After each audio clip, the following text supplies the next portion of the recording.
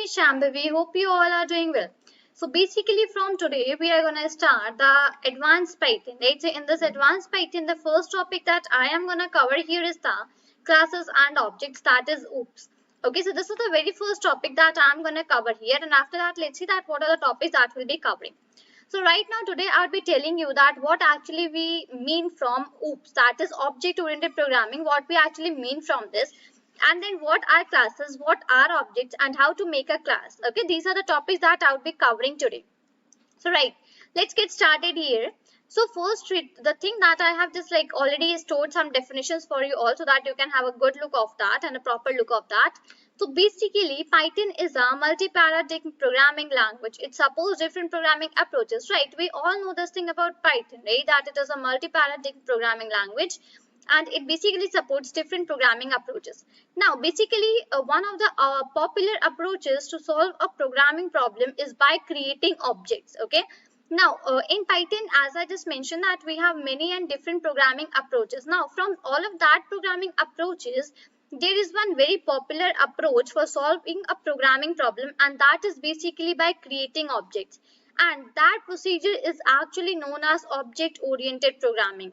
Okay, so whenever you are solving a problem, solving a programming problem by creating the objects, so that is actually called as object oriented programming, right? So I hope you must be very clear with the definition that what actually we mean from object oriented programming.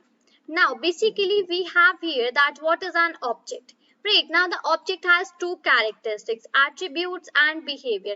Now let's say I'll just give you a very real life example. Let's say I have two pens with me. Okay, I have two pens. Now basically what are the attributes? Attributes means that what are the things that differs both pens? What are the things that, what are differences in both of these pens? The differences can be color, difference can be size, difference can be that it is a blue pen or a black pen, and the difference can be of company, right? Basically from which company that pen belongs to, right? So these are the differences, these are the categories with which we can make a difference between the two pens, right? Now that is actually what we call as attributes. Right, when I just talk about that object has two characteristics, the first one is attribute. So attribute actually means the properties that differentiate between both of the pens. That is actually called as attributes here. And what is the behavior? Behavior actually refers that what is the what behavior does that object follow. Let's say we had just taken the example for pen, right? So that pen is basically helps us in writing. Okay, that helps us in writing. So that is the behavior of the pen, right? So this is the real life example which I have just mentioned here between the pen. That attributes are actually color, size, and basically the company that differentiate both pens with each other. And behavior is that basically it helps us in writing. Now let's take an example for the rabbit. Here I have taken an example for the rabbit. So rabbit is an object. Assume that rabbit is an object, okay? And it has the following properties. Name, age, color. So this name, age, color, these three are acting as the attributes for the rabbit, okay? These are the things that a rabbit contains, right? These are the things that a rabbit contains. A rabbit has name, a rabbit has age, a rabbit has color. Same as when we talked about pen. So pen also has some color, pen also some has company name, pen also some has size, right? So that are the attributes which a object contributes, which a object has in it, okay? And what are the behavior of a rabbit? Rabbit runs, rabbit dances, basically it eats, right? These are the behavior of a rabbit. As same for the pen, that basically pen is that helps in writing, right? So that is the behavior of the pen. So this is actually which we call as attributes and behavior in the term that is object. Okay, object has two things in it, two characteristics that are attributes and behavior. Now basically the concept of OOPS, that is object oriented programming in Python, focuses on creating reusable code.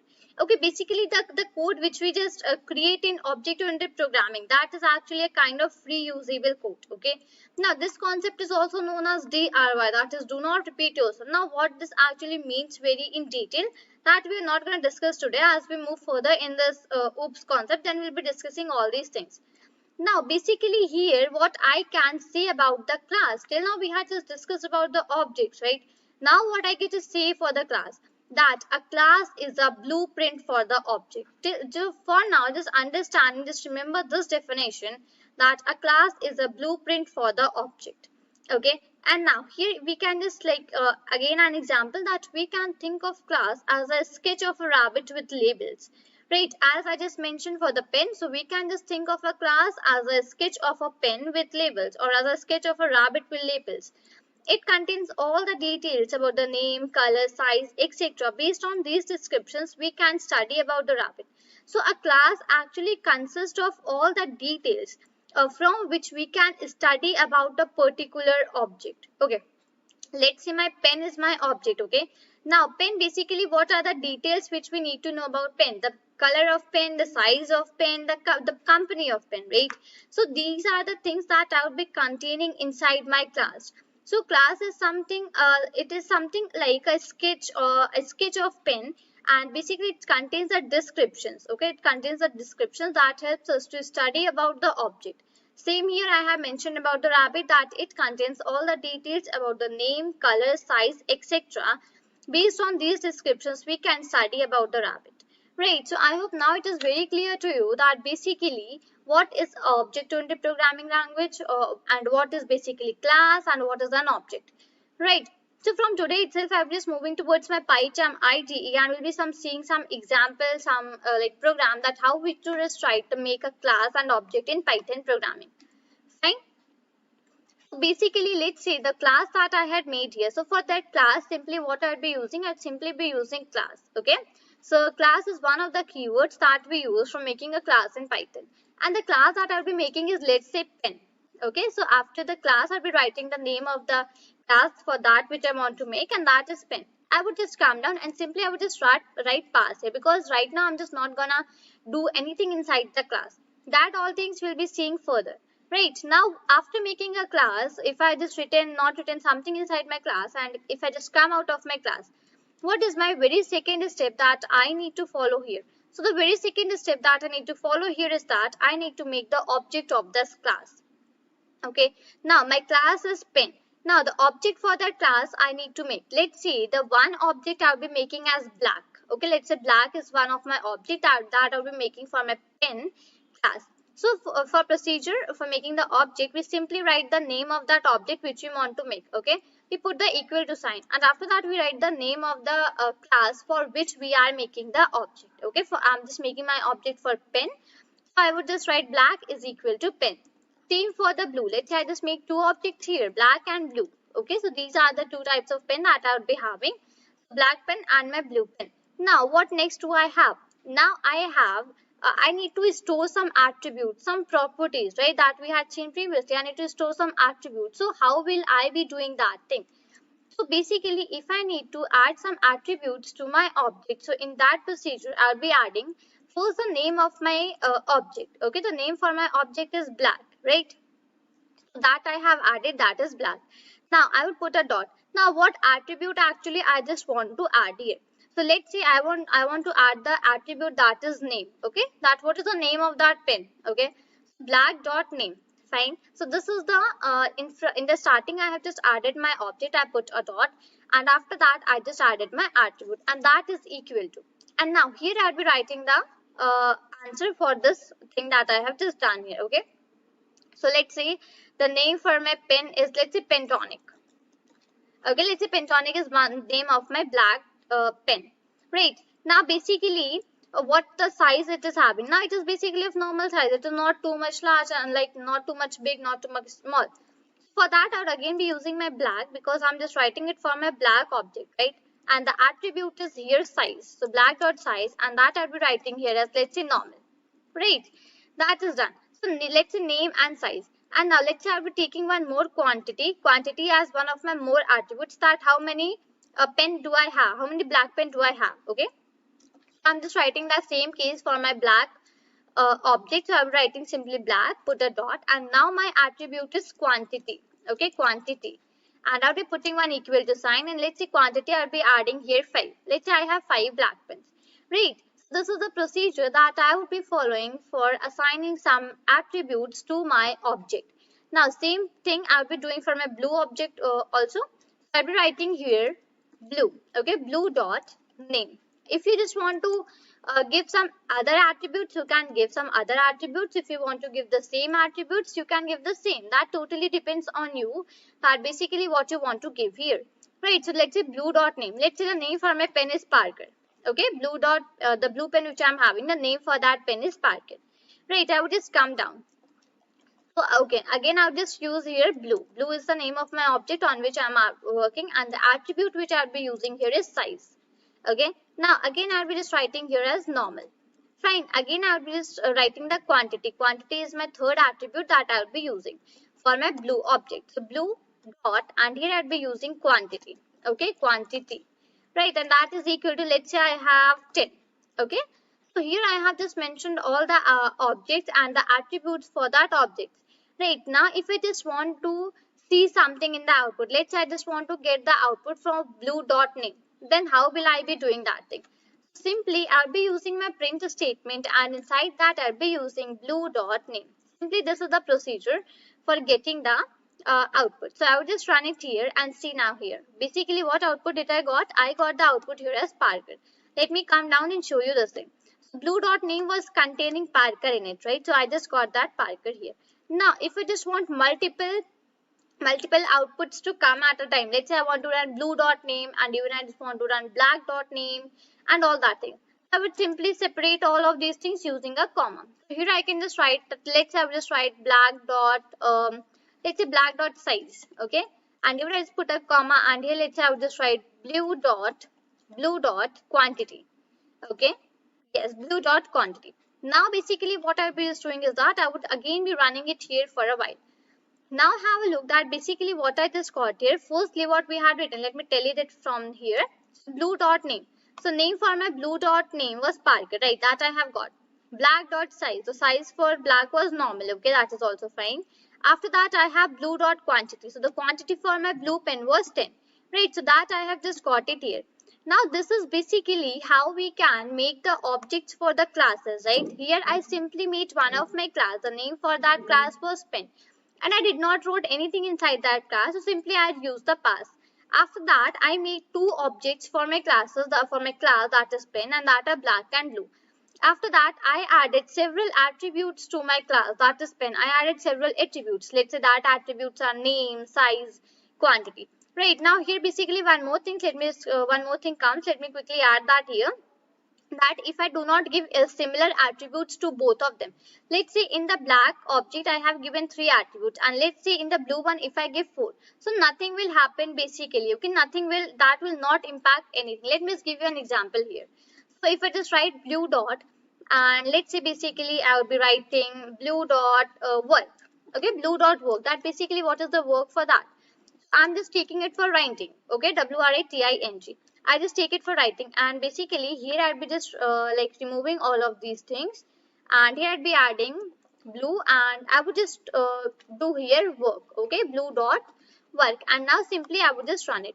So basically I would not be getting any error here. Simply I would be just getting the output that it is having, that I'm having here, and that is writing, okay. So this is the main procedure that we follow for making the objects and the attributes of that objects, right? There is no such rules, no such fast rule that basically if you are having 3 objects in the first, 3 attributes in the first object, then you can make 3 attributes in the second also. No, you can make n number of attributes, whatever you just want in any of the objects. Right, so I hope this must be very clear to you that what actually object-oriented programming is, what are classes, what are objects, and how do we make the classes and objects in Python programming language. Right, so today we are going to see about the self and init. So basically self and init are called as the constructors. Now, what do I just mean from this term, that is constructors? What can I say, that what is the definition for constructors? So just let me put a comment here, and here I would just write, firstly I would just let you know that what is a constructor. So giving arguments to a class is called as constructor, okay. Giving arguments to a class is called as constructor. So whenever we are giving any arguments to a class, whenever we are passing some arguments into the class, that is called as constructors. Now basically what do I just mean from the term that giving arguments to a class, that I would just show you with the help of an example. Okay, so for right now just pay proper attention towards the program which I am going to write now. Right, okay. So the first one is the self and second one is the init. We are going to discuss both of these today. Fine. For that, what will be my first step? So if I'm just discussing about the classes, the first step would be to make a class. So I would be taking the same class which we have seen previously, so that you basically do not get confused in the term. So here I have taken the class that is student. I would come down. I would make the class variable. So here I would make my class variable as number of subjects, okay, which we have done previously. So that is equal to 5. Let's say I just assign it a value as 5. Now, what init and self, these two are the constructors, right? So when you just want to declare the init, so we write the def, okay? Def is the function underscore underscore init, and whenever you will use the init function, self will automatically be passed inside that function. Okay, now just keep this thing in mind. Whenever you are making a class and inside that class you are using the constructor that is init, so basically self will automatically be passed as an argument, as a parameter inside the init function, right? I hope you are listening to me very carefully, so just listen it very carefully. I'm just again repeating, whenever you are going to make a class, so in that class basically what will happen, whenever you are just going to make the init function, so self will automatically be passed as an argument or basically as a parameter. Fine.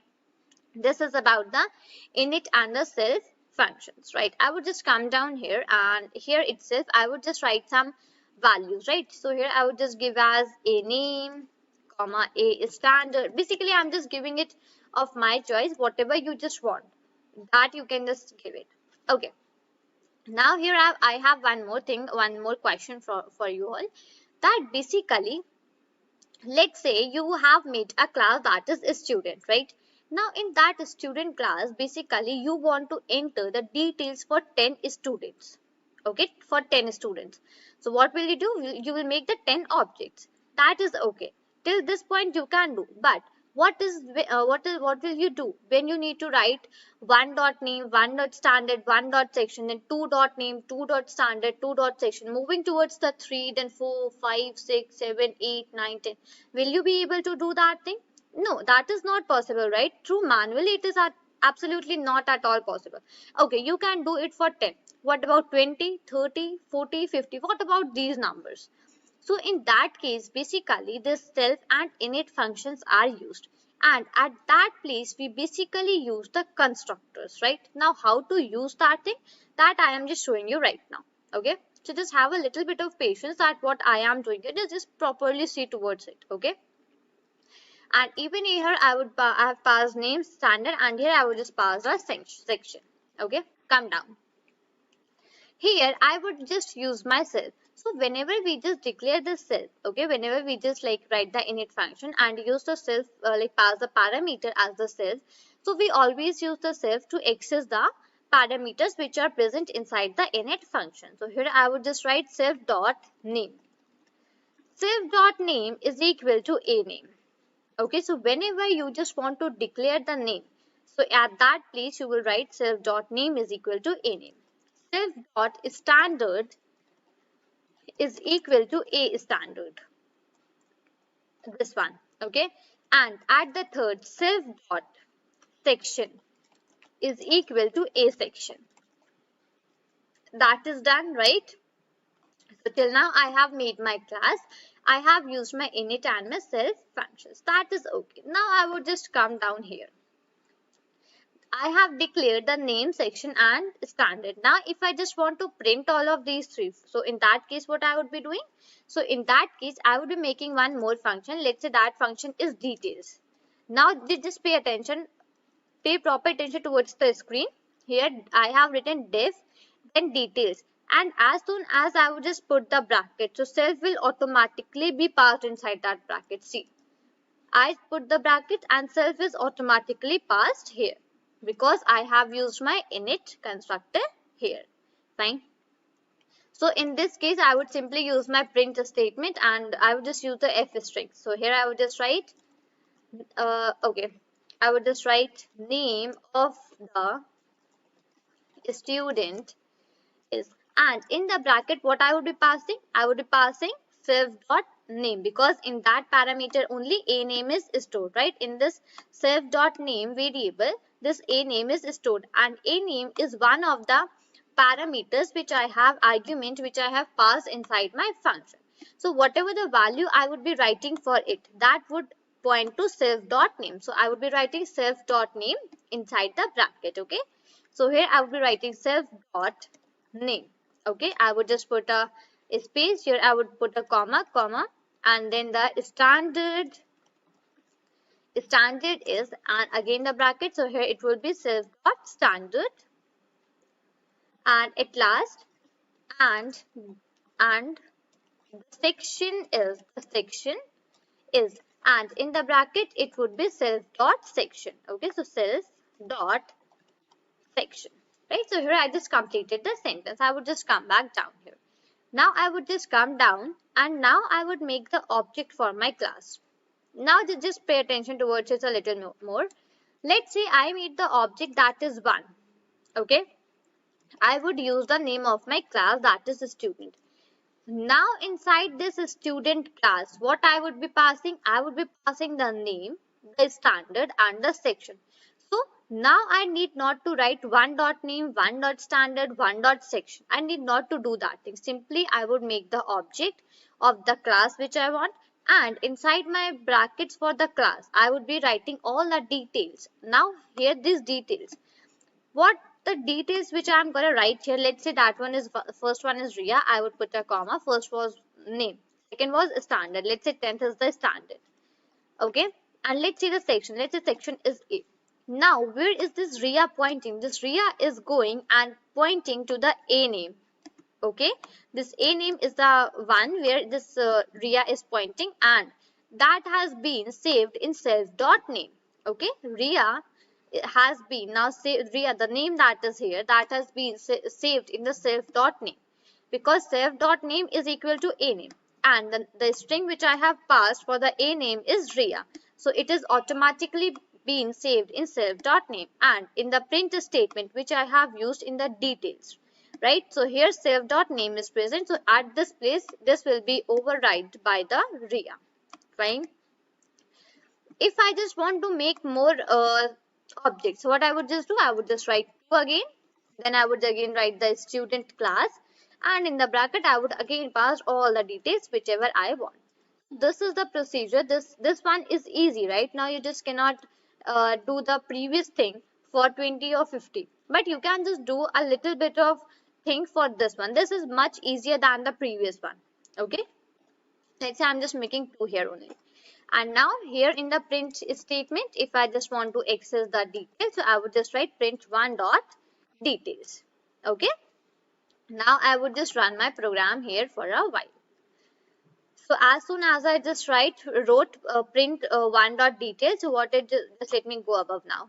Okay, so as soon as I just wrote that print the details for the 1. Okay, just let me come down here and show you that I had printed here print 1 dot details, right? As soon as I just do that, so it is giving me name of the student is Ria. So check, in 1 we have written the name as Ria. Fine. Come to the second.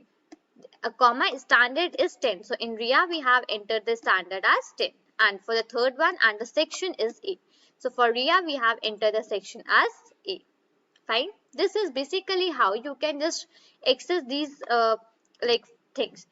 And here if you just want to access only one element, then also you can just do that. So I would just comment the above one for a while here, and here let's say I want to access only one. I want to access only the name for the second object, that is 2. So I would just write 2 dot name, and when I would just run this program, it will result me as the output as Seema, right? So Seema is the name which is stored in the 2, right? In the second object, Seema is the name that is stored. Fine. So this is basically how you can use the self and init functions. Now where I have made the constructor. Now just read the definition for a constructor. Giving arguments to a class is called as constructor. And now check the line number 14 and line number 15. These two lines. Here what I am doing. Student is the name of my class, right? And inside that what I am passing the arguments. So what I am doing? I am giving the arguments to a class, and basically this procedure is called what? This procedure is actually called as constructors, right? So I hope I just made this thing very clear to you about the constructors, about the self, and about the init functions, right? This one term that is actually called as class variable. I'm going to tell you that actually what class variables means, how to declare a class variable. Can we change the value for class variables with the help of objects, or we cannot do that thing, right? So these are the things that we are going to discuss today. So let's get started with the things for now.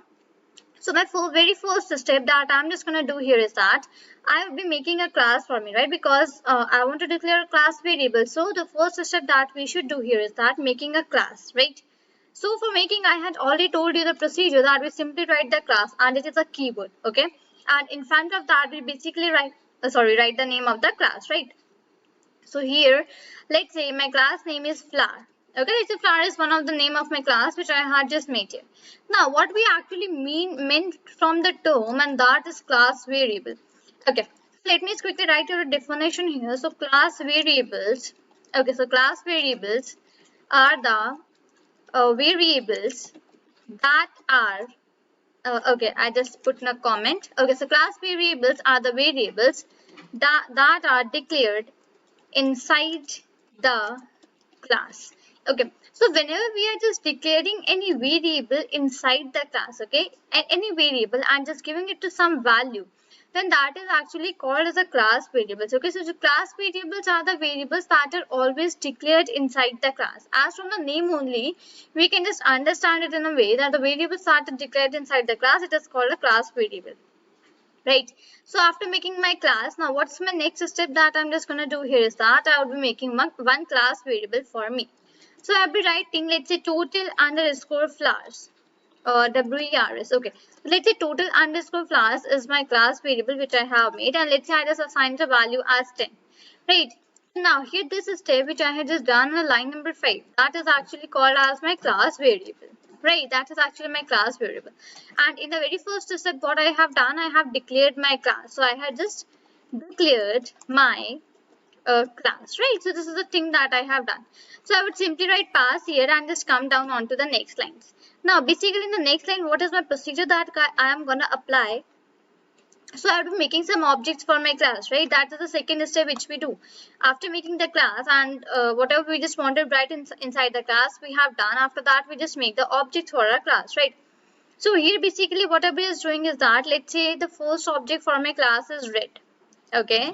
Red, let's say, is one of the objects that I have made for my class. So I would just write here red.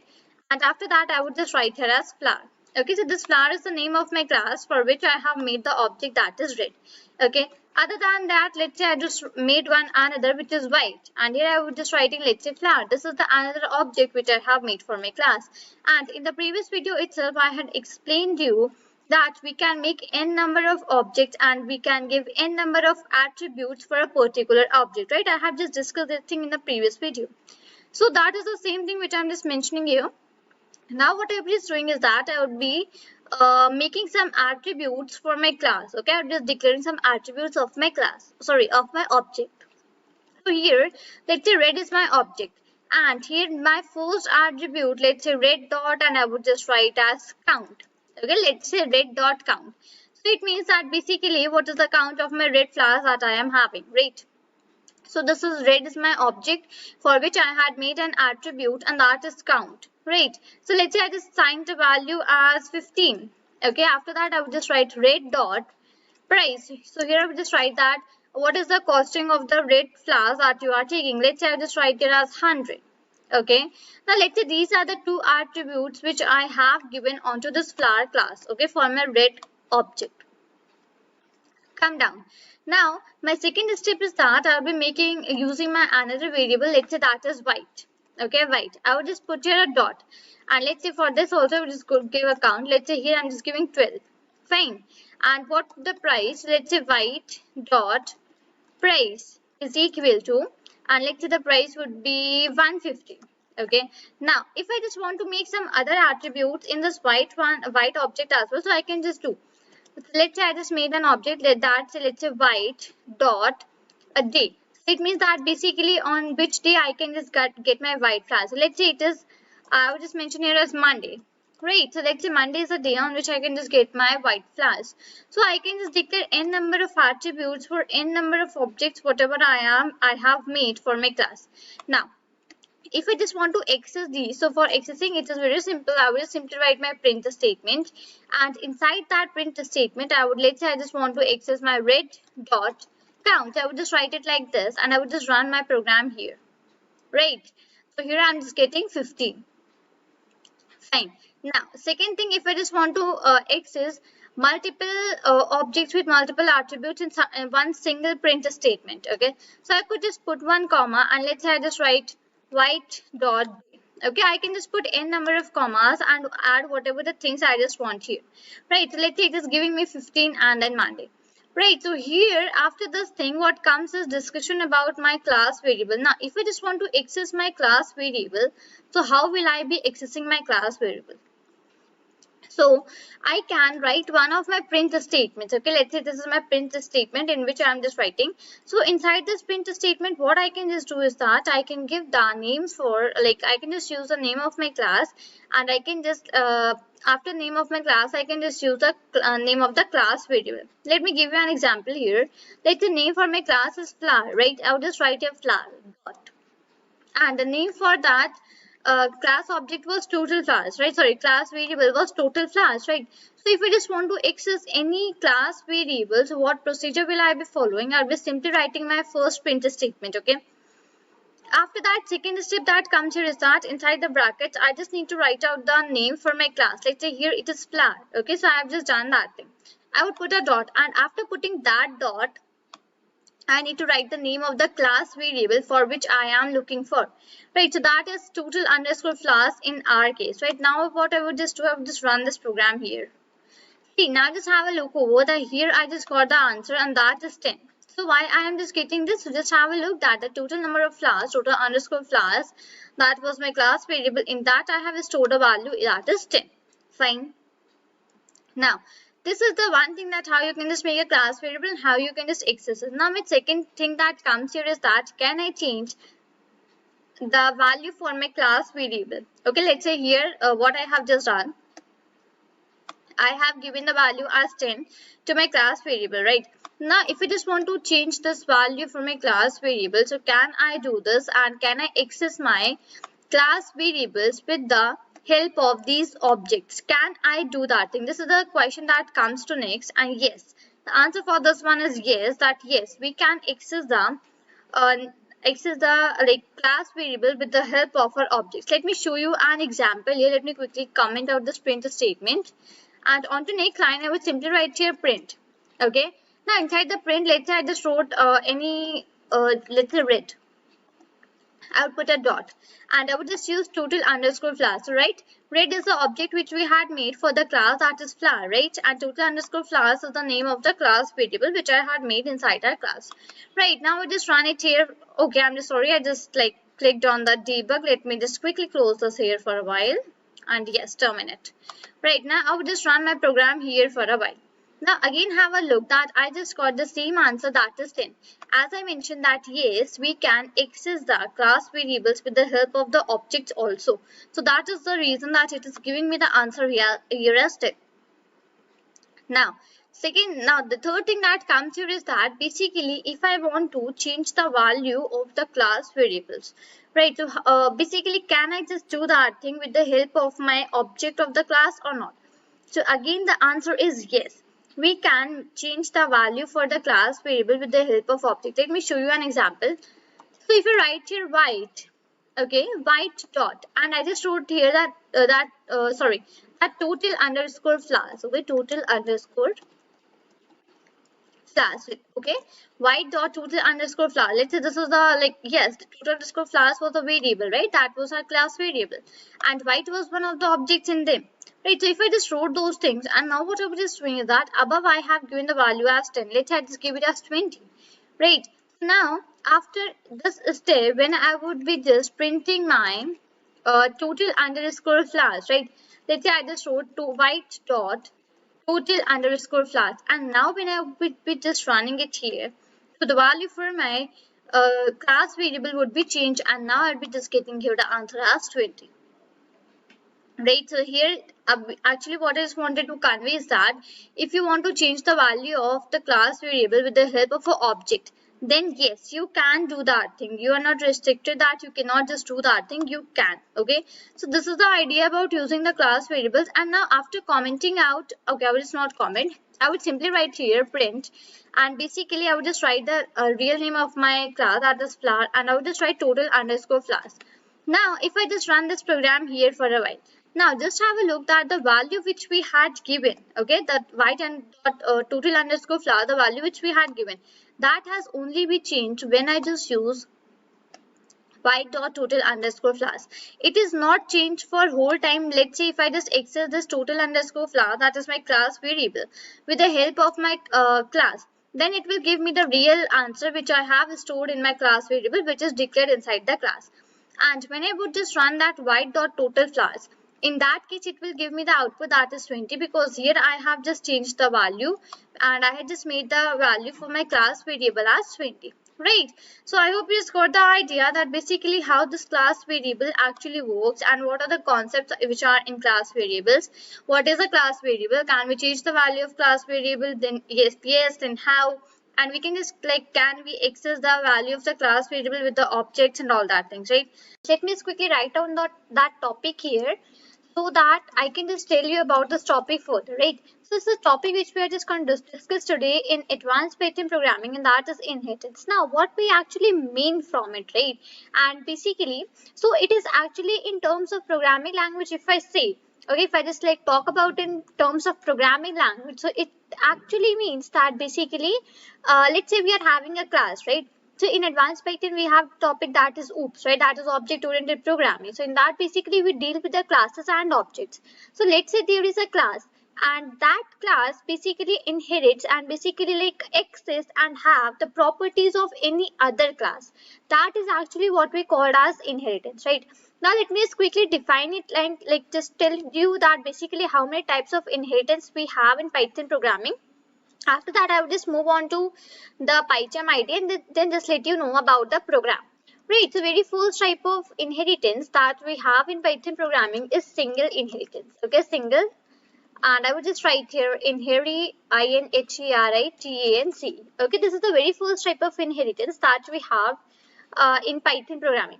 Right, now moving towards the second, we have multiple inheritance. Okay, I would simply write multiple. I have just not write the whole spelling here. That one is multiple. And moving towards the third, I have multi-level. Right, so these are the three types of inheritance that we have in Python programming. Now, turn by turn, we'll be seeing that basically how we just do the single inheritance in Python programming, how we do multiple, how we do multi-level, along with that things you'll be seeing here, right? So what I would just doing is that I would just go to my PyCharm IDE here, and I would just go to my folder where I just like to write all the programs and start making a folder here for discussion of the topic, and that is basically my single inheritance. Let me quickly write out the single, and here I would just write out inheritance. Right. So here in this file, I would just let you know that basically how we can just like start and how we can just write the program for single inheritance. Right. Now, as I just mentioned that inheritance actually means from having one properties of a class onto another class, right? So it is mandatory to make some classes because the inheritance things works on the classes, right? So let's say here I just make a class, and that class is, let's say, flower. Okay, let's say flower is a class which I have made here.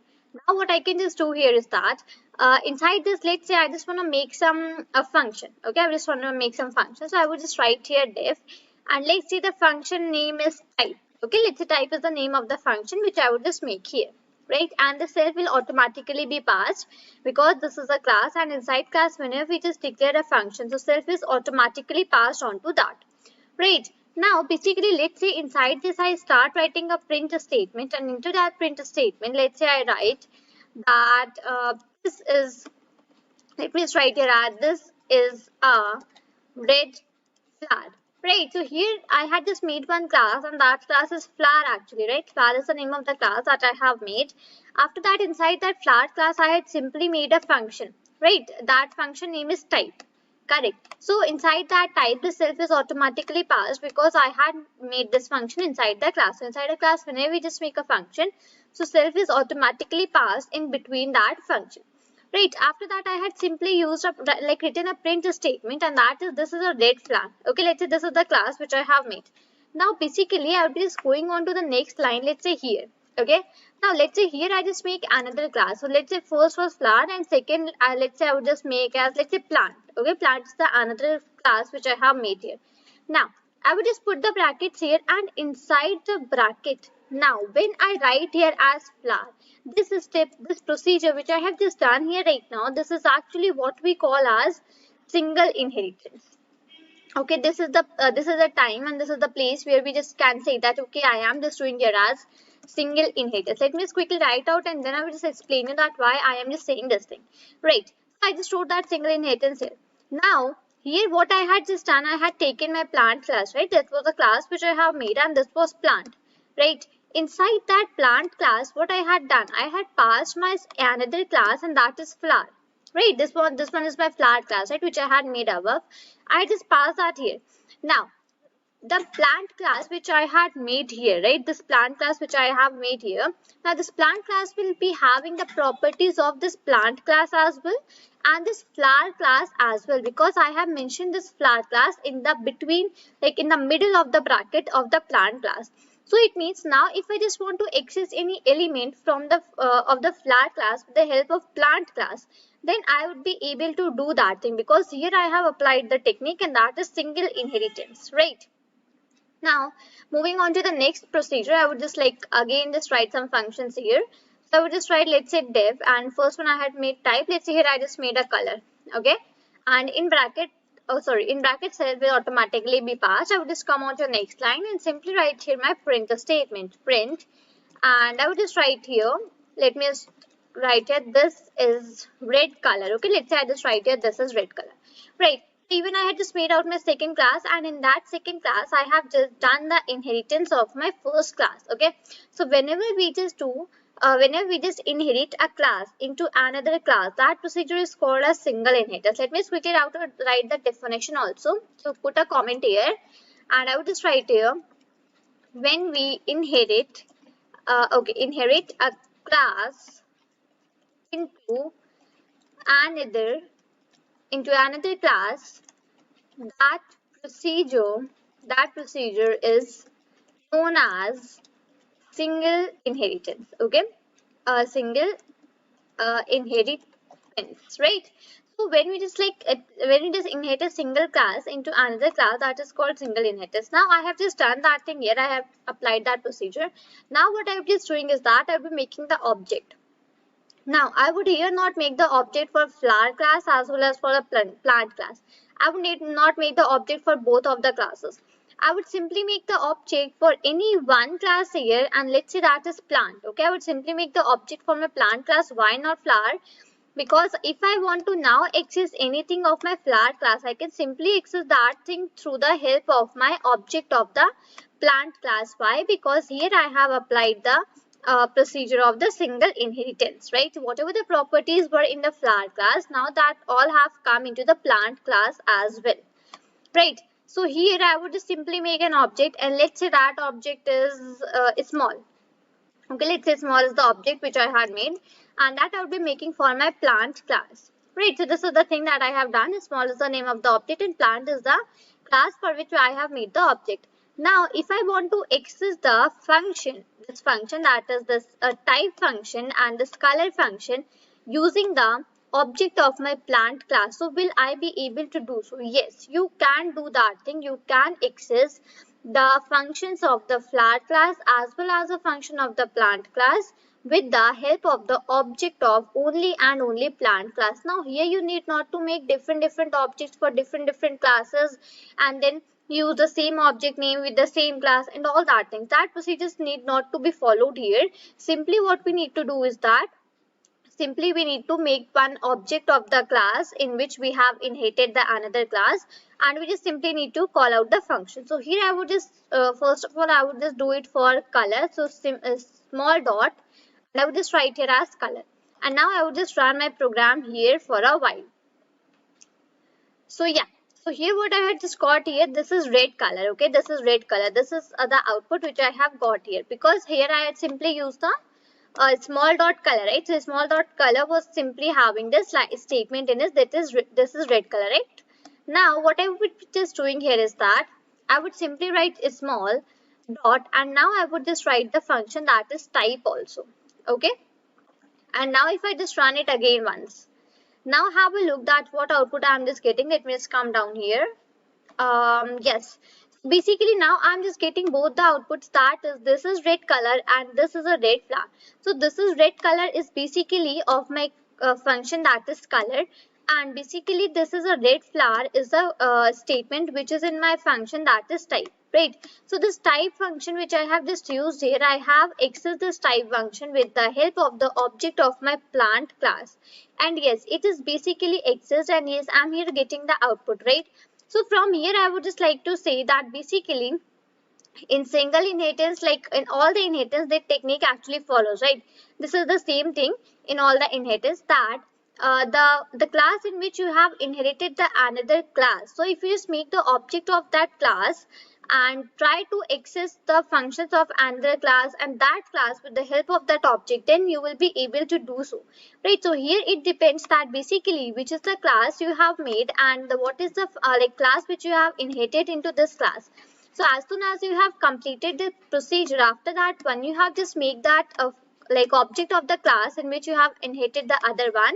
So simply you can just do that thing, and after that you can just use any of the function with the help of this object, right? So I hope I just made this thing very clear to you, that how you can just apply the single inheritance sentences, and basically how we just like write a program if we just want to write a program for multiple inheritance, and how we're just going to do that thing, right? So these are the things that we are going to follow today. So let's get started here. So basically here we are just discussing these topics under the topic that is classes, right? That is object-oriented programming language.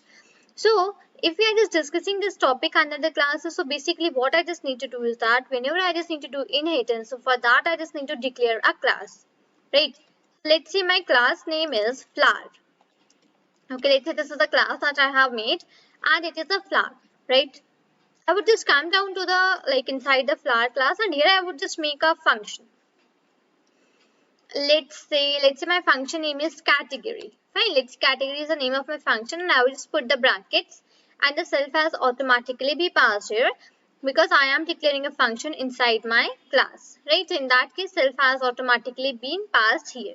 Now what next I do I have? So I can add a print statement inside this function that is category, and let's say I would just write that it is a sunflower. Okay, it is a sunflower. Okay, right, this is sentence which I have just written here, and I will just come out of my function and even out of my class, right? Till now I had just made a class, and that class is actually my flower class. Okay, after that I had made a function inside that class, and it is category. Okay, inside that function I simply printed a statement that is it is a sunflower. Now coming on to the next procedure, I would again declare one class. Let's say now that class is, let's say, my plant class. Okay, I would again put the colon, come on to the next line, define a function here. Let's say I would just write here the function as type. Okay, let's say type, and self has automatically been passed here, and I would simply add my print statement here. Print, and basically in the bracket, let's say I would be writing that this, okay, just let me quickly write it correctly. This is a, let's say, small plant. Okay, this is a small plant. Fine. Now basically what I can just do here now, I would be just applying my technique for doing out the multiple inheritance. So basically what I just mean from multiple inheritance. So I can say that a class having the properties of two or more than two classes is called a multiple inheritance. When we inherit a class, when we inherit two or more than classes, two or more classes into a single class, so that is called as multiple inheritance. So I would just write out a definition here as well, that when we inherit, okay, that I would just simply write, when we inherit two or more classes into a, and I would just put again a hash here, into a single class, that is known as multiple and then inheritance. Fine. This is the definition that we have here for the multiple inheritance, and that is that when we inherit two or more classes into a single class, that is called as multiple inheritance, right? So here basically what I have? So I have two classes here, right? One is my flower class and another is my plant class. Now the next thing that I'm just going to do here is that I'm just going to declare one more class, and inside that class I'm just going to inherit this flower and the plant class. Let me show you that thing. So let's say I just declared a class. Let's say the name for that class is purchaser. Fine. And in the bracket I would just inherit my both of the classes. First one is my plant class and second one is my flower class, right? So this step which I had just written right now on the line number 11. Okay, let me come down here. This step is actually called as multiple inheritance. Okay, this is the line where I have performed the multiple inheritance. So now inside this I would again just declare a function. Let's say my function is let's say final. Okay, I would put the bracket and self will automatically be passed.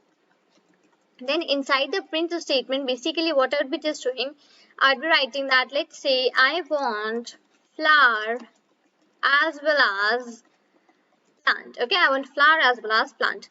Fine. So this is basically how we just do the multiple inheritance. Let me quickly explain you that here in this line what I have done. So I had made one of my class, that is purchaser class. Okay. Now this purchaser class will be having its own property, that is final function. Okay. Inside this purchaser class I had defined its own function, that is final. And inside that I just added a print statement. Now in this purchaser class, what I have done is that I have inherited a plant class and a flower class. Now, whatever the properties were associated, whatever the functions were associated with the plant and flower class. Now, my purchaser class is having all the rights to access those functions and to use those functions, because what I have done, I have applied my multiple inheritance here. So because of that, whatever the properties, whatever the functions, whatever the things I was having inside my plant and my flower class, so both of these have come onto my purchaser class as well. So let's do one thing. Let's make the object for the class here, and after that I would just try to run it and show you that how it actually works, right? So let's see the object which I had made here. Let's say white. Okay, let's say white is the object which I had made here, and the class for which I'll be making the object is purchaser class, because here I will be making the class, I will be making it for the class in which I had inherited this plant and the flower class, right? So I just made here white is equal to purchaser. Now with the help of my object for my class, that is purchaser, I would just write the object here, that is white, and I would try to access the type, and I would try to access all the three functions, that for category, type and final. Okay, so on the first line it would be here as category, then coming on to the next line it would be white dot final, and basically at the last line it would be white dot, and here it would be type, right? So these are the three functions, and now I would just run my program here once again for a while, and let's show you. So see, now basically here what output I am getting the first output as it is a sunflower. After that I am getting I want flower as well as plant, and this is a small plant. Let me just decrease it a little bit and show you that basically is this all the things which I got here as an output, are they matching to the real program or not? So what I had just used here, the first one I had used here is category, then final, and then type. Go on to the category. Right, so flower is the class in which I am having the category as a function, and inside this it is written as it is a sunflower, right? Okay, after category I had used final. So purchaser class, inside this class I had the final function, and inside this it is written I want flower as well as plant. Yes, that also I got. And at the third I had written type, right? So type was a function which was declared inside the plant class, right? So inside that it was written this is a small plant. Right, so these are the like functions which we had like used. Right now we had accessed all of these functions using the object of the purchaser class, and all this was possible because I have inherited the plant and the flower class into the purchaser class. If I haven't done this thing, if I haven't like applied this procedure, then basically it will show me errors, it will not execute. Let me show you, let me just quickly like erase out these brackets. Okay, and now I would just run out my program here.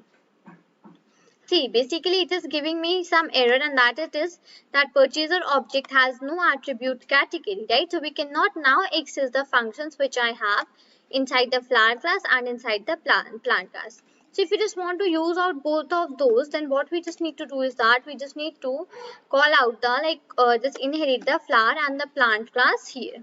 Okay, now here one more concept comes, that if all the functions, like the functions which I had made here, if all of the functions are having the same name, okay, for the all the name which we are having basically here, all of them, if they have the same name, same function name, okay, then what will happen? So let me just do one thing. Let me change these two functions to the name as type, which is already declared. Okay, this all type is already we are having in the purchaser class. Okay, in the plant class we are having, so I would just make it to purchaser for. Now the case is that all the three classes which we had made here, all the three classes are having their name of the function as same. Right, now if I just like try to remove this, and if I just try to write a white dot type, and now if I just run it, so now have a look that basically what output will I be getting? I'll be getting that I want flower as well as plant. Now why I am just getting this answer? Because two other are also having the same name, but why only one? Because now the like the control of the program, the execution of the program will like run from the downside, will go from the down till above. So as soon as it go to my class purchaser, because this was the first class which is present from the downside, right, it gone to my purchaser class, and inside my purchaser class it found a function, and that is type, right? It found that function that was type. So inside that type it simply found that it was written that I want flower as well as plant. So it simply stopped at that point and simply printed me the answer, that is I want flower as well as plant, right? So this is the whole concept which comes under the multiple inheritance topic, right? I have just explained you that basically when we inherit two or more classes into a single class, that is basically called as multiple inheritance. After that I have declared the classes, made the functions, and in the line number 11, this place I had just applied the multiple inheritance and even showed you the examples, right? So this is all that basically what is multiple inheritance and how we just do that thing in the Python programming language, right? So first of all, what I would be just doing is that I would be making a class here, right? So I would be just, let's say the name for my class is mother. So I would just write here mother. Okay, this is my class which I had made here. Okay, now inside this class basically what I would be just doing is that I would be passing on to, let's say, I'll be making a class variable. You all remember the class variable concept, right? So we had already discussed this class variable in the previous videos. So I would just like make a class variable, and let's say that class variable is underscore badminton. Okay, let's say this is the variable which I had made here, and let's say here I just write 2. So let's say it actually means that I had a class mother, and in that like my mother plays badminton 2 hours, right? Let's say this is the concept which you can just take it from here. Okay, after the class mother, let's say I just like declare a class that is daughter.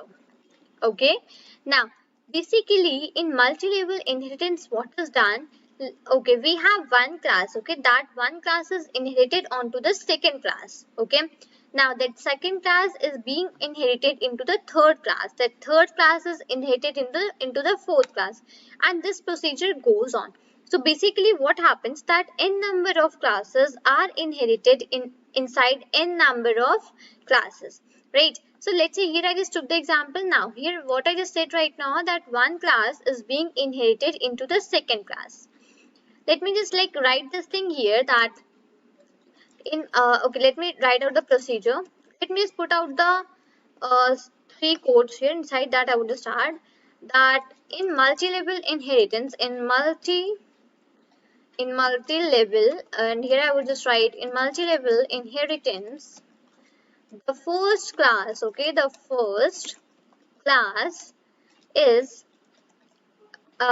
inherited to second class. Okay, this is the first thing. In multiple inheritance, the first class is inherited to second class. Now, after that, comma, the second class is being inherited to third class. To third class. Okay. Now, third to fourth class, and this procedure goes on and on. Fine. This is actually what we call as multi-level inheritance. That in multi-level inheritance, the first class is inherited to second class is being inherited to the third class, third to fourth to fifth, and this procedure goes on till the point you are just making the classes.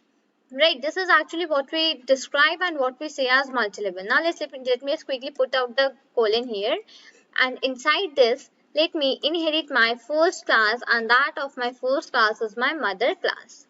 Right, inside this again I would, let's say, just declare is underscore, and I would just write, let's say, is underscore badminton. Okay, is underscore badminton. Yes, and for this, let's say I just wrote here the value as 3.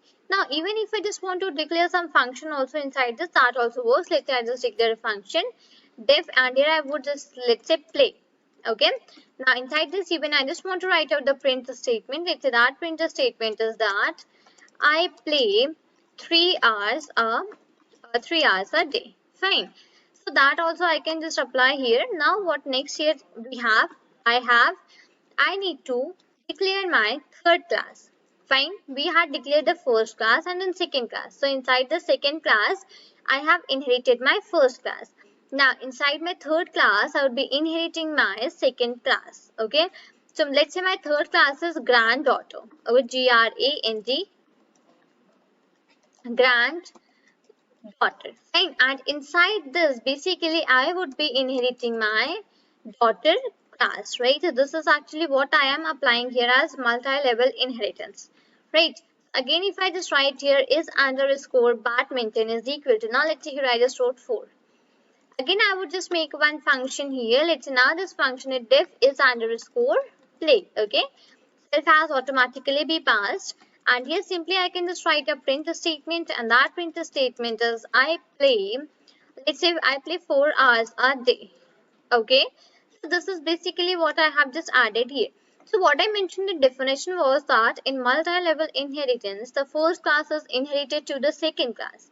The second class is being inherited to the third to fourth, and this procedure continues on. Now try to understand the things that I am telling you right now very clearly. That I had made a mother class. Okay, inside that I had declared a class variable, that is okay. After that, what I have done, I have declared a daughter class, right? Now inside that daughter class, I have declared the mother class. So this actually what means? This means that my daughter class, which I have just taken here, that would be having the properties of my daughter class and of my mother class as well. Why? Because I have inherited my mother class into my daughter class. So my daughter class will be having its own properties. That is okay. Its own properties, like let's say its own function, its own variable. But what it will be having, it will even be having some properties of this mother class. Fine. Now, come on to the third procedure, that is granddaughter class. I had made a granddaughter class, and inside that I had inherited daughter. Now, so my granddaughter class indirectly would be having the excess of my daughter class as well as my mother class. Now, it will be having the properties of my mother class as well. Why? Because my daughter class, because I have inherited my mother class into my daughter class, and that daughter class I am inheriting into the granddaughter class. So this is actually what is happening now. My granddaughter class, which I have declared at the last, this granddaughter class will be having its own properties. The granddaughter class will be having its own properties, the properties of my daughter class, even the properties of my mother class. Right? So this is the procedure that is being followed here. Now what I will be just doing is that I will be just going here, and let's see here I will just making the object for all the three now different. Now the object will not be remain same. Okay, so let's say for my mother class, I had made the object that is 1. Okay, for my daughter class, let's say I would just make the object that is 2. And let's say 3 is the object that I will be making for my, let's say, granddaughter class. Right, so these are the things, 3 things which I had made. I had made object 1 for my mother class, object 2 for my daughter class, and object 3 for my granddaughter class. Now, if I just want to access anything from any class, then I would be able to do that thing, right? I could simply just write here, let's say, I can simply write not 1, I would just write here 2 dot and let's say play. Okay, 2 dot play. And now if I just run out my program here, basically see what output I am getting. Just let me show you that thing here. So the output that I am getting here, that I play 3 hours a day. Right, and just come above here and just check out that inside my play statement what I have written. I have written I play 3 hours a day. Right, so that thing I have just done it here. Now what comes here, like other things that come here, let me just quickly comment out this thing here. Now what else I can just do here from here is that I can just add on my print statement, and inside that print statement, if I just want to access any variable, any class variable with the help of the object, so I would be just seeing that thing also. Let's say I just wrote 2 dot and here I just add daughter. Okay, 2 dot daughter. Okay, that is not, okay, that is not daughter. So it is basically 2 dot and is underscore badminton. Badminton, the name for my class variable. So if I just write print 2 dot is badminton, so in that case basically this is being like running and this is giving me the answer as 3. Now what if I just try to access any other, like any class, any other class with any other function? Okay, let me give you an example here. Let's say if I just try to access the three object, the object that is 3, which is of my granddaughter class, and I want to access the function of my daughter class. Okay, I'm taking the object for my granddaughter class and I'm taking the function for my daughter class. Now basically let's see what will be happening here. So again, just have a look that I got the output which was expected, and I played 3 hours a day. So check out my play function, what it is written inside that. Inside this it is written I play 3 hours a day. Right, so that has came because here basically what I have done, I have inherited one class onto the another, right? So let's say this mother class which I had made, I had this like mother class which I had made, I had inherited this into the daughter class. So it will be containing the properties of both the classes, right? My daughter class as well as my mother class. Next, what I have done, I have inherited the daughter class onto my granddaughter class. So now this granddaughter class which I had just made here, this will be having the variables, the functions, the properties of my daughter class and as well as of my mother class. So when I had just tried to access the object of my third class, that is 3, with the help of the function of my daughter class, so it basically did not give me any error or something like that. It simply gave me the output. Let me show you this thing once again. Let's say 1 is the object for my mother class, right? I just wrote that thing. And if I just try to access this, okay, what was the function? That was, I guess, is play for my granddaughter class. Yes. So I would just write 1 dot is underscore play, right? And I would just put the bracket and I would just write this thing and run it here. So again I will be just getting, okay, mother object has no attribute is play. Let me just check it out here. Okay, so basically it is saying that mother object has no attribute, that is dot play, because why it is giving me this thing? It is giving me this thing because I have directly not inherited this mother class inside the granddaughter class. If I have done that thing directly, then it would have given me the answer. But when I haven't done this thing directly, so it is giving me the error. Right. This is the procedure which we actually follows here, and this is the like thing that we actually follow here, right? So this is basically how we just do the multi-level inheritance. So in multi-level inheritance, the first class is inherited to second class, second is being inherited to the third, and third is being inherited to the fourth, and it basically this cycle goes and continues on. Right, so I hope you have got a fair idea that basically what happens in the multi-level inheritance, right? Now today we are going to see 3 types of variables that are public, protected and private, right? These 3 are the variables that we are going to see, and then we are going to see that how to access these using the classes. So what I would just do here for a while is that I would just put on these three semicolons, and inside this I would firstly let you know that what actually I mean from public. Public are the variables, are the variables which anyone can use. Anyone from anyone sense, I just mean that the class can also use as well as the child class can also use. Okay. So for the public, basically what I just say that public variables are the accessible variables. Accessible variables. It means you can just access these public variables from anything that is either class or the child class. Right. Second, basically I have here that is protected. Now, protected variables are the variables which can only be accessed with the help of okay, I would just write here exist, A-double-C-E-double-S-E-D. I would just write it exist with the child class. Okay, so protected variables are the variables which can only be accessed with the child class. And what about the private variables? So private variables are the variables which can only be exist with the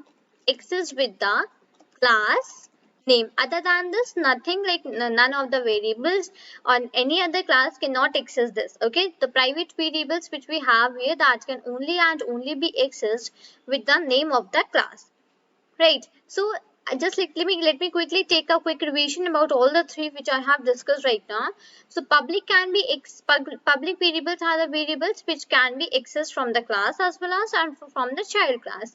So protected variables are the variables which can be accessed only and only with the child class, right? And private variables are the variables which can only and only be accessed with the class name. Right. Now, basically, how to declare these things inside the class, let me show you that thing, right? So, I would just make a class here. Let's say my class name is a student. Okay, let's say this is student is a class which I had made here. So, inside this, now let's say I just make a variable that is number underscore of underscore subject, right? Let's say this is the name of the variable which I had made.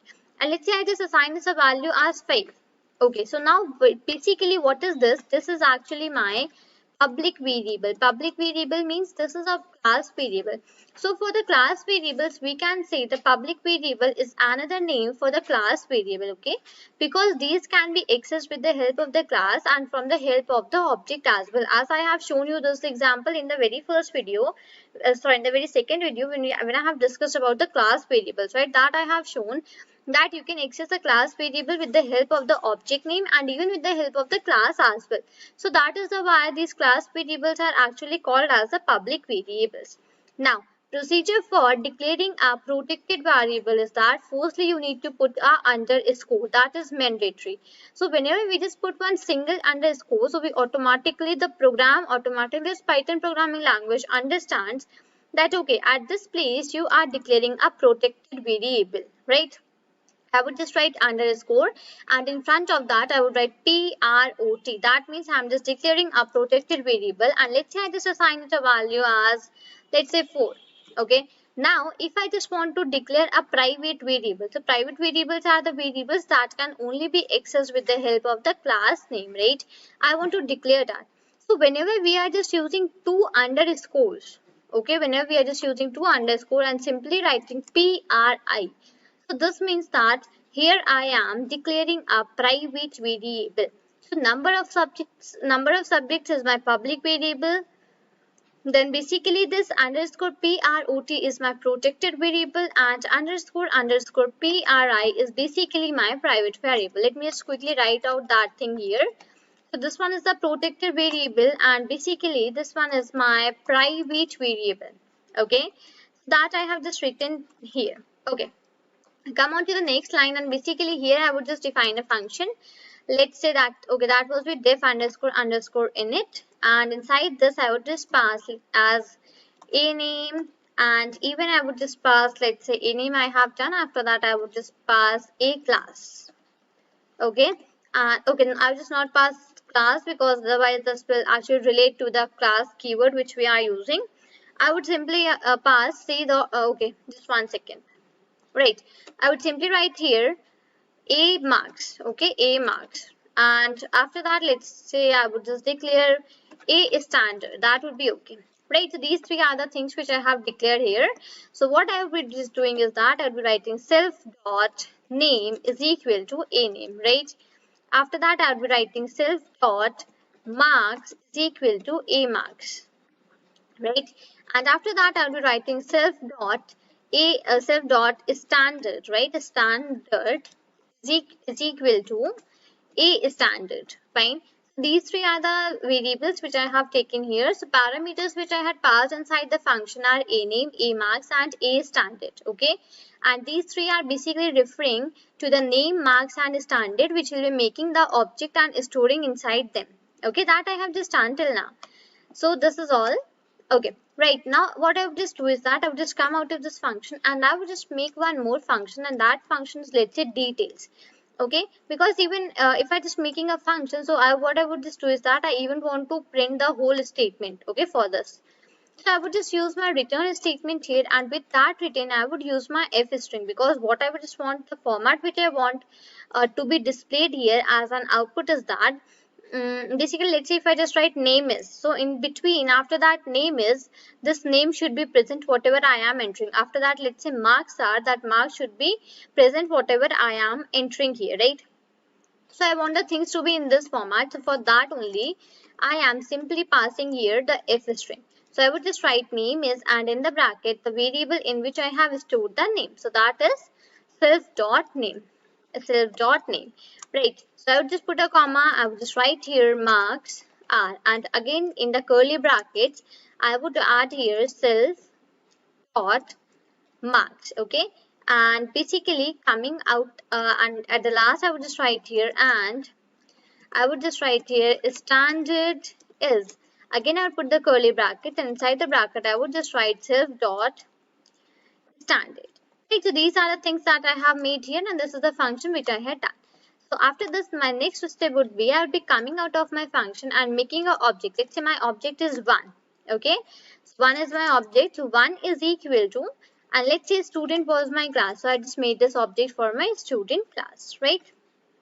Now, what I can just do is that if I just want to run 1 dot details, okay, before inside this student class as well, I would just write the details whichever I just want. Let's say name, marks, and standard. So let's say name is, let's say Ria. Okay, let's say name is Ria, and the marks are, let's say 65, and the standard is, let's say 11th. Right? These are three details which I mentioned. After this, I would simply print, and here I would just write 1 dot details, right? And I will just put the bracket and now run it here. So let me show you that what output we'll be getting. So the output which I'm just getting is like looking nicer. So that is name is Ria, marks are 65, and standard is 11, right?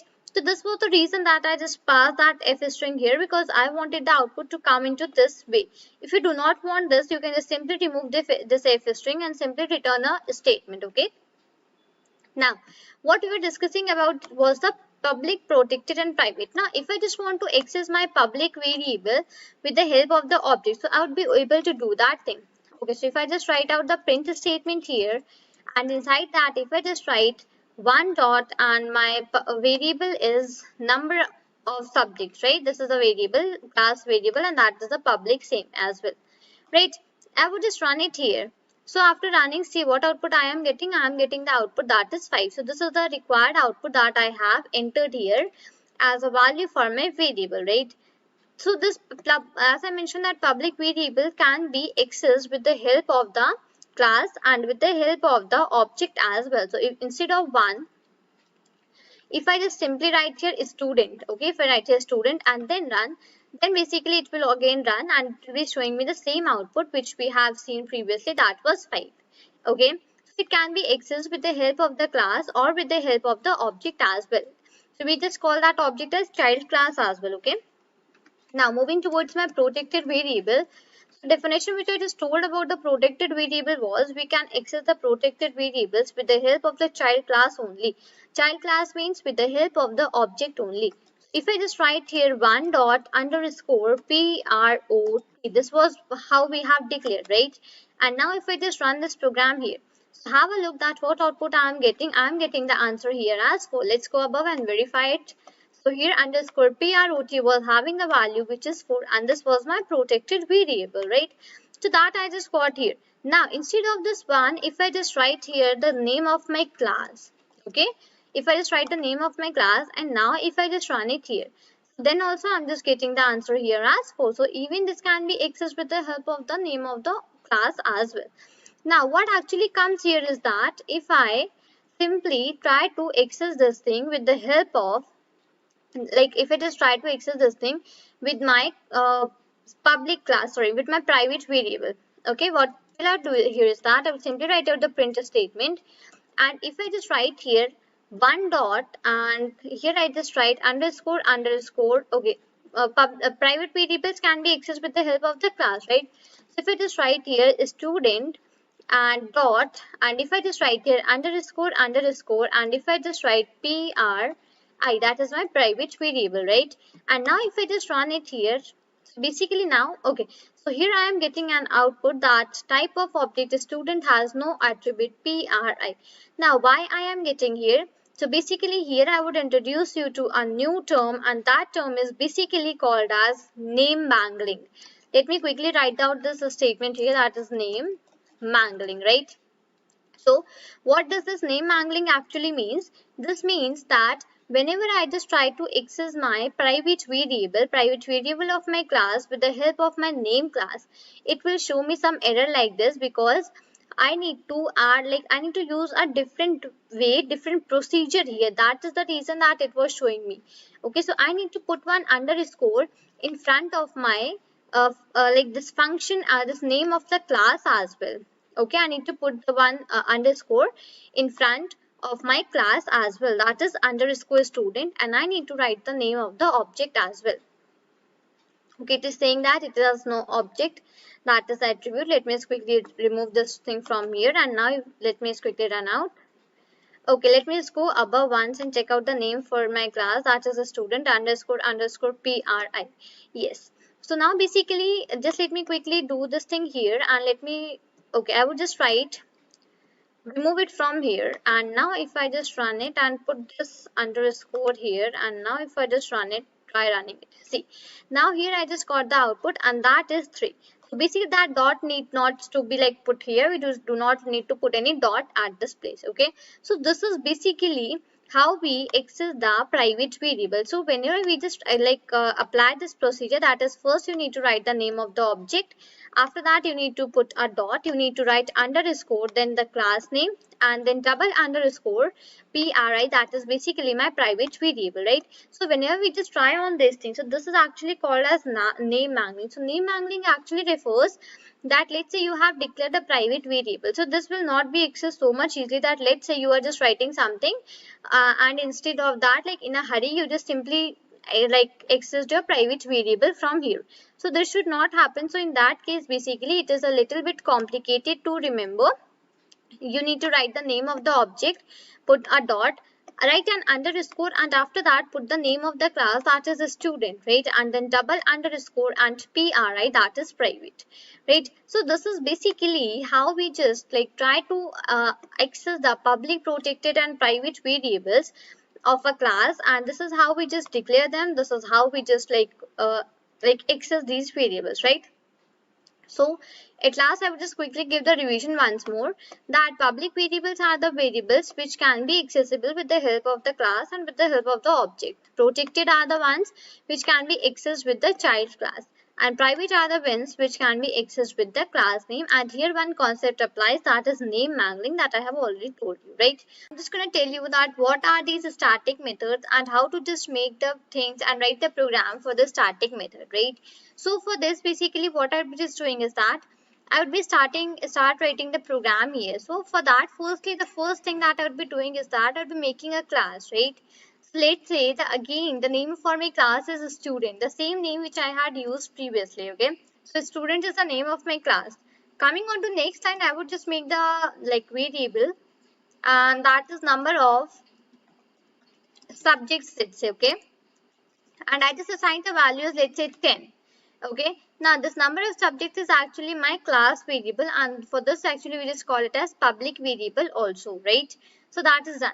After that, I would just initialize the init function. So def underscore underscore, here I would just add on init. Okay, here and then and again underscore and then the bracket. So inside this, the self is automatically passed because I have made this function inside the class, right? So in that case, the self is automatically passed. I would put the comma, and let's say again I would just add on the parameters a name, a marks, and let's say it is a class. Okay, let's say these are the three parameters which I had added on here. So for using these, basically what I'll be just doing is that I would be using my self method, right?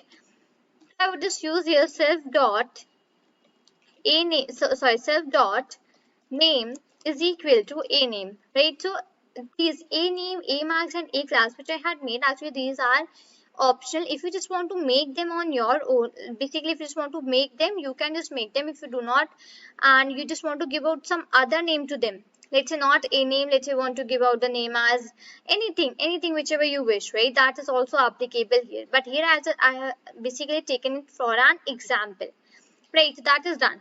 After that, I would just write self dot marks. Okay, self dot marks is equal to, and that would be a marks, right? And here after that, I would just add on self dot class is equal to.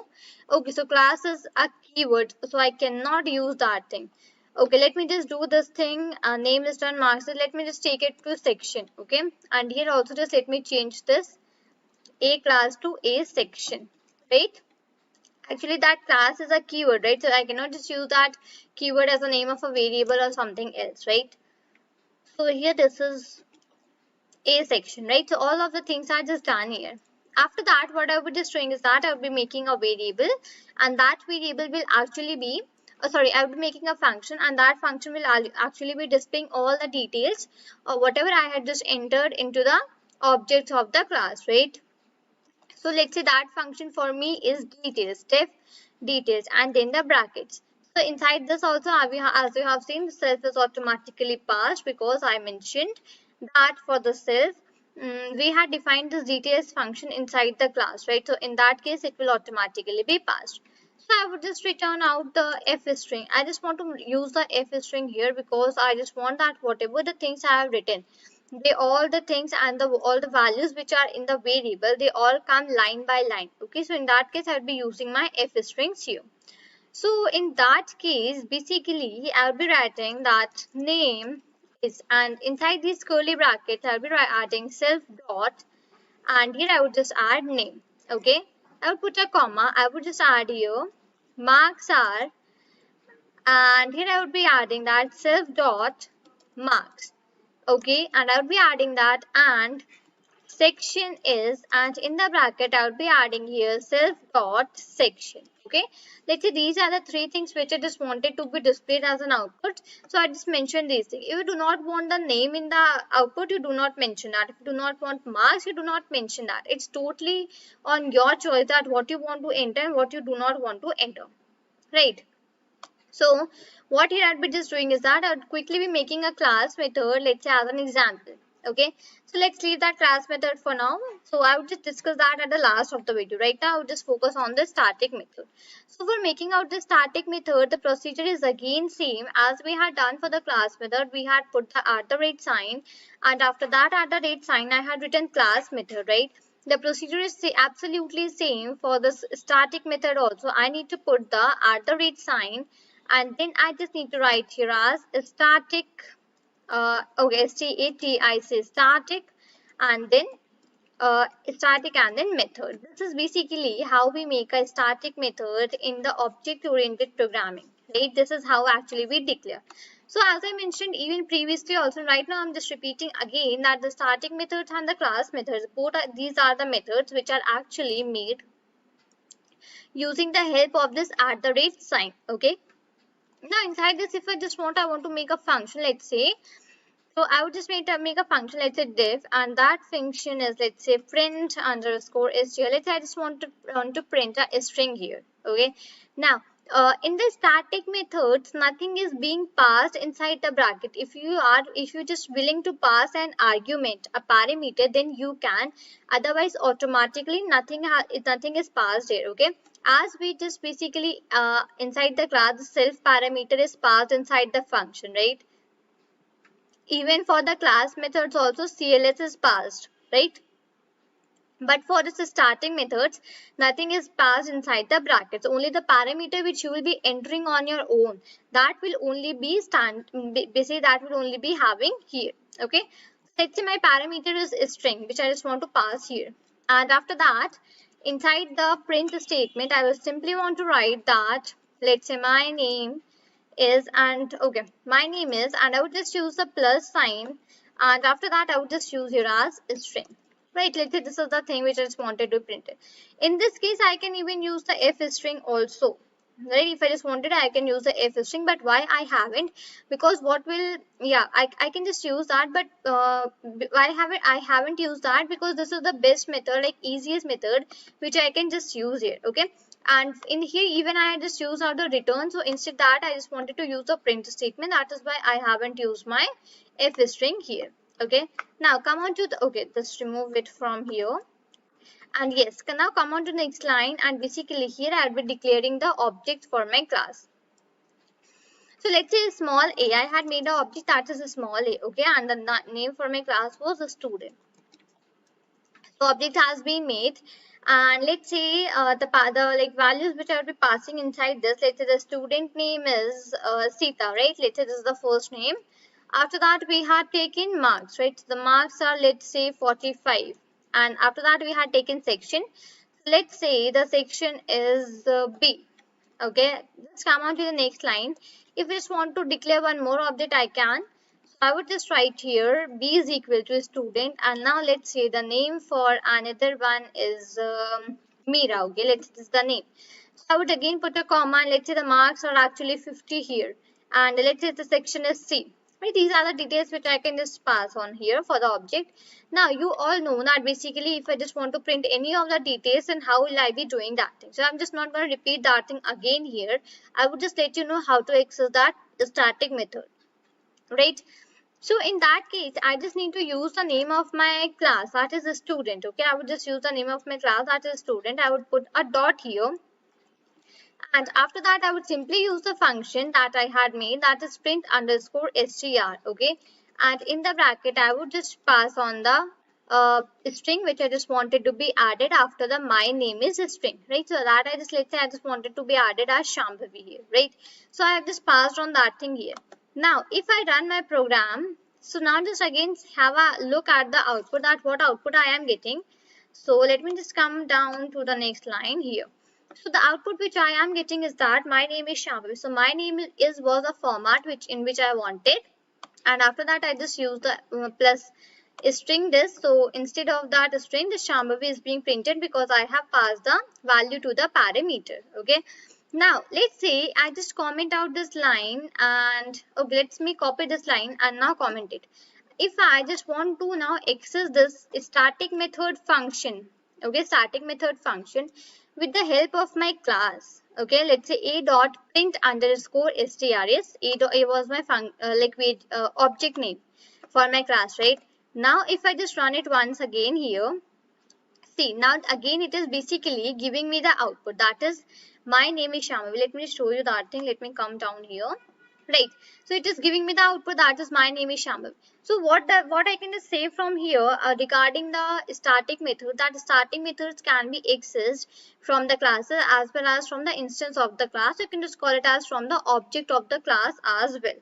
Right, so these are the things which we have about the static methods, and I would just like comment this one line also. And if you just want to print out the details, so for that even I would just let you know that right here print, after that use the a dot details function. Okay, and now just simply run it. So this was the thing which was already covered, but again I just revised this thing. So now you see the output which I am getting, that name is Sita, marks are 45 and section is B.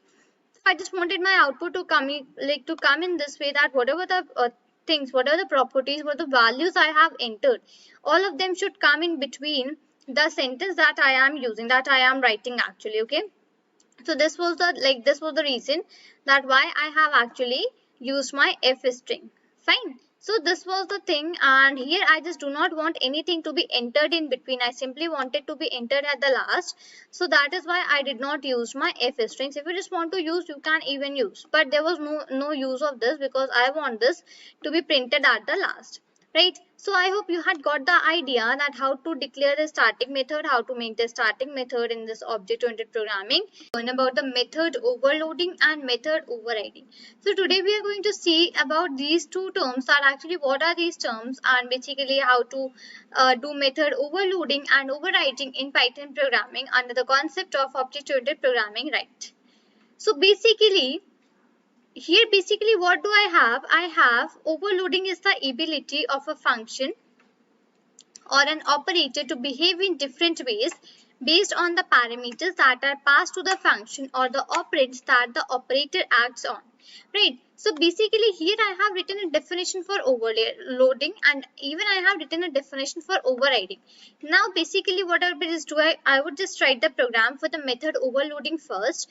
After that I would again read the definition and then explain you that actually what do I mean from this definition. Right. Let's take it in this procedure. So I would just do enter here, and basically I would just start writing and start making out my classes here, right? So I'm just writing a program, let's say, okay.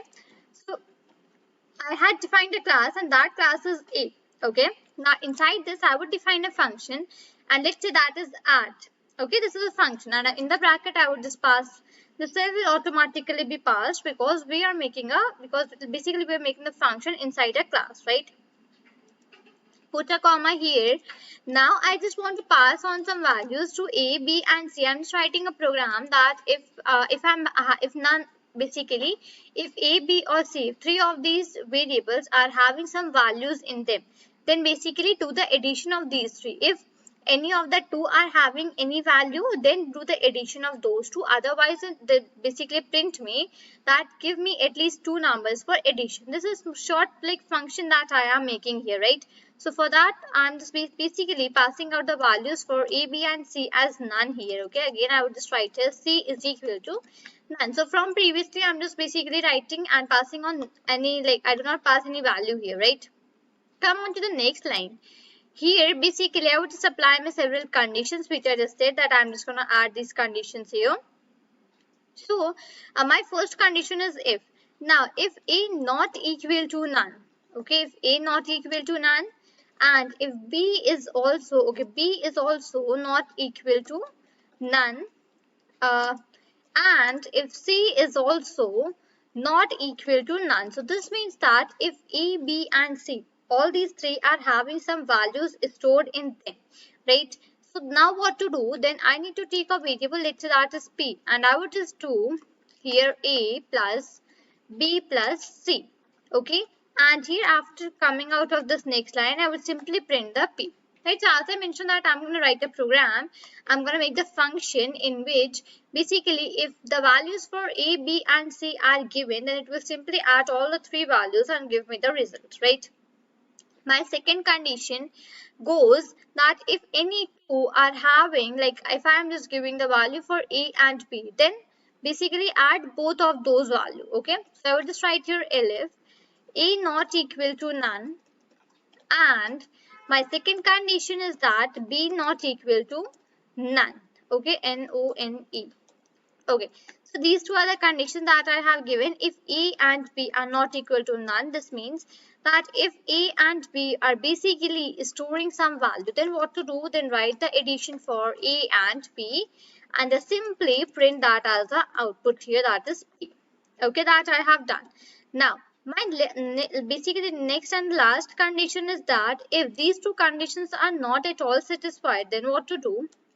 Then write here print, and I would just add a print statement. Let me come down. So I would just add a print statement that is give at least two numbers. Okay, I would just add only this much statement, that is give at least two numbers, right?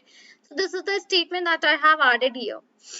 Now basically what to do, I would just go out of my conditions and even my function also, and here I will be making the object for the class A. So obj, and then here it is basically a, right? So obj is equal to a. Now basically that I had made the object for my class. What was the name of my class? Yes, it was a only, correct. And here in the print statement, I would be accessing that function. I would just write obj dot, and the name for the function was add. Now let's say I just want to pass on some values here. Let's say my values are 2, 3, 4. Okay. If I just pass them and if I run out my program here, now just have a look here that what output actually I am getting. So I am getting the answer which is 9. So that is the addition of 2, 3 and 4. So it means my program is actually running correctly, right? Now again come back to the definition of overloading. So now for the overloading, what it is actually written, that overloading is the ability of a function or an operator to behave in different ways. Now just have a look here that the operators, like the functions which we are using, okay, this one function we had used, and that function is behaving in many types, right, based on the parameters that are passed to the function. So if 3 parameters are passed, and it is giving the addition of 3. If 2 parameters are passed, and it is giving me the addition of 2. And if these two conditions are not satisfied, then it is basically saying me that you should give at least 2 numbers for addition, right? So basically on the parameters that are passed to the function or the operands that the operator acts upon. Now I would just read the definition for once again, okay? So overloading is the ability of a function or an operator to behave in different ways based on the parameters that are passed to the function or the operands that the operator acts upon. So actually what we just meant by overloading, so overloading is basically ability of a function, okay, function or operator, that basically whatever the number of parameters we had passed into that, it will basically act according to the number of parameters which we had passed inside the function. The same thing we are doing here, right? I had passed on 3 parameters here inside my function, right? After that, what it is doing here, it is simply I had added the condition that if all the 3 values are given, then add that all the 3. If only 2 are given, then do the addition of 2. And if these 2 conditions are not satisfied, then print me the statement that is give at least 2 numbers. So this is actually what is called as method overloading. So method overloading is the ability of a function or an operator to behave in different ways based on the parameters that are passed to the function or the operands that the operator acts on, right? Now moving towards the second topic for now, and that is overriding, that is method overriding, okay? Now what does this method overriding actually says? So the method of the child class overrides the method of the parent class when called by an object of the child class. This is called method overriding. So it actually means that the method which is in the child class, that basically overrides the method of the parent class whenever this is basically called by the object of the child class. Let me show you an example that will be more clear to you that what actually I'm just trying to say from this definition, right? So first let me just quickly comment out this whole program. Yes, right. Now just come down and let me start out writing the new program for now. Okay. Now basically here I'll be just declaring one class, that is let's say class, and that of my class is let's say sub. Okay. And I would just put the colon, come on to the next line. I would just add one function here, that is out. Okay. Now inside that basically self is automatically passed, and I will pass 2 parameters a and b. Right. And in the print statement I would simply add that subtraction is, I would put the colon, and here I would just add here I put a comma, and here I would write a minus b. Right. So this from this I would be just getting the subtraction of both the numbers, whatever I'm just gonna pass in a and b. Right. Same procedure, I would be just making another class here. Let's say div is that class, div. Okay, that will basically perform the division of 2 numbers, right? So div and okay, I'll put the colon and come on to next line. So that is div out. Out means my output, the function. Okay, and then I would again pass on 2 parameters a comma b, right? And into my print statement I would simply write here print, and here I would just write division is, again I would put the colon, put a comma outside my semi-quotes, and I would just write a divided by b. Right, so this is the thing which I have done. Now what I'll be just doing is that I will be making the object for my div class. Okay, I'll be making the object for this. So let's say here I just write small d. Okay, small d is equal to div object I had made, right? And if I just write d dot out, and now if I just try to run it here and pass some values, let's say 15 comma 5. Okay, let's say these are the values which I had passed. Now if I just try to run it here, so basically have a look at what it is giving me. It is giving me that the division is 3, right? So basically 15 divided by 5 is actually 3, right? Now here what I had done, I had simply made the object for this one, right? Now just come above to the above line where I have written definition and read it the definition that the method of the child class, okay, overrides the method of the parent class when called by an object of the child class.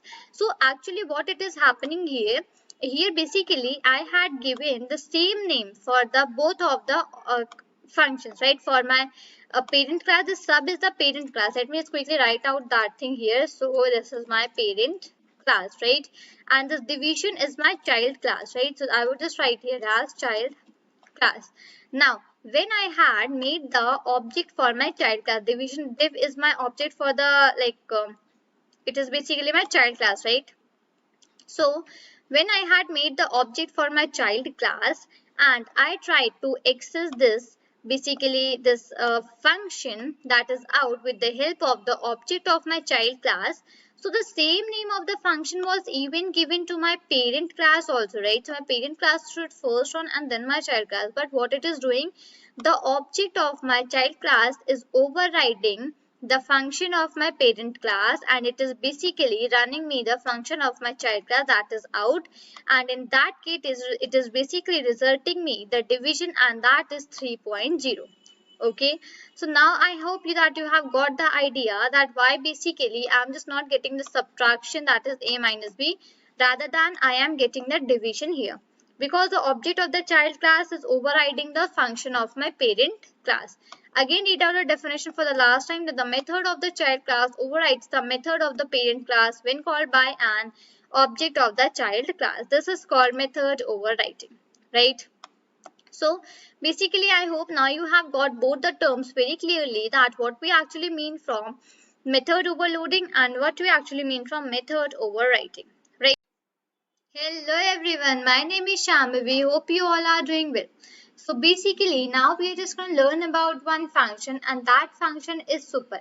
So this super function, basically we have this in the object-oriented programming language which we are studying in the Python programming, right?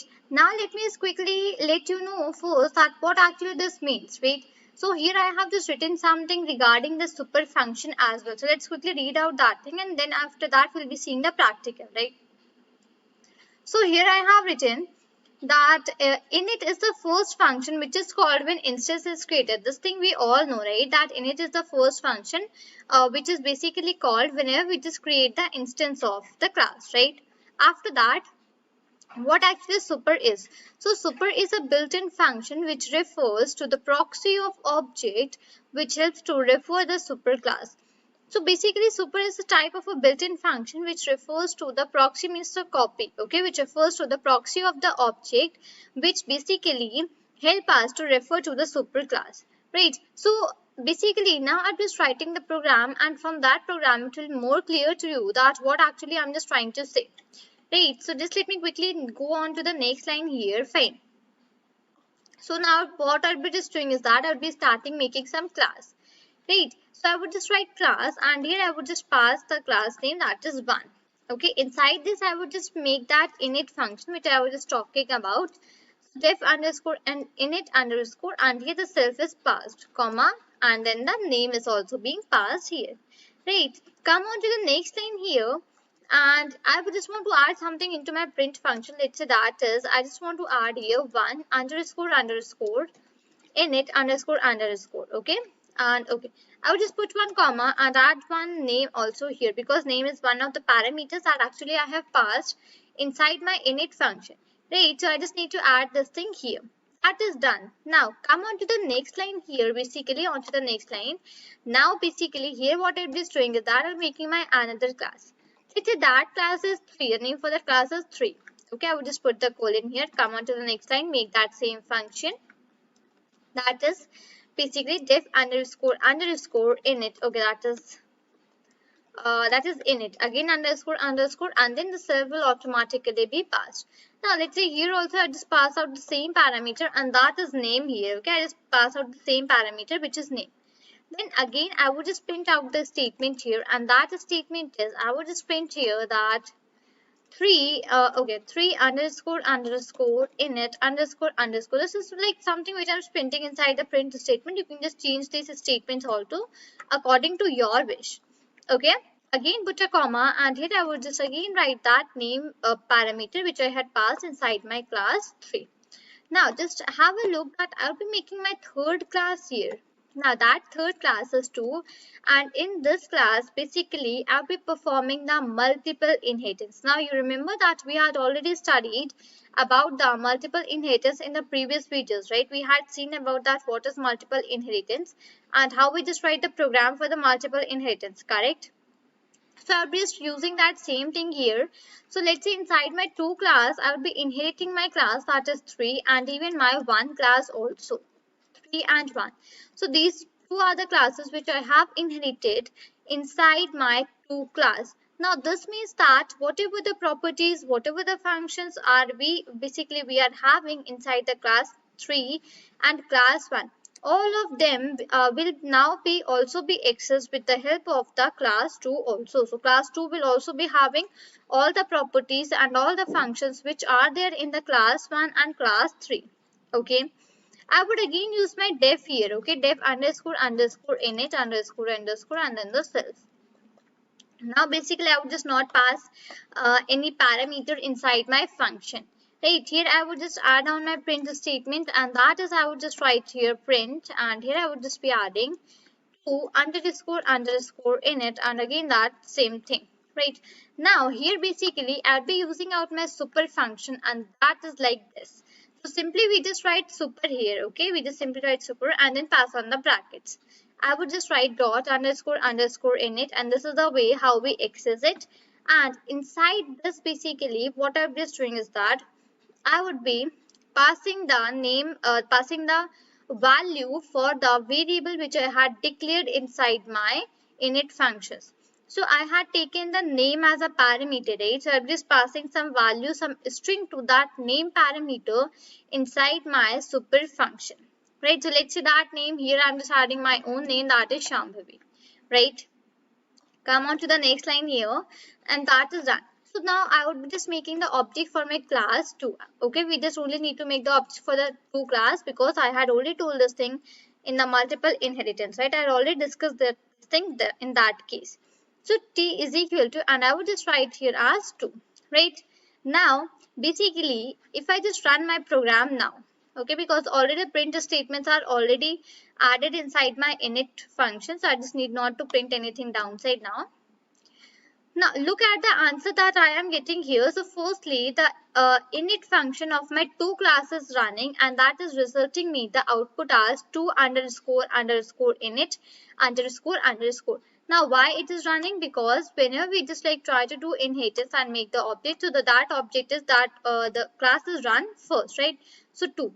Now after that basically I am getting here as 3 underscore underscore init underscore underscore, and then here I am just getting as Shambhavi. So inside my 2 class, I have inherited 2 classes, 3 and 1. So because of this, why actually I have added this 3 class firstly and then the 1 class. So whatever the class I have inherited first, that will be executed here, not the class which I have inherited in the second case. No, not that one. Remember this thing here, that the class which I have inherited here for the first, that would be accessed here. So in that case, I'm just getting 3 underscore underscore init underscore underscore, and after that inside that basically I had even passed the name as a parameter. So as that thing I'm just getting here the name, and that is Shambhavi. So for that I had used out the super function here, this super right. Okay, now I would just come down here. If I just change out the order of this thing, now if I just make this 3 in this this 1 in the starting and then 3 at the last.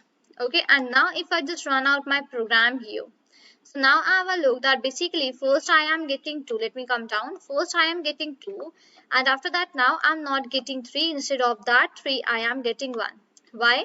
Because I have inherited this 1 at the first position than the second position. So in the second I have inherited 3, and in the first position I have inherited the 1. Right, this is clear. I hope this is clear to each and every one of you. Now basically we had one more thing here, and now if we just want to see that what is the basically order of executing of my classes, what is the order that basically here it is following. So for that basically we have a function, and that is I will just add it here. So inside the print statement I would write 2. Okay, 2 dot, and that is underscore underscore MRO underscore underscore. So this MRO is actually used for finding out the order of the execution of my classes. Now it means that what is the order for my classes execution, like which class will be executed first, after that which one, after that which one. So this underscore underscore MRO tells me this thing. Let me quickly run out my program here and show you the same thing. Let me increase the size here. Okay, so see, firstly it is giving me that the class main under dot 2. So it is saying me that the 2 class will be executed first, after that 1 class, and after that the 3 class. Now why it is basically giving me that order? Because at last firstly here I have entered my 2 class, so that would be executed for the first. After that I have inherited my 1 class at the first position, and then I have inherited my 3 class. So this is the reason that why it is giving me that firstly 2 will be executed, after that 1, and after that 3.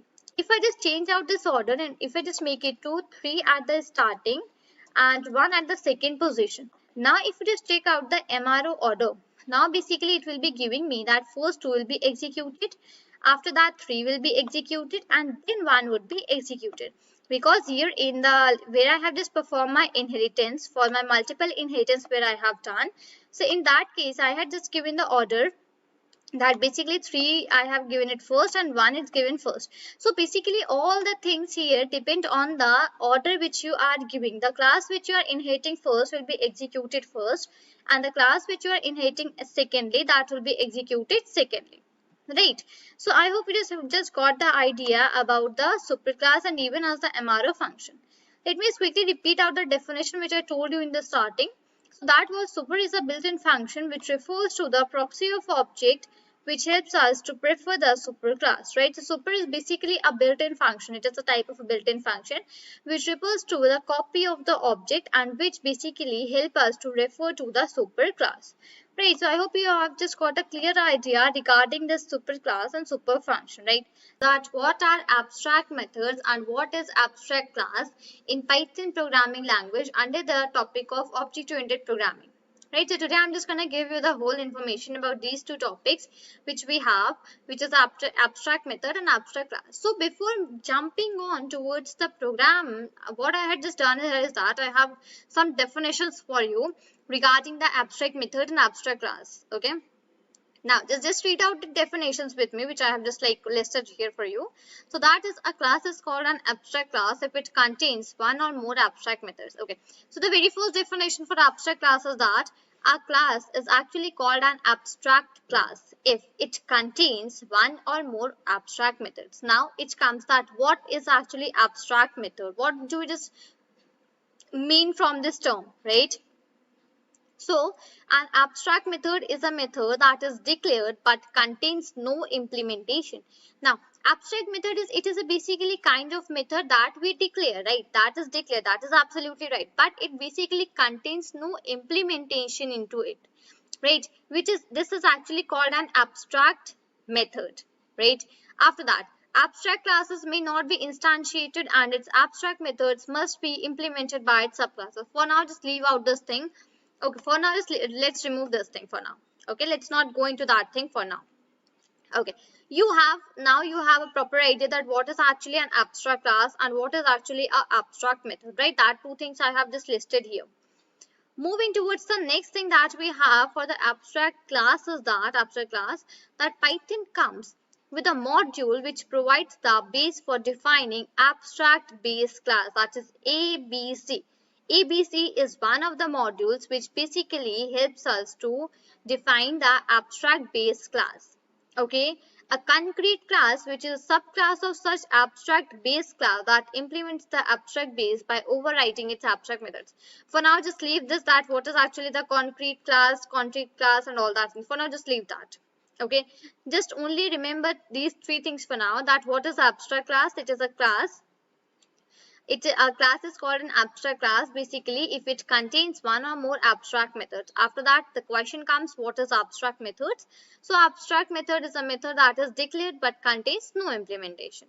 And the third thing, that Python comes with a module which provides the base for defining abstract base classes, that is ABC, and that module name is ABC. Right, now let's do one thing. Let's quickly jump on the program, and with that program itself I would let you know the rest of the concrete class and whatever the things were left. Right, so as I mentioned, that what we need to do is that we need to import something. Right, we need to just import one module, and with that module basically abstract class and abstract method comes. So the very first thing is that from that particular module, that is ABC. ABC actually means the abstract base class. Okay, from ABC, import this capital ABC. This capital ABC is actually the abstract base class. Don't take this small ABC as that. Small ABC is only one of the module that comes here. And this capital ABC actually refers to the abstract base class. Right, so I'm just importing this abstract base class, and even I'm just importing one more method, and that is abstract base method. Abstract method, okay, ABSTRACT, abstract method, right? So these are the two things that I am importing here. First one is the ABC, that is abstract base class, and second one is basically abstract method, right? Coming to the next line. Now, I would be defining a class, and in that basically I'll be using my abstract base class and all that things, and making the method and all that things we'll be doing here, right? Now, basically here I would be making a class. Let's say that class I'm just making as mother. Let's say mother is one of the class that I am making here, right? Putting the brackets here, after this I would be adding inside the bracket as ABC. Now this ABC, I mentioned that it actually refers to my abstract base class. Let me just write on that thing also, so that you do not forget this, that what actually I'm just writing again ABC. So capital A is basically abstract. Okay, capital B is base, and capital C is class. Okay, so I have just inherited that abstract base class into this class, that is mother. Coming on to the next line. What is the procedure for defining the abstract method? It's not like that we are just writing anything and abstract method is being defined. No, for each and everything we have a similar procedure. So as we had seen in the class method, and even we had seen in the static method, that what we do, we just put the @ sign, and after that @ sign we just write the particular name of the method that we are looking for, right? So the procedure is actually same for the abstract method as well. I would put the @ sign, okay, and after this @ sign I would just use the abstract method, and this is how actually we define an abstract method in Python programming language, right? This is done. I would just put one comment here, that is it is basically defining of, okay, it is defining. I would just write that defining. Hope you understand that, right? So I would just make another class, another function inside this abstract method. So that is one, okay, and inside the bracket itself will automatically be passed because we are defining this inside the function. Now, previously you had seen that in the class method CLS was automatically passed, but for the abstract method we do not have something like this. Only self will be passed because we are defining the function inside a class. Okay, that is done. Now here I would not be writing anything, but why I would not be writing anything? So read out the definition once again, which I have mentioned here, that an abstract method is a method that is declared but contains no implementation. Now this abstract method will actually contain no implementation in it. Okay, that is done. Right, I would just even give the tab space here. I would make another function. Let me just leave one line first of all. Now my another function is, let's say div, and in the bracket it is 2. I have passed a self here. Now what is this line actually which I had made here? I've just write a print statement, and here I'll be just writing as concrete class. Now, above I was just talking about the concrete class, right? So just again, let me go for that particular place and read out the definition for concrete class. So a concrete class, which is a subclass of such abstract base class. Okay, yeah, you are able to see this thing, right? That it is a subclass of abstract base class. This is my abstract base class ABC. It is subclass, right? That implements the abstract base by overriding its abstract method. So basically it is implemented by the abstract base, and that will be by overriding the abstract method which we had made here. Okay, come on to the downside. Now this concrete class has been defined here. Now what I would just do is that I would just come out here. I would just define another class. So that is class, and let's say I have a class that is daughter, okay, and in the bracket, okay, just 1 second, I'm so sorry for that. And in the bracket, I'll be inheriting my mother class. I hope I should increase the font size. Yeah, now it's okay. So inside that daughter class, I have inherited my mother class. So it means whatever the properties, whatever the functions, whatever the methods I was having in my mother class, that all have come into my daughter class as well. So I can just access these things with the help of my daughter class object. Right? This is the meaning which I can just say from here. This is single inheritance, right? We had already discussed this thing in the previous videos. Correct? Fine. So here we had just, I have inherited my mother class into my daughter class, and I just want to define a function that is def1. Okay. In the bracket cells, the cell will automatically be passed, and into my print statement, print, into my print statement, I would be adding here as abstract, and here I'll be adding here as class. Right. So inside my print statement, I just simply added abstract class, and inside my daughter function, daughter class, which we had made, I had made a function that is 1. Okay. Into this self is automatically passed because I'm defining the function inside my class. That is done here. Now, next thing that basically comes here is that I need to make an object for my class, and from that object I just need to access the 1 and 2 function which I had made in my daughter as well as my mother class. So let's say my object is obj. So obj is the object that I had made for my daughter class. So I would just write here as daughter and then the bracket. Right. So this is how actually we just make an object for any class, right? Done. Now I would be okay. My object name is obj. Now with the object which I have made for my daughter class, okay, with the help of that object, I would try to access my 1 and 2 functions which I am having here. Right, so first of all I would just write here as 1, obj1. Now my second step that comes here is that obj dot 2, right, and the bracket. If I now try to run this program here, see what answer I am getting. I am getting the answers that are abstract class and base class. So first I have called my 1 function, so that is why I am just getting this abstract class for the first. Okay, and at the second position, and this just 1 second, let me show you that thing here. After 1 I have called my 2. So in my 2 function, what I was having concrete class. So that concrete class has been called here, and I'm just getting the answer as concrete class. Right, these two are the things which I'm getting here. Let me just quickly close out this output for now. And what I would just do, I would just replace the things. I would just write here 2. Okay, sorry, I will just write this 2 for the first, and after that I would just write this 1 here. Okay, first 2 and then after that 1, and I would just try to run this program here.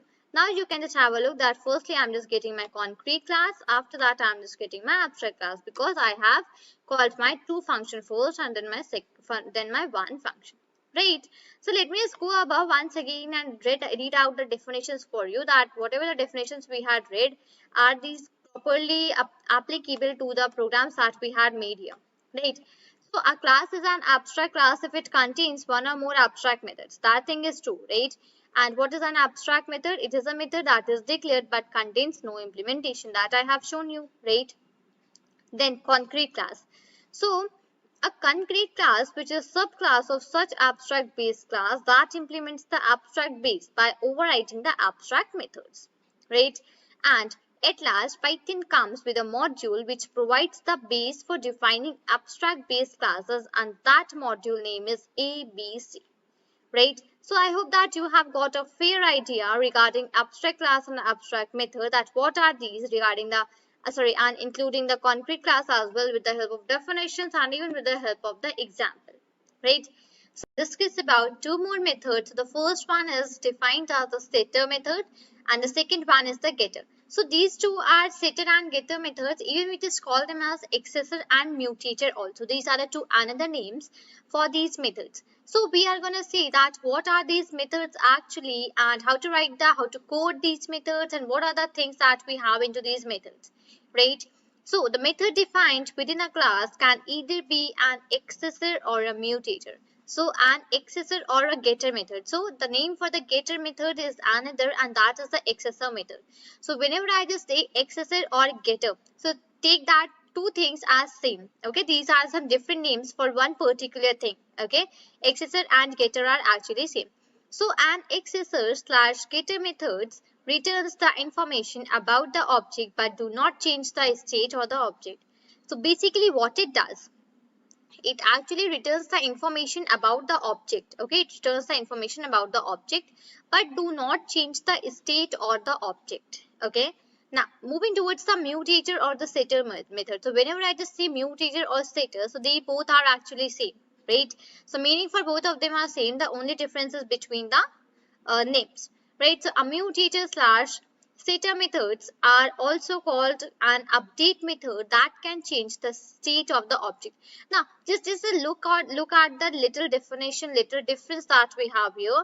So accessor and getter methods actually they do not change the state, and mutator or setter methods actually change the state. This is the only difference between the accessor and mutator methods, right? Now for each instance variable, a getter method returns its value while a setter method returns or updates its value. Given this, getters and setters are also known as accessors and mutators. That thing I had already mentioned here. No, need not to mention that once again. So this was the definition about and regarding the accessor and mutator method, that is setter and getter. Now I'll be just revising at the definitions and letting you know the whole detail of the definition at the point when I am completed with the code for setter and getter as well. Right, so let me zoom in here and let's start writing the code. Firstly, I'll be using out my getter methods. I would just give it a heading as well, getter, and here I would just write as a method. Right. Okay, now let's start writing the code for now. And the things that comes here is that firstly I will be defining a class. And let's say that class is flower. Okay, class and then flower. I would just put the colon here. Coming inside this class, I will be defining the init function that we have.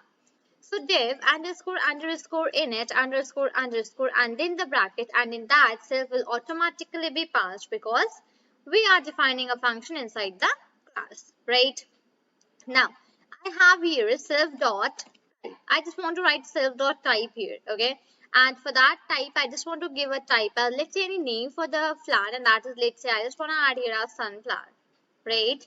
So I had made the function. Inside that function, I had just used the self, and this self basically helped me to define the type that I have done here, self dot type, and into this type I had added sunflower. Right, now I will be defining, let's say, another function, and that is div underscore get name. Now why I have used the get name? Because I am going to use my getter method. So this is the place where I had just used out my getter method. Right, so I hope that you have got an idea for this thing, that why I had just used this get underscore name. Right, now I will put out the brackets here, and that will basically pass out the self for me. Here I would be adding return, and that would be giving me self dot type. I want to return the self dot type that I have passed here, right? That will be returning me as an output here. So I have written into this get method. Now what I would just do here, let me just come down, and here I would be making the object. So let's say f is the object that I had made for this flower class. So f is equal to flower and then these brackets. After that, I would make a variable that is, let's say, a, and in this I would be using that get underscore name function, and I would be accessing that name function, get underscore name function, with the help of the object for my flower class. Basically pay attention towards my words, whatever I am just saying right now. Okay, so here I am making a variable, and into that variable what I am storing, I am accessing the get underscore name function with the help of the object of my flower class, right? And I would simply print here as a small a, right? And now I would just run out my program here. So I'm just getting here the answer as sunflower, right? So this is basically how we just use the getter method. So read out the definition that an XSS slash mutate, getter method returns the information about the object but do not change the state or the object. It basically, it will return me the information about the object. And yes, it is doing the same thing, right? It is returning me the information about the object, but it is not at all changing the state or the object, right? This is about the you can just call it as getter method, right? Now moving towards the setter method that I have here, so I would just add on the comment here, and that is, I would just write it SETTER setter methods, right? Now into the setter method, I would again take the same class which I had taken previously, because I do not want to like differentiate too much so that it would be difficult for you to understand. Okay, let me first zoom in a more. Right, so my class name is here again, that is the same, which is flower. Okay, and I would just put out the colon here, class flower, and then the colon. Moving towards the next line, I would again define that dev underscore underscore and then init again underscore underscore and in bracket it is self. Right, so this I have just defined it here right now. Coming to the next line, what I had taken, I would write here self dot type. Okay, not comma, it is self dot type, right? And that is equal to here as sunflower. Okay, sunflower. Self dot type is equal to sunflower. Moving towards the next line, I would be just writing here div, and let's give it a name. Let's say now that name is set underscore name, right? This is the name for my function that I am making right now. So div set underscore name, and in bracket the self will automatically be passed, because I'm again and again repeating from the very first of this video. Right now I'm just again telling you that I have defined this function inside the class, so because of that the self has automatically be passed inside this bracket, right?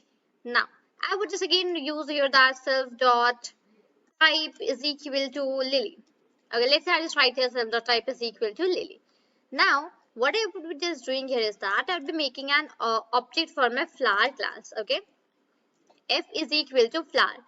Then I just want to print the type. Let's say I just want to print the type before before using my setter method, before using my set name, I want to print out the type. Okay, so I would just use here print, and that is f dot type. Okay, that is type, right? Now after using my setter method, so now here I will be using my setter method, that is f dot set underscore name, right? NAME, right? After this, if I use out my f dot type, now just please pay attention towards the difference that we'll be able to see in the output. Let me just quickly run out this thing here. Okay. Oh, okay, I haven't commented the above thing. Let me just quickly comment that out here, comment, and now I will just run this once again. Right, have a look at what output actually I am getting here. So the outputs I am getting here are sunflower and lily. So when I had just printed it before the using of my set underscore name, that is my setter method, before using the set underscore name, when I had just written it, when I just run it f dot type, it was giving me this previous one which I had mentioned here in this init function, that is sunflower. Now after using my set underscore name function, when I am trying to print f dot type, that is the same command, now it is giving me the lily function, because it has updated the values which I had stored. And yes, this was the definition for the setter method as well, right? Let me just quickly show you that thing here, that a mutator slash setter method, also called an update method, can change the state of the object. And yes, it has done that thing, right? It has basically changed out the value for here which we had entered, right? Firstly we had written sunflower, So at the first it was giving me that same thing. But at the second position I have written Lily. So at the second position it was giving me Lily because it had updated that previous value and given me a new value here. Right. Now basically this was a long form which you can follow up for basically for writing out the setter method. If you just want to follow out one short form for the setter method, so that also I have. Let me show you how you can just write it in a short form. So simply define a class. Let's say my class is same, that is flower. Okay, I'll just zoom in this like, okay. Now class flower is my same. I would just define simply div set underscore name. I just not define that init and all that things. I would simply define div and my set underscore name, that is my setter method. Right. Now after that into the bracket the cell will automatically be passed, and even I've just passed one parameter here. And I would just write self dot type is equal to m. Okay, that I have just done. Self dot type I have initialized it to n. I would make a variable for my flower I would make one object for this flower. Okay, that is my class. So f is equal to flower. After that, I would just use f dot set underscore name, and in the bracket, let's say I just want to set the name as Lily. Okay, that is single I, Lily. Okay, and I would simply print that f dot that I have used above. Okay, that is type, and I just need to correct the spelling for the print as well. Right. And now if I just run out my program, I would be getting the answer that is only and only Lily. So this is the short form that basically how can just use out the setter method. Short form for using that. Right. So I hope now this must be very clear to you that how you can just use this setter and getter methods for in the classes. So let me just again revise out the definitions for you that are written here. So a getter method returns its value while a setter method sets or updates its value. Okay, this is the main difference which you can say between the setter and getter. So a getter method returns its value while a setter method sets or updates its value. Right. So I hope this must be very clear to you that what are the setter and getter methods, what are the another names for the setter and getter methods, and how you can just use that in the OOPS concept. Right, the generators in the OOPS concept. Now we are just going to see that what are the generators, what we just mean from it, and how to write the program for this. Right. So let's move on to the definition with the first, and after that we'll be moving towards the program. So Python generators are a simple way of creating iterators, right? These are a simple way for creating iterators. Iterators we all know, right? Like when we just want to add some value, particularly add some value onto some loop or something like that, that is called iterators. So a generator is a function that returns an object which we can iterate over.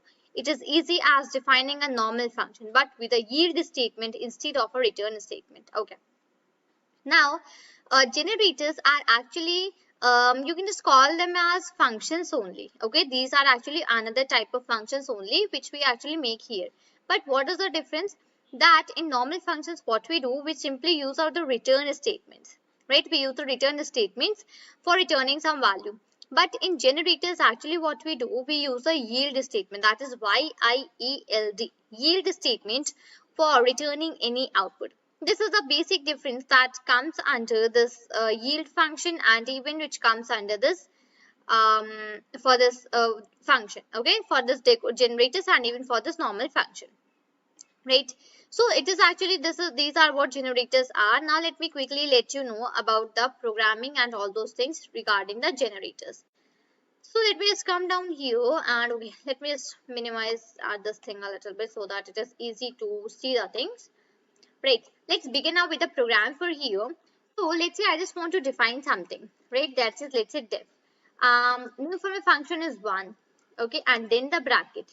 Inside this, I want to pass on two parameters that are a comma b. I want to put the colon and come on to the next line. Okay.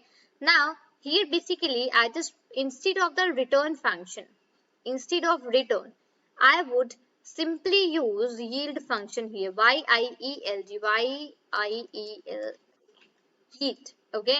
Instead of that, we simply use the yield A. And after that, I would be using here as yield, Y-I-E-L-D, yield, and then B. Okay. So yield A and yield B. Instead of return, we always use these two, or you can just call it as keyword for inside these generators. Okay. Now, after that, what I can just do is that I can just pass some values here. Let's say I just want to pass p comma q is equal to, and in the one I just save the value. Let's say values are 3 comma 5. Okay, and coming on to the next line, I simply want to print p, and I simply want to print here as q, right? So this will actually work. Let me now just quickly run out my program here for a while, right? So here you are able to see the values for 3 and 5. So I haven't used any print statement, or I haven't used any return statement. So this answer I am getting because of this yield keyword that I have used here, right? So this is the use of this yield keyword that we actually apply and that we actually use here, right? I would just close this answer for here for a while. Now what I just like, if I just make a variable here, that is, let's say final. Okay, let's say final is a variable which I had made. Now into this, if I just call out the one function and pass some value, let me now just quickly comment out these lines here. Okay, if I now just, okay, just 1 second, right? Let's say in this I just pass 2 comma 4. Okay, and I want to print out final here. So print final. If I just now try to run this program, okay, so now just have a look. Basically what it is giving me, it is not displaying me the answer, but rather than it is giving me generated object at this particular position, right? So this is basically, if you declare one variable, then according to that you will not be getting any output. Fine. If I want to check out the type, so if I just write print and then type, and here if I just write here as final, and now again if I just run it here for a while, so now just have a look at what it is giving me. It is giving me that the type for the final variable which you had made here, it is a generator, right? So that I'm just getting here as an output. Fine. So I just done that thing. If I just want to convert it into the list format, if I just want to convert it into the list, then how will I be doing that? So for that I would be using here list1 is equal to, and here I'll be using list, okay, that is list, and into the bracket I'll be passing here as final the variable name which I had used above. Now I'll be just commenting these two lines as well here. Okay, just let me quickly print this thing as well. I use print, and in bracket I would just write here as list1, and now if I just run out my program, now have a look, now it has been converted into the list. Now I am able to see this output, that is 2 comma 4. So basically the number of parameters, the number of values which you have passed inside the function, you need to use that number of variables only, otherwise it will not show you the output. And if you just convert that into list, then it will basically give you the output. Okay, that I have done. Now what I will be just doing is that if I just want to now check out the list one, now that would be actually my list. I would just not do that, I would just comment it out here for a while. Right, this is done. Now let's use out some more function with the help of yield. Let's say I just make another program, another function, and again that function 1. Okay, let's not make it as 1, let's make it as 2. Okay, def2. And now what I can apply here is that I can give two values. Let's say that are a comma b. Again, just let me do one thing here. Let me just quickly comment out this above code which we had written. Otherwise, it will basically show us some or the other errors afterwards and will not basically allow us to run the program. Fine, that is done. Come on to the next line here. Now I would be just using here yield a and yield b. So yield a, and after that I would be using here as yield b, yield a and then yield b, right? So in that case, after that I would be using here as final is equal to 1.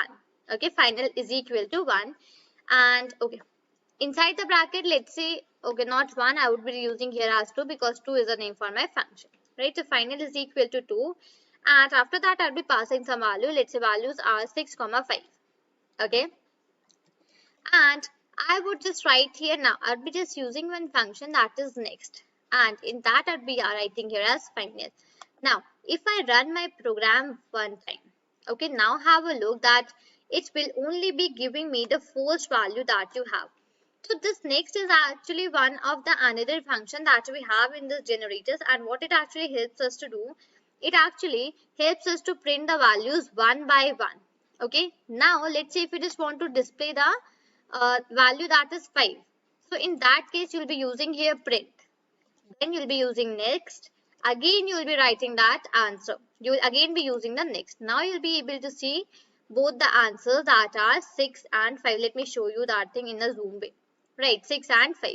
Right. So this is actually which like how we can just apply this next function with the help of this yield. If you just want your output to come one by one, so in that you can apply this next function. If you just want to want that all the values that are coming, that should come on one go. So in that case, what you can just do is that you can simply print out the statement whatever you just want, right?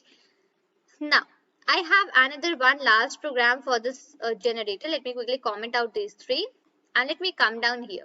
Fine. Let's say I define a third function that is def3. Okay. Into this again I pass two parameters. Let's say p comma q. Right. Now what I would just do is that let's say I just apply a condition. I want to let's say I want to print the numbers for some particular range itself. Okay. Let's say I apply while a is less than equal to b. Okay, while a is less than equal to b, and in that case basically use here as yield. Okay, that is why I, okay, instead of a and b it is p. While p is less than equal to q, the colon, and use here yield uh, yield p. Okay, I need to apply a condition that till the point the value for p is less than or equal to q, simply apply this yield function. Okay, yield p. And what to do here, I just need to be incremented. I just want it to be incremented, right? So a is equal to a plus 1. This goes on here. A is equal to a plus 1, right? Now I would just apply that one variable, let's say final, and then I would just write it as 3. Okay, and now in the bracket, let's say my values are 1 comma 6. Right? I would come on to the next line. I would just try to print it one by one only, not in one go. I would just write here print, and inside this I would use the next, and inside that I would use here as final. And now I would just try to run it once. See, okay, just let me zoom in. The first answer that I am getting here is 1. Okay, now if I want to see the rest of the answers that are coming, so what I would be just doing is that I'd be writing here print, again I would be adding the next, and again in bracket I'd be writing here as final. And now I would just run it once again. Okay, what it is saying me, it is saying me local variable a reference before assignment. Okay, just let me go above. Okay, so instead of the a, it should be p is equal to p plus q. Okay, now I'll just run this once again. Fine. Now you are able to see the answer as 2 also. Now if I just want to see the third output also, then what I would just do, I would again use out this print statement as well, that is print next, and that is final. Okay, I would just now again run it. Just have a look here. See, now it is printing me 1, 2 and 3. Right, so I can just print it n number of times, whatever I just want. Let's say control V, and let's say control V, and even one more time. I had given it for 7 times. Let me run it. Now let's see what output will it be giving. See, it is giving me the value from 1 till 6. Okay, and after that it is giving me some error. Let's see. It is giving me that print next final is stop iteration. Why it will stop the iteration? Because I have given the condition here only till p less than equal to q, and p is storing the value as 1 and q is storing the value as 6. So it will only and only go from 1 till 6, right? So this is basically how we just use out the generators in Python programming. Let me just again go here and show you the definition which we had written here for generators, and that is Python generators are a simple way of creating iterators, as I just showed you that thing right now, right? And a generator is a function that returns an object, that is iterator, which we can iterate over one value at a time. It is easy as defining a normal function but with a yield statement instead of a return statement. Right, so I hope I made this thing very clear to you about the generators, that what actually are generators and how do we just write the program and define the generators in the Python programming language. Right, going to discuss about another topic in advanced Python, and that is duck typing. Duck typing, right? This is the name of the topic that we are going to discuss today. So we are just going to see that actually what is this duck typing in advanced Python programming, in Python programming as well.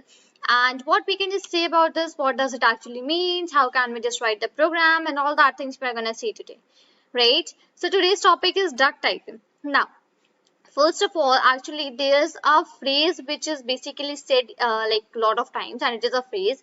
Let me just let you know that phrase. So the phrase is that if it looks like a duck and quacks like a duck, it's a duck, right? This is actually a phrase which actually acts upon here. So first of all, I would just write that phrase here, and let you know some other details about the duck typing as well, right? So I would just add on this side that okay. Let me even put these codes so that I can just write n number of things inside this thing, right? Yes, so here it goes that I would just write there. Okay, one second, give me 1 second. So yes, so there is a phrase that that if it looks like a duck, if it looks like a duck and basically and quacks like a duck. Okay, if it looks like a duck and quacks like a duck, then it's a duck. Actually, why I am just telling you this phrase here, because this phrase actually applies on the topic that we are going to see today, which is duck typing, right? So this phrase actually applies onto this topic. That is the reason that I'm telling you this phrase, right? So if there is a phrase that if it looks like a duck and quacks like a duck, it's a duck. Now what we actually say from duck typing, what we just actually can say, what is the main definition for this thing? So it is basically, it is okay, just let me write that thing. Yes, so it is a concept, it is a concept of an object, sorry, it is a concept which is basically related, to dynamic, typing. Okay, dynamic. Okay, it is a concept which is basically related to dynamic typing. First thing, which is this thing about the duck typing, is that it is a concept which is related to dynamic typing. Now, second thing that comes here is that now I would just put one comma, and here I would be adding that where the type of class, okay, where the type of class of an object with the type of class of an object is less important than the methods of than the methods it defines, right?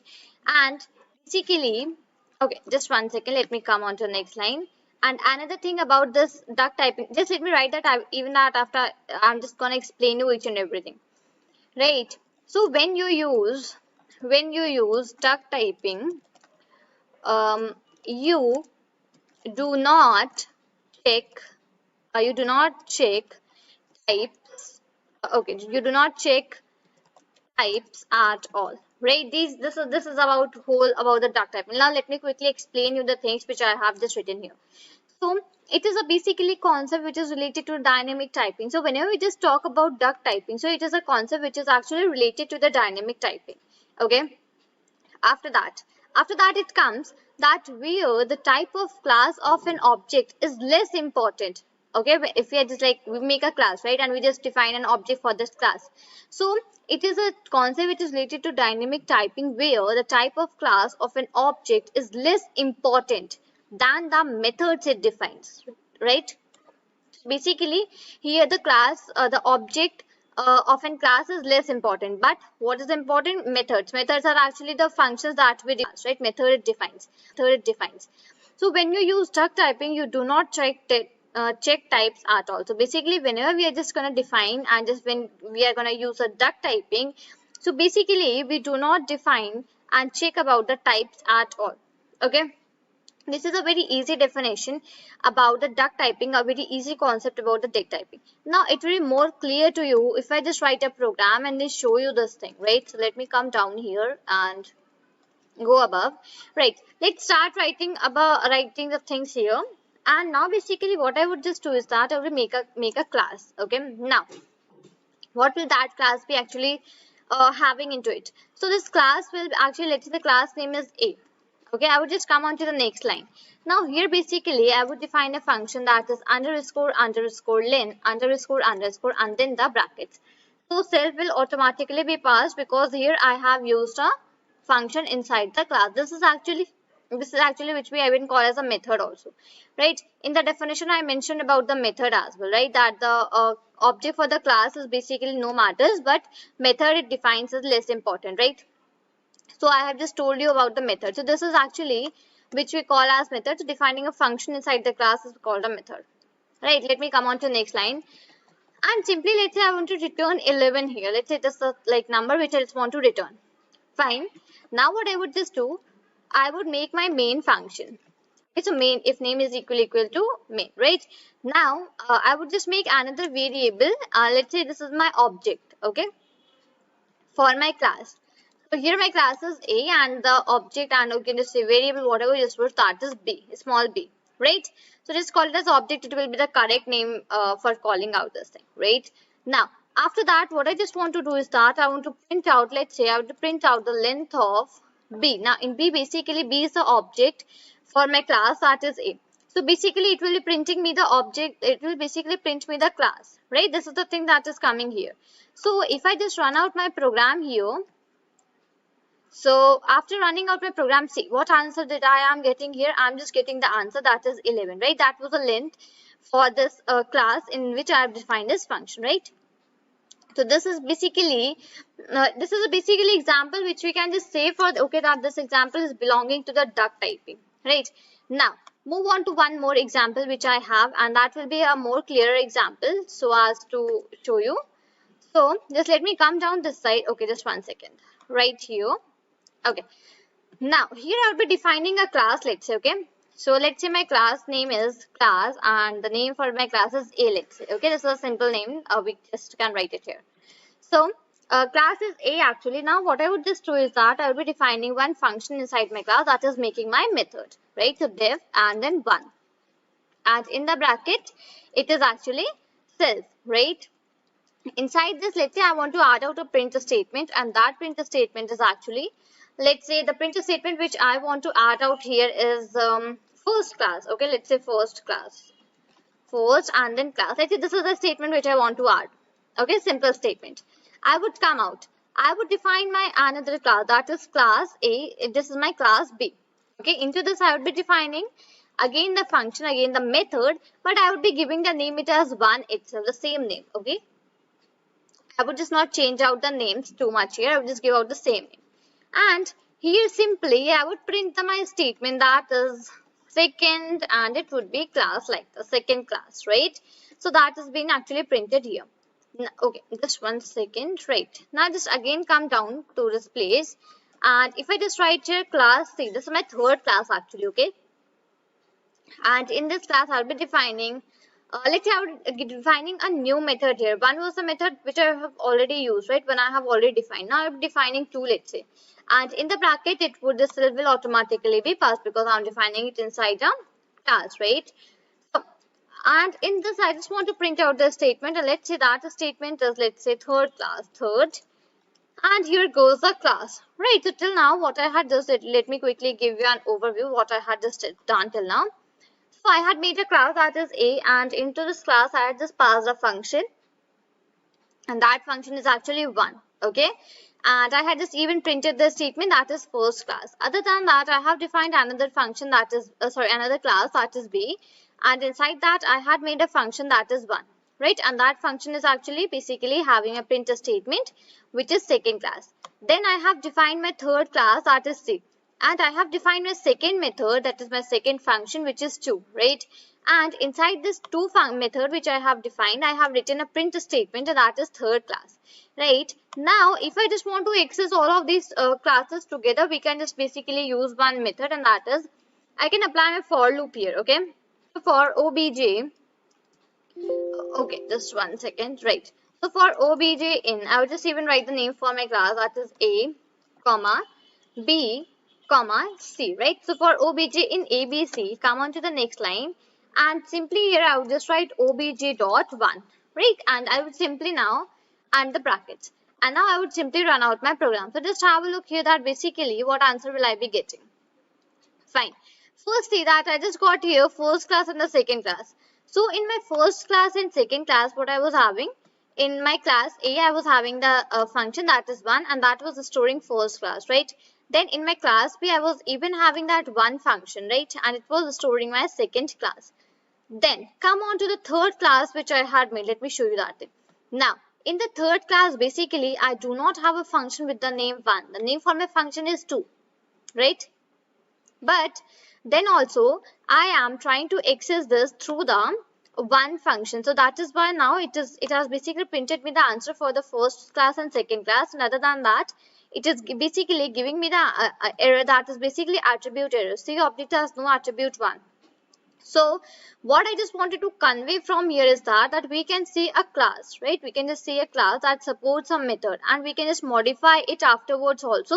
And basically, what are the functionality we give to these methods, we can just modify them afterwards as well, right? So this is basically how a duck typing actually works. Let me again just read out the definitions for you which we have written. So it is a concept which is related to dynamic typing. So where the type of class of an object is less important. Okay, just understand the words very carefully, that where the type of class of an object is less important than the method it defines. Okay, than the method it defines actually. Okay, so when you use duck typing, you do not check the types at all, right? So this is the whole idea that you can use for this duck typing concept which we have here in this Python programming. Right, so I hope that I made this thing very clear to you, that what we mean from duck programming and duck typing, and what type of programs you can just write, what type of program you can apply here, right? So I'm going to tell you about one another term, and that is basically encapsulation. So now basically I'd be telling you that basically what encapsulation is, how do we do encapsulation, and basically what is the use of doing this in Python programming, like what's the use of doing this thing, right? Already we were having many functions, many things. Now this one more new thing has come. So what's the use of doing that thing here? Right, so these are all the things that we are gonna cover today. So let's begin up. So first of all, what I'll be doing is that I'll be telling you about the definition of the encapsulation. Okay, that what encapsulation actually is. So encapsulation is a process. So it is basically a process of wrapping. It's the process of wrapping up variables and methods. Okay, it's a simple definition for the encapsulation is that it is the process of wrapping up variables and methods into a single entity, right? This is a definition which we have here for the encapsulation, right? Now, basically, I would just like to give you an example that basically what I just mean from that it is a process of wrapping up variables and methods into a single entity. So basically, in programming, actually what we have. So I would just write that thing at here itself. So in programming, a class. So in programming, a class is an example. In programming, a class is an example that wraps. That wraps all the variables and the methods, right? And I would just add on this thing and the methods here, fine? So and the methods. So here we have, right? So this is basically what we just call it as like in programming, we have a class that is an example that wraps up all the variables and the methods which are basically defined inside the class, right? Defined in it. So as that same only condition, we have encapsulation as well. So basically encapsulation is a process of wrapping up variables and methods into a single entity, right? So I hope you just got the point about the definition of encapsulation. Now, what's the use of encapsulation in Python programming? So let's move on to this topic right now. So basically, here it is written that encapsulation acts as a protective layer by ensuring that access to wrapped data is not possible by any code defined outside the class in which the wrapped data are defined. Encapsulation provides security by hiding the data from the outside world. So this is the main use of encapsulation, which we see that it provides the security by hiding the data from the outside world. And how it can provide security. So in that case, basically comes the role of public, private and protected variables that we'll be discussing afterwards in the videos. But for now, basically it is the whole thing that we have here for the encapsulation. So it actually acts as a protective layer which basically ensures that the wrapped data which we have, so basically it is not very easy to get access to that data. right? And basically not at all possible for any code which is basically defined outside the class in which the wrap data are defined, right? So encapsulation actually provides us a type of security by hiding the data from the outside world, right? This is the whole idea which comes into the encapsulation, right? So now I hope that this must be very clear to you that actually what encapsulation is.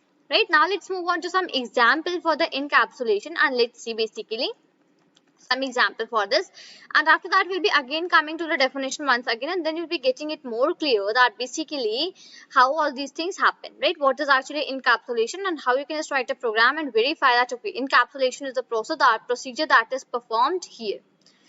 So I would just write here class, and then let's say I define a class that is A. Okay, simple, very simple class which is actually A, which I have just defined here, right?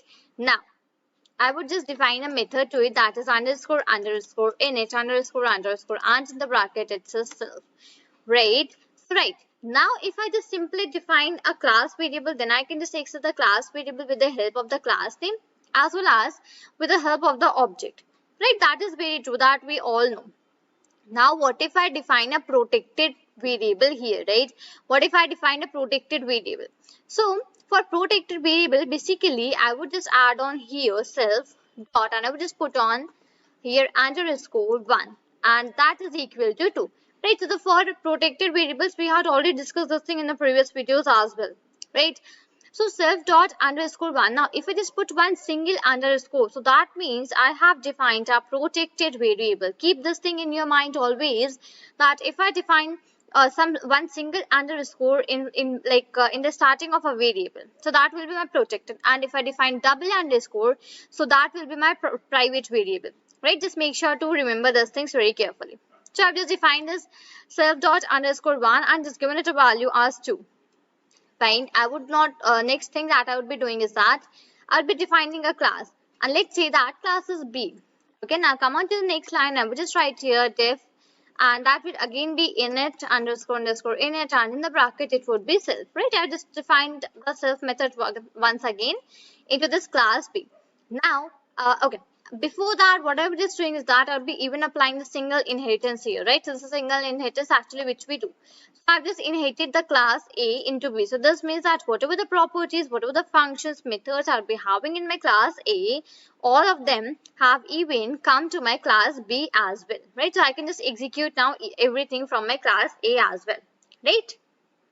So now let's move forward, and basically here I'll be adding capital A. That was my class, right? This is my class actually which we had taken. So A dot, and here I'll be writing underscore underscore init underscore underscore, and then in bracket it would be self, like this. Okay, and I would just come to the next line, and here I would simply add a print statement. Let's say my print statement which I just want to add is that calling a protected number, calling a protected, let's say variable, I would just add here.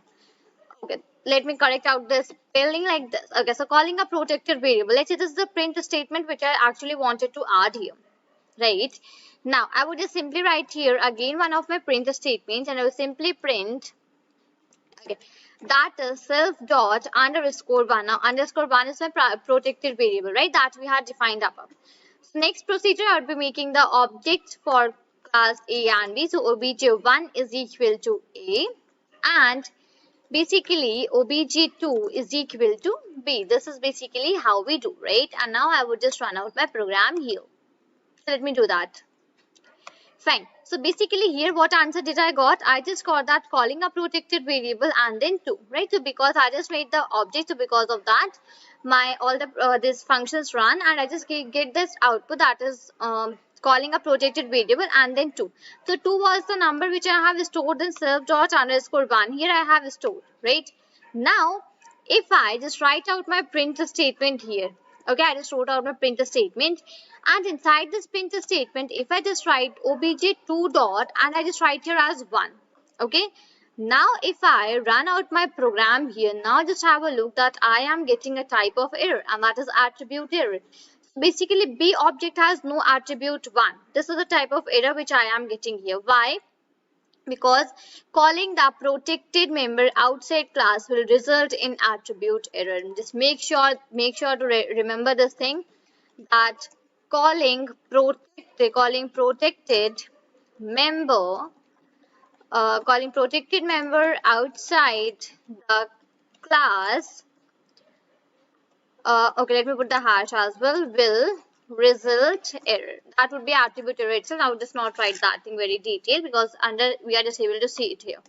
So whenever you just able like trying to call the protected member outside the class, so it will basically result you error. And here this is the same thing that we are trying to do, right? We are just trying to call the protected member outside the class. So this is the whole reason that why this is not running and just giving me the attribute error, right? So I hope I made this encapsulation very clear to you that what actually encapsulation is. Let me just quickly give you a overview about what we have discussed regarding the encapsulation right now. So we had seen that encapsulation is a process of wrapping of variables and methods into a single entity, right? In programming, a class is an example that wraps all the variables and the methods defined in. So basically in programming, so a class is an example that actually wraps all the variables and the methods defined in it. Okay, so we can just access the methods, access the variables with the help of the class name only, right? That is basically wrapping up the data into something. So that is actually something my class, right? And next, basically, what do I have? So encapsulation acts as a protective layer by ensuring that access to wrapped data is not possible by any code defined outside the class in which the wrapped data are defined. Encapsulation provides security by hiding the data from the outside world. So this is actually what was done here in the output as well, right? I was not able to access my protected variable. Why I was not? Because here basically this encapsulation thing was applied, and because of that it was basically giving the security to the variables which I have defined, and it was basically hiding the data from the outside world, right? So I hope I made this thing very clear to you regarding this encapsulation topic, that what is this and how we just write the program and what are the things that apply and why we just use this encapsulation Python programming, right? So this is to discuss about the map, filter and reduce, these three functions which we have in Python programming, right? So first of all, I would let you know that basically why we just use these three parameters, these three functions into our Python programming codes, and after that basically we'll be writing the codes for all of the threes, right? So map, filter and reduce are the paradigms of functional programming, right? So this is absolutely okay. After that, basically why we just use this map, filter and reduce, right? So we just use this map, filter and reduce because they allow the programmer, basically you are the programmer, right? So it basically allows the programmer to write simpler, shorter code without necessarily needing to bother about intricacies like loops and branching, right? So this is the main use, that's why actually map, filter and reduce are used, because actually they allow you, basically the programmer, write the simpler, shorter code, and basically you need not to bother too much about the loops and branching and all those things. Okay, this basically keeps you a little bit apart from loops and branching. So this is the main reason that why map, filter and reduce are actually used in Python programming, right? So we had understood that why we just use it, right? What is the use? Now let's move on to that, basically how to write and use these functions into the Python programs. So here I would just start up with the map function. After that we'll be seeing a filter, then reduce. Okay, so one hash, and like this I would just write here map. Okay, and like this again I would just put that. Fine. Now let's say I just want to define a list. Okay, I have taken a list, let's say, and the variable in which I'm just storing the list, that is num.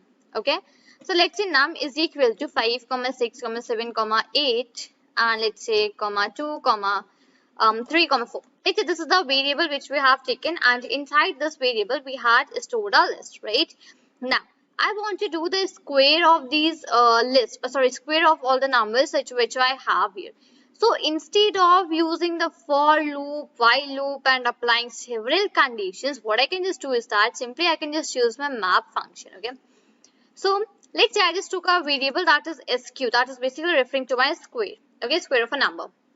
So sq is equal to, and in this I will be taking the list, right? Inside the bracket I'll be using out my map function, and even in the bracket I'll be using my lambda function, right? So lambda x, I put the colon, and that is x multiplied by x, right? This is basically what we just want, comma, and I would just writing here as num.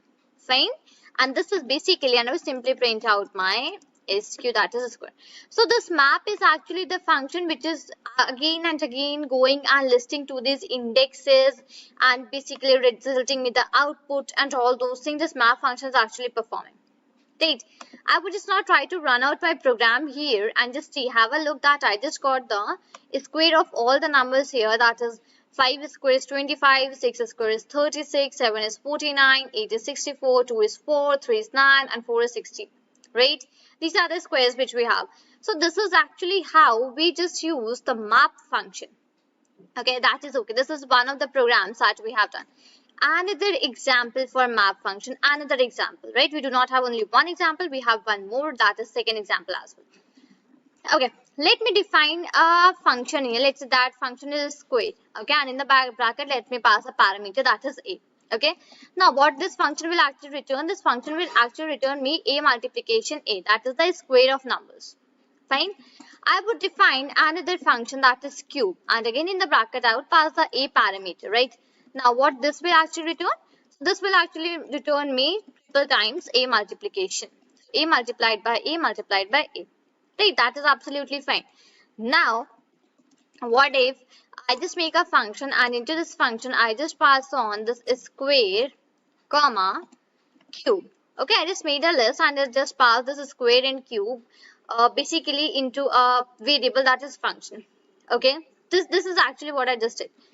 And I can apply a loop that for I in range. Okay, so for I in range and in bracket it is 4. Like let's say I just want to print out the square and the cube till 4 numbers. Okay, then I would take a variable that is value is equal to, and I will just pass on that list here because I just made the list for the variable in which I had stored the square and cube, right? I just made the list. So I just stored value is equal to list, right?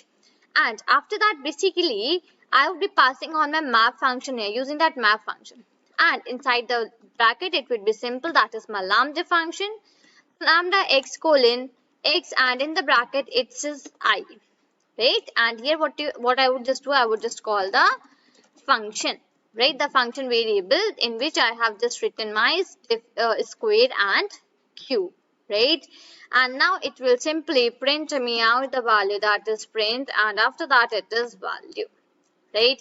And now when I would just run out my program, so just have a look here that what output I am getting. So see, first it is taking me till 4 numbers because I have written the range till 4.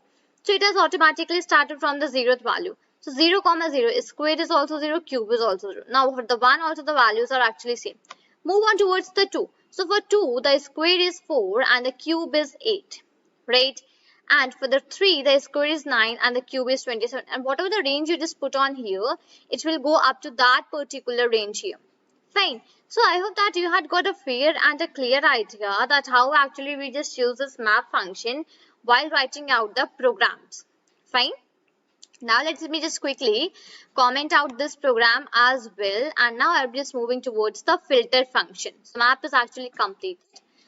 I would just put a hash here and I would just add the name that is filter. Okay, that is filter and then just like this. Fine. Now come on to the next line. Basically here I would again be defining a list, let's say. Okay, that is let's say my list 1 now. So list 1 is equal to, let's say I just passed on some values into this list. That is 1, 2, 3, 4 and 5. Okay.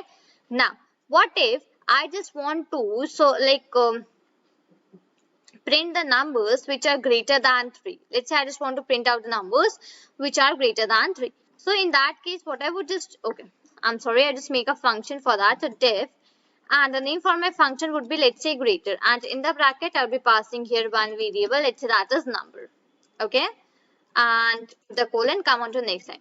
And basically what it will return, it will basically return me the numbers greater than 3, right? Come on to the next line. So basically here I would be making that greater as a variable. So greater is equal to list, and now here I will be applying my filter function. Okay, filter function. So greater is equal to filter, and into the bracket I would again pass on the values, that is my my function name is greater, and into this function I have the, and which variable I just want to check upon. So I just want to check upon the list one, right? I just want to apply this greater function onto the list one, and simply I just want to print here as greater. Simply I want to print here as greater, right? And now I would just again run out my program. So basically have a look that it is basically resulting me the answer, that is 4 comma 5. So 4 comma 5 is basically greater than 3, right? I just applied a condition that return me the numbers that are greater than 3. So in that case I am getting here 4 and 5, right? Because 4 and 5 are greater than 3, right? So this is basically how we just use out this filter function in Python programming. Right, now let me just quickly comment out this filter as well. Now basically it's the turn for dealing with the reduce function. Okay, now basically we'll be seeing that what is that reduce function and how we just apply this.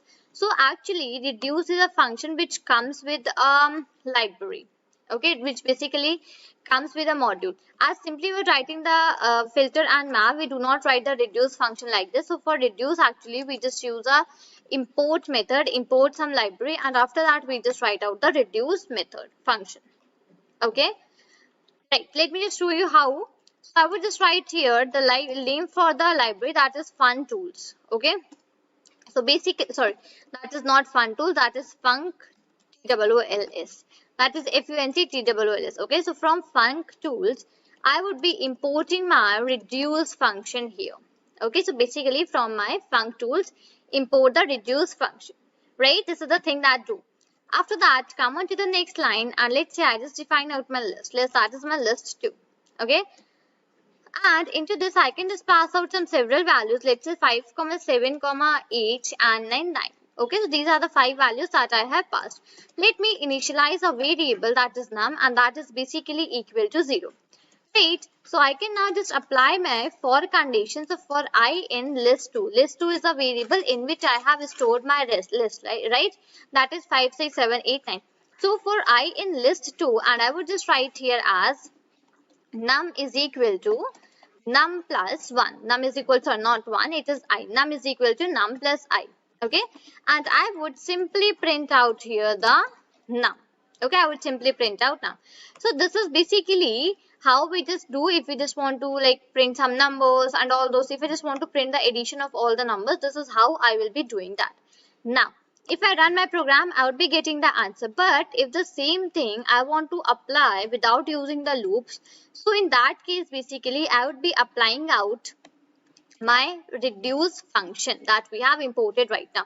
So how will I be doing that? So I'll be writing num is equal to, and here I'll be like using the reduce. Okay, so num is equal to reduce, and in the bracket I'll be passing on my lambda function. So num is equal to reduce lambda x comma y, putting the colon here, and I would simply write x plus y, right, comma, and I would just add on my list 2 here. Right, this is the procedure that I would be applying here if I just want to find out the addition of all the numbers which I have in my list with the help of the reduce function. And at last I would simply print out my num. Right, so I would just even run out my program once here. So just have a look that I'm just getting the same answer which I was getting previously while running out my for loop. Right, so I hope that you have got a clear and a fair idea that basically how we use the map, reduce and filter functions and how are they actually useful in the Python programming. Let me just quickly revise the definition and the things that why it is used one more. So they allow the programmer to write simpler, shorter code without necessarily needing to bother about the loops and the branching. Right, this is the main use of map, filter and reduce functions that we had seen, and even you had just seen the examples, right, that it was basically how it was helping us to make the code shorter. Learn about the class methods. Now we are going to see that actually what are class methods and how we just make these class methods in Python programming under the concept of OOPS, right, that is object oriented programming. So let me begin up with the definition for the class method. So just have a look here that whatever the things I have written, just read them very carefully. Okay, so class method can be accessed from any instance of any class. Now basically it means that the class methods which you'll be making, right, that can be accessed from any instance or any class. Basically, you can just access that class methods from any instance or any class. Now, basically, this was a thing that how we can just access the class methods, right? Now, the next thing that comes here is that if you just want to make a method that can be accessed by instance as well as class, and the argument which we pass, and we don't want to take self, then we use class method. So basically, now what is the use of this class methods in this object oriented programming? So let's say we want to make a method. Okay, now that method actually what it will do, so that can be basically accessed with the class and as well as the instance also, and even we just want to pass out some arguments in that case. And the main condition is that if we do not want to take self, then in that case basically we can use the class methods, right? So this is the thing, this is the place where we'll be needing the class method concept, right? So I would just move towards the programming a little bit, and I would just write a program and show you that basically how we can make a class method in Python programming, right? So basically what I would be just doing here is that I'll be making a class. Okay, class. Now this class is, let's say the name for this class is a student. That is a student, right? This is the class name which I had made. Now inside this I would just want to make a class variable. Okay, now that class variable will be, let's say, number of subjects. Number of subjects, right? This is the class variable, and let's say I assign the value as 5. Okay, now come on to the next line here. Just let me go down. Right, now basically here what I'll be just doing is that I'll be defining that init function, right? Def underscore underscore init, and then underscore underscore, and then the bracket. So inside this self, now what I'll be doing is that I'll be passing some parameters here. Okay, I'll be just passing some parameters. Let's say that parameters are a name, and that is basically, let's say, a section, and let's say that is a marks. Right, these three are the, let's say, parameters which I had just passed here, right? So yeah, here, and I just simply put the colon this side. After coming inside this function, what I'll be just doing is that I'll be using out my self here, right? So I will just write here self dot name is equal to a name, right? After that it would be self dot section is equal to a section. Okay, and at last basically it would be self dot a marks is equal to marks. Right, so this is the okay, so yeah, self. Okay, here I just need to remove that a. I would simply write marks. Fine. So I had just taken self dot name, and onto that I had assigned the variable, assigned the value for the a name, right? So self dot section is basically having a section, and self dot marks is basically having a marks. Right, this all of these things are done right now. After this, basically what I'll be just doing, I just want to make a function for the details, right? I just want to print all the details here, or whatever the person, whatever the name and the things I'm just entering. I want to like make sure that all the details I just got them in the output, right? So for that I would just make a function that is details. Okay, details. I would put the bracket, and self will automatically be passed because we are defining a function inside the class. Right, come on to the next line here, and here I would simply use the return statement, and with that return statement I would use out my f string. Okay, self f string, and inside this I would just add that name is, I would just put the curly brackets, and here I would just write self dot name. Just let me come down so that you can have a look of this thing properly. Right, name is this, section. Okay, I would just write here section is, and for that also again I would just write self dot, and here I would just give it as the section, right? And I would just write here, and after that marks were there, right? And marks are, and in the curly brackets I would just simply write here self dot marks, right? Let's say this is the statement which I just want to print as an output for me. Right, I have done. Now basically here comes the thing that how to make a class method, as I just mentioned. So for making the class method, the procedure is basically what we need to do is that we need to put a @ sign. Okay, @ sign, and after putting that @ sign I just need to write out the class method, and yes, we have made the class method. Let me show you how we basically write. So I would just put @ sign here, and here I would just add class method. So this is basically how we make a class method here, right? Now just come on to the next line, and let's say I just want to make one more function, and that function would be change underscore subjects. Let's say change underscore subjects. Now, as soon as I just have a look here properly, that as soon as I just put the brackets, so CLS will automatically be passed here. Now the CLS is why it is being passed, because I have made my class method here, right? So because of that, the CLS is being passed here, and inside this I am passing a parameter. Let's say that is leaves. Okay. Now basically I would just write here CLS dot number underscore of underscore subjects is equal to leaves, right? Let's say this is the thing that I'm doing here. So whatever the value was in the number of subjects, I'm just assigning that value to the leaves, right? That I have done here. So this is all. I would just come out of my class and just make the object. Let's say I just want to make two objects. So one is the object for my student class, let's say, and in the bracket I would just put out the details. Let's say name is Rita, and after that basically the section is, let's say, A, and marks are, let's say, 34. Okay, I would just do the same thing for one of my other object, that is 2. So 2 is equal to, I would just write here is student, and let's say another name which I'm just going to write here is let's say Rohan. Okay, Rohan. I would just put a comma here, and after that I would just put the section, and let's say again I would just put mark, let's say 21. Right, so these are the details which I had just written here. Right, so basically here what I was just doing is that I would just write here the student, okay, student dot, and I would just try to access the change underscore subject, that is my function which I have declared under the class method, and I just want to change some value here, let's say 21. Okay, now if I just try to print my uh, class variable which was present here, that was number of subjects. So if I just write here print, and after that I just write one dot and number of subjects, this one. Okay, and I just run it here. Now just have a look at what answer I am getting here. So the answer that I am getting here is 21. But in my class variable, the value which I had stored was 5, right? Just have a look here. The number of subjects was having the value as 5. But here in the output, why I am getting here the output as 21. So the reason for this is that here what I had done, I had made the class method, right? Now after that class method, what I had done, I had made this function, that is change underscore subjects, right? Inside that I had passed CLS and leaves. Now coming inside this function, what I have done, I have write CLS dot number of subjects is equal to leaves. So basically whatever the number of subjects will be given, okay, whatever the value I'm just gonna give here to the leaves. Okay, now that value of the leaves is going and it is being stored in this number of subjects variable, right?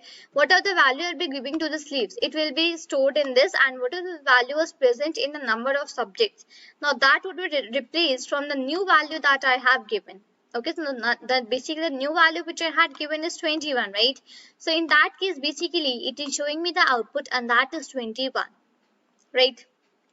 So this is the method, and this is the reason that why it is giving me the output as 21. Let's say if I just change this 21 value to something else. Let's say if I just change it to 34. Oh, okay, 34 I have already used. Let me just change out to some other value. Let's say if I just change this to 15. Okay. And now if I just run it here. So now again have a look, the value which I am getting here is 15 because I have changed the value. So basically here I had in the change subjects, change underscore subjects, I was having a parameter that was leaves, right? Into this leaves parameter I had passed the value which is 15, right? Now that leaves, basically the value which is into leaves, that is being going and saved into the variable, that is number of subjects. Basically number of subjects I was already having a value as 5. But now that value has been changed because here I have given a new value. So that is why basically it resulted me the output as 50. Right. Once again, just read the definition for the class method which I had told you. The first thing was that class methods can be accessed from any instance or any class. Right. That thing we had seen here.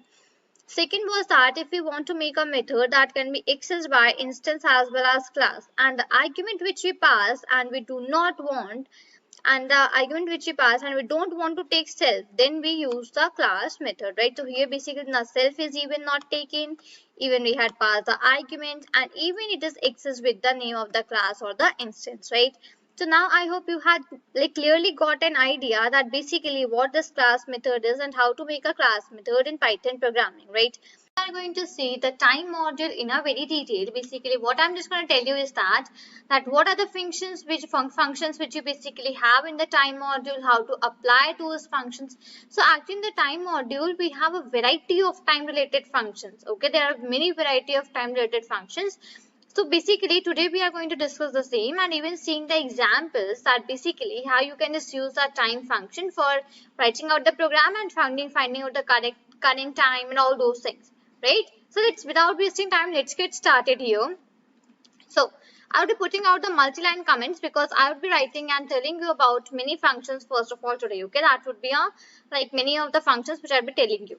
So basically here goes that I'll be telling you about the very first thing is that time dot clock. Okay, the very first function is time dot clock. Now basically what is this function actually used for?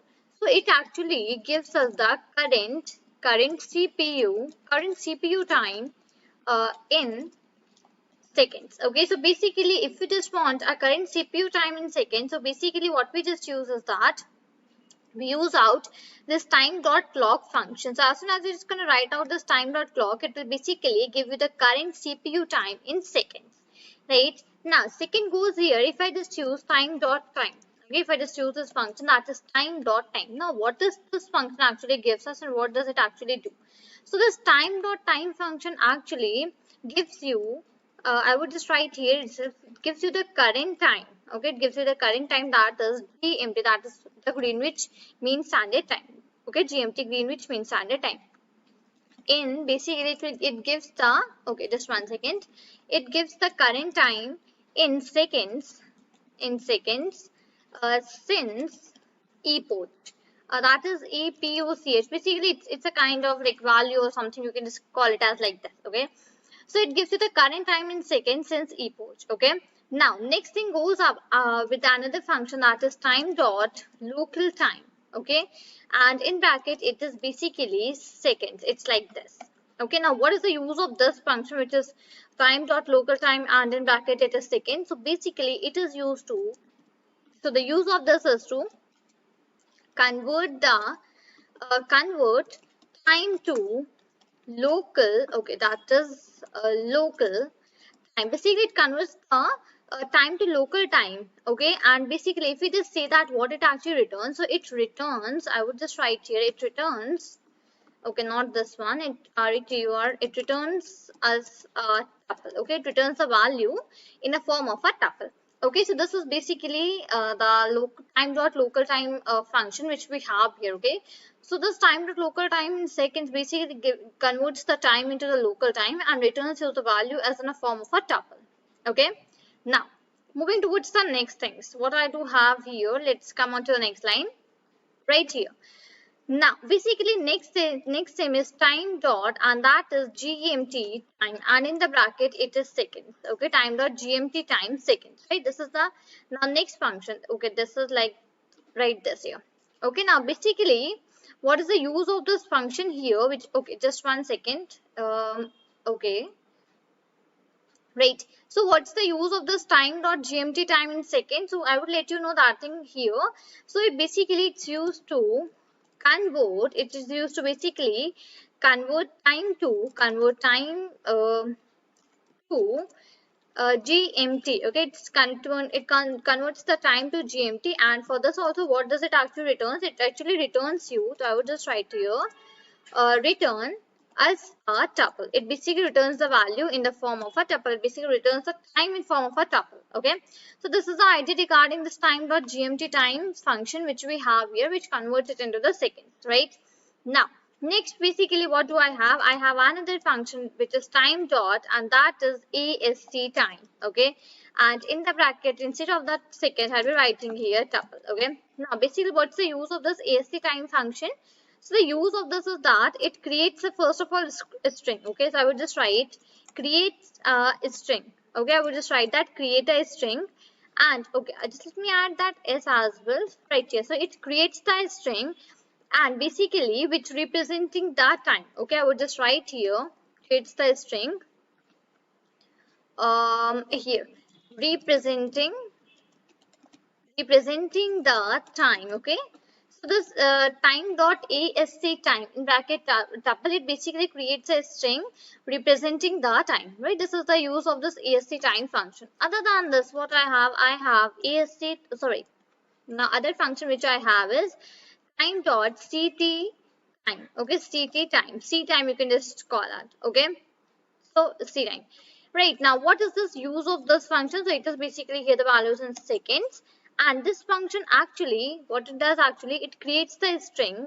I would just write here, creates the string, representing, REPRESEN, representing, it creates a string representing local time. It creates the string representing local time, right? This is the idea of this time dot c time seconds, right? Other than that, what do I have? Another functions.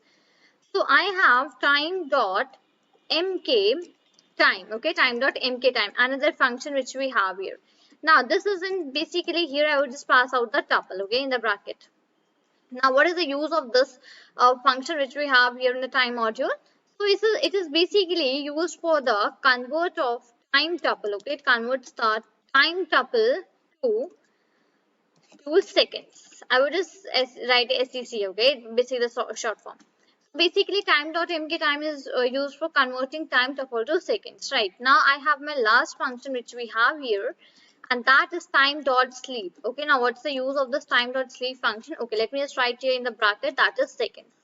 Okay, so this whatever I'm just writing seconds and tuple, so this actually means the value in this function. Okay, the value in this function will be given in this particular form, let's say tuples or seconds, whatever I'm just adding here. Okay, do not take it that I'll be like converting into tuple or converting to seconds. No, the value which will be giving inside this function, it will be the form of a tuple or it will be form of a second. Okay, now basically it will basically timer sleep helps us to, that is basically go to sleep for a while. Okay, what do I just mean from go to sleep for a while? So basically, if you just set out a time, time but sleep, and in bracket you just write out some seconds value. So what it will do actually, it will just like for whatever the thing you are just writing out that sleep function, it will hold on that particular thing for that particular time which you are giving inside the sleep function. Okay, so these are some functions which we have here in this time module, which are basically used, which are basically like frequently used. You can just add on this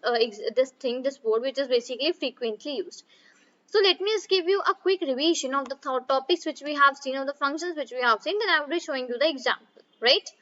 So the first one is time dot clock, and basically what does it gives us? It gives us the current CPU time in seconds. Okay. Other than this, I have time dot time. So time dot time is basically gives you the current time in seconds since epoch, and that time will be in the form of GMT, right? Now, I have time dot local time. Now, whenever it is going to use this local time function, so in the bracket you'll be passing out the parameter, the value which you'll be passing out, that will be in the seconds only, right? So what does this time dot local time actually do? So it converts the time to local time and returns us a tuple basically. Okay, it basically returns us a tuple. Other than this, what do I have here? So time dot GMT time. Okay, time dot GMT time. I have time dot GMT time. So in this basically also we'll be just passing out the seconds, and what does it helps us to do? So it converts the time to GMT, that is basically returns us a tuple. Okay, now other than that, what do I have here? So that is time dot ASC time, and in bracket it is tuple, right? Now basically it creates a string representing that time. Okay, now time dot c time, and in bracket it is second, so it creates the string representing the local time.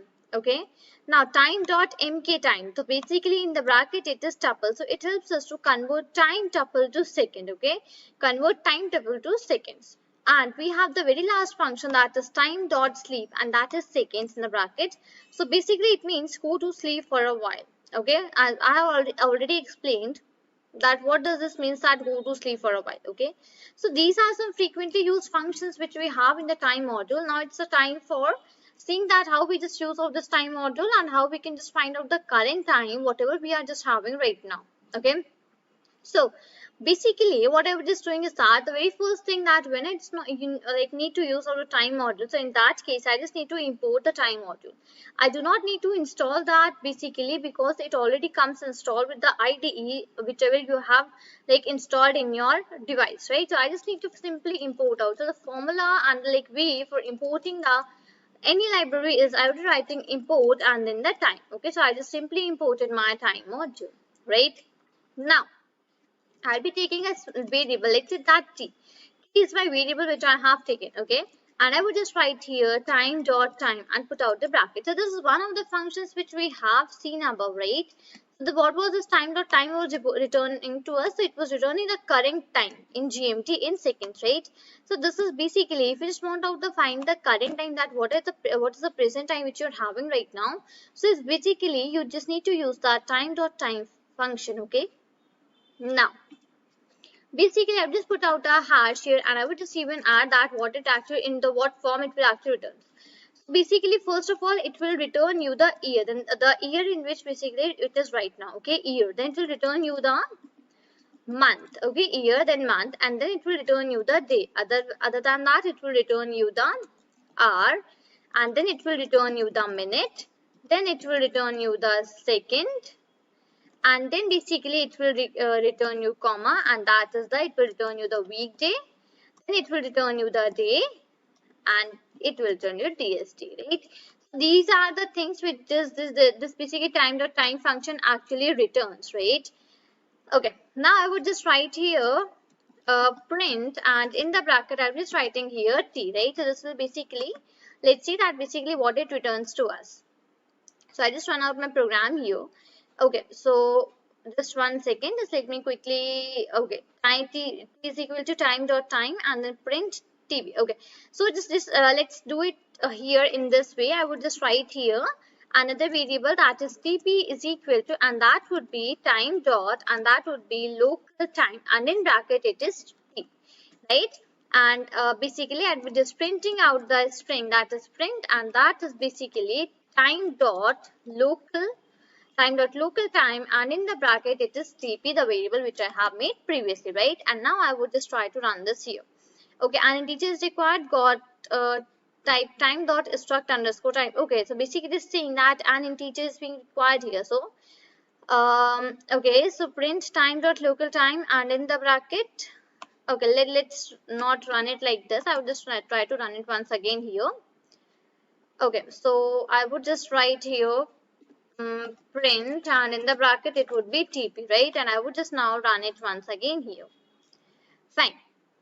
So basically now just have a look at how it is giving me the whole things. So it is giving me that the year is 2021. Okay, the month is 6. Month is 6. Basically that means right now whenever I'm just making this video, so in that basically I am having month that is 6, which is June. Okay. So the date is 11. Okay, that's absolutely right. The hour is 18. Yes, it's 6 in the evening. After that I have 51. Okay, right, it's absolutely right that it is 6:51. Seconds is 32, right? Weekday is 4, and this Y day is 162, and DST is 0, right? So these are the information which you can get through this module, through this time module which we have actually used here, right? So I hope that you have got a clear and a fair idea that how you will be able to get out the things, how you will be able to basically find out the present time which you are having. So first of all you need to use this time dot time, and after that you need to store this t, the variable in which you have used time dot time, into a variable with the use of function that is time dot local time, and at last you just need to print out that variable, right? So this is how you just use out the print time function, and this is how actually you can just use out all other functions which you have in the time module, right? So this is all for this video. Till then, thank you and take care. Hello everyone, my name is Shambhavi. Hope you all are doing well. So basically now today I'm just going to tell you about the time module in Python programming. I'm going to tell you that basically what time module is used for, how you can just use your time module in Python programming, and all those things I'm going to tell you. Right, so let's get started with the things for now. So first of all, whenever we just use any library, any module, something like this in Python programming, the very first thing is that we need to import that particular module that we are gonna use, right? So basically what I'll be doing is that, so here I want to use my time module, right? This is one of my modules which I is gonna use. So in that case, I would be importing my time module here. So for importing, I'll be writing here import. Okay, I would simply write here single like this import, and I would just add one here as time. So this is basically how we import a module in Python programming, right? So import, and after that I just need to write out the name for the module which I want to import, right? Let's say I just make a variable here, let's say value. Okay, let's say that's a variable which I just make it here.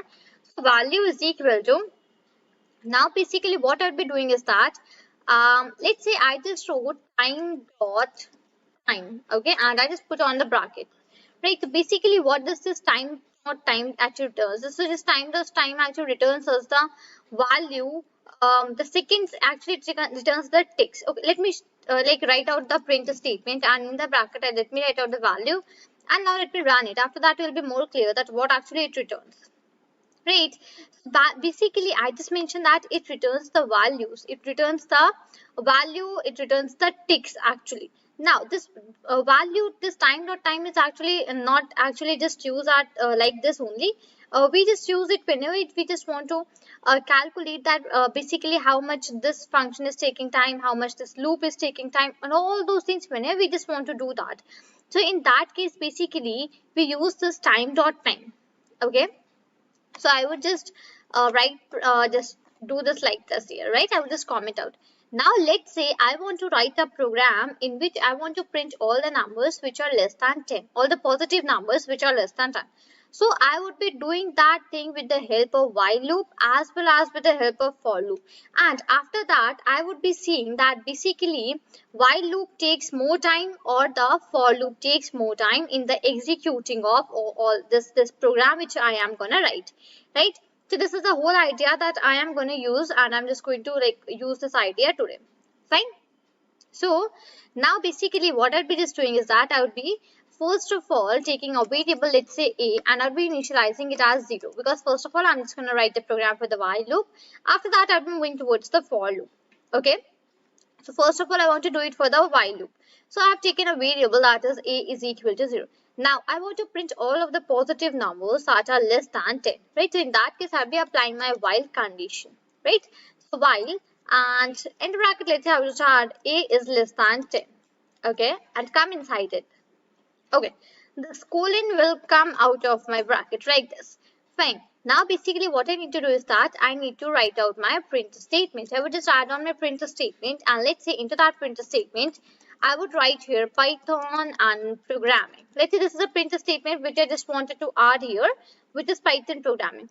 And I would not forget to do the increment, because if I'm not going to do that, it will basically turn up to my infinite loop. So in that case, I'll be writing a is equal to a plus 1, right? That I have added on here. This is okay. And as I mentioned that I want to check out that basically how much time this while loop will actually take to execute this program, right? How much time it will actually take. So in that case, I'll be using out my print statement here. Okay, print, and in the bracket I'll be writing while loop and the colon and the like this, and I'll put one comma, and here I'll be using that time dot time. Okay, time dot time, and then the bracket like this here. Okay, and minus value. Okay, that is value. So value is basically the variable which we have defined above, and in this we had a store time dot time. So now this time dot time will actually calculate, it will actually give me the exact time, that basically how much time this while loop is actually taking for executing of this program that I have written. Fine, this is over for the while loop. Now let's come on to the for loop for now. So I'll be taking one another variable, and into that variable I will be defining some like values, and then I'll be defining the for loop. So I want to do it for value 2 as well. The value 2 will actually store my time dot time that I have taken previously, right? Like this. So that was my value. So now let me just make it 2 instead of value. Let me make it as value 1. Okay, and let me make this as also value 1. Right now it's okay. Fine. Now I'll be applying my for loop. So for Okay, so it's for I in range. Okay, and into the bracket I'll be writing 10. That is basically my value inside the range. Fine. And basically I will again use that print statement, which is basically my while loop. So sorry, my print statement, which is my Python. Okay, now I'll be just using it as, let's say, time module. Okay, because for both of these I'll just use different things. So for I in range in bracket I have written 10 print time module, right? That is okay. And at like after coming out of my for loop, I'm writing here print, and inside this I'll be writing for loop. Okay, I'll put the colon, I would put a comma here, and after that I'll be adding time at the brackets. Let me come down this side, and after that I'll be adding the minus sign, and into this I'll be adding value 2. Right, this is the value 2 in which actually I have taken this time as well. Fine. So this is the before time, this is the after time, and it's after that subtraction. Right. It will basically let me know that what time actually while loop is taking to execute and what time actually this for loop is taking to execute. Now let me quickly run out my program. Fine. Let me just come out like this. So see, first of all, 10 times Python programming has been printed for me. After that, it's just showing me that while loop is taking 0.0 seconds. And time module is also printed and take me that like for loop is also taking 0.0 seconds. So basically, actually, what happens that while loop and for loop, they're actually at the same, like they run actually at the same time at the same speed, but sometimes it gives us a difference. I will just run it again. Let's see basically, right? So here I just got this thing. Now basically have a look that my while loop is giving me 0.00002167 somewhat seconds, and still my for loop is giving me 0.0 seconds. So that is why we always say that for loop is faster than while loop, because here see it is giving me some number of seconds, but here in my for loop it is simply giving me 0 seconds. Fine. So this is basically how actually first of all we just use out this time module in Python programming. This was a way how we just use it. Other than that, even we had got to know one more thing, that basically how to check out the time that this particular loop is taking how much time to execute, and another particular loop is taking how much time to execute, right? So I would just comment this thing because I have some more things to tell you, and just let me do it like this here. Fine. Right. Now, if you want to check out your local time, okay, we just want to print out the local time that you have right now. So in that case, basically how you can just print your local time with the help of the time module. Okay, so in that case, I'll be taking a variable that is local underscore time. That is time. Okay. Now in this basically I'll be using the time module which we have imported above. So time dot now ASC time. This ASC time will actually give me the present time which I am having, right? It will basically give me the present time which I am having. So time dot ASC time, and after that basically what I'll be adding, I would be adding here time. Okay, time dot, and in the bracket local. So okay, that is local. Now I just want a local time, right, which I am just having right now. So that I want. So in that case, I just use out this function which is local time. And inside the local time bracket, I'll be adding time dot time. Okay, and in the bracket. So let me remove this one single I from here.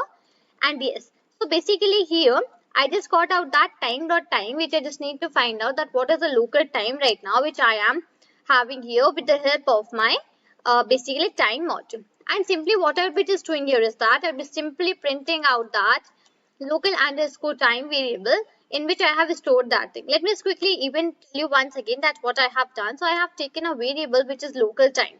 Okay, into that variable I have used out my time module.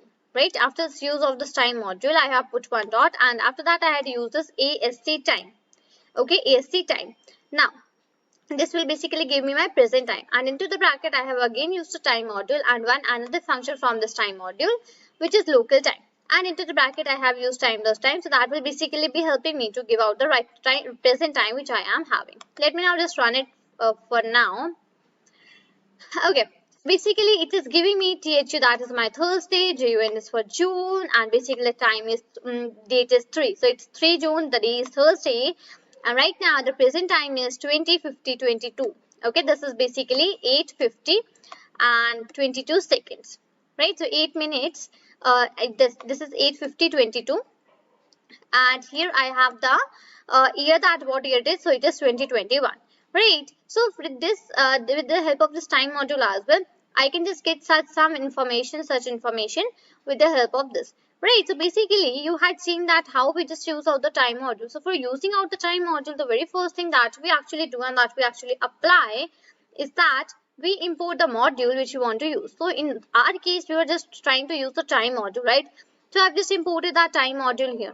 After that, I have taken some variables, compared the while and the for loop, and then I have tried to see that what is the local time, basically what is the present time that I am having here with the help of the time module. So the procedure was same. I would simply use a variable. After that, I will simply give it a time module. With the help of that module, I simply use a function, that is AST time, that will give me the present time. And after that, I simply use again my time module and the local time function. And inside bracket, I just print time.time, and then simply I just printed the local time variable in which I have stored the present time, right? So I hope this is very clear to you, that basically how we can just use this time module in Python programming, and basically what are the functions of this time module. This must be also very clear to you, right? So we discuss about the threads in the advanced Python programming. Right now, what we are going to see that what we actually mean from threads. After that, basically what are the problems that occurs, how to make a thread in Python programming, and all those things we are going to see today turn by turn, right? So without wasting time, let's get started. What I'll be doing is that I'll be first moving on to the one note here. So let me just open that thing here. Right. Now, first of all, I'd be telling you all the necessary details regarding the threads, that actually what are these threads, what are the problems in making threads, why just we do that thing, and all those things we'll be discussing right here. After that, we'll moving towards the programming thing of the threads, okay? So just let me come down here on this side, and let me just take this color. Hold on for a minute, right here. And let me give the heading for today's discussion topic, and that is basically the threads. So I'm just writing that here, threads, right? This is the topic of discussion that we are going to discuss today. So the very first thing comes, and the very first question in the mind comes after listening out the name for this topic is that what are actually threads, right? The very first thing that we need to discuss is that what are actually threads and why we just use them, right? So I'm just writing that thing for the very first thing. So I was just writing a thread is kind of like a process. It is basically kind of like a process, and basically it's sequence of what is actually a process. So it's basically sequence of control flow, right?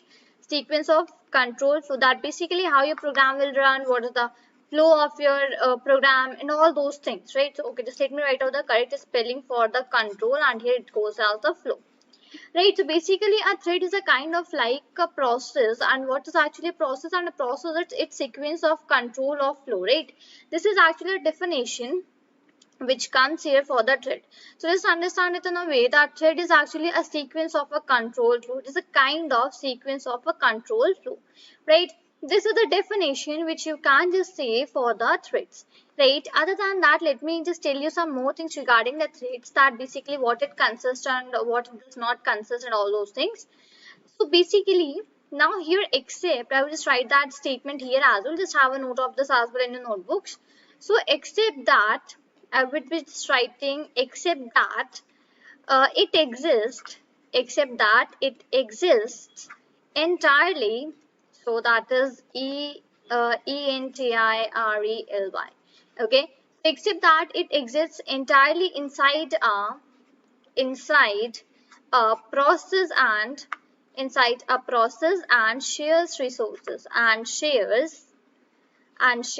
resources. Let me just come down here and write on that thing, but before that let me just close this out, okay? And shares resources. Basically this is the use of the threads, that basically it exists and it entirely inside a process and it shares the resources. Now what I just meant from resources, so let's say you're just working on any application, right? And that basically data is shared data. So that actually share the resources, the data, the task, and all those things actually comes under the shares resources. Right, so basically this is about the threads, that what is the work of actual threads. So it actually shares out the resources. Other than this, in detail we are going to discuss, but this is an overview regarding that what are threads and basically what is basically use of the threads. Okay. Now, the third thing that comes is that I'll be just writing that thing here. A single process may have multiple threads of execution. A single process may have multiple threads of execution. So here a single process may have multiple threads of execution. So basically, let's say you are just writing a process, so in that process there basically can be multiple threads, right? You can just it's not a like particular thing that you will just write only one thread inside the process. No, it's not the thing. You can just enter n number of threads inside the process for the execution. Right, so this is the meaning of the line, which is a single process may have multiple threads of execution. Okay, it's not the any case that it's basically it's not any restricted that you can just put in any one thread or one or two threads, something like that. No, it's not the case. Let's say you are just having a single process, and that single process you can just put upon multiple threads of execution as well, according to your requirement, whatever basically you are having, right? So now next thing that comes is that when it is most useful. Okay, so I'm just writing here useful when an application okay, useful when an application, let me just come down so that I can just write even more properly. So useful when an application wants to perform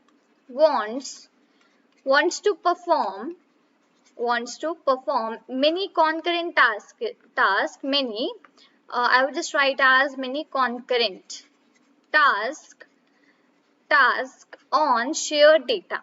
So it is basically the main use of the threads is that it is basically useful when an application wants, let's say when an application wants to perform many concurrent tasks on the shared data. So in that case basically threads are mostly used. Now what I can just say about application in that case, basically like what is the example for this particular case that I have taken, that when we want to perform many concurrent tasks on shared data and all those things. So in this case you can just like I would just write that think about a browser. Okay, think about a browser. Okay, inside in the browser, what to think about, you can just like take the loading pages, the pages which you just like search on. So they basically load in the starting, right? Loading pages. Let's say you are having some animations, so in that basically that animations, etc. So these are the examples for the which we want to basically perform concurrent tasks on the shared data. This is actually how the data is shared, right? On the browser, what we just do, we just like when we just want to Google something, we just click on the particular link and whatever the information is there, that just comes.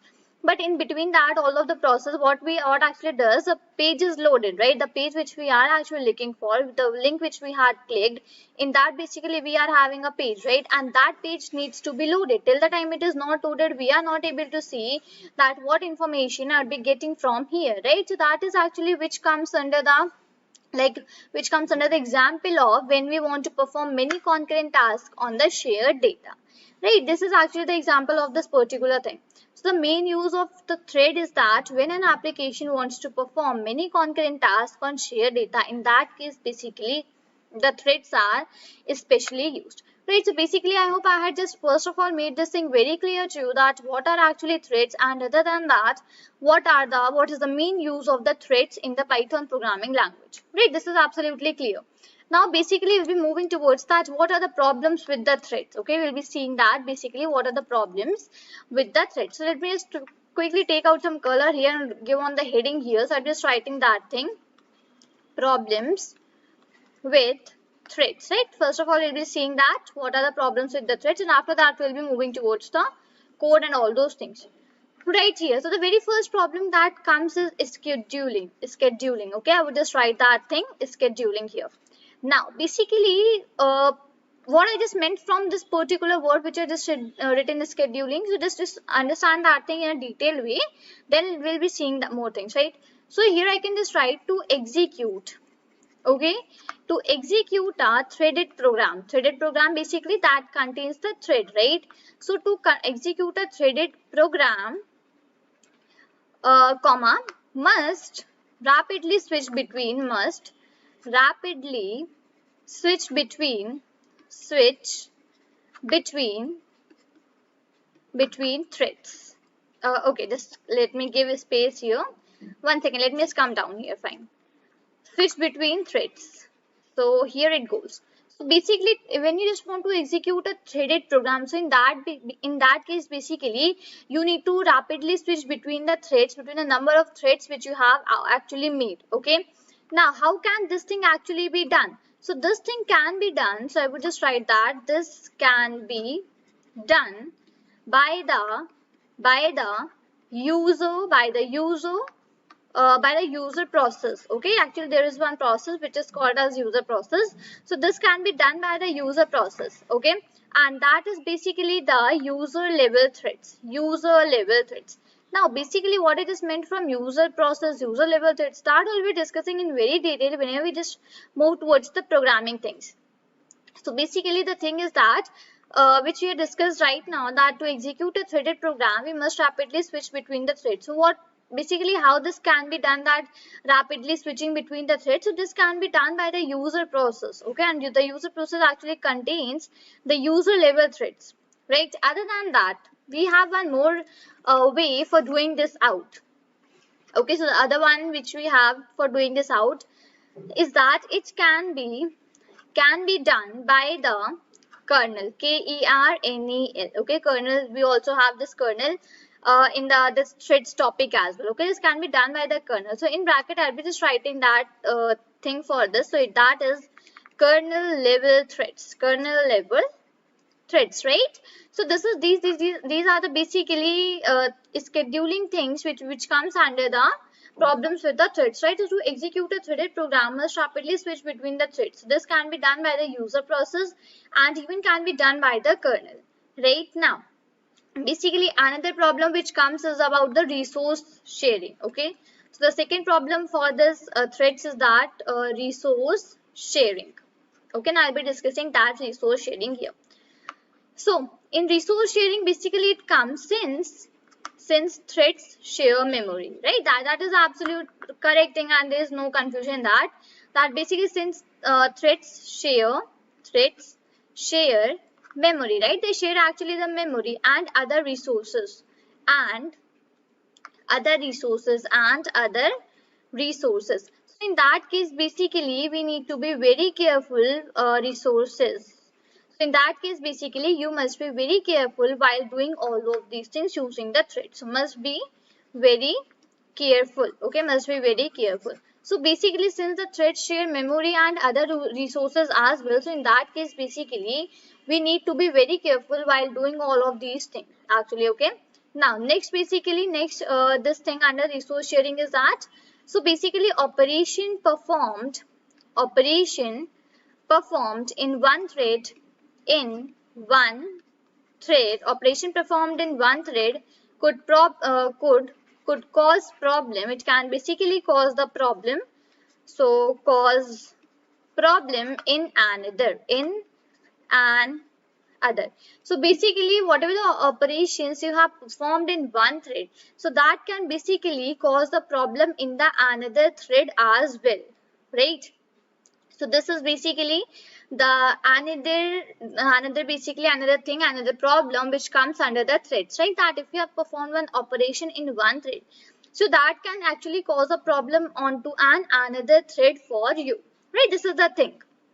So basically these two are the very important, very useful problems in the threads which actually come. Now there are several more that we'll be discussing while the writing the codes only. I'll just not tell you that thing separately, but these are the two problems which actually come here. Okay, so the first one was that scheduling, that to execute a threaded program most rapidly switch between the threaded. So basically if you just want to execute a threaded program, so you just need to switch between many threads. Let's say you just need to go to the first thread, then let's say to the second thread, then let's say to the third thread. So that basically like makes a little bit of problem, right? Again and again going and changing the threads, and again and going to and like switching the tabs and switching the threads and all those things, right? So that creates a problem. So this is the very first problem that comes under the this threaded part, okay, this problem of the thread. So basically that can be done. Now basically what's the like reason for doing that, basically how we just can do that. So that can be done with the two ways. The first one is user process and the second one is kernel. So we'll be discussing about these things in the detail afterwards. Other than that, another problem which occurs is regarding the resource sharing.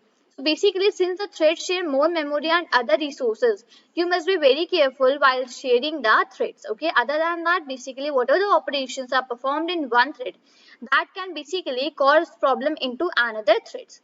Right. So these are the problems which occur, and even I have just discussed that what are threads and what are the things that come under the threads. So basically from the next video, we'll be writing out the programs for the threads, and we'll be seeing that how to write a program for the thread, how to make a thread, basically how to execute that. Other than that, what are the functionalities and what are the functions we can perform, what are the functions we cannot perform, and all these things we'll be seeing that what are the problems with the threads, right? We had just discussed all of these things. Today we are going to discuss some more problems with the threads, and other than that, I'm just going to tell you some more things regarding the threads itself, right? So basically, let's have a quick revision that actually what we had just dealt in the previous videos. So basically, we had seen that what are threads, right? So the answer for that question is that basically a thread is kind of like a process, right? And what we just meant from process, so that is basically a sequence of control flow, right? Other than that, we had seen that except that it exists entirely inside a process and shares the resources, right? And we had even seen that single process may have multiple threads of execution. We had even seen this way, right? That basically, let's say we are having a single process, but that single process can even have multiple threads, right? That basically can be executed, right?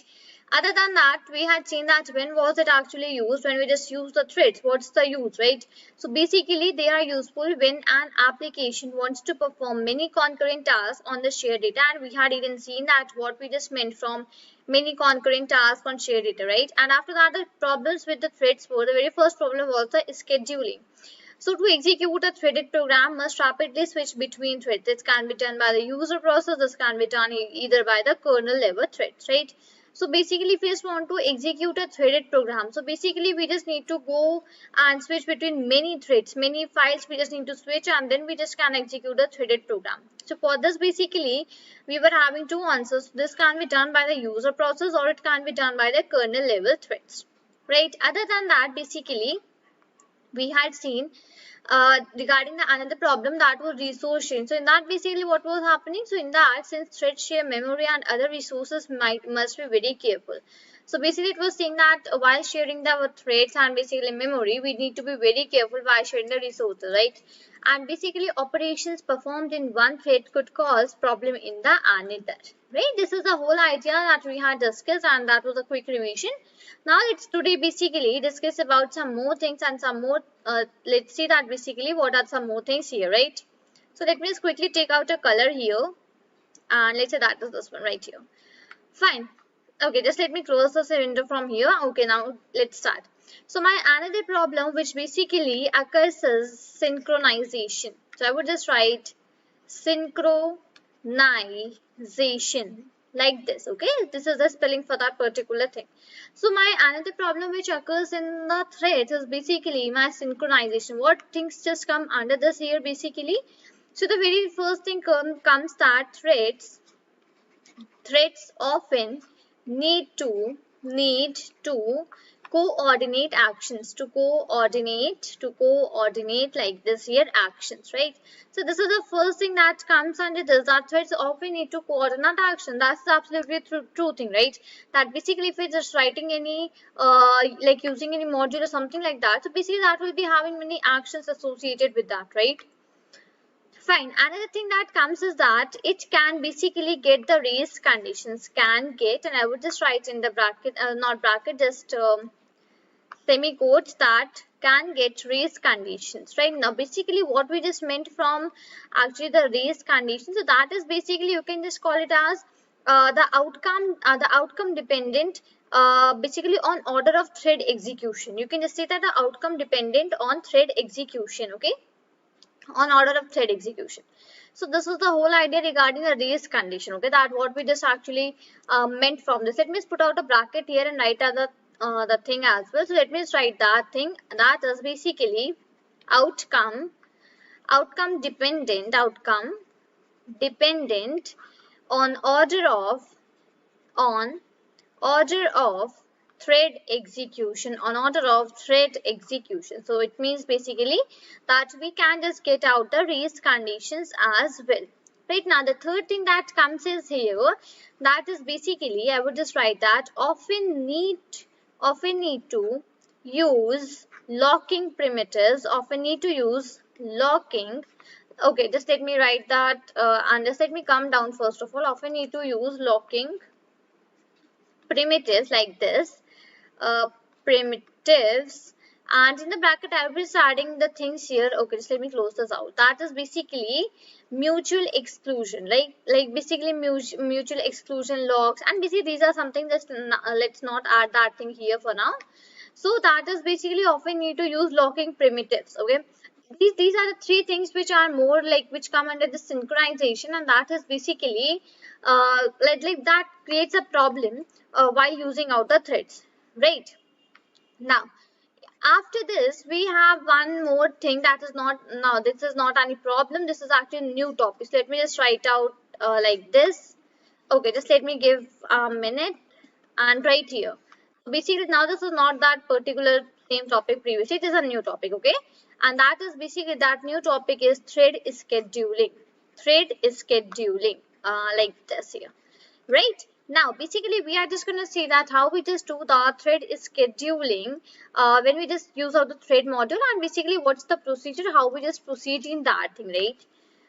So the very first thing that comes under this is that basically it is that is basically tightly controlled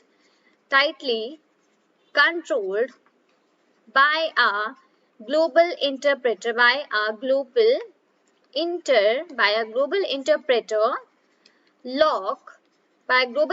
lock and scheduler, and here this is scheduler. Right, so this is basically the very first thing that basically that in the thread scheduling basically what happens. So it is basically tightly controlled by a global interpreter lock and the scheduler. Right, now let's move towards the second, and I'll be just writing here that only a single thread only a single thread is allowed only a single thread is allowed to be executing in the Python interpreter, let me just come down first of all. So only a single thread is allowed to be executing in the Python interpreter, at once. So basically this means that at one time you can just execute one single thread in the Python interpreter. It's not the case that you have written multiple threads, and you will be allowed to execute all of them at a time. No, this is not the case here in this threading topic, okay. In this case basically you can basically execute only a single thread in the Python interpreter at once, okay. Now let's move towards the third one, and that is basically, now let's go here, that is thread switching only occurs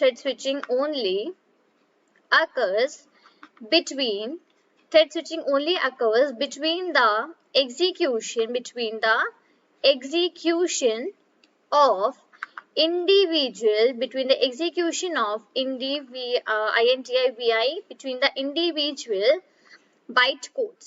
individual byte codes, okay. So this is another thing that comes here, that you can just do this thread switching only and only between the execution of individual byte codes, okay. This is another thing that comes here, right.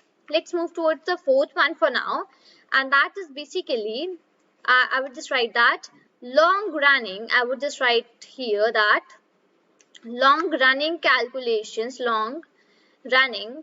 calculations in C/C++, long running calculations in C and C++ can block execution, can block the execution of all other threads, let me just come down here, of all other threads, right? So this is the another thing which comes here, that long running calculations in C and C++ can block the execution of all other threads, right? Now let's see the last thing that comes here, that is number 5th, and that is basically however most input output. I'm just writing I/O. This actually means the input output. Okay. So however most input output operations like this, operations do not block. However, most input-output operations do not block. Right, so these are the 5 things that comes here under the thread scheduling. So that is basically, it is tightly controlled by a global interpreter lock and scheduler. Second thing comes that only a single thread is allowed to be executing in the Python interpreter at once. Third one goes that thread switching only occurs between the execution of individual bytecodes. Fourth one goes, long-running calculations in C and C++ can block execution of all other threads. And the fifth one goes that, however, most input-output operations do not block. Right? These are some things which come under this thread scheduling. Now we have just one more last topic to understand in the theoretical part for the threads, and that is basically the comments. Right, let me just write the things for this topic as well. So comments. Now it comes that Python threads are somewhat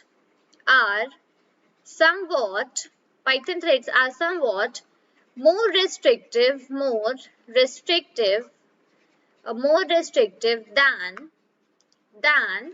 in C. Okay, so the very first thing comes that in the comments that Python threads, okay, just one thing comes that Python threads are somewhat more restrictive than in C, right? In C also you're having, but in that case it was not more restrictive, okay? Right, the second thing comes that effectiveness. Let's talk about the, let me just write that effectiveness, T-I-V-E-N-E-S-S, okay? So effectiveness may be limited, it may be limited on multiple CPUs, on the multiple CPUs. So basically the effectiveness basically depends on the CPUs, right? Basically what type of CPUs you are actually having. And why this actually depends on the multiple CPUs, effectiveness depends on the, like, maybe limited on the multiple CPUs, and that reason is due to interpreter lock, okay? Due to interpreter lock, right? This is the reason that the effectiveness may be limited on the multiple CPUs, and that is the due to interpreter lock. Next we have the thread scan. Next I will be just writing that thread scan interact strangely with okay, that is like this, okay, right here, with threads can interact strangely with other Python modules, okay, with other Python modules. Okay, so threads can interact strangely with other Python modules. Right, so that is basically the whole thing about the threads. Right, let me just quickly give you an overview about the comments that we have actually seen right now. Okay, so in comments, Python threads are somewhat more restrictive than in C. Right, other than that, the effective, okay, right here. Okay, just one second, right here. Effectiveness may be limited on the multiple CPUs, and that is basically due to the interpreter lock. And after that, threads can interact strangely with other Python modules, right? So basically, I have assumed that you have got a clear and a fair idea regarding that what are threads, what comes under the threads, what are the properties, what are the problems, what are the other things that basically come inside the threads. Now basically we are just over with all the theoretical part for the threads. Now basically from the next video today we'll be seeing that how we can just make out the threads with the help of the classes and objects, right? We remember that we had already studied about the classes and objects, right? Now, in that case, basically, if you just want to make a thread with the help of that classes and objects, how you will be able to do that thing, right? This is the thing that we are going to see, and we had already seen that what are threads, what are the problems that occur, and basically we had seen the thread scheduling and all those things in the previous videos, right? Let's basically give it a quick revision, and after that, let's start writing out the code, right? Fine here. So this was a OneNote notebook in which we had written out the whole thing straight. That basically what is a thread? So basically a thread is a kind of like a process, right? It's a sequence of control flow, except that it exists entirely inside a process and shares the resources. And then we had seen that basically a single process may have multiple threads of execution useful when an application wants to perform many concurrent tasks on the shared data, right? And even we had seen the example, right? Other than that, we had seen the problems with the threads. The first was the scheduling, right here. Then we were having the resource sharing, and at last we were having the synchronization. So these were the three problems that occurs in the threads. And after that we had seen the thread scheduling, and another topic in which we had seen that tightly controlled by a global interpreter lock and scheduler. So only a single thread is allowed to be executing in the Python interpreter at once. So this was a very important thing that we had seen, that at one time you can only and only basically execute a single thread on a Python interpreter. Okay. After that, thread switching only occurs between the execution of individual bytecodes. Okay. Then long-running calculations in C/C++ can block execution of all other threads, right? And then even we had seen some things in the comments as well. So these were the things which we had already seen in the threads. Now basically today is the turn that we'll be seeing out that how to write out the program in the threads, right? So it's a type of a program. It's a type of a topic in which whenever you just want to write out this thing, in this case you just need to import a library. Without importing that library you can just not make a thread. Okay. So basically I would be importing that particular library, and that would be my import, and that is basically the threading library. Okay. This threading is another module which we are importing. You do not need to install this in your local devices or devices whatever you are using. You simply need to import this here. Okay. So here I am just on my PyCharm IDE as well, right? So import, and then I have just written out the threading, right? After this, basically, what I'll be just doing is that I'll be making out a class. As I mentioned that we'll be writing out the thread, we'll be making out the threads with the help of the classes and objects, right? So I'll be just making out my class here. So let's say the name for my class is example, okay? So name for my class is example. And now basically in the bracket, I'll be passing out the two parameters here. Okay, the first one is basically my threading module, which I had like imported above, right? After that, basically, the next thing that I'll be importing is my thread, the thread that I'll be making here. Okay, just let me write THREAD like this, right? So these are the things which I'll be importing, which I'll be using here.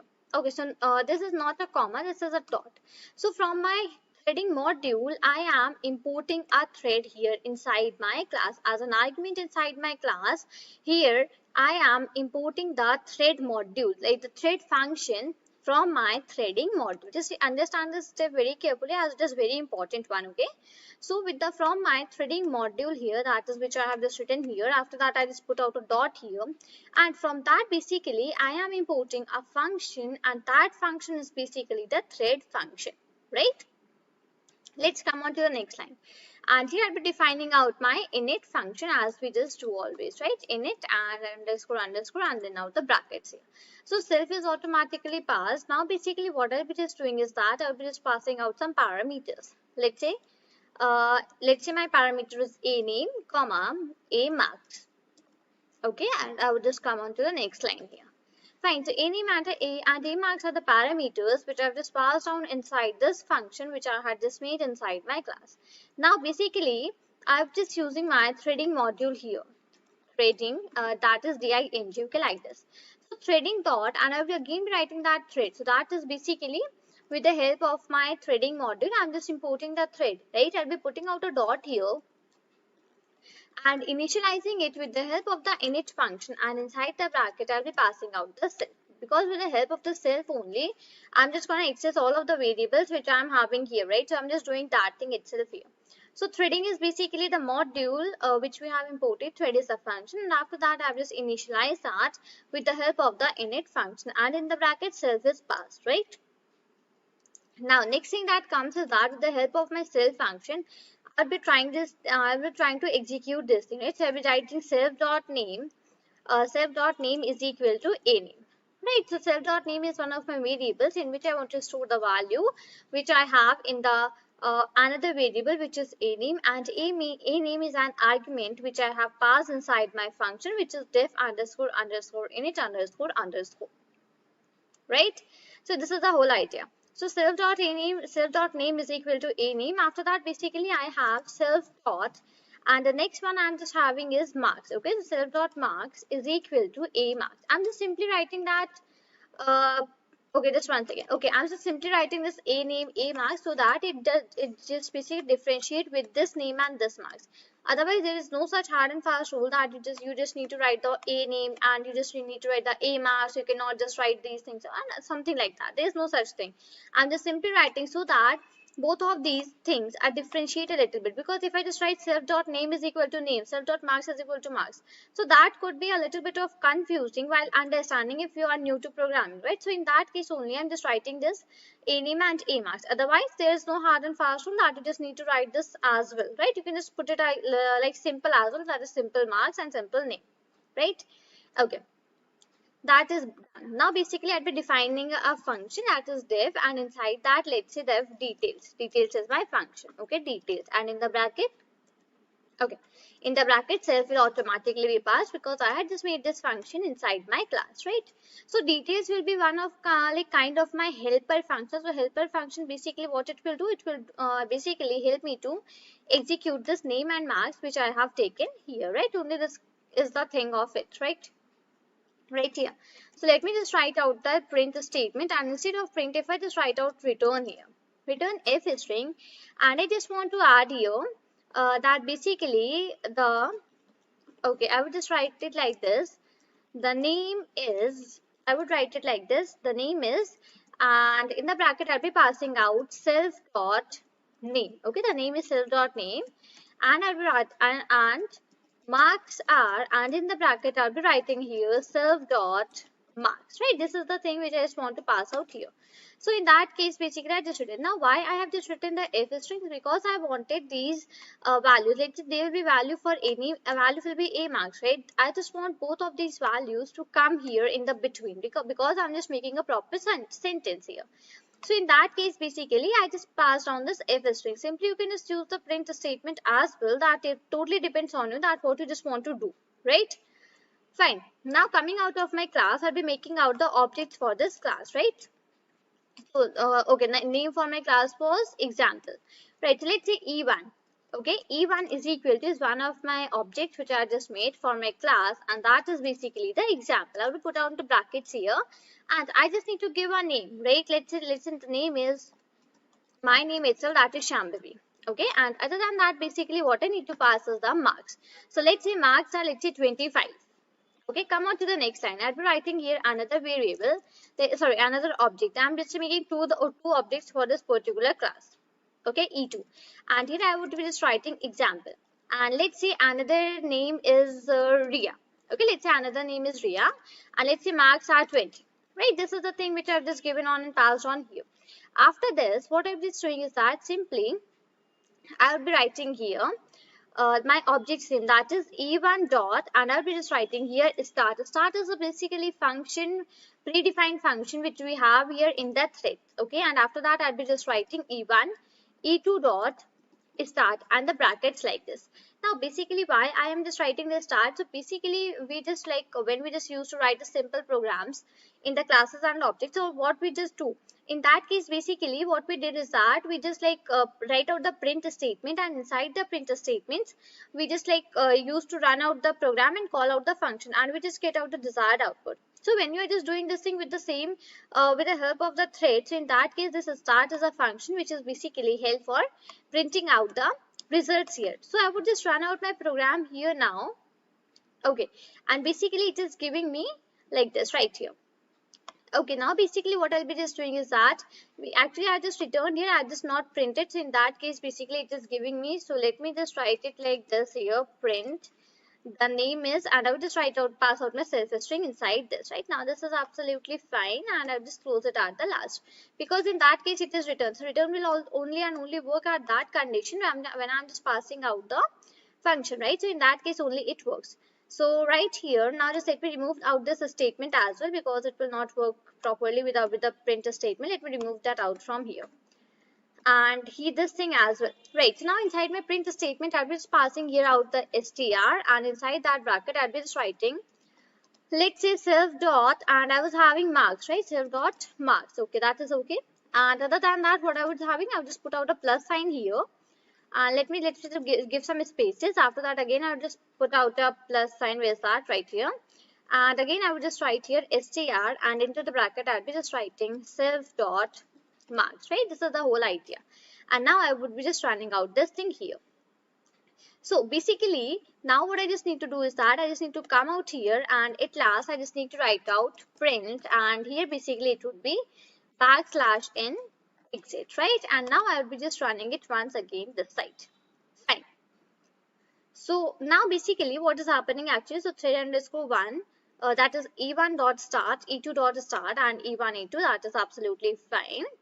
And basically inside threading is done, thread is done, and that is equal to example. Okay, let me just check over. Okay, example is absolutely fine, and passing out the values is done. E1 dot start, e1 dot e1 and e2 is done.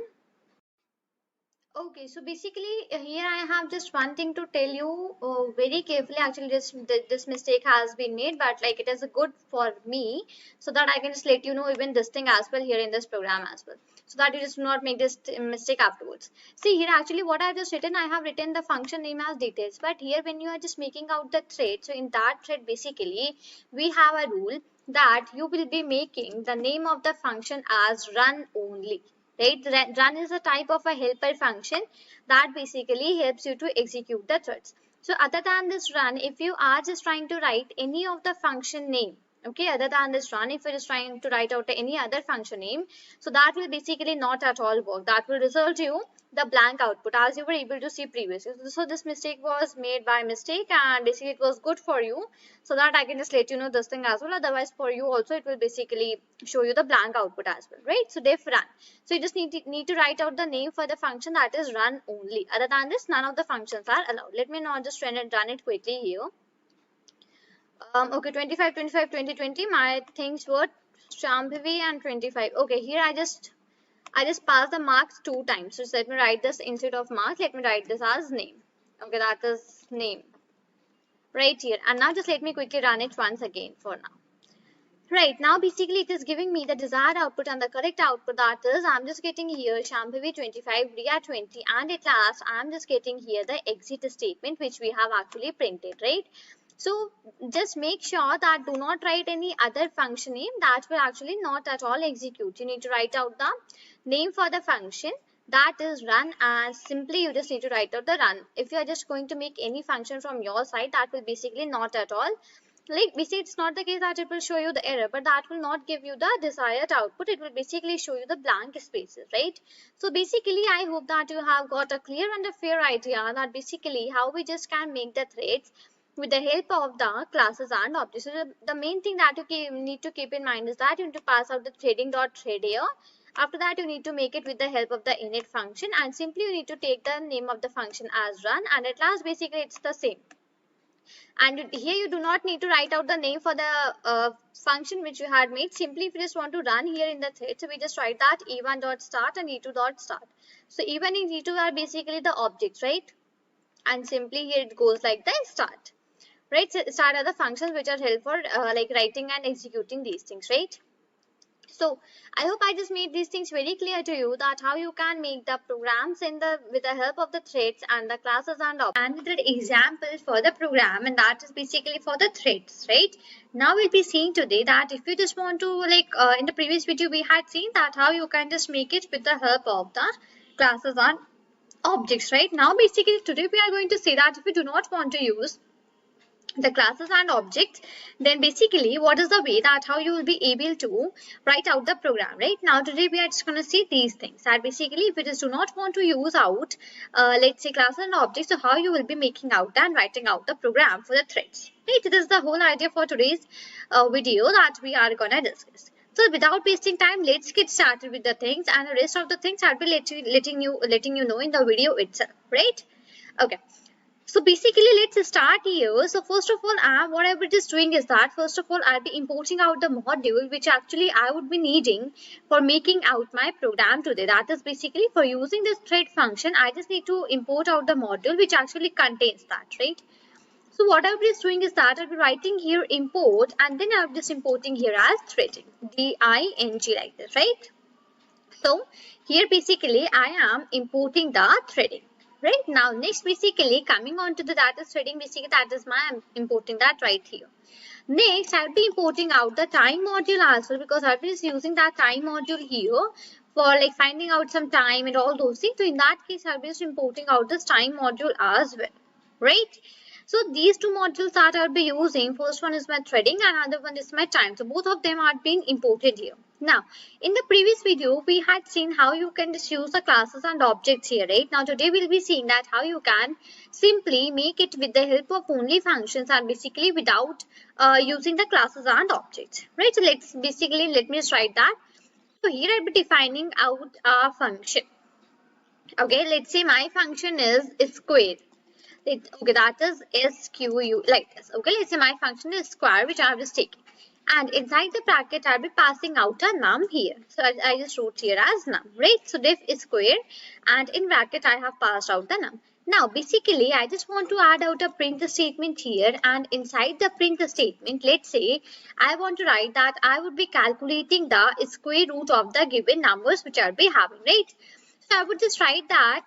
I would just add on here that I would just add that this function, let's say this function, this function will calculate square root. This function will calculate the square root. Let's say this is the system, this is the statement which I actually want to give out here, right? That I have done. Now I'm just simply applying one of my conditions, that for I in, okay, now here inside the num, let's say I just want to, instead of num, let's say I just pass on a variable that is a. Okay, so for I in a, and I'll just put out the colon and come on to the next line. Okay. Okay.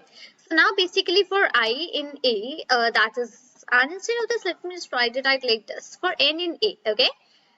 Now basically, okay, let me change it to I only. That actually is a general form which we actually use. I just do not want to confuse you while taking some different variables, so that you just confused. Okay, just do not want to do that thing. So for I in a, and here I'll be just writing time dot sleep. I just want to use out this. This is the reason that I have just imported my time function. So because here time is the module which we have imported, right? And from that particular module, I just want to import a function that is sleep. Now that sleep function will actually what do? Actually, what I just want is that, let's say my first square root of a number has come. Then I just want that it should like wait out for some seconds, and after that the second should come. After that the third, after that the fourth. So this is the whole idea which I just want to be basically appear here, so that I just want it to come in a proper time interval, right? So let's say here I will just apply 0.5 time for sleep 0.5. So it will basically like my first output for the square root will come. Okay, after that it will stop for 0.5 seconds. Okay, again after that it will, my second output will come. Then again after 0.5 seconds my third output will come. So this is the procedure that will actually go on here. Right? So time dot sleep in bracket is 0.5. Now let's come on to the next line here, and basically I just want to print out my statement, and that is basically Okay, let me write the correct spelling that the square is, and I will just remove this one I here, square is. I would just put on the colon and space given here, comma, and here I am just writing a multiplied by a. This is how we actually calculate the square, right? This is actually how we calculate, right? So in that case, I just applied that thing here. Fine. So here all the things are actually mentioned very clearly that first of all I just made out a function that is a square, and inside that I just passed on a parameter that is a argument. Okay. After that I just used out my one of the print statements, and in that print statement I just written out a statement that is this function will calculate square root, right? So that this function will actually calculate the square root. After that, basically, I have for I in A. Now, I is basically one another variable which I have taken. So, for I in A, basically, I just want to do the iterations here. And time dot sleep 0.5. So, it is given a sleep time here 0.5. That after 0.5 seconds, give my second output. After again 0.5 seconds, give my third output. And procedure goes on like this, right? Then after that, my print statement, I have just written that square is, and here I have just calculated out my square. Right, this is done for the square. Now, similarly to this, I just want to make another function that will actually calculate the cube here. Okay. So, let's say my another function is def cube. Okay, and into the bracket, I would be again passing the same parameter which I have passed on for the square, because I want the numbers to be having the, like, I just give some numbers, and that numbers will be having the square and the cube as well. Okay, for the same numbers. So in that case, basically I have just passed on the same variable here, that is a, right? Now inside my print statement, I would simply write print, and here I would be just writing calculate the, okay, I would just write the same statement as we have written the above side. So just write here that this function will calculate, okay, let me just come down the side right here. So this function will calculate the cube. Okay, this function will calculate out the cube, right? Now come on to the again next line. So I will just again apply my loop that is for I in A. Okay, is my iteration that will actually take place. So for I in A, and coming to the next line, I would just again add on here time dot sleep. Okay, and let's say I would just write that time dot sleep as 0.5, the same which I have given previously. Okay, and in my print statement, type this print. Okay, let me just correct out this spelling here. Right, so print, and in the bracket, I'll be just writing cube. Cube is, put the colons here, put a comma here, and just multiply A 3 times. A multiply A, like this, right? So this A is being multiplied 3 times, and that will actually result me the output of this cube, right? This will actually result me the output. Come on to the next line here. Now, okay, instead of this dot, just put the comma here, right here. Okay, come on to the next line here. Now, I would be just coming outside here. Okay, now basically, I'll be just defining an list. Okay, so I would just write here my underscore list. Okay, my underscore list, and like this. And let's say I'll just pass 1, 2, 3, 5, 6.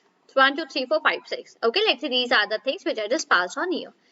Now, what I would just do, I will just make a variable that is let's say t1, and that will basically get the total time for me to execute the function. Okay, let's say I just want to find out that what is the total time in which this function is actually executing. So in that case, I would just make a variable t1, and in that I would just write time dot time and put on the brackets like this. Okay, so this will basically help me check out that input, that basically how much time is being taken to calculate the final output of this program which I'm just writing out. Okay, now, and simply I would just call out my functions. So my function first one was square, and in bracket I need to pass my underscore list variable, because in that only I have just stored out the numbers which I just want to print, right? For which actually I just want to get the square and the cube. And I would be just doing the same thing for the cube as well. So cube and my underscore. Okay, let me write out like this. Cube my underscore list. Like this. Okay, that is done actually. And okay, let me just leave out one space line here and like right here also. Right, now I just want to print out that time as well, right? So for that I would just add one print statement here, because till now I've only stored that in a variable. I haven't printed that, right? So basically print, and I would just write here that total time taken is. Okay, the total time taken by my threads is. I would put a comma here. I would just write time dot time bracket minus t1, my variable in which I have actually stored out the time. Right now, basically what I would just do is that I would just simply run out my program now. Okay, so cannot multiply a sequence of non-integer type list. Okay, so here let me just write see that what's happening. Okay, so let me just remove out that my underscore list, and instead of that let me just quickly take out, let's say, arr. Okay, that is basically defining out the array. I should remove this as well, and this is let write arr here, and inside there as well. Yeah, okay. Now let me just quickly run that once again. Okay, is it showing me some error? No, it's not showing me. Let me quickly run that out here. Okay, so it is saying that cannot multiply sequence by a non-integer of type list. Okay, so it is saying me type error. Let me just check above that what actually we had made. So time.sleep is I for I in A. That is absolutely fine. A multiplied A, I have just taken A, right? And here also I have taken A multiplied A. That is absolutely fine. So basically what error it is actually showing me. Let me just figure that out. So for, let's say, okay, cube is given, absolutely right. Time is given. So for I in A is actually the variable which we have taken, and that is absolutely fine here. Okay, so basically here actually what we need to do is that instead of this A, I need to take I multiplied by I, because I is my iteration that will actually take place, right? So in that case, I just need to take I multiplied by multiplied by I. Okay, like this. Now it's absolutely fine, right? Now let's quickly run out our program once again and let's see the output, that basically what it is calculating. So just see that after 0.05 seconds, my output is coming to me. You are able to see, right? So, firstly, it came that this function will calculate the square root. So, the square is 1, 4, 9, 16, 25 and 36. After that, it showed that this function will calculate the cube. Then the cubes are given and this is the total time that is taken. Okay.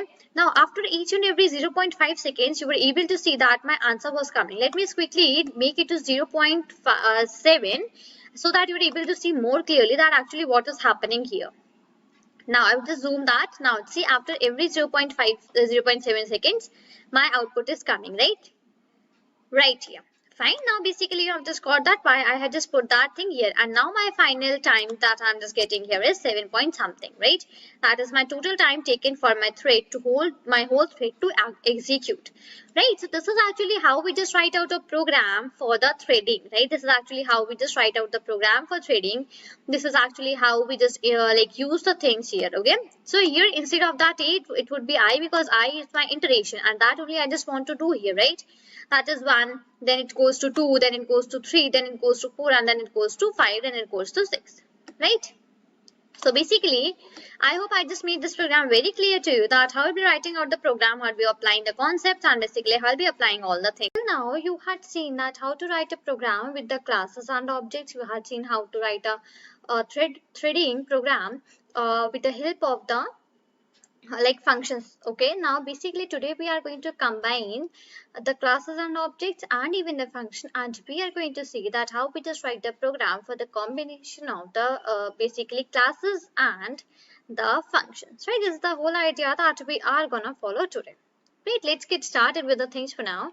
So the very first thing that I'll be just doing here is that I'll be importing out my threading module. Import, and here it goes the threading. Okay, so very first thing that we do is import threading. Now next, basically what I'm just going to do is that I would be importing the time as well, because I would be including that module as well here in this example. So for that case, I would be just writing here import time.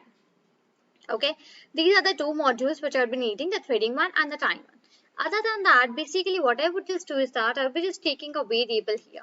Okay, let's say my variable is A and I would just assign as to 0. Now basically why I am just doing that thing here, that I'm assigning this value as 0, so that thing you will just get to know in a little while, right? As soon as I just proceed with the program, in that case you'll be getting to know that why I'm just writing this thing. Okay, let's come on to the next line here and let's start making the class. So my class is that class, and that class is, let's say the name for that particular class is student. Okay, inside the bracket, I would be writing here threading comma, threading dot thread. So that is basically from my threading module, which I have imported above. I just want to use out my thread function. This actually means this thing, right? I would just put on the colon and come to the next line. Okay. Here basically I'll be just defining out my init function. So def underscore underscore init underscore like this. Okay, and into the bracket the self is automatically passed, right? Self comma. Now let's say there are three things. There are two things which I just want to pass here.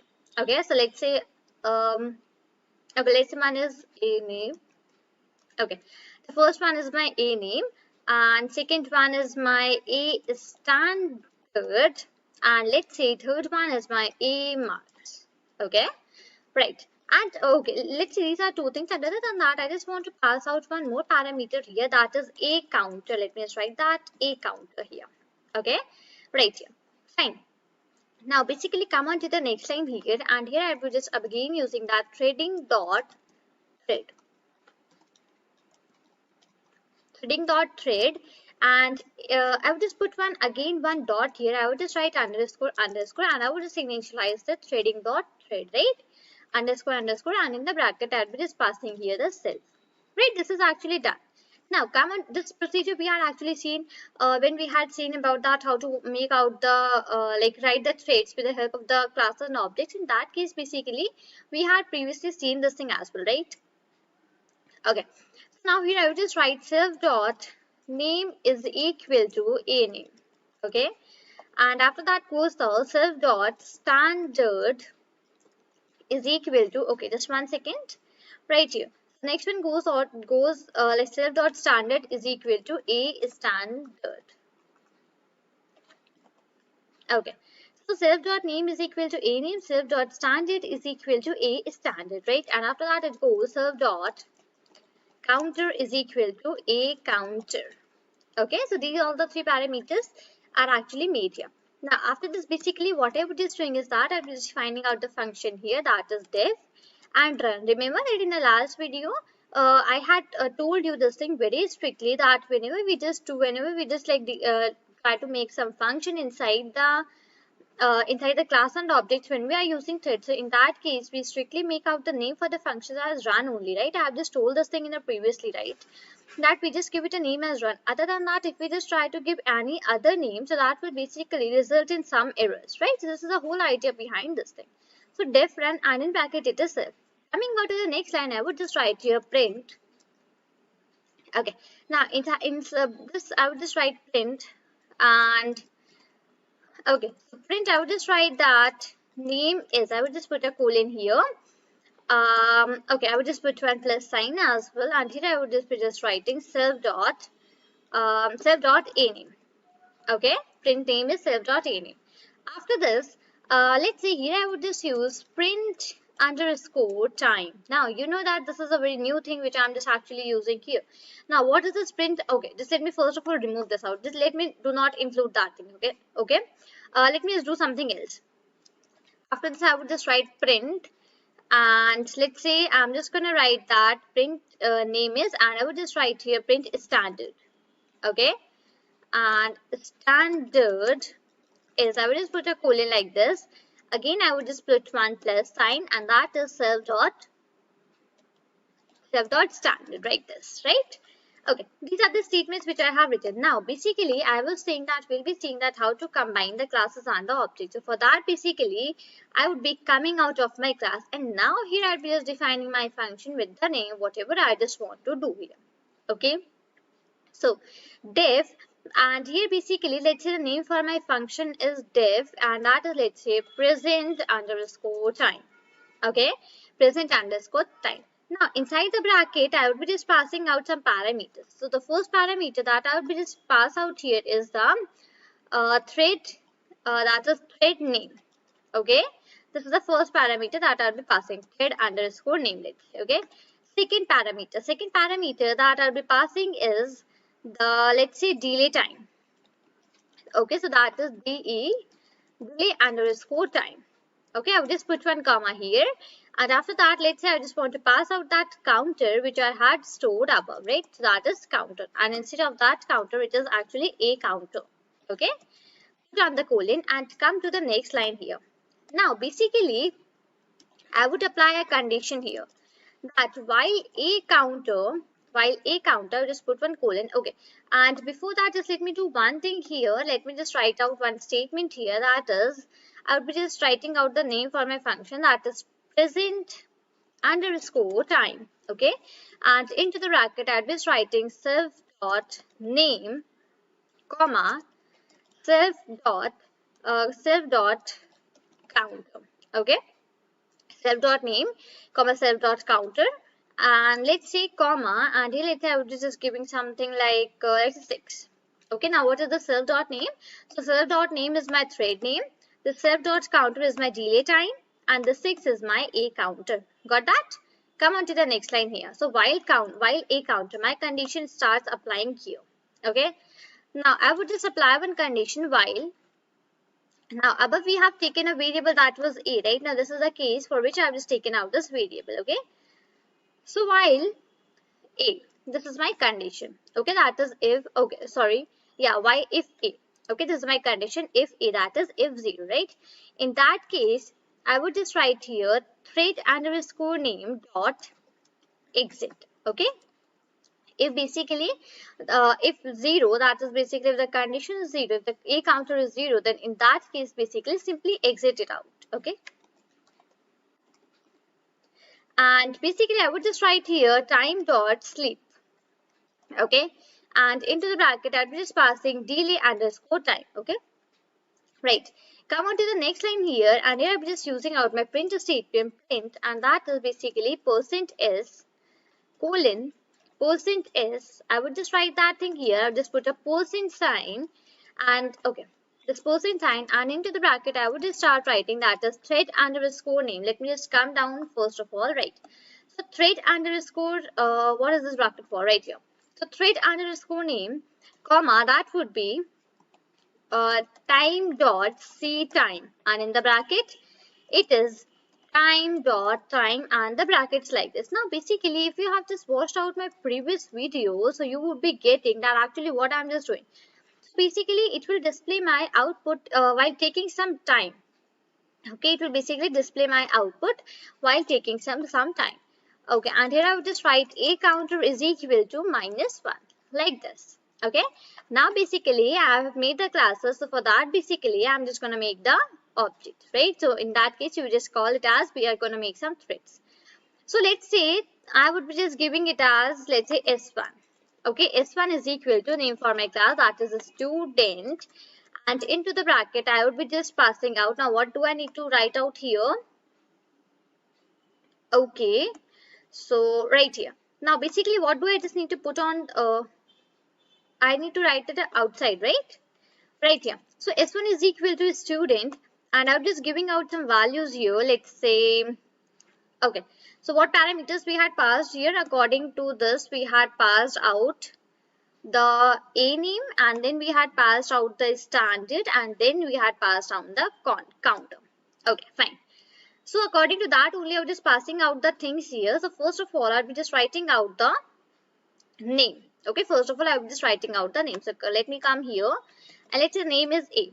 Okay, after that what do I have? After that I have standard, so let's say that is 10, and after that I have a counter. So let's say my counter is let's say 0 1, and let it be 1 only. Okay, after that I will just make S2 is equal to, that is a student, and in the bracket basically now it would be B comma, let's say standard is 11 and the counter is, let's say, 2. Okay, now just come on to the next line, and now basically I'll be writing out the code for the starting of my new threads. Okay, so that is basically, that is S1 dot start. Okay, S1 dot start, and that is basically other than that S2 dot start, and in the brackets like this. Right, now if we just try to run my program here for a while, student object has no attribute a name. Okay, let me just check out that what mistake we had actually made. And okay, self dot a name. Okay, I just need to remove this a from here, that is simply name. Okay, now let's say, let me quickly run it once again. Okay, so now just have a look that it is printing me the things after dealing of some time, right? You're just able to see that once something is coming, then another, then another, then another, like this it is coming, right? Now basically why this is happening? So this is basically happening due to the things that I have given above. Let me just go above here. Right, so because of that, it is basically happening. Now, just let me quickly close this out for here. So that is terminate. Fine. Now, okay, self.count is 6 right here. Now, this 10 is done, this 1 is done. Now, basically, start is done. Now, basically, I've just used another function, that is s1 dot join. Okay, and then the brackets like this. And I would just using s2 dot join and then the brackets like this, right? And now I would just again try to run this program for a while. Okay, now basically you are able to see that again it started printing me the result, the answers, it started printing me the same thing, right? So basically I hope that you have got a clear and a fair idea that how we just write out this code, how we just use out this particular threading with the help of the function and with the help of the classes as well. So here basically in this example I have joined the classes and even I have joined the example, and at last if you just want you can just add on a print statement here that that exit the main thread. If you just want you can just add out this statement at the last as well, so that when it is a program has completely run, so after that you can just get a statement, print a statement like this, that exit the main thread, right? So this is how we just combine out the classes and the functions for making out the threads, right? So I hope I just made this thing very clear to you that how you can just write out a program with the combination of the classes and with the combination of the functions. Now here basically my main motive was to show you how to combine the classes and how to combine out the functions, right? So this is going to see that how we can just make out a thread program, how we can just make out a thread with the help of the functions and the main function. We all know that what is main function, right? That if name is if name is equal to main, that is the main function which we have in Python programming, right?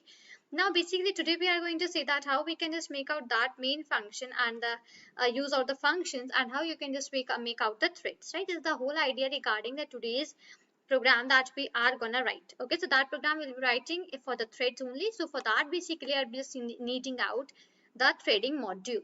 Okay, previously we had already seen that how you can make the threads with the help of the class and objects, how you can make the threads with the functions, how you can combine the class and objects and functions and make the threads. Now today we are going to see that how you can make the threads with the help of the functions and the main function of the Python programming language, right? Let's get started for the things now. So my very first thing that I'm just going to do here is that I'm going to import the threading. Okay, import threading. So this is a module which allows us to make out the threads in the Python programming language. This threading is a module, right? So I've just imported that module for the very first thing here. Okay, next basically what I'm just doing is that I would be making out my function which I just want to use here. Okay, so let's say my function name is def, and let's say I want to find out the square and the cube of the numbers. Okay, so in that case I would just write def, and then I would simply use out here, let's say my function name is okay, find underscore, that is like find underscore square. Okay, this is the name for my function which I have made, def and then find underscore square, right? This is the name of the function. Now what I would just do after this, that I would just put out a bracket here, right?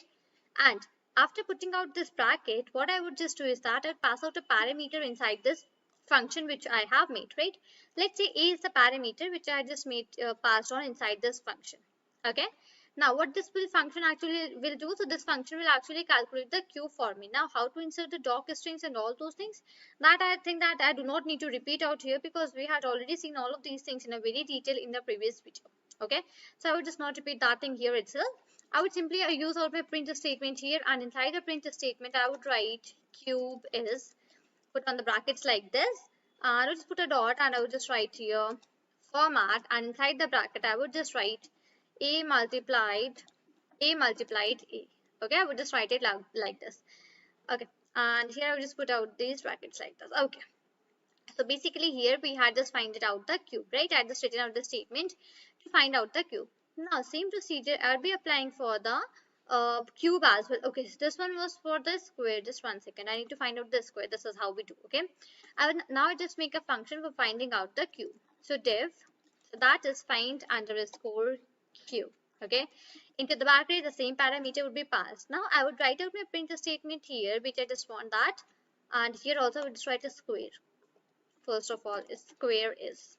Okay, now basically what I would just do is that So for my cube, I would just first of all use one of my printf statements, and here I would just write cube is, and these okay, let me just put out the colon and put it like this. I would just give it a dot, and here I would just add on the format, that is format, and into the bracket I would just pass a multiplied a. These three, I would just multiply the a three times so that I can just find out the cube. Right, so now I'm just using this format so that basically I do not need to use any other variable or something like that. Simply I can just use out this format, and that will basically result me whatever is written inside these brackets. Okay, so it will basically, this one will give me the cube, and this one will basically give me out the square. Okay, now next basically what I would just do is that I would just come down here. Now I'm just not calling out my functions here outside the main function. You know why? Because if some, like, because of some use, I import out this function onto any other I import out this function on this file, and a function, I call a function onto any other file. So because of that, simply one function is called, but because of that all of the functions will be called, and I'll be getting the output for all the functions there, right? This is a problem with the main function, right? So that is the reason that I'm just writing the and calling out my functions inside the main function only. So my main function is that if name is equal to main, like this, right? This is how we just define out the main function, right? If name is equal to main. Now what I would just do is that I will be making two threads, okay? Two threads for these functions which we have used above, okay? Which we had made. So let's say my thread is, let's say I'll be writing a1, okay? Let's say a1 is a variable. Let's say this is one of my threads, okay?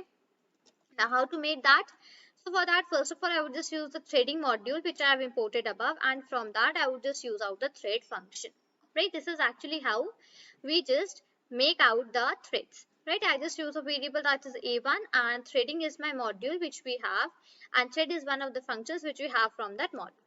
I would put out the brackets here. And now I would just use out a parameter that we have target. Target is one of the parameters that we have inside this main, inside this threading function. Okay, we have this main parameter. Okay, so target is equal to, and here basically I'll be using out the calling of my functions. That first function was my find underscore square, right? Find underscore square. So this was my first function, right? That I have written here. I would put on a comma here, and now what arguments do I want to give it to this particular function which we have? Okay, so now this function will be taking only one single argument, right? Let's say I just want a cube of a number, square of a number, that is 2. Okay, so I would just write 2 and put out a comma like this. Okay, this is the procedure, that how we just add on the things here, right? Let me just come down now. I would take the variable that is a2 here, okay? Other than that, I would just write here threading. Threading is the module that I have used here, threading dot. And other than that, I would be just using here the thread. Thread is basically the function from my threading module, right? Inside the bracket, I would be again adding the target. Like this, target is equal to find underscore cube. Okay, target is equal to find underscore cube. I would put a comma here. And other than that, we have the args, that is basically the arguments, and into the bracket I would again write the same one because I want the cube of the number, that is 2 only. Like that I have done. Now basically what I would be just doing is that I would be starting out my first thread and my second thread. Okay, we need to start that. So simply I would write a1 dot start and put on the brackets like this. So this means I would just put out a comment here, and this means starting of my thread 1. Here I'm just writing out the starting format thread 1, right? This is how we just start out a thread.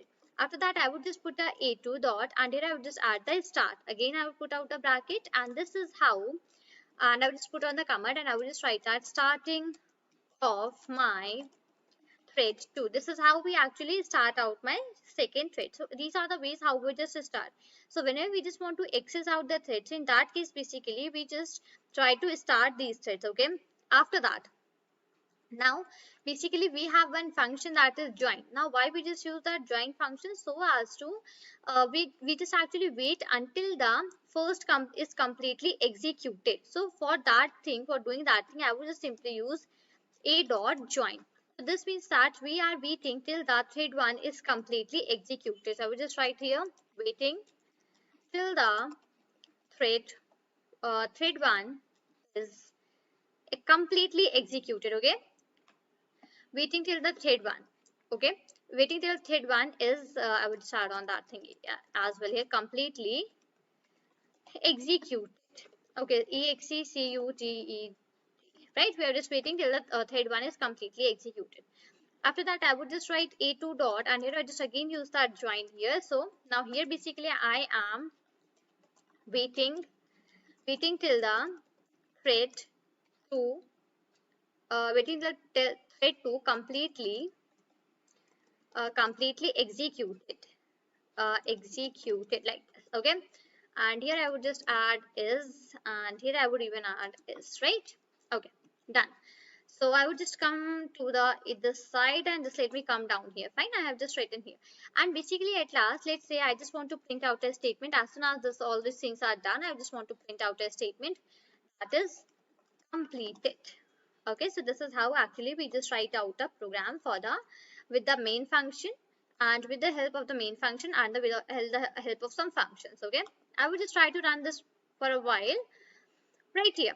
Basically, now just have a look at what answer I'm just getting. So I'm just getting that squared is 4 and the cube is 8, and at last I'm just getting here as completed. So basically in the square one, why I have written that a multiplication a like this, right? So because of that only I am just getting here 4. That is basically that the square is completed, and inside my cube I have written a multiplied by a. So because of that I am getting here that cube is 8, right? And at last I'm just getting out the completed. Right now I would just like to quickly summarize this out, whatever I just mentioned in this particular video. So first of all, I've just imported out my threading module which we are having here. So I've just imported this particular module. Next, what I have done, I have made a function with the name of find underscore squared, and I passed a parameter inside this. Okay, let's say that is a. After that, I simply used out my print statement, and there I just wrote all the things that I just wanted to be printed, and the a cross a, that is basically giving me the square. Then I just used the another function that is find underscore cube, and for the same I've just applied the same all of those things, right? Then I made out my main function. I made two of my threads a1 and a2, and I just made that with the help of the threading module and the thread function. Okay, inside the bracket, what was the target? My target was a name for my function, that was find underscore square. What about the argument? So argument was only one, that is my 2. Number is 2. Other than that, I can just put any of the number whichever I just wish. Then my second thread was made, that was a2. With the help of my threading module and the thread function, my target was to find out the cube and the arguments was 2. Okay. Other than that, I want to start my thread. So in that case, I just use a1 dot start. I want to start my thread 2. That was a2 dot start. Then I want to just wait till the thread 1 is completely executed. So for that case, I just use a1 dot join, and I just use a2 dot join, and at last I simply printed out the completed. So this is basically how we just use out the functions and how we just use out the main function and normal functions together to make a thread. Right, I hope that you have got a fair and a clear idea regarding this particular topic that I have told you today. Right, say that how just we do out the multi-threading with the help of the threads in the Python programming. Right, so we are just gonna say that how do we do the multi-threading here. Right, so let's get started with the things. So the very first thing that I'll be doing is that I'll be importing out the threading library. Okay, in actually Python 3 we do not import thread because thread does not work. Okay, so in that case basically what we do is that we import the threading. So we just write here import, and here goes the threading. Okay, this is how actually we just import that. Right, and after that even I'll be importing one module as well, that is OS, that is my operating system. The full form for this OS is actually operating system, right? Now that depends on you, you want to use this or not. The example which I'm taking, in that basically I just use it. So I have just written this OS here, that is importing out the operating system. If you want to add. If you do not want to add, then do not add. Okay, right. I'll be making out my very first function, that is def a1. Okay, I'm putting out the brackets. Okay, I'll be putting out the brackets here and the colon. Right, my very first function that I'm making is a1. Fine. Now what I would just do is that I would just use out a print statement here. Okay, print the statement. Now inside this I'll be writing that let's say task 1, put out the colon, and I would just put out these braces because after this I'm just gonna use the function that is format. Okay, so I just want to use the format function. So for that I'm just putting out these curly brackets. So if I basically do not want to use them, I would not put out the curly brackets. Okay, so just write here format. Okay, I would put out the bracket here, and inside that bracket I would just put out the threading now. Okay, threading. So here it goes like the threading. Okay, just let me write out the R as well right here. Okay, this threading, and after that I would just put a dot here and I would just write here current underscore thread. Okay, threading dot current underscore thread. I will put out the bracket here, I will put a dot, and now here I will be just writing out the name, right?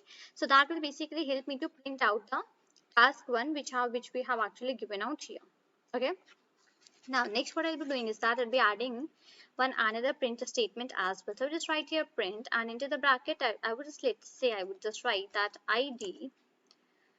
Okay, id of task one is, let's say this is the thing which I just want to add here. Okay, put out the brackets here, the curly brackets. I would just come out here, I put out the dot, and I would just use out my format function. Okay, format. Okay, now into the bracket I would just use out the operating system because we want to get out the ID for something, right? So in that case I was just using out my OS, that is operating system module. I would just write here get and get PID. This get PID is basically helps us to get out the ID. Okay, as we just want to find out the ID of the task one, so it will basically help us to get out the ID. Okay, so in that case this is the function that is get PID. It is used to help us to find out the function, find out the ID, and I will put out the bracket like this, right? This is how we will be making out this statement. The same procedure will be followed on for the def A2. Okay, I'll just make out the second function here, come back, and here, so def, and here goes the A2. I put out the brackets here, right, colon, and come on to the next line. In this also I would just write print. Now here I would just work with the task 2. Okay, so here goes the task 2, and put out the colon, the curly brackets, and after this I would just use dot, and here goes the format. Okay, and into the bracket I would be just writing threading dot. Okay, let me just come down so that you are able to see right here. So that is threading dot, and I would just write here current underscore thread. Okay, threading dot current underscore thread, and the brackets like this. Okay, this is how actually we just write. Okay, and after this bracket I would just put out the name here, right? This is actually how we just write out the things, and if we just want something we just write it out like this, right? The other thing that I would be just doing is that I just use a print here, and inside the bracket I will just write the ID. ID of task 2 is, and I'll put out the colon and these curly brackets here like this. Okay, and after this I would just use out dot. Okay, dot format, and into the bracket I'll be using out that OS module. Let me come down right here. So OS dot, and that is get. Okay, that is get PID, function that we have used above as well, right? Get PID is basically helped us to use out the function, right? Def A2 and def A1, and this get PID. Okay, now basically what I would just do is that I will be using out and making out my main function. So the calling of these functions I'll be just doing in the main function. But before that, let me quickly give you a recap what I have done. I have made a def function, that is a function that is A1. Okay, sorry, first of all we had imported out the modules, the threading one and the OS, that is my operating system. After that we had made a function that is A1, and inside that we had used out the print statement. That one is my task one. Okay, I just use a dot, and after that I just use a format function. Inside that I just wrote current dot, sorry, that is threading dot current underscore thread name. That will basically help us to give out the task one. Okay, after that I wanted to print out the ID, so in that case I just wrote out that sentence, and in the format function with the help of my operating system module, that is OS1, I just use out the function that is get PID. So that is basically helping me to get the PID. Same procedure I have applied here for the A2 function which we have made. So in that I have printed out the task number 2. Okay, and I've simply used out the format function. Into the bracket I was given the threading dot current underscore thread and dot name, right? And I just want to print out the ID even as well of the task number 2.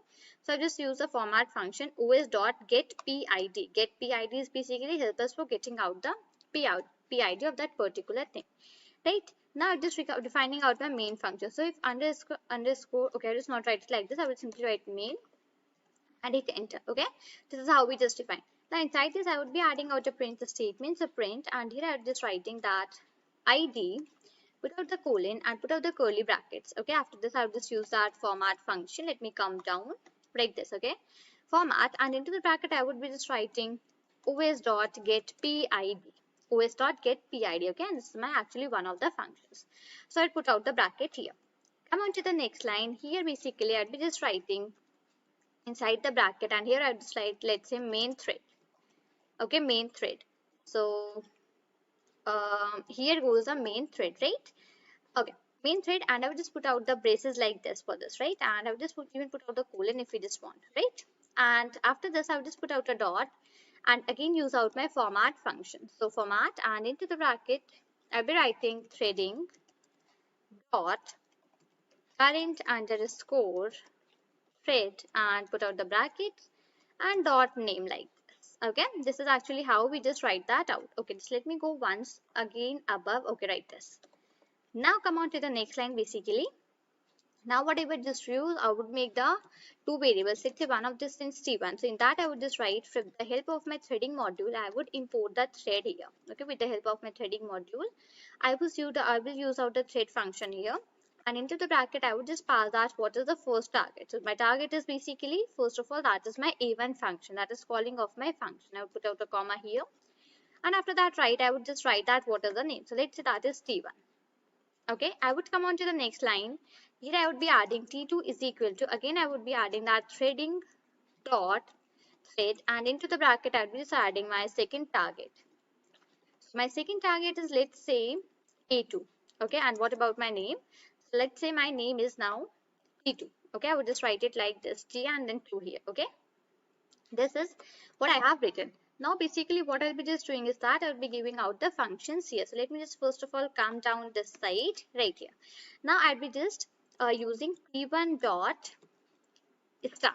Okay, T1 dot start actually will help us to start my thread, and here T2 dot start. So that will actually help us to start my second thread, right? And after this basically what I have, I would write T1 dot join. So this will basically help me to execute, first of all, finish up my first thread which is starting executing, right? And here I could add this T2 dot join. That will basically help me to finish up my second execution of my thread. And I would just run this now here for a while. Now, basically just have a look that basically it is giving me the ID is 18788. Okay, main thread is the main thread. Task 1 is my T1. ID of the task 1 is this. Then task 2 is T2 and the ID for the task 2 is this thing.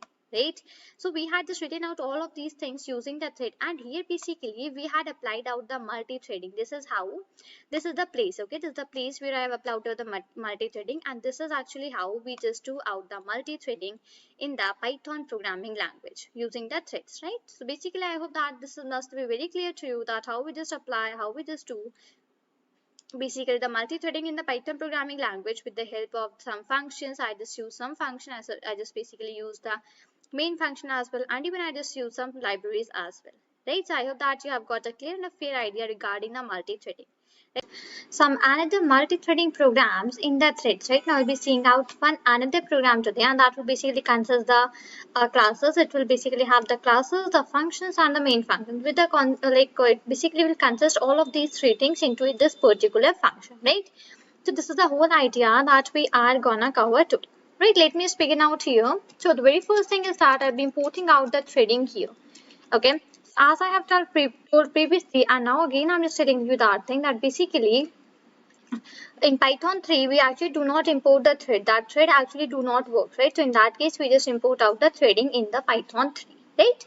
So this is the reason that why I am just importing out this this threading here, right? Got the idea? Now basically next what I'll be just doing is that I would be importing out the time as well.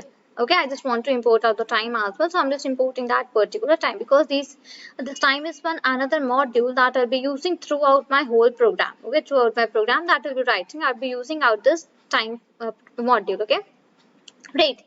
Now basically what I would just do is that I'll make out a class. Okay, now just make out a class here. So the name for my class is, let's say, A1. Okay, or let me just give it as, let's say, 1. Okay, 1 is the name for my class, and inside the bracket I was just passing here threading dot thread. Okay, I'll just pass this out here, that is threading dot thread, right? And I will just put out the colon and come on to the next line.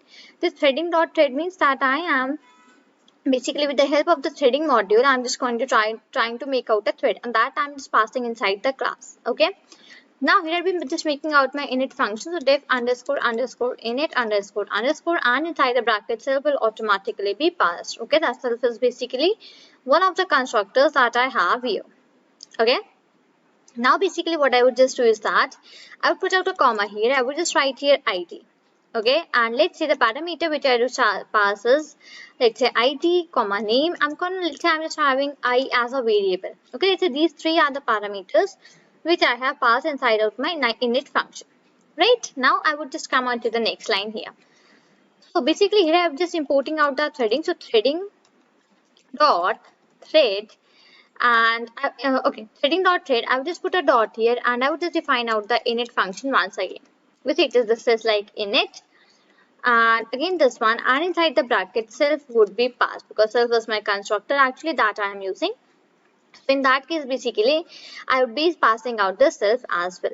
Right, now just write that self dot id is equal to id. Okay, after that I would just write self dot name is equal to name. Okay, and I would just write self dot I is equal to, okay, that's a single one, is equal to I. Okay, let's say these are the three things which I had just passed on with the help of the self. So here I just self is acting as a constructor for me, and that will actually refer to the object name which I will be making outside my class, right? Objects are always declared outside the class, right? So I'm just making that object name outside my class, and there basically the self would be acting as an object name for me, right? Now, basically, I'm just defining out a function inside this class, and let's say that function is run. Okay, now basically, if we just want to run anything here, if we just want to get some output from this particular place inside the class, we always declare the same function, that is run. We do not change out the function name, right? You remember we had already discussed about this thing in a very detail in the previous video, right? Now, I would just write here thread dot, okay, let's say here I'm just writing thread underscore test. That is basically, let's say I'm just going to test out my thread, and inside the bracket I would just write here self dot, and let's say that is basically self dot, I just pass out a name here, comma,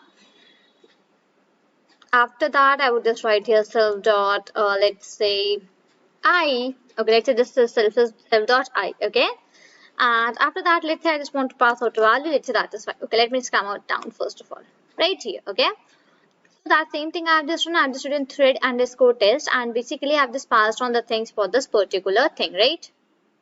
Right, now basically what is the thread underscore test? This is one of the functions that I will be defining outside my class. Okay, remember, outside my class, that I will be making in a little while. Okay, and instead of this 5, let's say this is 3.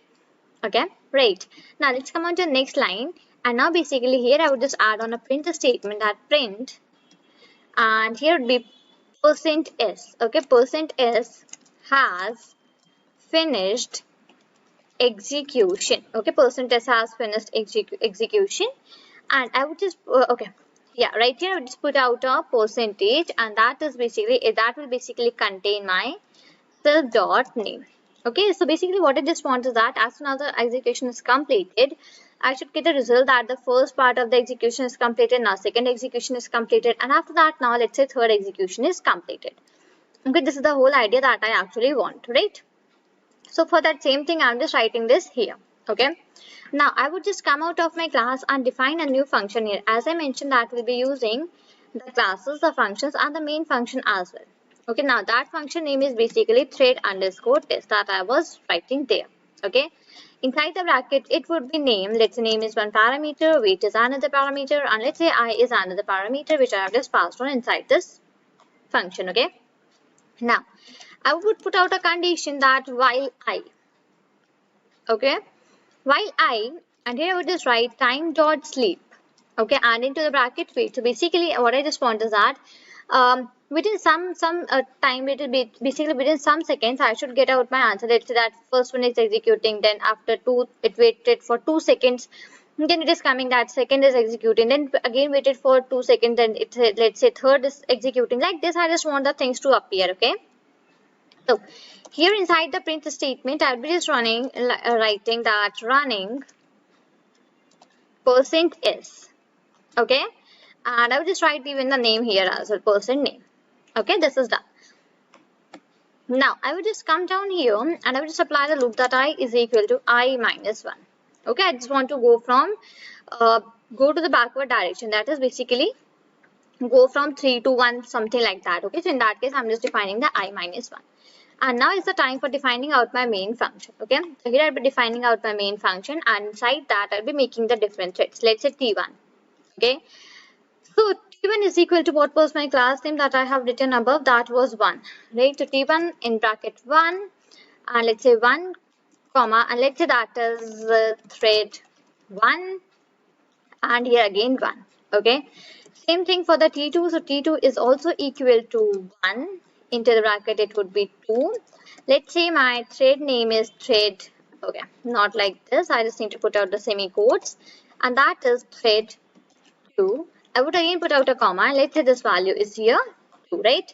Now let me come down here. I would just add T3 is equal to 1, into the bracket it is 3 comma, and that would be actually thread. Okay, let me put out the semi-quotes first of all. So that is thr, okay, thr thread, and here would be 3. Okay, put out a comma, and here would be my 3. Right, now basically I would just with the help of this object I'll be just starting and joining, right? So T1 dot, I would just write here start, put on the brackets like this. After that T2 dot start, put on again the brackets like this, and I have T3 dot start, again put on the brackets like this. Now that will basically help me to start out my threads, right? Now here I would be just writing that T1 dot join. So basically this will be finishing up the execution for my first thread. Okay, T2 dot dot join. This will basically be finishing up the execution for the second one. And here goes the T3 dot join. This will be finishing up the execution for the third one. Right? So this is actually how we just write out the program. First, let me quickly take a revision, then I would just run out the program. Okay, so here I just wrote import threading and the time. So basically threading is the module which I have imported, and other than that I have imported out the time here. Okay, I made out a class with the name that is 1. Okay, and inside that I just passed threading dot thread. So threading is a module which I have imported, and thread is the function from that particular module, right? So here I just use out my init function, and inside the bracket the self was passed. So the self was basically my constructor which we have actually, and I passed on the parameters id and name here. Okay, and in the bracket even this I was also passed, right? Now after that I just use again the threading module and my thread function, and I just initialize start. Okay, dot underscore underscore init underscore underscore, right? And into the bracket self was automatically passed, right, because this is inside the function.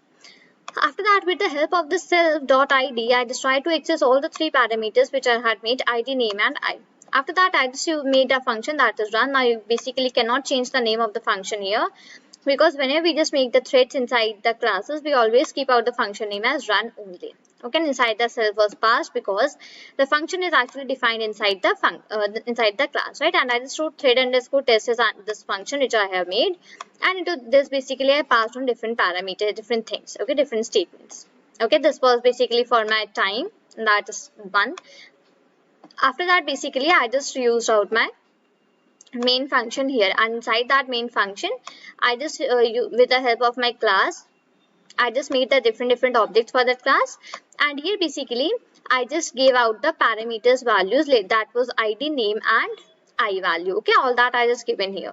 After that I just started and joined all of these 3 things here with the help of the objects which I have made, and now I would be just running this here for a while. So now basically have a look that what output I'll be getting. I'll be getting running thread 1, then 2, 1, 3, 1. Thread 1 is finished execution, then 2, 3, 2. Then basically thread 3 has finished execution. So this is how you will be getting out the answer, that your first execution is finished, your second is being finished, and basically your third is also being finished, right?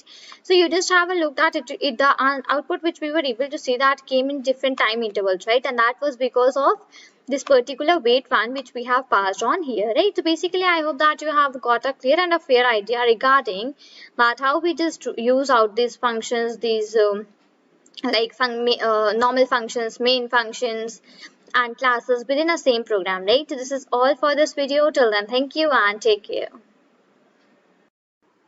Hello everyone, my name is Shambhavi. Hope you all are doing well. So basically, now today we are going to discuss about the thread synchronization.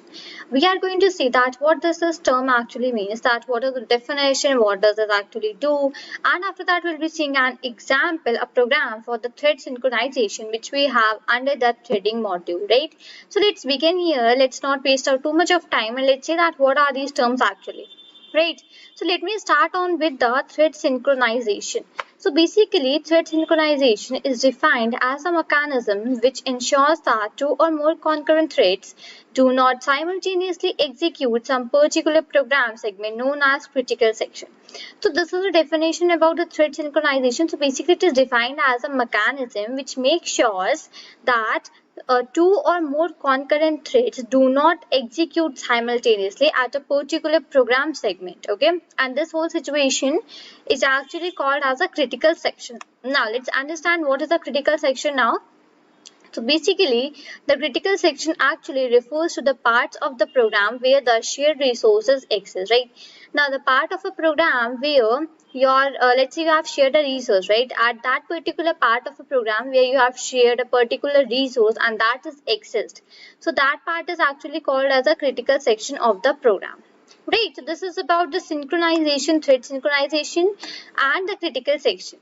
Now, basically, I hope if you just read out a definition for thread synchronization once again, then you'll be getting the more clear thing that it is basically defined as a mechanism which ensures that two or more concurrent threads, okay, please make sure here to remember these little words that are actually written here, okay, that two or more concurrent threads do not simultaneously execute some particular program segment known as critical section, okay. So basically it is if I just try to say it like this, that it is defined as a mechanism which makes sure that two or more concurrent threads do not basically simultaneously execute at some particular program segment where the resources is shared, okay, where the resources the shared resources are actually exist. If I do not want to use a critical section here, so in that I can just get out the definition for the critical section and I can just add it there. Right, I hope now you have got a fairly and a clear idea about the thread synchronization. Now basically let's write out a program here now. Before that, moving on to the program, basically we have two things in this thread synchronization. One is a lock and another one is the acquire. Acquire and the lock, these are the two things which we have in thread synchronization, okay. Right, so let's see that how to use them in the programming. So very first thing, I'm just going to write a program for the thread that will include the threads. So for that, I'm just importing here the threading. Basically, previously we used to write import threads, but in Python 3 that threads do not work. Okay, import threads do not work. So we need to import the threading module here. Okay, right here. Okay, I would just write here, let's say lock. Okay, lock that I was talking about, the lock and acquire, okay, is equal to, and here I would be adding threading dot, and here would be right here, and here would be lock and the brackets like this. Okay, so this lock and is a function which I am having here, and this is one of my variables which I have made. Okay, basically I'll be using out my functions and the main function for writing out this threading program. Right, in this basic thread synchronization, I would be using out my threading and I would be using out my main functions. Okay, right here. So I would be defining out my first function def, and let's say my first function is 1. Okay, I would just write it like this. Okay, now let's say I just applied a for loop for I in range, and let's into the bracket I just wrote here 4. Okay, so for I in range and in the bracket I just wrote here 4. Right, I would just use out that log, the variable which I had made, and here I would just using my acquire function which I was talking about. Right, so log dot acquire. Right, now into my print statement, I'm just using out my print statement here, and inside that print statement, let's say I'll just write that log has been acquired. Okay, like this. Okay, let's say this is the statement which is wanted to print here, that log has been acquired, right? Now, let me just come on to the next line. And after this, I just want to write out the function, one another statement that is basically executing. Okay, I will just write it like this: that one function is being executed. Okay, let me write out this statement that one function is actually being executed, right? And here I'm just using lock dot release. Okay, so acquire and release, these are the two things, not that lock, that was not the one, that was a variable, that was another function. Acquire and release are the two things which are actually here. Okay, acquire means to capture, release me to let that go off, right? These are the two things which come here, right? So I just wrote lock dot release. Now basically what I would just do, I would define out my second function here. So let me write def and let me write as 2. Okay, this is defining of my second function. Come on to the next line. Let me first of all come down so that I can just write properly. Right, I would again apply my for loop. So it is basically for I in, and I'm writing the range, and into the bracket I'll be writing, let's say 4, the same number which I had taken on the above example. Right. So for I in range, into the bracket it is 4. Here again I'll be just using log dot a single dot, and here I'll be log dot acquire. Okay, and the brackets like this, right? Now into the print statement I'll be again writing the same which I have written above. Let me check out that one. So okay, this was lock has been acquired, right? Let me write that lock has been acquired. Okay, so not like this, it is basically like this, right? No, so basically lock has been acquired, right? I would just come on to the next line, and now again applying my print condition, and into that I'll be just writing print, and here would be that what is the name for my second function? 2, right? So I would just write that 2 function is being executed, right, like this. Okay, come on to the next line. Now let me just code this back here. Right, this is done, and after this I would just write log dot, and here we go out the release, log dot release, and the brackets like this. Right, this is all done regarding the programming. Now basically comes my main function, and inside that main function I'll be calling out my functions and using the start and the join functions. Okay, let's do that thing. So here I'll just write main and hit enter. So I just got my statement, that is if name is equal to main, and yes, in Python programming this is the main function which we have, right? Now basically I'll be making a variable, let's say that is t1. Okay, t1 is equal to, now with the help of the threading module I would be using the threads here. So with the help of the threading module I would use thread, and into the bracket I'll be giving the parameter which is target, and inside that parameter I'll be calling out my first function, that is 1, right? This 1 is the name for my function. Second, I would be again doing the same thing. T2 is the variable is equal to, here I'll be using the threading module again, and with the help of threading module I'll be using the thread here, and into the bracket I'll be writing, let's say target is equal to 2, right? So target is my 2, so function 1 is my target above 1 and 2 is the down one. Right, now basically I would just try to start the thread, right? So for starting, what we just do, we just write t1 dot start, and I would just put out the bracket here. Same procedure, t2 dot start, and again I would just put out the brackets here. After that I would just write t1 dot join. This actually means that first for execution of my first of the thread has been finished, then move on to the second one.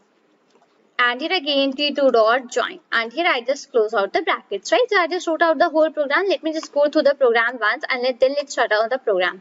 So I just imported out my threading module. After that I had made out a variable that is lock. Okay, into that basically with the help of the threading module I have used out this lock function.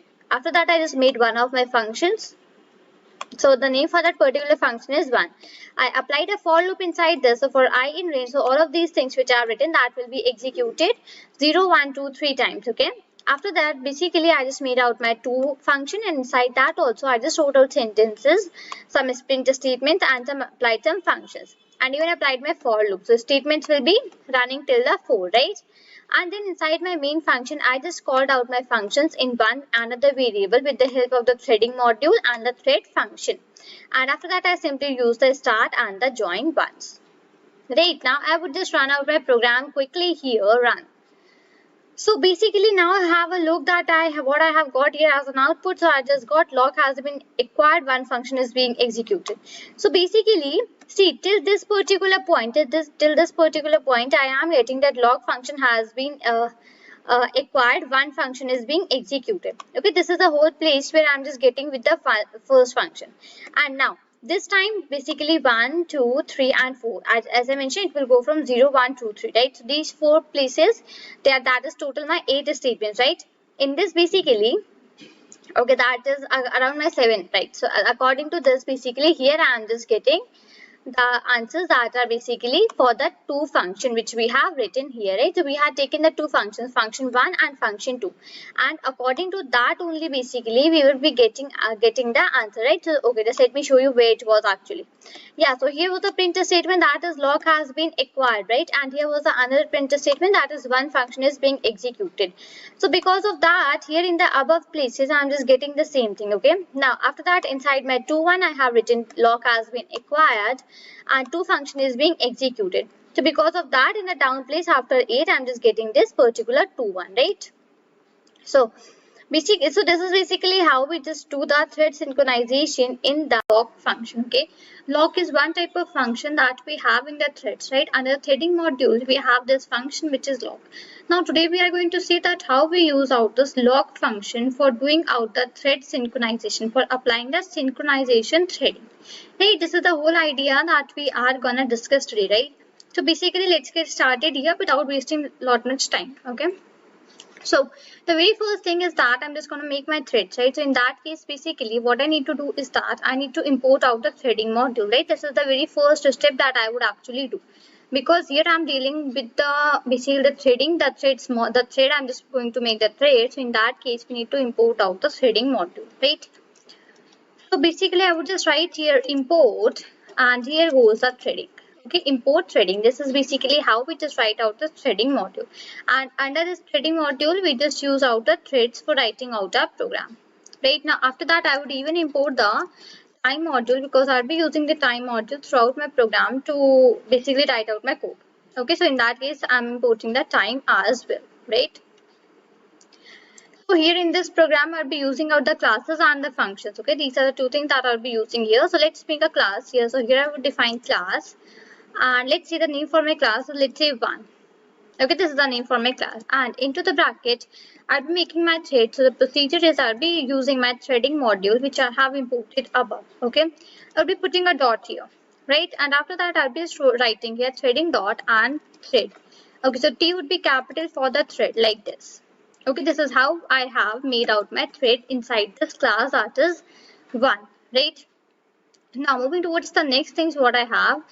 Again, I'll be using out this threading module and using the thread from this particular module and initializing it. Okay, but before that, let me just initialize the function, that is def underscore underscore init. So here we go with this particular function, and into the bracket self will be passed. Now basically I'm just going to pass out the parameters which I want to be inside my function, right? I'll be passing out some arguments inside my function.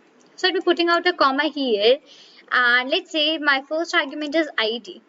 Sorry, not id, let's say it is the marks. Okay, after that let's say my another argument is name, and let's say my third argument is count. Let's say these are the three arguments which I actually have. Right, now basically I'll be using here threading dot, and here will be my thread. Okay, threading dot thread, and into the okay I'll just again put a dot here and just initialize it. So initializing procedures underscore underscore init, and into the bracket I'll be writing here the self, right? This is the way how we just initialize out this thing, right? As I have just written out here.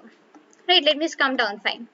Now with the help of myself, I'll be accessing all of these things which I'm having here, right? So self dot marks. Okay, self dot marks is equal to marks. After that, it will be self dot name is equal to name, and after that, I'll be having self dot counter is equal to counter.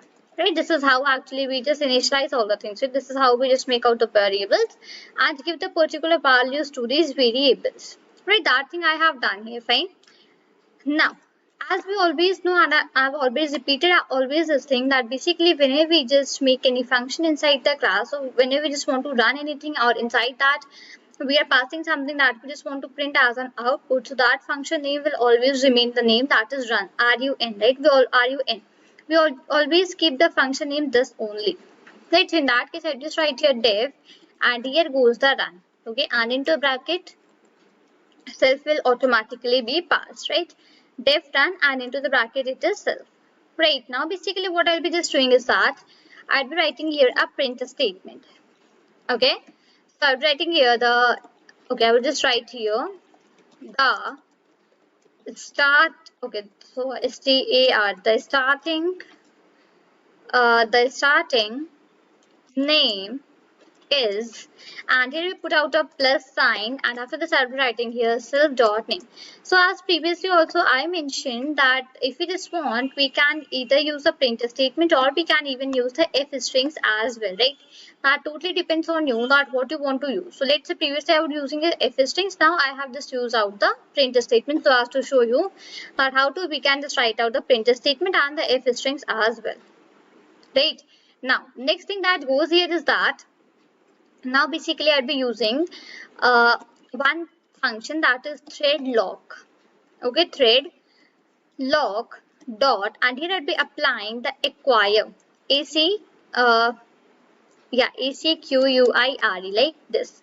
Okay, this is the thing that I'm just writing here, thread lock dot acquire. Okay, this thread lock will be one of my functions which I'll be making downside. Okay, just do not worry for that. I'll be defining out a function with this name. Okay, then basically I'll be getting I'm defining out a variable with this name. At that place we'll be getting out this thing. Okay, so till that particular point it will be showing me this red line only. Okay, so like this.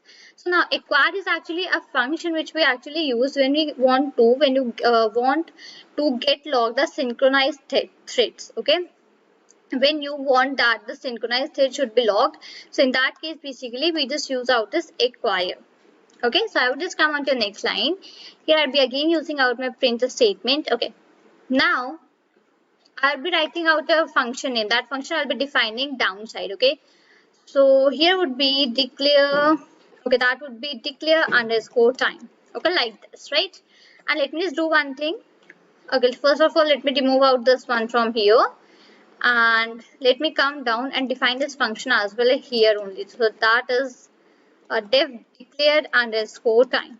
Okay, this is how we'll be defining out this function. This is the same one. Okay, and simply I would pass it. Fine. Declare underscore time is defined now. Now you just got that what I was saying from declare underscore time. This is one of the functions which I'll be making downside. Okay, so into this I'll be just writing bracket. It would be basically self dot. Now basically what are the parameters? It was name. I was having self dot name. I was having self dot I was even having the counter, and even I was having the mark. So let's say that is 2. Okay, let's say that is 2. Fine, that is defined here. Now basically what I would just do, now I would free out the locks to release so that it can basically go on to the next thread. So basically first of all here when I just use out the acquire function, so it basically helped me to get the lock to synchronize the thread. Now I'll be using some another function, and that is basically the release function. So that is basically used for free lock to release next thread. Okay, so here basically I'll be just writing thread. Again, I'll be just writing lock dot, and here I'll be writing the release like this. Okay, and I'll put out the bracket here. So these are the way, this is the use of the acquire one, and this is the use of the release one, right? I've just repeated both of them here. Fine. Now I'm just defining my function. So here I'll just write here def like this. Okay, right, so def declare time, this is basically my function. Let me just remove this out. Okay, I have already written that def. I just repeated that once again. Let me move it from here. Fine. Okay, now let's write something inside this function and let's execute that. Basically what are we gonna write? Fine, so I'll be just writing here. Okay, first of all inside this I'll be passing out my name. Okay, so which we had actually made here. So I'm just passing out here thread name. Okay, so that would be here thread and name. Okay, thread name. Okay, one parameter. Second parameter is my delay, and third parameter is my same, that is my counter. So these are the 3 parameters which I am having here. Okay, now I'll be applying a condition here that while counter. Okay, to apply a condition while counter. Okay, that till the time the counter will run. So here we applying time dot sleep, and into the bracket I'll be passing out the delay. Okay, it is not like this, it is del like this. Okay, this delay. right? And now I'll be putting out my print statement to print, and I'll be putting here %s colon %s. Okay, and I would again put a percent sign here, and now inside the bracket it will basically I'll be passing out again the same things which I passed above. Thread name, comma, that is time dot c time. Okay, and into the bracket time dot time. So it will basically help me to give the correct time which I am having right now. Right, so for that I've just mentioned this particular thing, and simply I would just write my counter is counter minus is equal to 1. So that means that counter is equal to counter minus 1.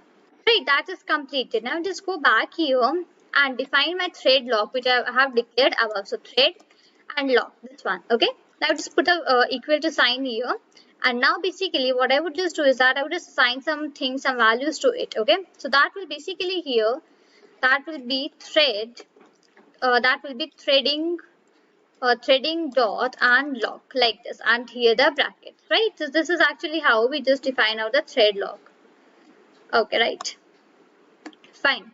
Okay, now just come on to the next line. Basically now what I would be just okay, time dot time. Okay, this time, fine. Now what I would be just doing here is that let me just first of all take it to the here, right? It's okay. Now let me just come down, and here I'll be defining out the threads, and that will be here blank. Right, now I'll be creating out new thread. So let's say the new thread that I'll be creating is, let's say T1, one is my T1 and another will be my T2. Name for my class was 1, right, and inside that I'll be passing the values which I was having. So let's say marks are 21, and after that let's say name is name is first thread. Okay, let's say this is the name, and after that what is the counter? Let's say counter is 1. Okay, after that I would just write T2, and the class name is again 1, and into the bracket let's say marks are 25. The name is the second, let's say name is the second thread, and basically let's have the counter that is 2, right? And now what I would be just doing is that I'd be starting out my threads here. Okay, so for starting out my threads, basically I'd be just using out that particular names which I have made here. Okay, so that would be for me T1 dot start. Okay, T1 dot start, and then the bracket. After that it would be T2 dot start, and again the bracket, right? And now basically I'll be adding the threads to the list which I have made above, right? So in that case I'll be using threads dot append, and in the bracket T1. Okay, again I'll be doing the same thing, that is threads, like. So threads dot append, and again in the bracket it would be T2. Okay, let me write out the correct spelling, THR, and here goes the E, right? That is also done. Now basically I'll be applying out my for loop for basically for all the threads to complete, right? So for that my for loop goes for, let's say T, for T in threads I'll be putting out this, and it is T dot join and the bracket. And at last I just want to print out a statement that that main thread is finished, right? So let's say this is the whole program which I have written here. I would just run it once first of all. Okay, let me quickly run that out here. Fine. Okay, so it is and it is required got built-in type or function or method. Okay, let's see that basically what it is actually saying to us. What's the line number? Let's see our line number also, line number 19. Okay, let me just close this out here, and the terminate one, and go above. Okay, now move on to the line number 19 which we have written, and where is that one? Fine. Okay, let me just see that what actually we have done. So %s colon %s is done, right? That is absolutely correct here. And after that basically right here. Okay, now basically I just need to give the space first of all, right? This, okay, this is done. Again the space for my % sign. Okay, now let me take the cursor to the other side. So thread name is, okay, thread name comma c dot time. Okay, where are my brackets? I just missed out the bracket here. Fine. Now let me run it once again. Right here, so now it is basically giving me my answer, right? That the threading is first thread, then after some time it is giving me the answers, right? Because of the time which we have given above, right? Because we had set out the counter. So first thread Thursday, June 24, and this is the time. Then second thread this particular time, third thread this particular time, and fourth thread this particular time. Right? And the main thread after this is finished. So the first thread is starting, at the second time is the threading name, the starting name is second thread, and all of these things run. Right? Basically, I hope that you have got a clear and a fair idea that how we now use out the lock function in the threading. Basically, when we just try to do a synchronization using the threads, so how we just use that with the help of the lock function. Right? We'll be stopping up here. We'll be coming up with more in the which basically used in the thread synchronization. Right now we had seen already that what is a lock function in the previous video, and we had even discussed about the thread synchronization as well. Right now today we'll be applying the rlock. This is one another function which we have, which we apply in the thread synchronization. So you'll be seeing that how we do, what are the things that we apply, how to use out these functions. Right, so basically for that, what I had just done is that I'll be writing out a program for finding out the factorial, and within that program only, I'll be telling you that how to use out this rlock function. Right? So without wasting time, let's get started here. So now here's a little bit of difference that comes, and from that I'm just writing, instead of writing that import threading, I'll be writing that from threading, I'll be just writing from threading import asterisk. I'll be writing this particular sentence instead of writing that import threading, right? I'll be writing that from threading import asterisk. So this actually means that from the threading module and the threading library which we have, the module which we have, from that basically I'm just trying to import everything. The asterisk means that each and every functions which I am having into this particular library, I am trying to import all of these here, right? So in that case, I can just use any of the functions whichever I just want, right? And the second thing that I'll be writing here is that I'll be writing import time. So this is one another module that I'm importing, as I'll be using this thing inside in my program. In that case, I'm just importing out this time module as well, right? So these are the two things that I'll be importing here. And now basically after this, I'll be taking out a variable, let's say a, okay? And a is equal to, here I'll be defining capital R, capital L, and OC. This is how we define the rlock. Okay, I've taken out a variable that is A, and into that I have used out my rlock function, which we are going to see today, right? So this is the thing that I have done till now. Now, as I mentioned, that will be writing out a program for finding out the factorial, right? So in that case, what I would be just doing is that I'll be making a function. So, def find underscore factorial. This is a name for my factorial. Sorry, this is a name for my function which I'm just making here. That is find underscore factorial. Right? So we all know that how to make out the functions in the Python programming, right? We just use the keyword that is def, and after that we just write out the name for the function which we have. Let's say here we have find underscore factorial, right? So I just wrote out the name for that function, which is find underscore factorial, right? And I just put out a bracket, and let's see here inside this I'll be passing out a parameter, let's say n. Okay, that I have done here, right? Now coming on to the next line, I'd be using here a dot and rlock. Okay, a dot rlock, right? Basically, sorry, not this rlock, I'm sorry, I'm just removing this rlock, and instead of this I'll be using acquire, acquire. So even in the previous video we have discussed in very detail about that what does this acquire function actually means, that what does it actually do, right? We had already discussed that. So here a is actually referring to my rlock function, right? I'm basically assuming that you're able to see that here in the variable that is a, I have stored my rlock function. So okay, it is referring to my rlock function. So here it is rlock dot acquire. It means to apply, right? Come on to the next line. Now I'll be putting out my conditions here. The conditions which we have, let's say my first condition that if basically the value for n is 0, then the factorial for that is basically 1, right? So I'll be writing out the same thing here, that if n is equal to 0, right? If this is my condition that n is equal to 0, then I would be taking a variable that is okay, let's say that is the answer. So let's say answer is my basically a variable which I have taken, right? And into this I'll be storing a number that is 1. So if my condition that is if n is equal to 0, it means that if the number which you have entered that is 0, then in that case basically my answer would be 1. right? So that means that the factorial for 0 is always 1, right? We all know this thing, that the factorial for n is 1. So sorry, for if factorial for 0 is 1. So in that case, I've just written out the same thing here, right? Now just come on to the next line and apply my second condition, that is for my else. Okay, else. Now I'll be writing here, I'll be taking the same variable, that is answer, which I have taken previously, right? So into that I'll be storing here answer is equal to n multiplication, and here goes the n multiplication factorial, and into the bracket, okay, this is find factorial, not factorial. Let me come down first of all, n multiplication like this, and here it would be find underscore factorial. Okay, so find underscore factorial, and into the bracket I'll be writing n minus 1.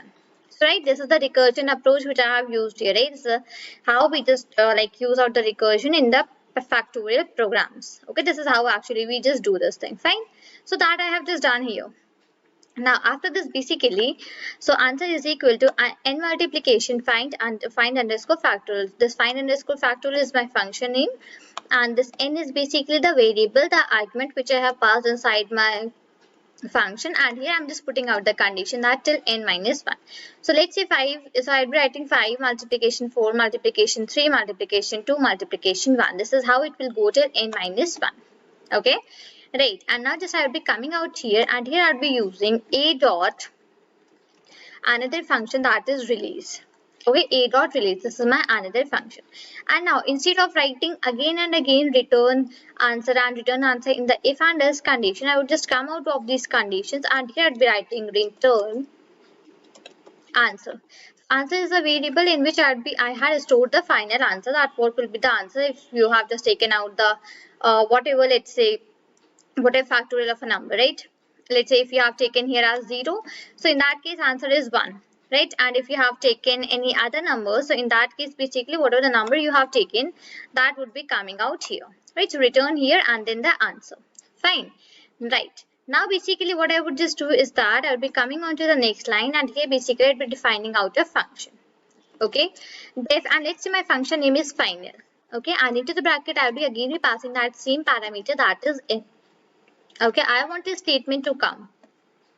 So I just want a statement as an answer that the factorial of this number is this. Okay, so in that case simply I'm just using out this function here. This is the only reason that's why I am making, otherwise I would not have made out this one, right?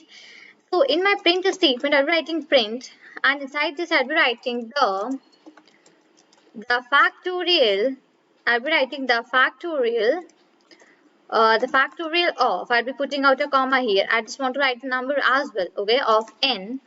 The n is basically my number, is, right? And I'm just putting out this quotes like this, is, and again a comma, and here I'll be calling out my function. So that is find underscore factorial, and into the bracket it is basically n.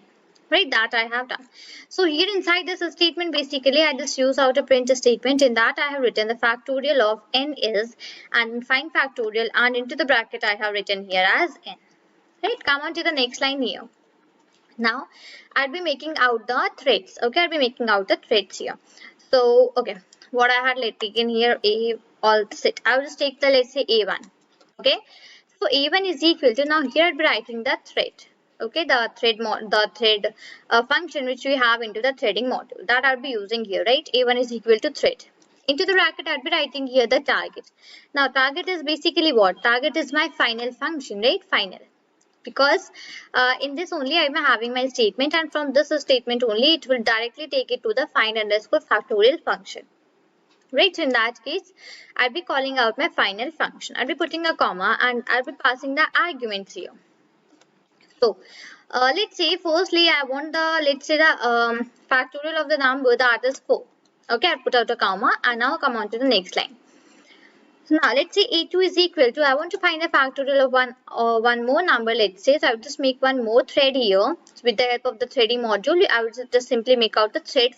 So this is one of the function which we have in the threading module. So thread, and into the bracket I'll be writing here target. Okay, so what is my target? My target is again same, that is my final function. I will put a comma here, and I'll be passing out the arguments. Right, so basically what are my arguments? My arguments, let's say I will pass 5 comma, right? So just let me quickly give some space here so that it can be a little bit differentiate. Okay, not like this one. Fine. So I just even passed out my arguments as well, whatever I just wanted, the numbers for which I just wanted to the factorial to come, right? And after this, what I would just write, okay, come on to the next line. I would write a1 dot start. Okay, that will basically start printing me my it will basically start the execution of my threads, right? And here again goes the a2 dot start. So this a2 dot start will again start the execution of my threads. Let me just quickly give you an overview of the program, then I would run the final output, right? Okay, so here we do not need this time because I have just not used this time here. Okay, we can just like comment this thing as well here. Right, so let's say A is one of the variables that I have taken, and into that I had stored my rlock function. After that I have defined a factorial as I want to write out a program for finding out the factorial. So I've defined a function that is find underscore factorial, and into the bracket I have passed an argument that is in.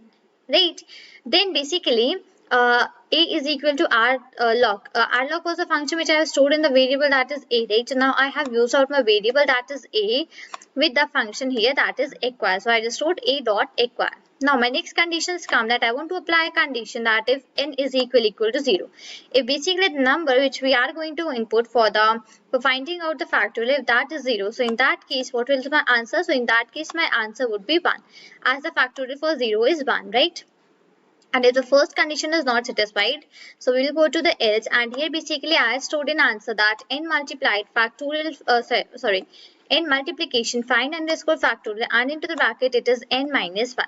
Right, so here it will be basically go and write out a dot release. Okay, a dot release, a is by basically rlock. Right, and simply I just return the answer.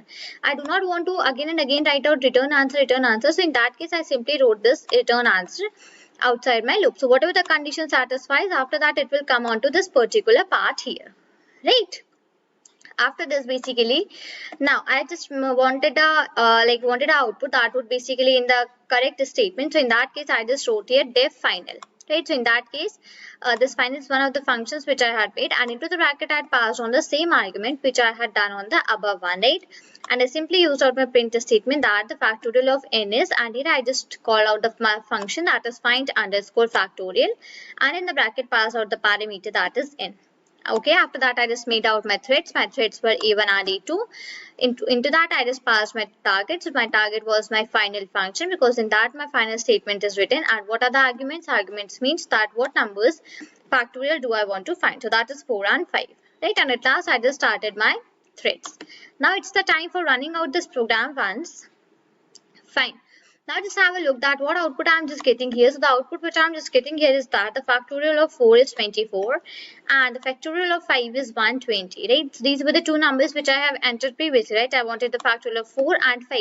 So for 4 it is giving me 24 and for 5 it is giving me 120, and that is absolutely right, right? So this is actually how we just use the rlock within the threads, and this is how we just write out the program using the rlock and the function, right? So I hope you just got a fair and clear idea regarding the how to use out this rlock function. So that let me spell that. That is QUEUE, right? This is the name for the module that we are going to use, and with the help of that particular module we are going to make the threads, and then we are just going to proceed on while making the threads and applying the functions and all those things. So the main thing is that we are going to use the Q function with the help of the threading. And let us see that basically how it goes and how we'll be able to write out the program. What are the functions that we'll be using? We'll be making out the classes. We'll be importing the time. So these are all the ideas that we are going to cover today with this Q function. Okay, Q module, right? So it is not waste a lot of time when I would just start writing, and within that only I would just let you know the necessary things, whatever I'm just doing there, right? So let me start here. So for the very first, I'm just importing out the Q modules. Okay, so just make sure that Q is a small here. Okay, it's not capital 1, it's the small one. So for that, you need not to install or something like that. It's not necessary, because actually you are using out this Q module here. Okay, this is an inbuilt which comes, right? So you need not to install that. Simply need to import it here, right? After importing of the Q module, I'll be importing out the threading here. Okay, because we are going to make the thread. So for that I just need to install the threading module as well, right? And simply I'm just going to import here time. Okay, so import time will basically help me. I just want to give some timing here, so because of that only I'm just importing out the timer mod. Okay, right here, these all three things are done. After that, I would just make out a variable, let's say a, and that I would just set it as here as 0. Okay, now basically why I'm just making that thing and all those things, that will be letting know. I'll just let you know that things in a little while. Okay, but for now understand that I'm making this variable and putting it as 0. Fine. Okay, I'll be defining out my class here. So okay, let me just come on to the next line, and here. So my class is basically, let's say the name for my class is 1. Okay, that would be small here. Okay, we all know that how we define a class with the help of threads, right? We just give it the class name, and after that we simply write out here, so threading, and with the help of the threading module we just import out a thread here, right? So thread, okay, thread like this. So class 1 threading dot thread. Okay, this is the thing that we actually do always, right? Okay, let me calm down first of all. I'll put out a colon and come on to the next line. So here I'll be defining out my init function, def underscore underscore. Here goes the init, again underscore, and in the bracket we have self. And okay, now basically what I'll be just doing is that I want to pass here some arguments into my function, right? That I just want to pass here. Okay, so for that I'll be just putting here, let's say first is my ID. Okay, let's say first is my ID and second is my name. Let's say these are the two arguments which I passed, and other than that, let's say I would just take here, let's say B. Okay, these are the three things which I have actually passed on inside this init function, right? And after that I'll just again be using my threading module for initializing that, right? So with the help of this threading module, I'd be using out my thread here, okay, threading dot, and here goes a, okay, here would be capital and here goes a thread, right? And I'll just put a dot and initialize it. So for initializing, we just use underscore underscore init underscore underscore, and in the bracket I need to write out the self, because self is the constructor that we use throughout the program whenever we are just using out the classes, right? Okay, that thing is absolutely done here. Now, what next I'll be just doing here is that I would be starting here. I would define the self and the arguments which I have passed. So self dot id is equal to id. Okay, that is id. And after that, I have self dot name is equal to name. And then I have self dot b is equal to b. Right, these are the three ones which we have defined. I've just written all of those. Fine. Now, basically, I just want all of these things to be printing as an output for me. So we always know that whenever we just define out the function, whenever we just define out a class with the help of the threading module, so we always use the function name as a run. Okay, run. Whenever we just want to print out whatever details we'll be giving as an object here, whenever we just want to print that out. So we always use out this run as the function name. You cannot change this name. If it's gonna change this name, it will result you the error, right? So in that case only you can just use this run. Okay, right here I'll be writing out the print statement, and here I'll be starting out my, okay, so starting, I'll just write here starting from here, right? And I would just come on to the next line. Okay, and after this, basically what value I just need to give it, I would just write self dot id. Okay, now basically, okay, instead of id I would just give the name, starting name, right here.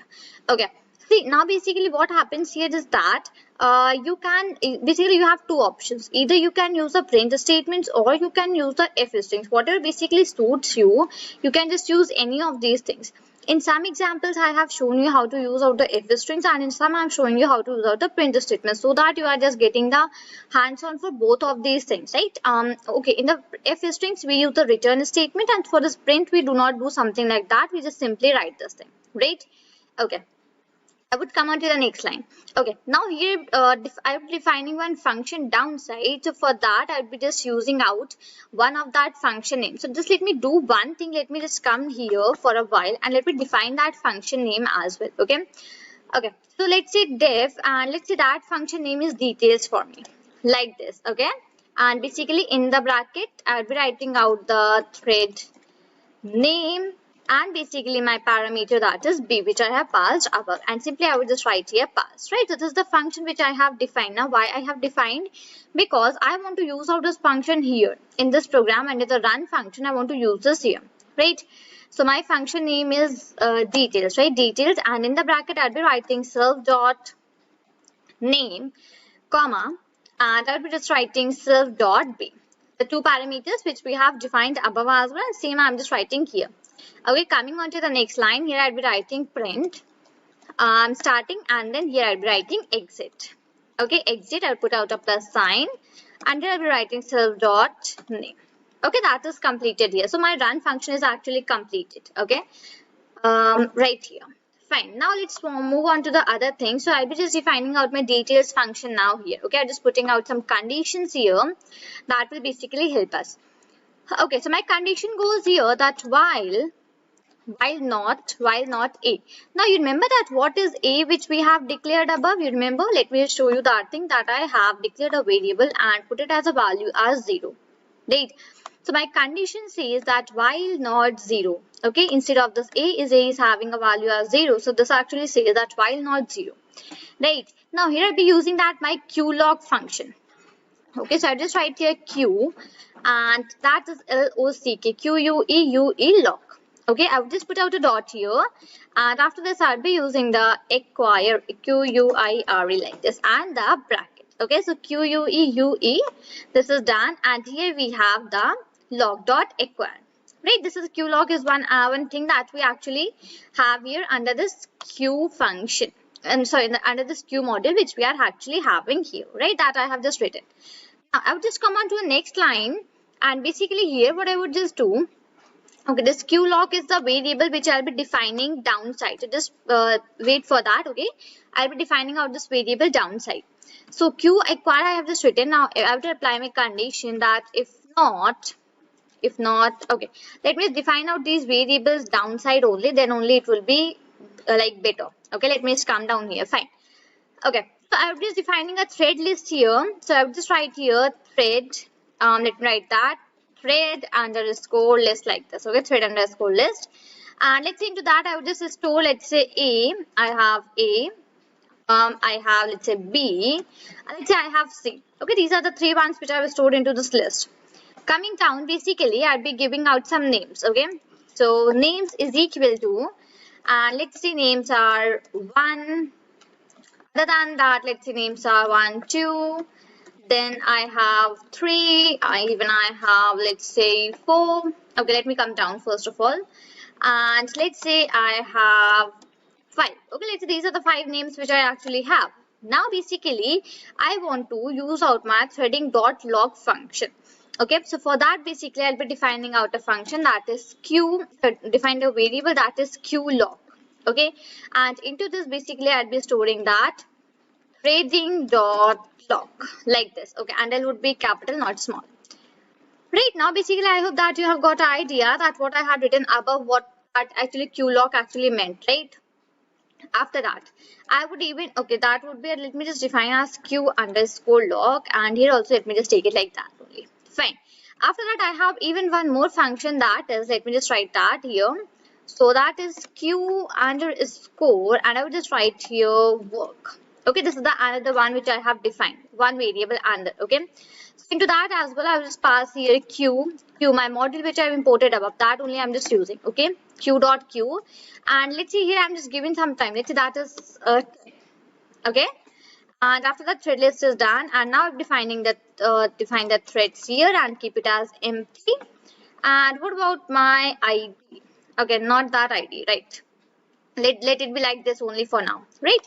So here let me just complete out this thing which you're writing. So q underscore log dot acquire, and here the brackets are written. Now if I just apply the condition that if not work, q underscore work. Okay, if not q underscore work dot empty. So my condition is that if this q underscore work is not empty, okay, if this is not empty, then at that case I need to take out a variable h, that is data. So data is equal to b dot get. Get is a function which we have already discussed, right?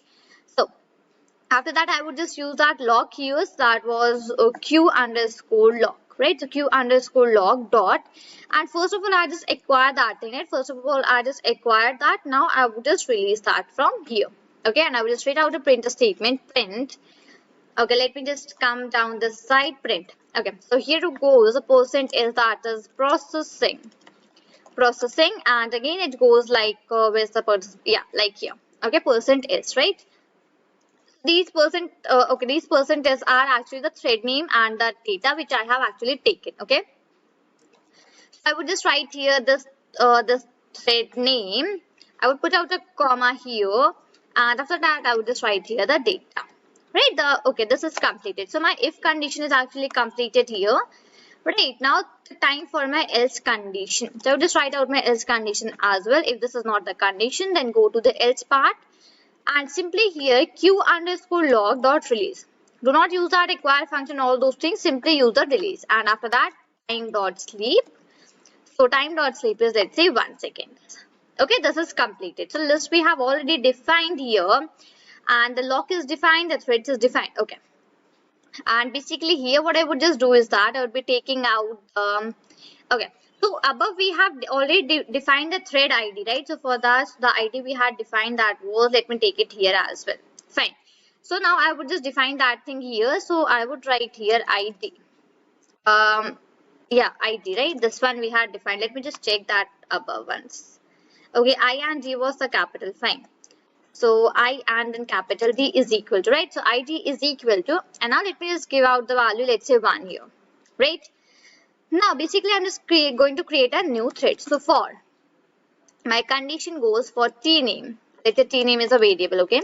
So for t name in basically the thread list which we have defined above. Okay, so for the t name in thread list, come on to the next line, and basically what we do here is that I need to make out a variable that is thread. So thread is equal to, I'll be just using the name for my class, that is 1, right? And into that I'll be passing out the parameters that we have passed above. So that was ID, other than that, what was that? Okay, just let me see that what we had defined above.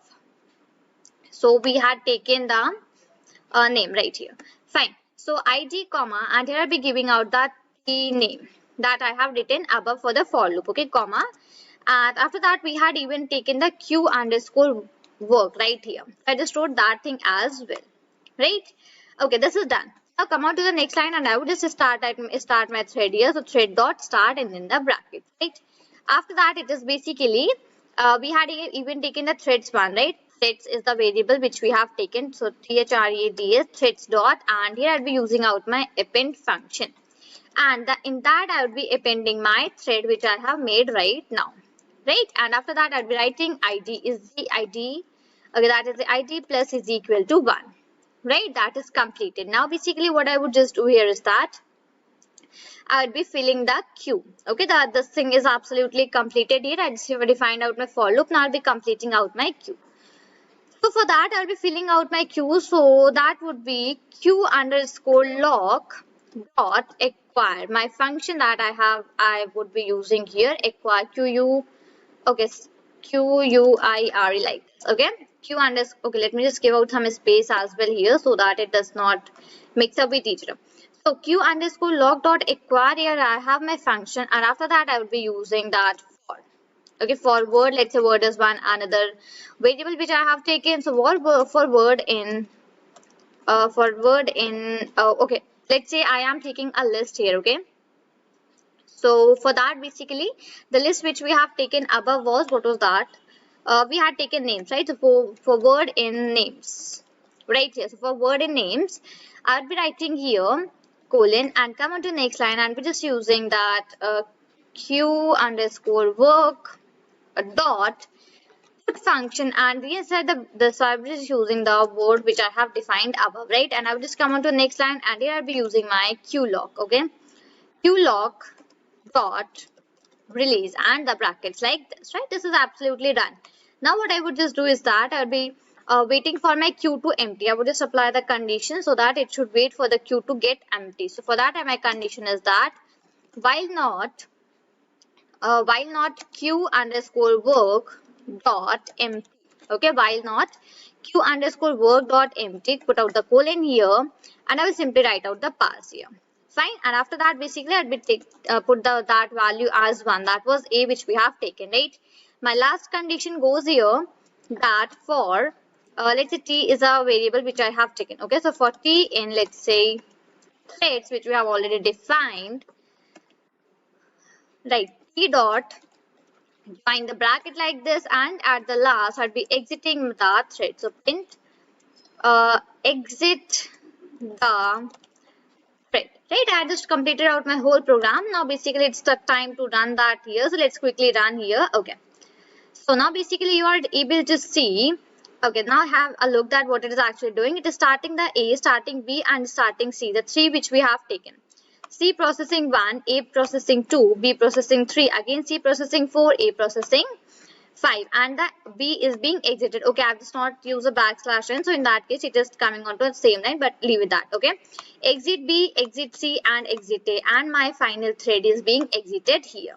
Exit that thread, right? This is the whole program that we had actually written. I hope that you got the idea that how you can use the queue module and the queue functions with the help of the threads, and how you can just write out the program for that, right? I hope I just made this thing very clear to you.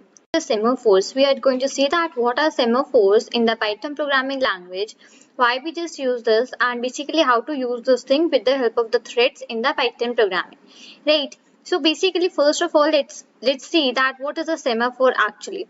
So semaphore can be used to limit the excess of the shared resources with limited capacity, right? Now let's say you want to share some resource, okay? In that basically it can be used to limit the excess of that shared resources with the limited capacity, right? Let's say you want to just share some resource to some persons, some, let's say 10 persons. Okay, so this with the help of the semaphore technique you can just share that particular resource to the limited capacity whatever you just want, right? Okay, after that, this is an advanced part of the synchronization, right? We just used to do the synchronization using the R and the using the lock and the R lock. Right, these were the two techniques that we had already seen. So this is an advanced part of the synchronization. Now, what was happening in that particular case, that we were taking the lock and R lock. So in lock and R lock, you can just share 4 to 5, like you can just share the resources with 4 to 5 persons at a time, right? You can just you cannot make threads inside a thread, and you can just not share it with many people. Which this was the use that why we just introduced the semaphore here. So it can be used to limit the excess of the shared resources with limited capacity. So it is basically an advanced part of the synchronization, right? So first of all, I hope that I had made this thing very clear to you that what are semaphores actually used for, right? Now we'll be moving towards the programming, that will be seeing that how to write out the code using the semaphores, right? So here I am, and let me just come down and get out some space here after the definition, right? So I would just start defining my library here, right? So we all know that whenever we just want to make the thread, so we just used to do all these things like this. What we actually do, we actually import the threading module, right? So here I'm just using a different technique for that. So I'm just writing from threading import asterisk. So this means that from the threading module, I am trying to import the asterisk. This actually means that from the threading module, I am trying to import all of the functions, basically all the functions which I have in the threading module. Right, now why I am just using this, because from this I just need to use the semaphore function, right? So in that case, instead of writing import this particular function or that particular function, I am simply writing that from threading import me this asterisk, that is basically my all the functions from this threading module, right? And even after that, I'd be using the time module as well. So I would be importing the time module as well here. So import, and here comes the time. Okay, now basically you'll be creating an instance here. Okay, creating a thread instance here, and I'll be giving it a particular count, let's say. Right, so I would just, let's say my instance is A. Okay, let's say A is my instance which I have created, and that I'll be creating with the semaphore, right? So here goes the semaphore. Okay, and now inside the bracket I'll be putting the count. Okay, that what count actually I just want here. So let's say my count is 3, which I want.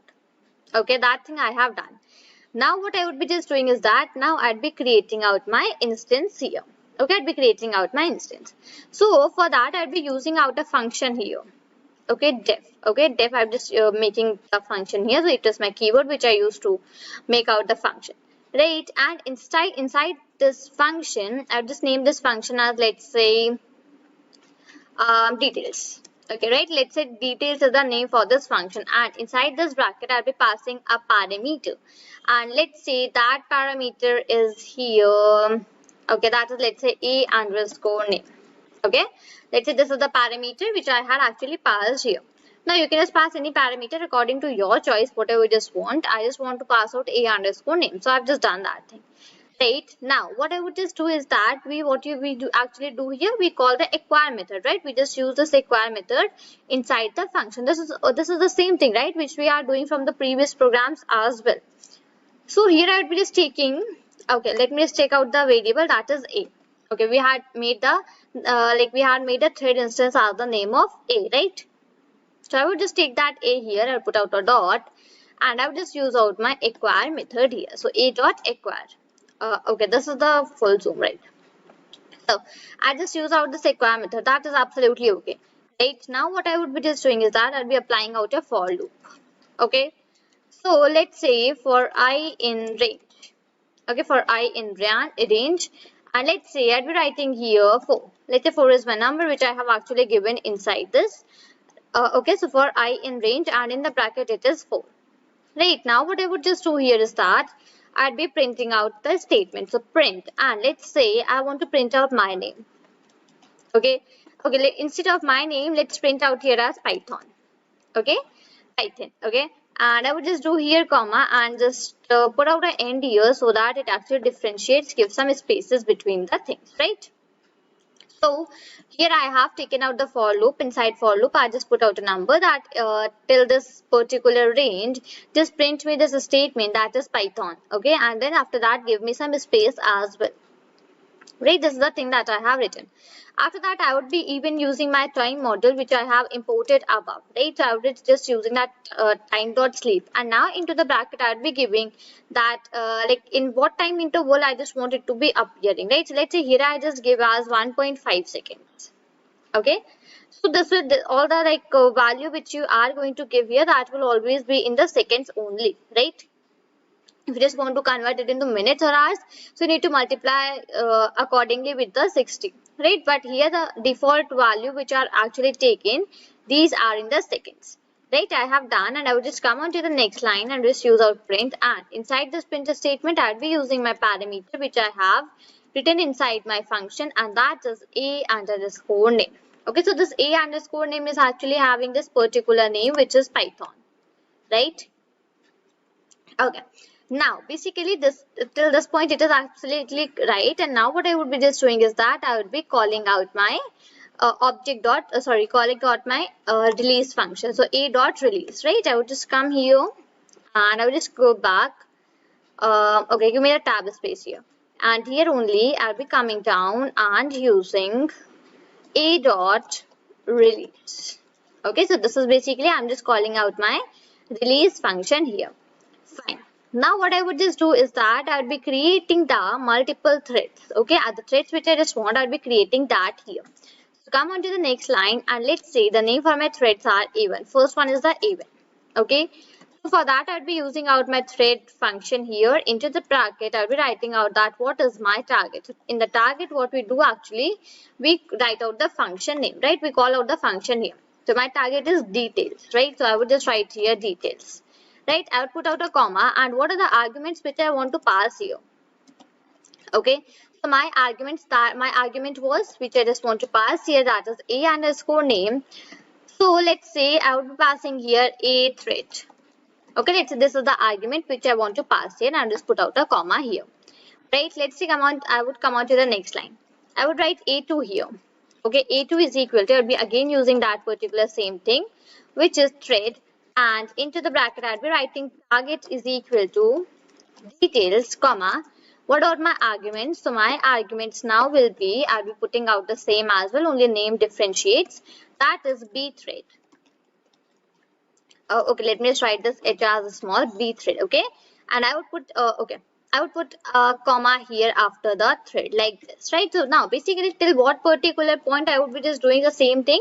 So I'll be doing the same thing till 4. Okay, I'm just making 4 threads here because in my range what I had put in here, I just put here 4, right?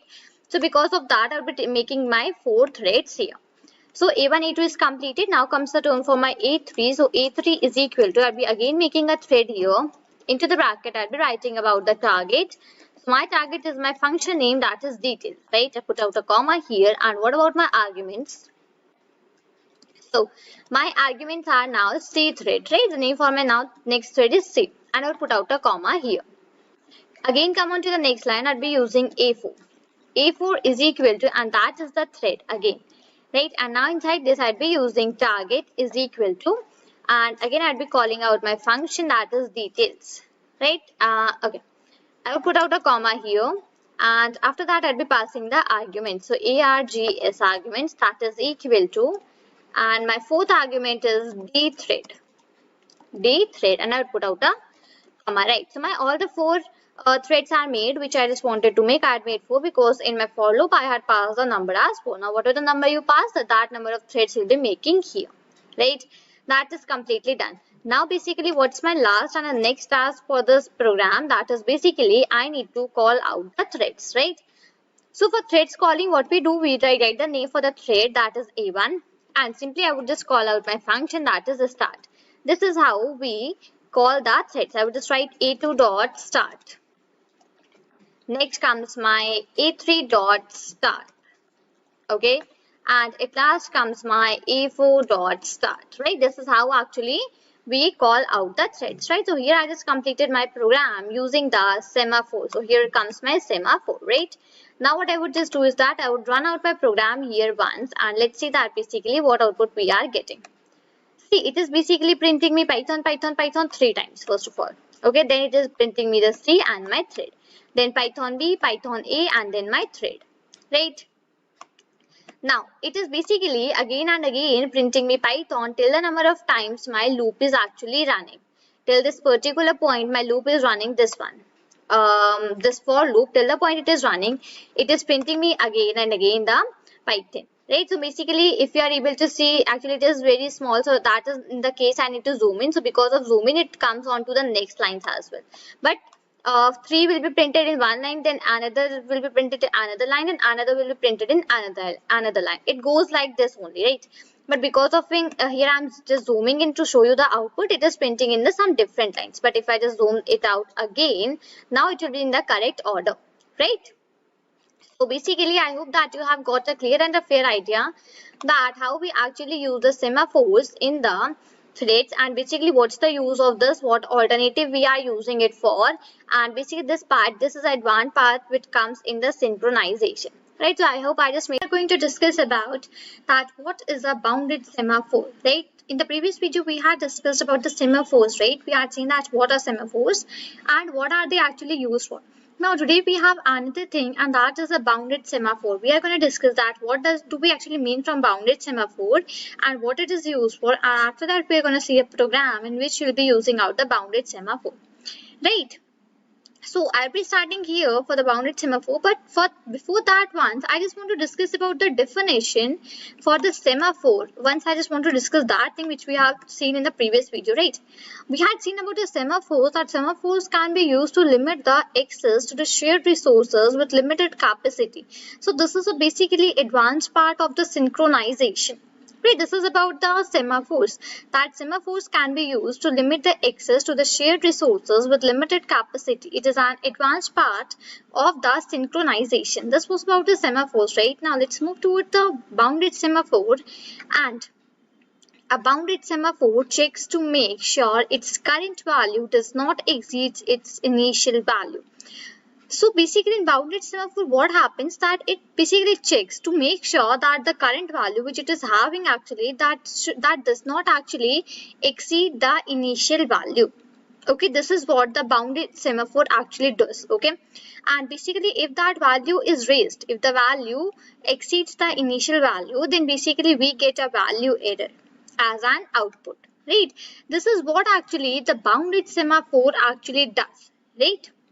That bounded semaphore checks to make sure its current value does not exceed its initial value. If it does, value error is raised.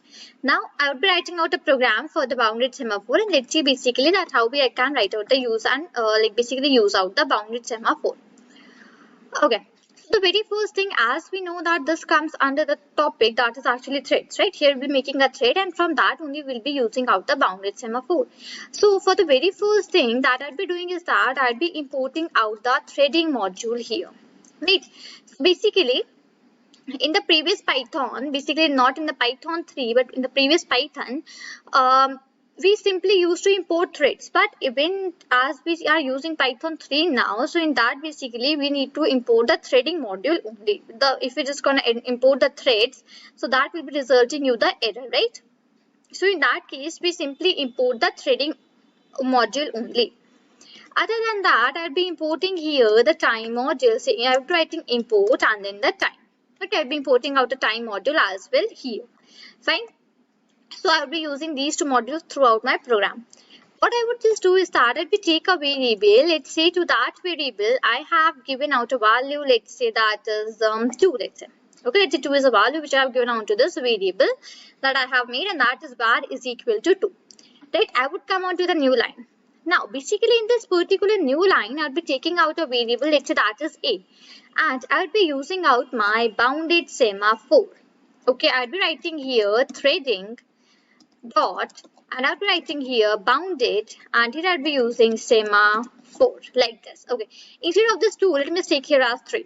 Okay, so A is equal to, with the help of my threading module, I have used here my bounded semaphore, which basically allows us, what it does actually, it checks to make sure that the current value does not exceed its initial value. This is the work what bounded semaphore actually does, right? So for that as well, I've just used here my bounded semaphore. I'll put out a bracket, and we have a parameter here that is value. Okay, so into that parameter basically I'll be passing here as var. So var is my variable in which I have stored a value that is 3. So now basically this bounded semaphore actually check that the current value which we are having, that is 3, that does not exceeds the initial value, and if it actually does, then a type of value error is actually raised, right? This is what it will actually do. Come on to the new line.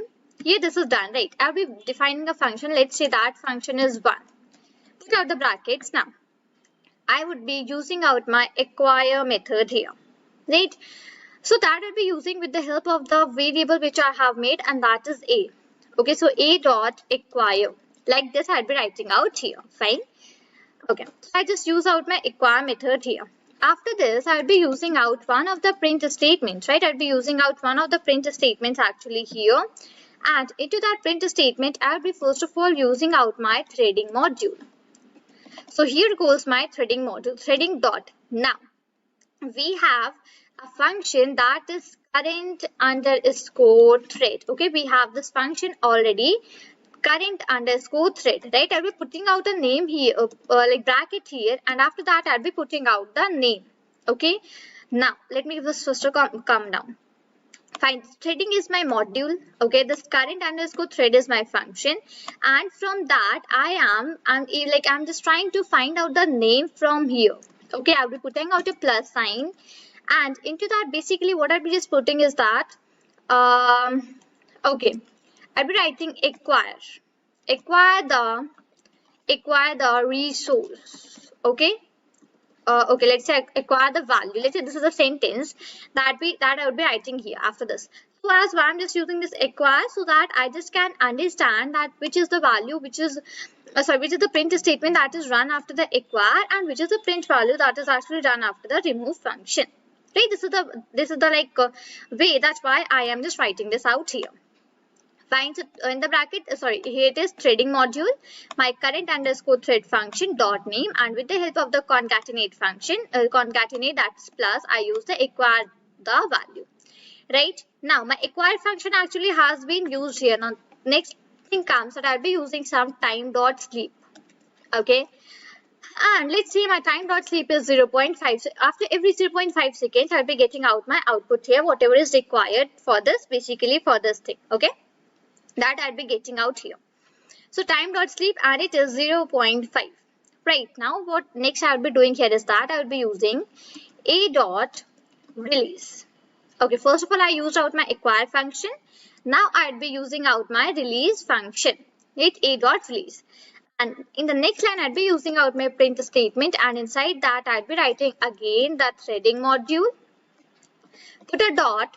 After that, I'd be using the current underscore thread, current thread function, and then I would be putting out a dot here, then using the name, right? After that, I'd be putting out a plus sign, and here I'd be writing release the, let's say, release the value. This is the statement which actually I wanted to be printed, so I have just written that thing here, right? The release the value. So inside my print statement, I have just let me show you that what I have done. Inside my print statement, I have taken out my threading module, and there after that, I've just used out a function that is current underscore thread and then name, right? And after that, I put out a plus sign and used release the value function, right? This is what I have done till now. Fine. Come outside the function. Now here I'll be defining a variable that is names, and that will actually store a empty list, right? Now I'll be applying a for loop, that for I. Okay, I'll be applying a for loop here for I in range. Okay, for I in range, and let's say my range is 1, 4. Okay, let's say this is my range. Let it be 1, 5. Right, so for I in range, I is basically one of the variable which I have taken, and I put out a range that is 1, 5. Okay, so for I in range 1, 5, I'll be making one another variable that is a underscore name. Okay, I'll be making another variable a underscore name, and into that, with the help of the threading module, I would be now making out some several threads, right? Threading dot T would be capital for my thread. Okay, into the bracket, I'll be writing what should be the name. So my name would be, let me give some space here, name would be thread. Okay, okay, just let me calm down. Fine, name would be thread here. Okay, what would be the addition? So plus I just want the string of I, str of I. So basically what I just want that whatever my index is actually going on, that particular name should come. It should come like thread 1, thread 2, thread 3, something like that it should come. Right? In that case, I'm just writing plus stri. And what is my target actually? So my target is my function. Okay, let me write correct target. And my target is my function that is actually 1. Name for my function is actually 1. Right? That I have written out here. And at last, I'll be writing here a underscore name dot start. So here this start will basically help to start out my threads actually. Okay, let me quickly give you a revision what I have done, then we'll be seeing the output. So we have imported out the threading module and the time module here. After that, I have taken a variable that is var, and into that I had stored a value that is 3, let's say. Okay, then I had taken another variable that is a, and into that, with the help of my threading module, I have used the bounded semaphore function, and into the bracket I have given out a value that is var. So basically my current value is actually 3, and this should not exceed my initial value. If it exceeds basically, so then then the value error is actually raised. This was what this bounded semaphore does, right? It checks to make sure its current value doesn't exceed its initial value, right? After that, I have defined out a function that is 1, and then I use the acquire function, and into the print statement I used out my threading module and use that with the help of the current underscore thread function dot name, right? And I just use a statement that is acquire the method. Same thing I did here for the sleep. I just wrote out a sleep time that I want my output to come in this much interval of time. See, 0.5 inside the sleep function, we always give the value in the seconds only. Okay. After the use of acquire method, I used out my release function here, right? That is print threading dot current thread name plus release, right? And inside a print statement, I just use that thing. After that, I have defined a list, okay? Blank list, that is the name is names. After that, I applied a for loop that for I in range 1, 5, okay? A underscore name is a variable which I defined, and here I defined my threads with the help of the threading module.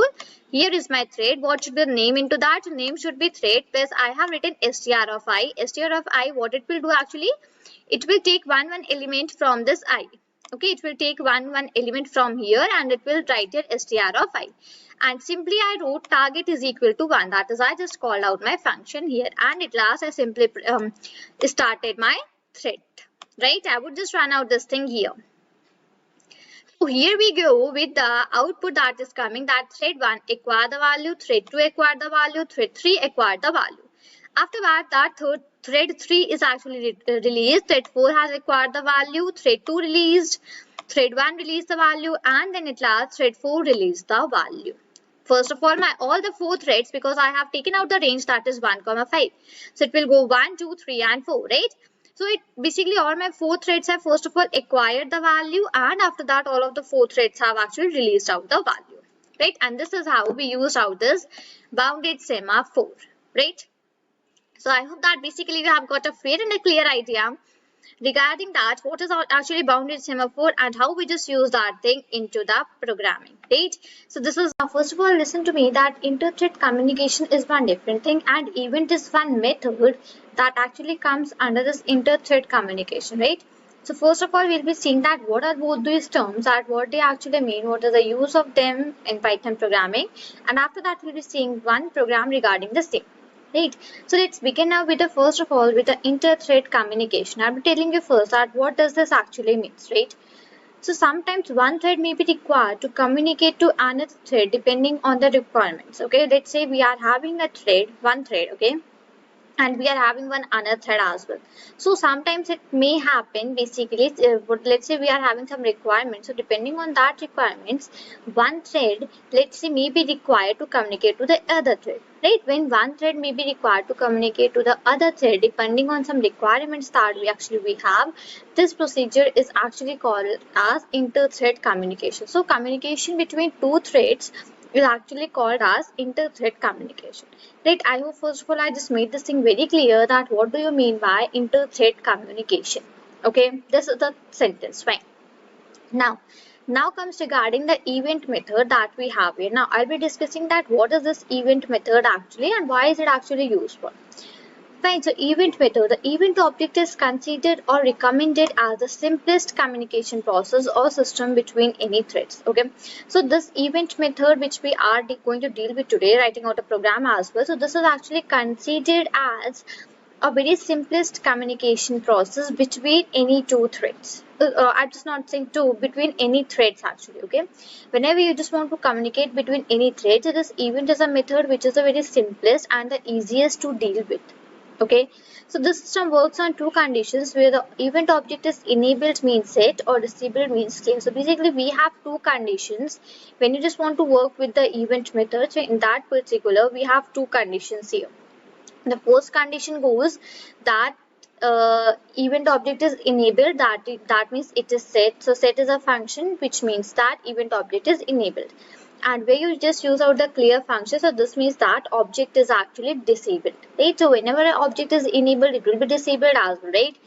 So set is for the enabled one and clear is for the disabled one, right? So I hope I just made these two things very clear to you, that first of all what do you mean by inter-thread communication, and at the second place that what is this event method actually, why this actually we just use out this event method and what is it actually used for, right? These two things are I hope very much clear to you.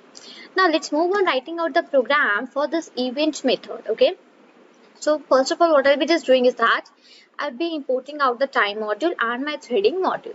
Fine, so for that I'll be just writing here import time, because time is the module which actually I'll be using throughout the program to use, right? So from this time I actually want to use out the sleep function.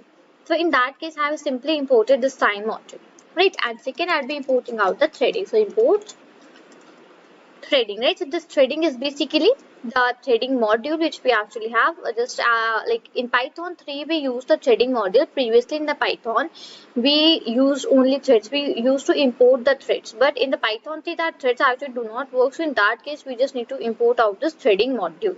Okay, this is the idea. Now let me just make out a class here. Okay, now let me make out a class, and let's say my class name is, let's say, flower. Okay, my class name is, let's say, flower. Okay, now in this flower class basically what I would just do, I want to make out a function here, the method. Like whenever we just make out a function inside the class, we just call that as method, right? So I am making out a method inside this class, right? So def, I would just write def, and let's say I just want to write out the color. I just want to make out a function that is color, right? So cell will automatically be passed inside this function because I am making this function inside my class. So whenever we just make out any of the functions inside the class, So self, the constructor which we are having, that is self, it is automatically passed. Right, this is the idea. Now let's say I just want to print out some statement here. So I would just write print, and I would just write, let's say the color for the flower is and let's say I would just write it, the color for the flower is white. Okay, so let's say this is the print statement which I actually want to write out here, that the color for the flower is white. Okay, let me just make that as a small here. Fine, now this is done. What I would just do is that I would actually make out the object for my class which I have actually taken here. Fine, so before making out that object, what I would just do here is that I would be writing event underscore object. Okay, event underscore object dot weight, and weight is actually one of my functions which I have actually made out here. Okay, event underscore object dot weight. Fine, event underscore objects will be declaring this thing afterwards in our program. Okay, but right now I just understand that this is actually a type of a variable which I have taken. Okay, so this will be the object which I will be defining inside the main function. Okay, let me do that as well here. So I would just write here main, and inside this I'll be writing here event underscore object. Okay, event underscore object, and that will be equal to my threading. So here I'll be using out my threading module dot, and I'll put out a dot here, and then I'll be using here as event. Okay, event is my function which I am actually using out here. Fine, now I'll be proceeding on with my program only, which actually I have here. Fine, so this is done actually. Now I will just come on to, okay, just one second, right here. So I just used out this wait one, and now I would just write print, and let's say I would just write got the flower. Okay, got the flower. Okay, this is the statement where actually I just wanted to print out, so I've just written out those things. Fine. Now I would make another function into my class as well. So let's say I just made out the color. Now I would just make out the kind.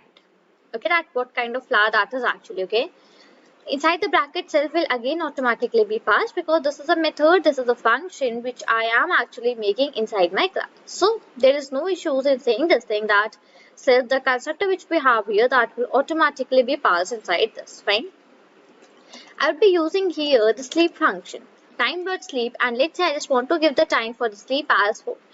First of all, my first function will run according to the calling which I would be doing out like downside into my main function. So as soon as I call out the function, that function will be called, and whatever the sleep time is given in that particular function, it will stay for that sleep time. It will stop for that particular time, and then result me the output downside, right? So I'll be adding out my print statement here, that okay, so the kind of flower, and let's say the kind of flower is, and I'll just give it out as, let's say, lily. Okay, the kind of flower is lily. Fine.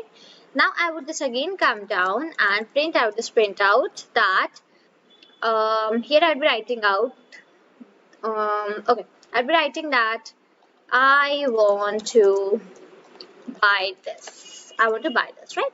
Let's say these are the two statements which I written inside this kind function. Okay, so print the kind of flower is lily, and second I want to buy this. Okay, and simply I'll be using here event underscore object dot weight. Okay, that is WAIT, and put out the brackets like this, because weight is one of the functions, right? Now I would just come on to a new line, and my next function name would be def by. Okay, my next function name would be by. Again the self is passed. Now I would just not repeat out the reason that why it is again passed, because you know this thing, right? Fine, now inside this I'll be again adding some time dot sleep, and let's say now I just want to give out the time dot sleep as okay, let me give it as 7 seconds. Just one more thing to make sure here, that whatever the time, whatever the number you are actually giving inside the sleep function, that is being taken in the seconds. Right, so here above 4 seconds has been taken, now here downside 7 seconds have been taken. I would use out my printf statement, and inside that I'll be writing that I want Lily from the buyer. Okay, I want Lily from the buyer. Let's say this is a sentence which I actually wrote out. Let me come down. fine here. Okay, I just wrote out the sentence, and now what I would just do is that I would use out my set function. Let me just go above first of all and see that what is it used for. So event object is enabled means set. Okay, so whenever we just use out the set function, so that means that my event object is actually enabled, and this is actually my event object, right? I would just come onto a new line, and here I'd be using event underscore object dot set, and I'll put out the bracket like this. That means I have enabled out this particular thing. Okay, now it's the time for making out the object for my class. I will just come out here, and okay, my class name was 1, so let's say A is the object which I have made here, and class name was actually, okay, I need to check that it was 1, right? So that was okay, sorry, that was flower actually. Oh, I'm sorry. So I will just write here, let's say a capital F, okay, and the object and the class name is flower. So I just made out the object for my class, that is flower. Okay, that I have done out here. Now I would just come inside my main function. Here I have already defined out this event underscore object. Now what I would just do is that I had made 3 functions. So for all of these 3 functions, I'll be creating out the threads. Okay, so this is my first thing that I will be doing out here. Okay, so let's say my first thread is T1. Okay, T1 is equal to, with the help of my threading module, I would be using here the thread, and into the bracket I'll be passing out the target. So my target would be, first of all, I'd be writing out my class name, that is flower. And okay, first of all, my class name, okay, not my class name, I would simply use that with the help of the object only. So F is my object for my class, and my function is, first of all, I would use out this color function. Okay, same T2 is equal to, here I'll be using the threading dot thread, into the bracket I would be writing target is equal to, and here I'll be using out another thing, that is F dot, and my second function was kind, right? So I just use out that function. Time for making out my third thread. So here I'll be using threading, okay, just 1 second. Okay, so here I'll be using threading dot thread, into the bracket I'll be writing here target is equal to capital F, and my function name now is by. Right, so I just called out all of these 3 functions here. Now what I would just do is that I would be starting out my threads. So that is my last step that I'll be doing. So I'll be writing T1 dot start. Okay, then I'll be writing T2 dot start. Okay, and now I'll be writing T3 dot start. So I have just started out all of my 3 threads, right? Now it's my time for running out my program. So here we go. And the color for the flower is white. Okay, now after 4 seconds it will basically display me the another statement which I would be having here. Okay, so just wait for that. It will actually display you the another statements, whatever it is actually having here. Okay, fine, so let that actually happen, and I just need to go above first of all. So okay, it is time dot sleep. Oh, okay, the color for the flower is white. Okay, first statement, the color for the flower is white. Okay, absolutely fine. Okay, just let me first close this out for a while here. Let me do the terminate thing, and okay, let me apply out some another time here. Let's say I would be giving the time as okay, let me write it out here as, let's say 5, and let me give this as, let's say, okay, and I'll be just calling them serial wise only, where I have just called the first one as the color, second one as the kind, and third one as the by, right? And after that I have just started out all of my 3 threads, right? Now I would just again try to run it here for a while. Okay, so it is showing me that the color for the flower is white. Okay, my very first statement has been displayed here. Okay, now after this, basically as I have called out the second function, that the kind of flower, here it goes that, okay, it is written that event underscore object dot wait. So it will basically wait here for some time. Okay, now basically wait was basically it just wanted to wait here for some time, so that is why it is waiting, right? And after that it will display me the second statement, that is got the flower. Okay, after that it will like go for time dot sleep, that is 5, then it will display me both of these statements, right? So this is how it is gonna work, and this is how it is gonna be like working, right? So basically now I would just try to run it here, and as soon as I just run it, see, it just basically given me the output that the color for the flower is white, After that, it has got the color. And now just have a look that I just got the rest of the two sentences as well, that this kind of large daily and I want to buy this out. Okay, so these are the four statements which actually we wanted to be displayed, right? These are the four statements which I would really from the bar, right? These are the five statements which we have written inside the functions and that are actually getting displayed here as an output, right? So now I hope very clearly that you have got the idea that how this is actually used, right? How what we just mean from interthread communication and what we just mean from event method, right? So these are the two things with condition, right? So we had already seen regarding the interthread communication with the event, right? Events was the topic which we have seen in the previous video only. Now today we'll be discussing about the condition. We'll be seeing about the interthread communication with the condition, right? So first of all, let me quickly give you a revision that what we just understand from the interthread communication. So that actually means that when we want to like when we just require two threads at a particular time, when basically there is some requirement and we want to use two threads at a time, so in that case this interthread communication is the procedure that is used, right? Let me just show you that thing as well here. Okay, just 1 second, let me just show you that out. Fine, this was the one. And okay, so that was event, right? This was the event. Fine. So here basically we had seen regarding sometimes one thread may be required to communicate to another thread depending on the requirements, and this is considered as interthread communication. So when one thread wants to communicate with the another thread which has basically some requirements, so in that case basically interthread communication is required, right? This was the thing that we have already discussed. Now we'll be discussing regarding the condition method actually. Okay, so the condition method. The condition method is basically the upgradation of that event object which is used for inter-thread communication. Let's say when you want to upgrade something. Okay, actually condition is a type of method which is used for the upgradation of that event object which is used for the inter-thread communication. Right, this is the whole idea regarding the condition method. So the condition represents some type of state change between the threads. When you just want to have some state change between the threads, so in that case, this condition is the method, this condition is the function which is actually used in that case. Right, so I hope that first of all you have got an idea that what is the interthread communication, and secondly you have got the idea regarding the condition method, and now it will be more clear to you as soon as we write out the program for this, right? So let's proceed on here. Okay, first of all, what I would just do is that I would be importing out the random module here, because random is a module which I'll be actually using throughout the program. So I just want to import that particular module here, right? After random, I'll be importing the time module as well. So I would just write import time. Fine, these are the two modules which I'll be using throughout my program, random and the time. Fine, now next what I would just do is that I want to use out this function that is condition, right?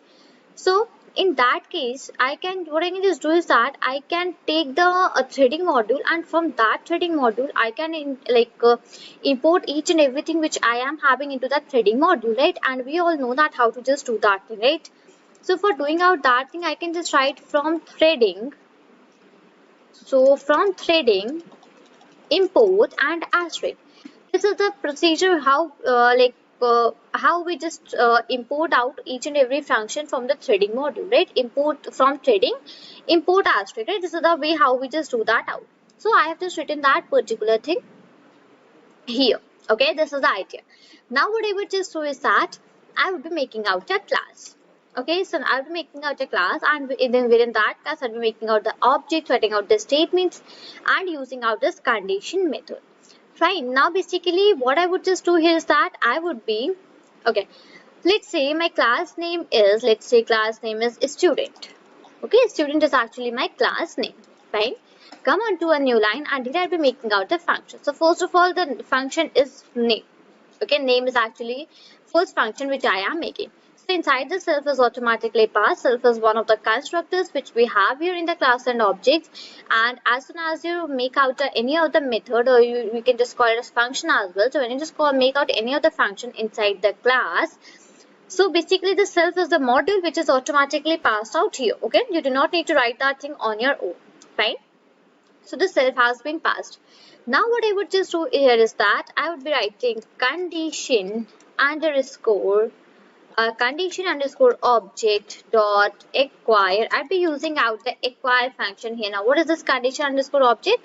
So for that I would just come down here inside my main function. I would just write out my main function, and inside that I would define out this condition underscore. Okay, I would just not define that inside the main function. Let me define it outside only. Okay, I would just write here condition underscore object, and that is actually equal to my condition function which I have here, condition method, which I am actually trying to use out here. Right, so I have just done that same particular thing here, condition underscore object dot acquire. Fine, I would just come out here, I would just use one of my printf statements. Fine, so that printf statement is that, let's say name for the student is, and let's say here I would just write, let's say ABC. I just take out some random name, okay? Let's say the name for the student is ABC. Fine, now what I would just do is that with the help of that condition underscore object, I will put out a dot here, and here I'll be putting out the wait function. Okay, so condition underscore object dot wait. This is actually how we just write it. So now here what actually I have done, I had put on my thread into our waiting state. Okay, fine. Come on to a new line, and I would just write here, let's say print, and let's have it just write that name successfully. Okay, okay, that is successfully. Okay, name successfully added. Let's say this is a new admission which has come onto a school, and in that I just shouted the name, that name for the student is ABC. So after that it has basically waited out for some time, and then it printed me that name successfully added. Okay, and now what I would just do is that as I have used out the acquire function above, in the same way I'll be using out the release function, and now I would be just releasing it out. So I would just write here condition underscore object dot release, and I would put out the bracket like this. Okay, so this is how we just made out the very first function. Fine. Now let me make out the second function here. Okay, so first function was name, and let's say now my second function is, let's say okay, let's say marks. Okay, let's say this is the second function. Okay, now what I would just do here is that again I would be starting with the condition underscore object dot acquire. Okay, so I just first of all used out this acquired functions to acquire some state. So this condition underscore object dot acquire, after that I can just use out one of my print statements that checking the marks. Okay, whenever we just like go in like for taking any admission in a college or school, so we just always have a entrance test, right? So I would just write checking the marks. Okay, checking the marks. Fine, this statement is completed. Now what I would just do here is that, let's say I'll be taking a mod random that is time is equal to 0, a function. You can just call this time as a variable. Okay, that's the reason that I have imported a time module above. Okay, now here I'll be writing time. Okay, so time is equal to, I'll be writing here random dot rand int. Okay, random dot rand int, and into the bracket I'll be passing here, let's say 1 comma 20. Okay, so between 1 comma 20 some random marks would be actually coming. Okay, and instead of this time let me just write. Okay, so marks, let's say this is done, and instead of marks let me make it out the appointment underscore time. Okay, when we just go on to take any admission in the school, so in that case we just need to take out first of all appointment, right? Then you can just meet out the principal or the head of that particular school. So let's say this is the same particular thing. Okay, now I would just write here print, and okay, just another second, right here print, and I would just write here checking the time. Okay, print checking the time, and after that I would just write here another print statement. Inside that I would just write that time appointed to you is, okay, let me calm down so that you are actually able to see. So the time appointed to you is, and I will just put out these brackets, this closing, and let's say PM. PM, right this. Okay, and I will just put out a dot here, and after this I'll be using out the format function, and inside that format I'll be passing out the variable that is time. Right, so I have just done out that particular thing. Now what I would just do is that I'll be writing condition underscore object dot notify, one of the functions which I have in this threading module, right, that I have just used out here. And after that I just again use condition underscore object dot release. So above I have just acquired that, now I am just releasing that thing here, right? So that particular things I have done out. Now what's this next thing? Next thing, I have already made this condition function, you already used that out. Now I'll be making the object for my class. Okay, now I'll be making some object for my class. Okay, so let's say object for my class. Okay, what's my class name? That is a student, fine. So let's say, okay, 1. Let's say 1 is the name for my object and the class name is student, and put out the brackets like this. Right, class name, object name has already been made. Now I'll be using my threads. I'm making out my 2 threads. So T1 is equal to, I'll be using here thread. Okay. So that is thread, and into the bracket I have target is equal to, and what's my target? So that is 1 dot, and first of all I was having the function which is name, 1 dot name. Okay. My thread 2. T2 is equal to, I'll be writing here thread, in the bracket I'll be writing here target is equal to 1 dot, and here I'll be passing the another one, appointment. Let me come down, appointment time. Okay, appointment time, my another function. Fine. Now I would just start both of the threads. T1 dot start, and after that I have T2 dot start. Right, and now I would just run out my program here. So run, and basically here this will be getting out the answer. Fine, your final output will be displayed onto this window only. Okay, so the name for the student is ABC. Now basically after this it will result be some other things whatever we are actually having here.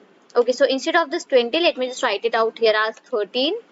Okay, just 1 second, I just made out the changes. Let me rerun that thing. Okay, fine. And okay, instead of this small t, let me just make, okay, this one is absolutely fine. Okay, let it be like this only. I would run this once again here. Fine, so I just got that the name for the student is ABC, right? Now after that, this name for the student is ABC. After this it is waiting, right? So it is written at condition underscore object dot wait. So as soon as the wait is finished, it will basically give me the second statement, that is name successfully added, right? Now after that it will give me that checking. Okay, okay, just one second, let me close this once again here, because I am just gonna make one more change here. So this has been made as a change here, and now I would just try to run it. Right, so basically here I'll be running out the program. I just want to make one of the changes here. Let me just remove this and let me just write out class underscore obj. Actually this is the name which actually runs here. Let me just write that here as well, and let me write out that here as well. And we do not put out these brackets whenever we are just calling the function inside the target, this thing. Okay, so let me remove out both of these. Okay. Now I would just try to run this here once again, and here we just get out the whole answer, that is name for the object is ABC, checking the marks, checking the time. So your time appointment appointed to you is 6 p.m. Name successfully added. Right? This is how it will actually run out the things for me. Right? So name for the student is ABC, checking the marks. After that, checking the time. So time appointment appointed to you is 6 p.m. and at last the name is successfully added. Right? So I hope that you have got the idea regarding the inter-thread communication with condition. Okay, this is how we just use out this condition method for writing out the programs, writing out the things like this. Regarding the inter-thread communication between the threads using the queue. Okay, now we'll be using out the queue module, and with the help of that module only we'll be seeing the inter-thread communication between the threads. Right, so we had already seen that what is actually inter-thread communication. Let me again just give you an overview regarding that particular thing, that what does we actually mean from inter-thread communication. So sometimes one thread may be required to communicate to another thread depending on the requirements, right? So this is actually considered as the inter-thread communication. And sometimes one thread may be required to communicate to the other thread, right? So basically some conditions, some requirements actually come in which one thread may be required to communicate to the other one, to the another thread, right? So whenever this condition, the situation actually appears, so that is considered as an inter-thread communication, right? So I hope I just made this thing again clear to you that what you just meant from inter-thread communication. So basically this is building a thread safe priority queue, right? You know, writing out a program for this particular thing. Fine, let me just proceed on here with this particular thing. So what I would just do here is that I would be first of all importing out my threading model. Okay, I'll just write here from threading import asterisk. So from my threading module, I am trying to import all of the functions which actually I have into this, right? So from threading import asterisk, threading is my module which I have, asterisk means to import all of the functions which I have in this particular threading module. So this is the very first statement that I have written. Other than that, I'd be using three more modules. The first module would be that we are using the queue function. So in that case, I need to import out the queue module. So I will just write import, and this is how the queue goes, right? Import and then the queue, right? This is how it actually goes. So import queue. After that, I have import random module. I have another module which is the random module. Fine, I just need to import that out. So import random. And at last, I have my very third module which I want to import, and at this time. So these are all of the three modules which I'll be using throughout my program. So that is why I am importing these three here. Okay, so first of all, I have imported all of the functions from my threading module which I actually have here. Next, I have imported out my queue module because we are going to write out the program for the inter-thread communication between the threads using the queue, right? Then I have imported out my random module, and at last I have imported out my time module. Right? These are all the things which I have imported. Now I'll be making out another thing. Fine. So let's say I'll be writing out a blank list here. Okay, let's say A is a variable, and this is one of the blank lists which actually I have made here. Fine. Now I would just not use classes here. I will be simply using out my function. So let's say here def. Okay. Now let's say my def is one of the functions, and into this let's say I'm writing out some function name, and let's say that is marks. Okay, def marks. I will put out the bracket here. Now, and inside this basically I would simply be passing out a let's say I will simply be passing out a variable C, let's say. Okay, put out a colon and come to a new line. Now here basically I'll be applying a simple condition that is while true. Okay, while true is my condition that actually I am applying here. Now inside this I'll be taking out the blank list.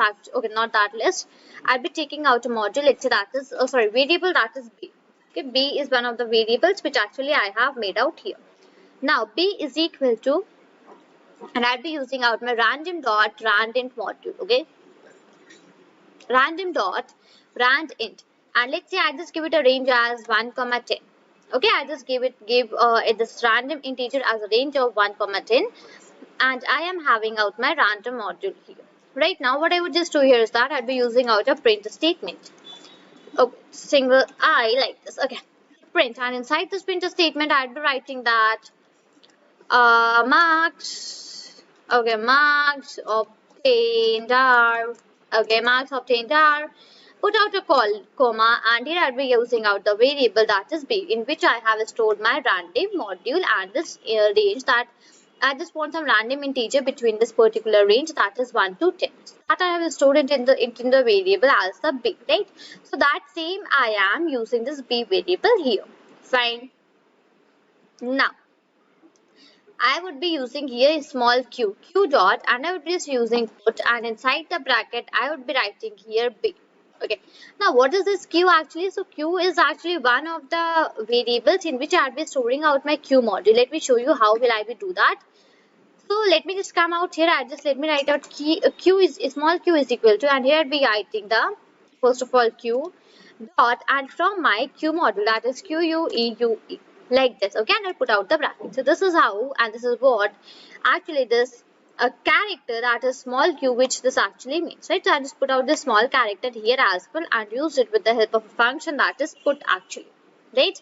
Come on to a new line, and here I'll be printing out that marks. Okay, I'll just write here, let's say marks are displayed.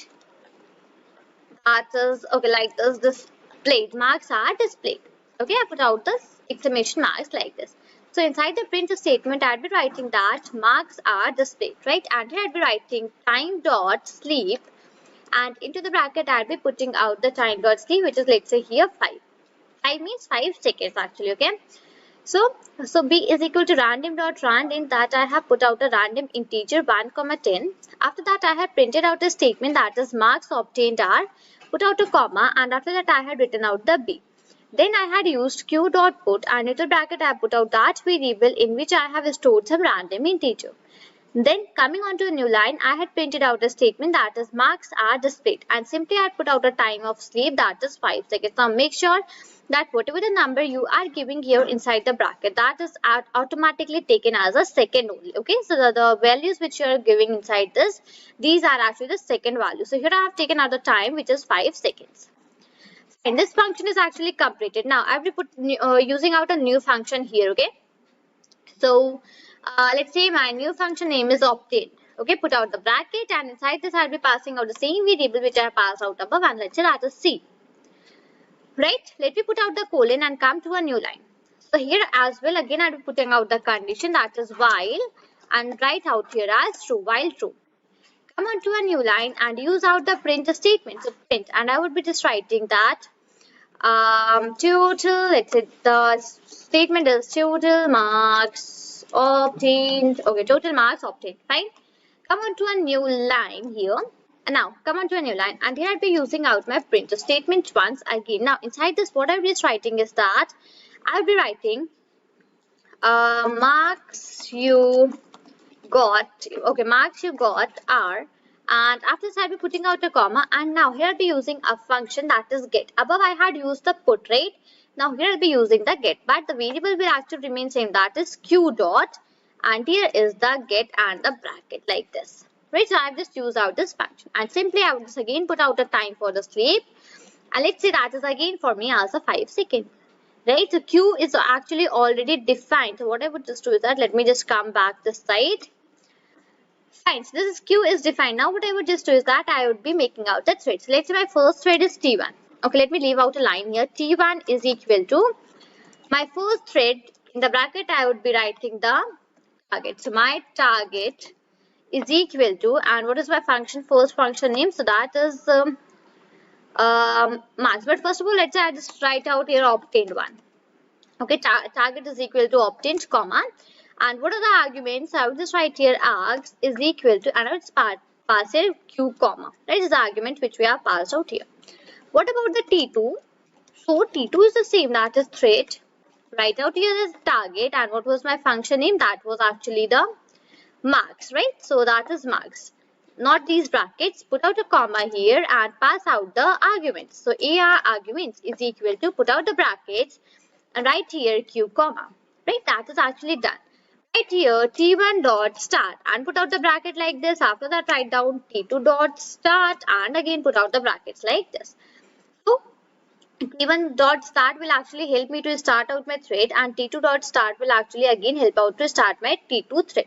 So we had made out 2 threads. Why we had made it out 2? Because we are having 2 functions, right? My first function which I am having, that is marks, and the second function which I am having, that is obtained. Correct? So I have just used out 2 of the functions.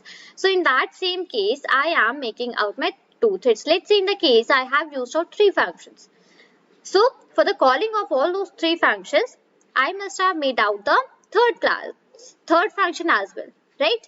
So this is the whole idea, this is the whole procedure, how we just make out the functions, right? I had made out the marks, and even I had made out the obtained one.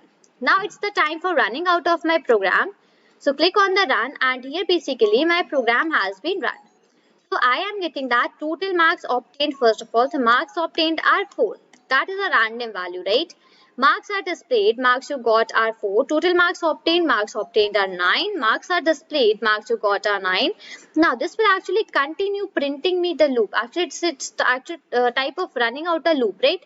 So it will actually start printing me till it has printed out all of the numbers from here, right? So 4, 5, 9, 10, whatever it is like printing, it will actually start printing me, okay, till that particular point. Now I would just close this out here and click on the terminate. Fine, so this is how actually we just use out this Q module, and this is actually how we just use that out into our program for the threading. So this is how we just do out the inter-thread communication between the threads using the Q, right? So I hope I just made this thing very much clear to you that how you can write out the program for this, right? So this is all for this video. Till then, thank you and take care. Hello everyone, my name is Shambhavi. Hope you all are doing well. Now today we are going to learn about the daemon threads, right? We had seen many things in the thread communication. We had done many things previously, right? Now we are going to learn about the daemon threads. We are going to see that what is this daemon threads actually. Now what we need to study here, what are they actually used for, how to write out the program for the daemon threads, right? These are all the things which we are going to understand today. So the very first thing that comes is that I need to understand the definition for this particular thing, right? What is the definition for this? So I go with the definition here as the threads which are always going to running in the background that provides supports to main or non-daemon threads. Those background executing threads are considered as daemon threads. Right. Now here it says the threads which are always going to running in the background. Okay. There are the threads, many threads which always run in the background, right? Now the threads which always run in the background and that provides the support to the main threads. Okay, the main threads which we are having, this provide the support to the main thread. Those background executing threads are considered as daemon threads. So the threads which are always running in the background and which provide some support to the non-daemon or the main threads, so that background executing threads are actually called as the daemon threads. Right, I hope that you are very much clear first of all with the definition that what do I just want to say from the definition to you. Let me repeat this once again here, that there are many threads which are always running basically running into the background. Okay, which are always running into the background, like they always run in the background part. So what they do, they actually provide the support to the main thread. This is the use of those running threads which are running in the background. They actually provide the support to the main threads, right? So that background executing text which I'm just talking about, that they always do in the background and they provide support to the main thread, that background executing threads are only known as daemon threads, right? This is the particular definition for this particular daemon threads. Now firstly we'll be seeing about the non-daemon today. Okay, that is non-daemon. I'll be seeing about this particular thing. Let me put out a hash and let me write that here. Non, and the that is the non-daemon threads. Okay, this is the thing that I would be seeing here. So these are the things which come under the threading module, right? These are the which come under the thread. So previously when Python 3 was not there, so previously we usually used write import thread and that would actually work. But now if you are going to write that import thread, it will not at all work. Okay, let me write out import thread. Now this import, okay, instead of this threading, I would simply write thread. See, it is not working, right? It is just showing me red curly line. That means this thread is something error. You are having some error here, right? Before Python 3 was launched, this import thread was actually worked. This actually works. But as this Python 3 has come, so this import thread actually does not work. You need to use out the threading module. Whatever you just want to use out for the threads, what are the functions you want to use out for the threads, all of them come under the threading module. So you just need to import out the threading module and then it actually works. Fine. So I would just write here from threading import, and here goes the asterisk. So from threading import out the asterisk, right? Asterisk means that I need to import out all of the functions and my module name is threading. So from the threading module I need to import out all of the functions which I am having here, right?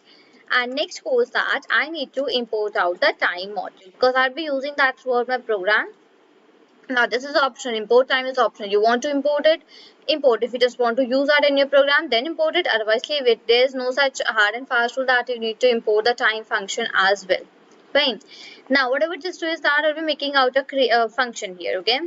So def okay, def, and let's say my function name is first underscore thread. Okay, first underscore thread is my function named it. Okay, come here. Inside this, I'll be applying a condition that for I in range. Okay, and inside the bracket, let's say my range which I want to give here is 6. Right, so for I in range, my loop is started, and into the bracket I give a range that is 6. I would be printing a statement here. Print, and what is my statement? That, okay, that I would just write this. This is a this is a non-daemon thread. Okay, this is a non-daemon thread. This is the statement which I wanted here to be printed, that this is a non-daemon thread. Right? Now, after this, what I can just apply is that I can just write time dot sleep. And let's say I want to give it a time dot sleep of 3 seconds. Okay. Now, this whatever the parameter you are going to pass inside this sleep function, this is always taken as into the seconds, right? If you want to use here some minutes, so in that case, you just need to multiply it by 60. But if you're not writing anything like that, so it will automatically take the number passed inside the sleep function as a seconds. Okay, so this means that here 3 seconds. Just remember this thing very careful, that it is not actually 3 minutes. Okay, it is 3 seconds. This is the use of the sleep function only, right? That I have completed out here. Now basically my thread has been made. Now what I would just do is that I would be making out a variable for my thread. Okay, so let's say capital T. Okay, let's say capital T is the variable for my thread. And here what I would just do is that I'll be calling out my thread actually. Th would be small thread. Okay, and into the bracket I'll be writing target. Now what does this target actually mean? So in target we write out that function name which we actually want to call out. Okay, I want to call out here first underscore thread function. So that is why I'll be writing here first underscore thread. Right, this is what I would be doing. Now I have made it out my thread here. I completed and created out my thread. Now what is the next thing? I need to start out my thread here. Right, so you know that how we just do that. We had done that thing since from the very starting of the threads topic. So in that case, we just use the start function here. This start function is actually used to start out my thread. So here T is written. T is a variable in which I have stored out my thread, and the target for that is first underscore thread. So it will automatically start out this above thread which I have declared here, T dot start, right? Now what I would just next do is that I even want to apply a like sleep out sleep function here. Okay, time dot sleep, and let's say here I apply the sleep as 4. Okay, and here I would simply write out a print statement, and I would just write that this okay, this is a main thread execution.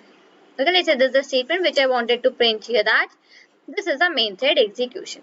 Just have a look at what I have done. First of all, I had just imported out my threading module, and from that threading module I have imported out all of the functions which I am particularly having into this module. Right, and after that I had imported out my time module because I just want to use out the sleep function. If you do not want to use out the sleep function here, then you can just remove out this line number 9, that is import time. You do not use that out. Okay. Next, what I have done actually, I have made out a function, and the name for that function is first underscore thread. Okay. Now after that, applied a loop that for I in range. So I in range in bracket I just stored 6. So 6 times this line will be printed to me that this is a non-daemon thread. Right.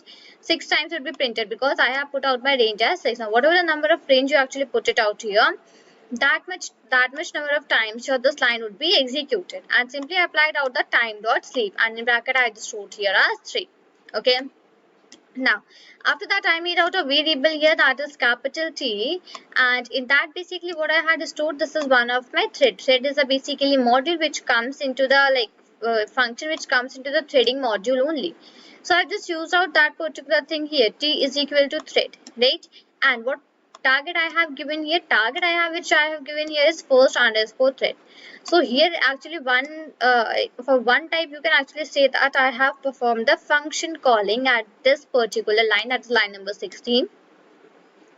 Inside this thread I had put out the target, and there I have performed my function calling. I just wrote out that same similar name which I have written here, first underscore thread. Remember one thing, that do not put out these brackets after the first underscore thread. Okay, after that I simply started my thread. So for starting your thread, your function the function, yes, the function which you use is start. Okay, that has actually started out your thread, and after that I just simply wrote time dot sleep. So that time dot sleep value I just gave it here as 4, and simply printed out a print statement that this, okay, let me correct out the spelling for this, that this is a main thread execution. Right, now let me just run this out here for a while. Fine. See, first of all, it gave me this statement that this is a non-daemon thread. This is a non-daemon thread. This is a main thread execution. That this is a non-daemon thread. This is a non-daemon thread. It again gave me that particular line. See, it's coming in every 3 seconds, right? Because I have put out the time as a 3 seconds. Okay, because of that only, it is coming. The answer is coming to me in every of the 3 seconds, right? Now, okay, I just wrote out the spelling for is wrong. Just let me correct that out. Then I will just explain that what is the final output of this right here. Now, let me just run that again here for a while. Right. Let the output be printed here. Fine. First line is my, this is a non-daemon. Again, I just got my third line, then my fourth. Everything is coming in the particular time which I have actually mentioned. That was time dot sleep, and in the bracket we are written out 3, right? So because of that only it is coming in this particular time.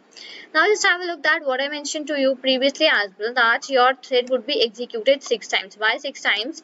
Because you have given out the range as 6. So here we are, this is a non-daemon thread. Here above 2 times it executed, and after that it executed here total 6 times, the 4 times downside and 2 times upside. Okay, it totally executed this thread to me for 6 times. After that we were having one another statement as well, that this is a main thread. Let me come down right. This is a main thread execution, right? This one statement as well we are having. So this main statement just come out here, right? So basically, I hope that you have got a fair and a clear idea regarding the, first of all, the definition of the daemon threads, and after that you had got out that simply how to write out a program for this non-daemon thread. In the next video, we'll be seeing about the daemon threads as well, how to the daemon threads actually work, and basically, and how non-daemon threads work during, and what is the execution for that procedure.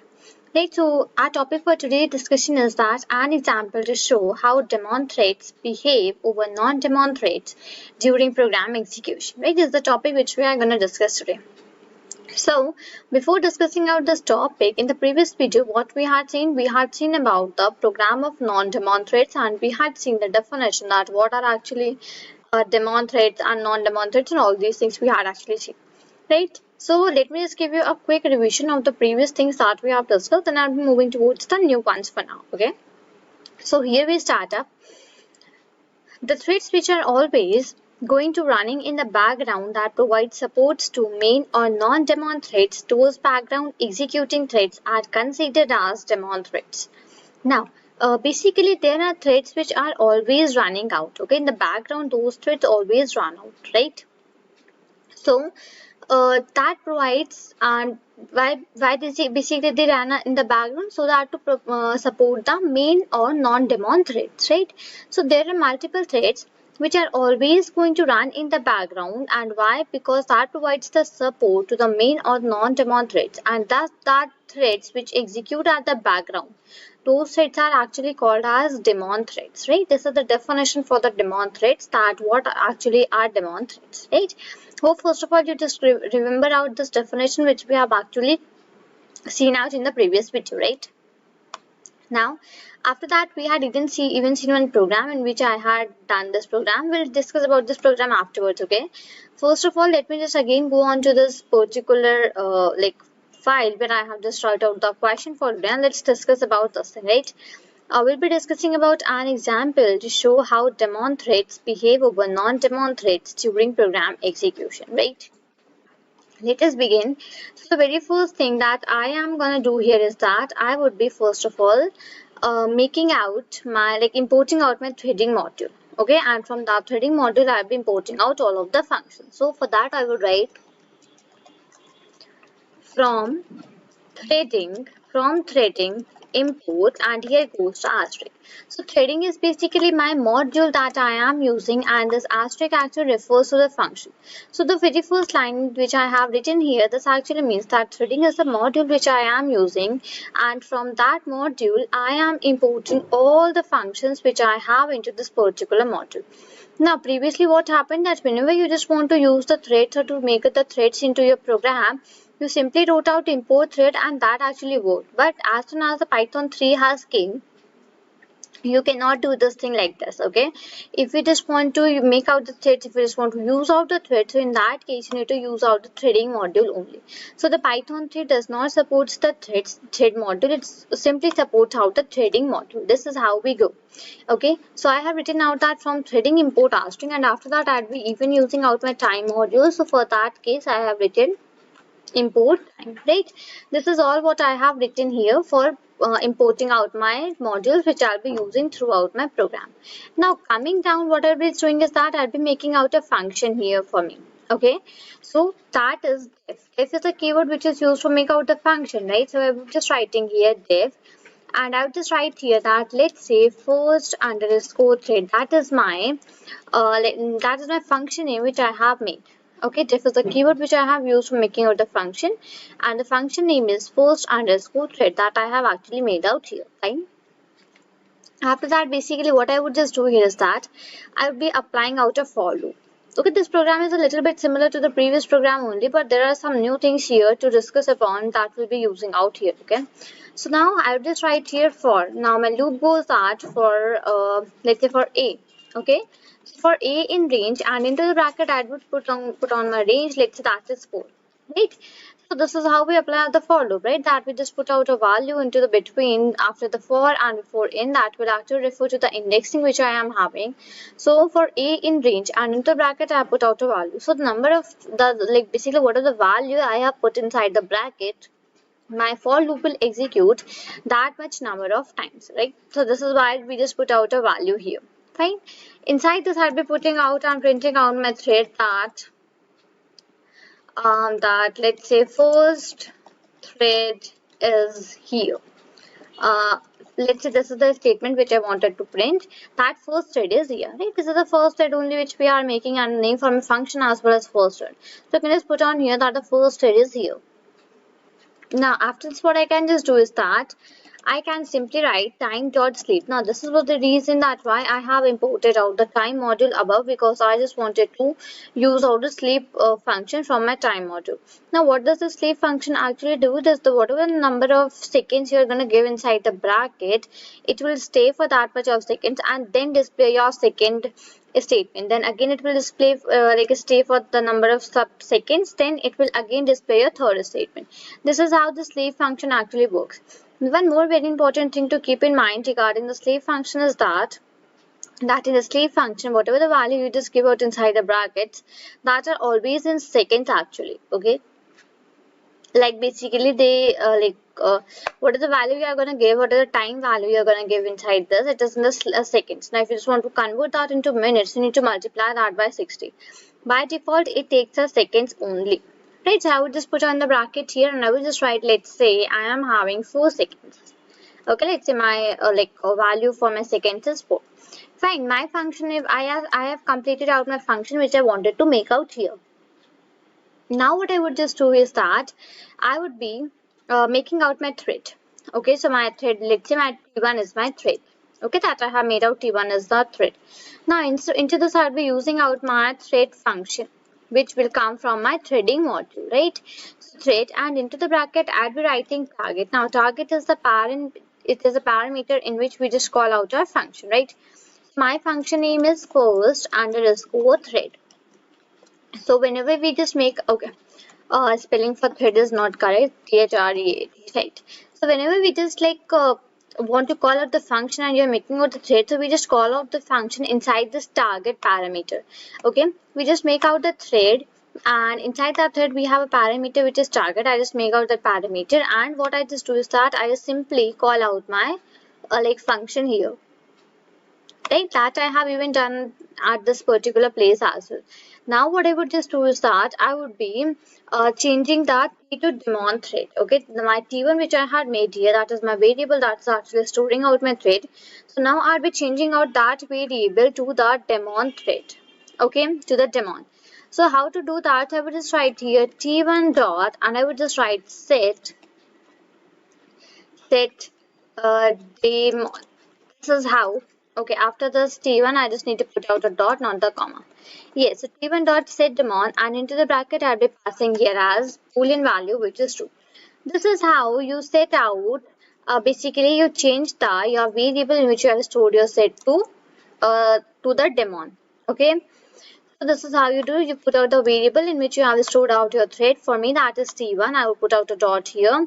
After that, I will be using a function that is set demon. Okay, and into the bracket I'll be passing here as true. So true means to like basically change out the thread to the demon. Hey, this is what I have done. Now after this, what I would just after this, what I would just do is that I would be starting out my threading. Thread.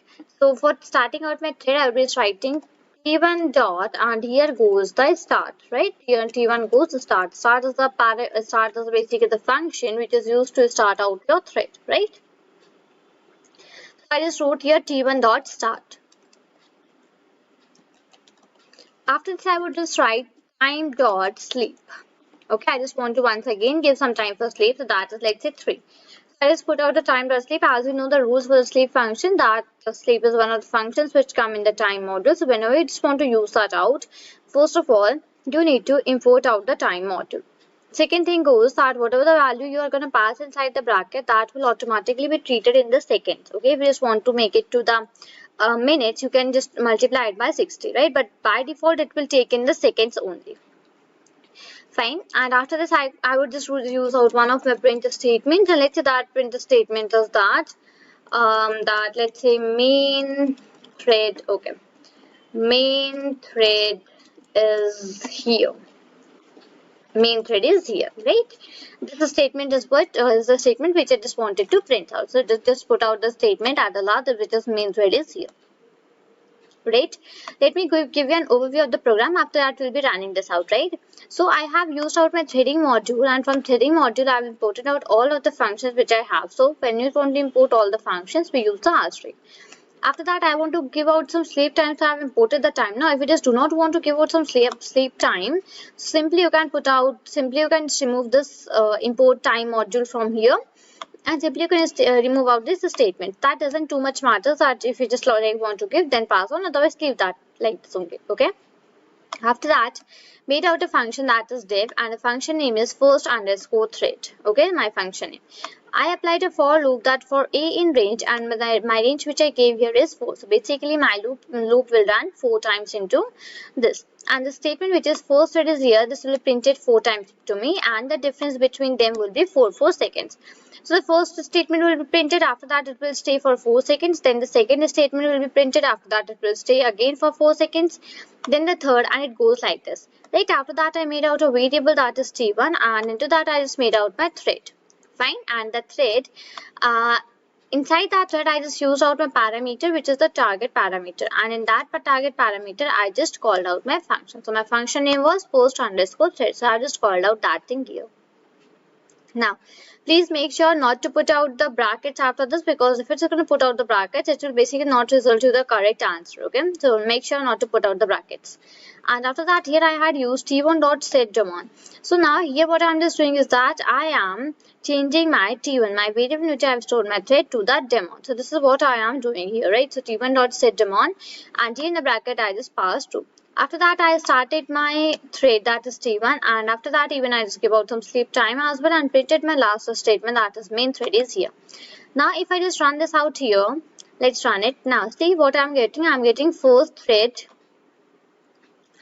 is here and the main thread is here, right? Now whatever the range I would put inside, that doesn't match us actually, right? Because here I have set it out as a daemon thread, right? So that is why I'm getting first thread is here, and after that I'm getting the main thread is here, right? So this is how you'll be getting out the output for this particular program. Hope you have got out the idea for this program, that how to use out this, and basically how to use an example to show daemon threads behave over non-daemon threads during program execution.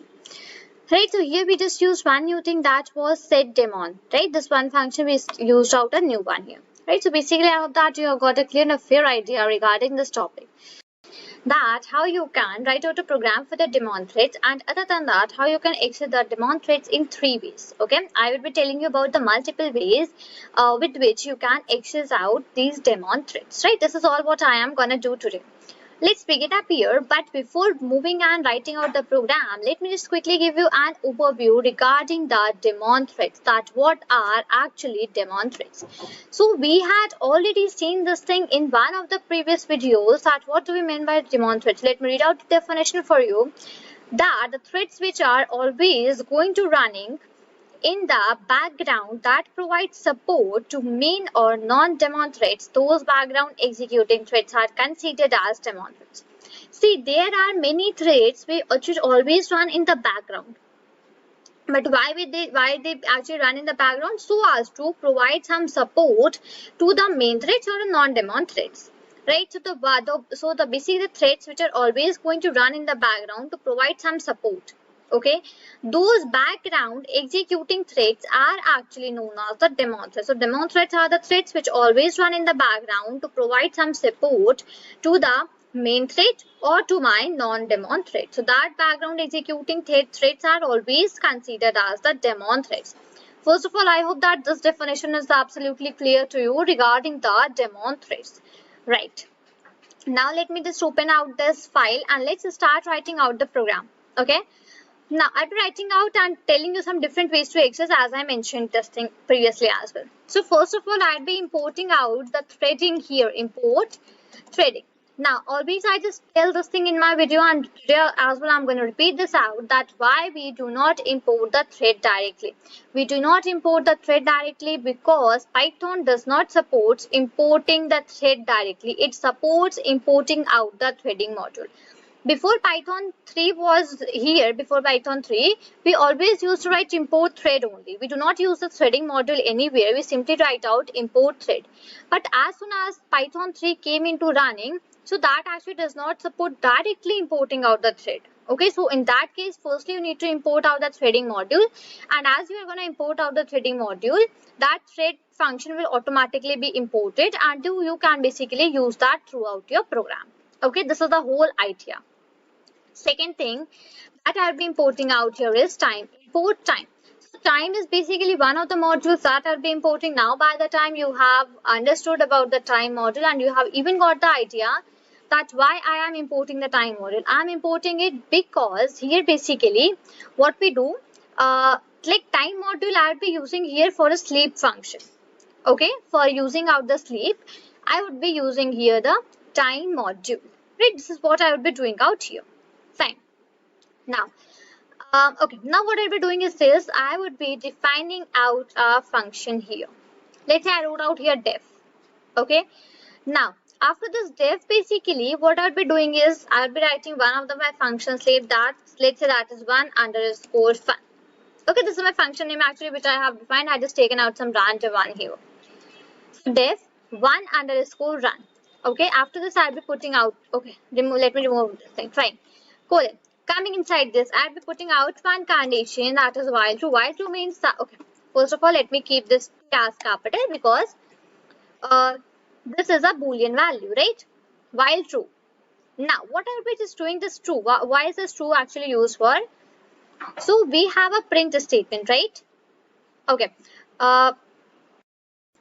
Okay. So basically this true function, why is this used for? So as I had applied out the condition while true, so this means now whatever that we're writing inside this while condition, that will surely be executed, right? What we are actually doing the while loop, we actually apply out a condition that let's say I want to print the numbers which are less than 10. So I'll be writing while a less than 10. This is what we actually do till now, right? But here what I haven't given any condition. What I want is that whatever I'm just writing, that should surely be executed. So simply I applied out my condition, that is while true. Fine. Come on to a new line here. Now I'll be using out my print statement. Okay, print, and here goes use of my if string. Now with the if strings you must be familiar with because we have discussed about if strings a lot in my videos, right?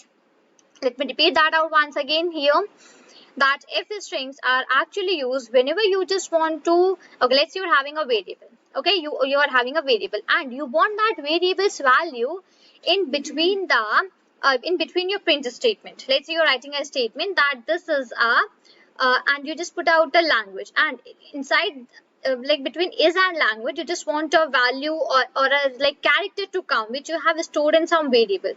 So in that case this if strings are used. I'll be writing out here, then you'll be getting the more clear idea that why is this if string used for. Okay, let me put out the large bracket here first of all after this if string, and inside that let me put out the small bracket. Okay, this curly braces. Okay, inside this I'll be writing that. Okay, T would be small for threading. So threading dot current underscore thread dot name. Let's say this is what I just want to put out inside this f string. Okay, let's say this is the one which I want to put out here. Fine, that is done, right? And now what I would just do here after coming out this like large bracket, I'll be simply printing out that okay, I'll write that print me this thing. Okay, or I would just write print me this message. Okay, let's say this is the like print statement which I actually wanted to come here. Fine. After this, what I can just do here is that I can give out a sleep time as well, right? So I can just write out some sleep time and give it here.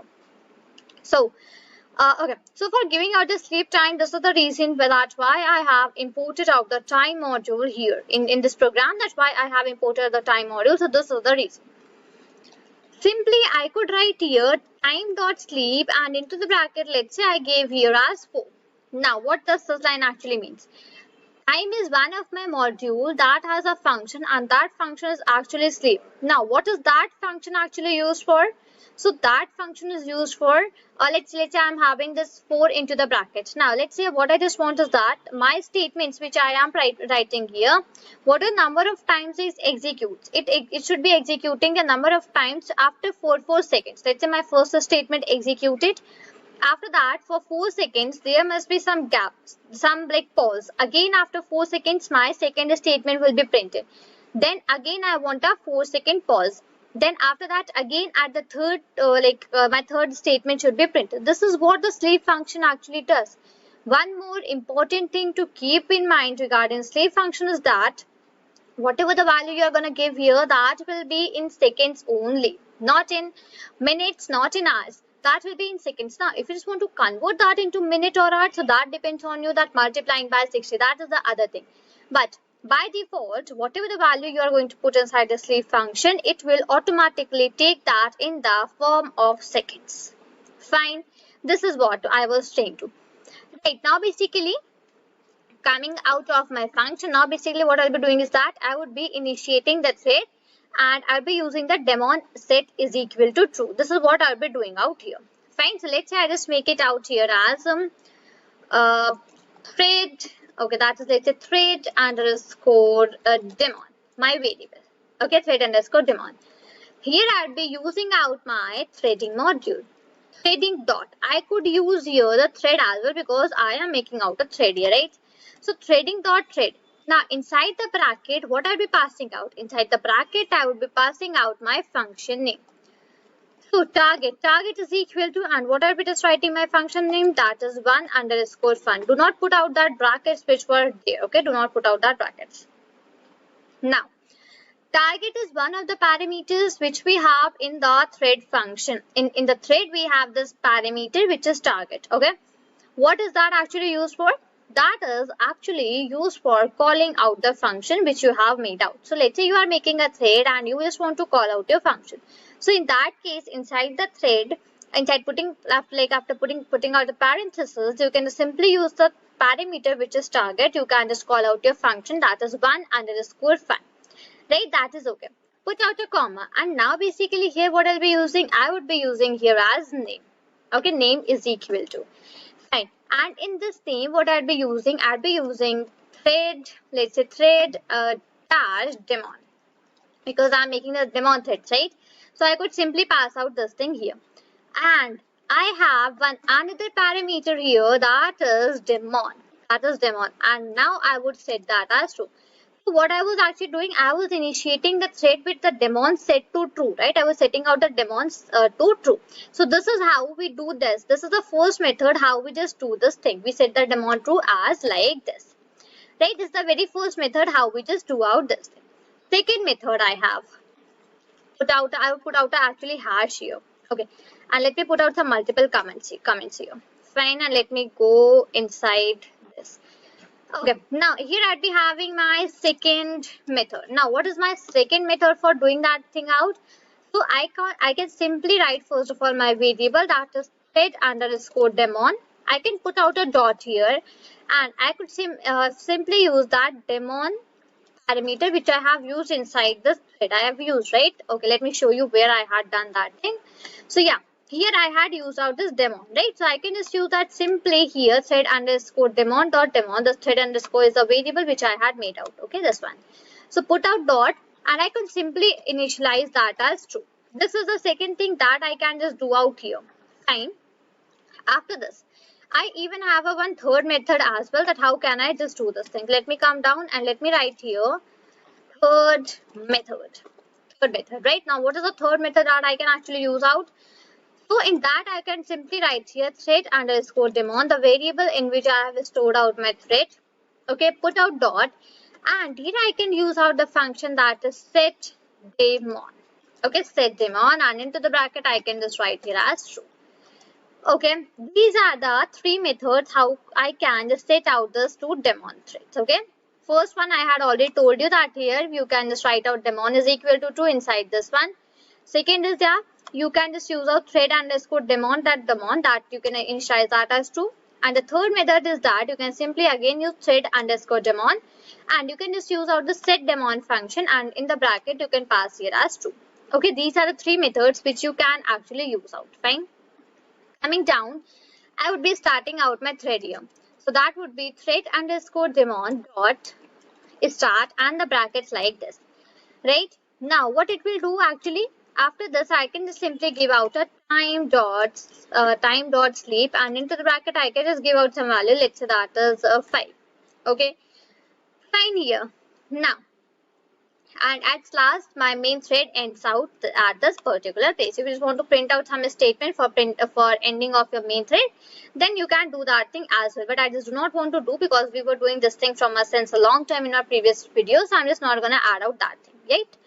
So now it's the time for running out my program. So here we go. See, it is firstly printed me that thread underscore thread daemon print with this message, and then after 4 seconds it had waited for me, and after 4 seconds it printed me the second line, that is print me this message, and thread underscore daemon. So how come this thread underscore daemon has been added here? So that has been added here with the help of the f strings. See, the value for the f string I have given here in this name, right? And my f string I have used it out here in this print statement. So the value for threading dot current underscore thread dot name was thread dash domain. This was daemon. That this is the statement, this is the word which I actually passed out here, and this was the statement which I had printed out, that you all know inside the printer statement, right?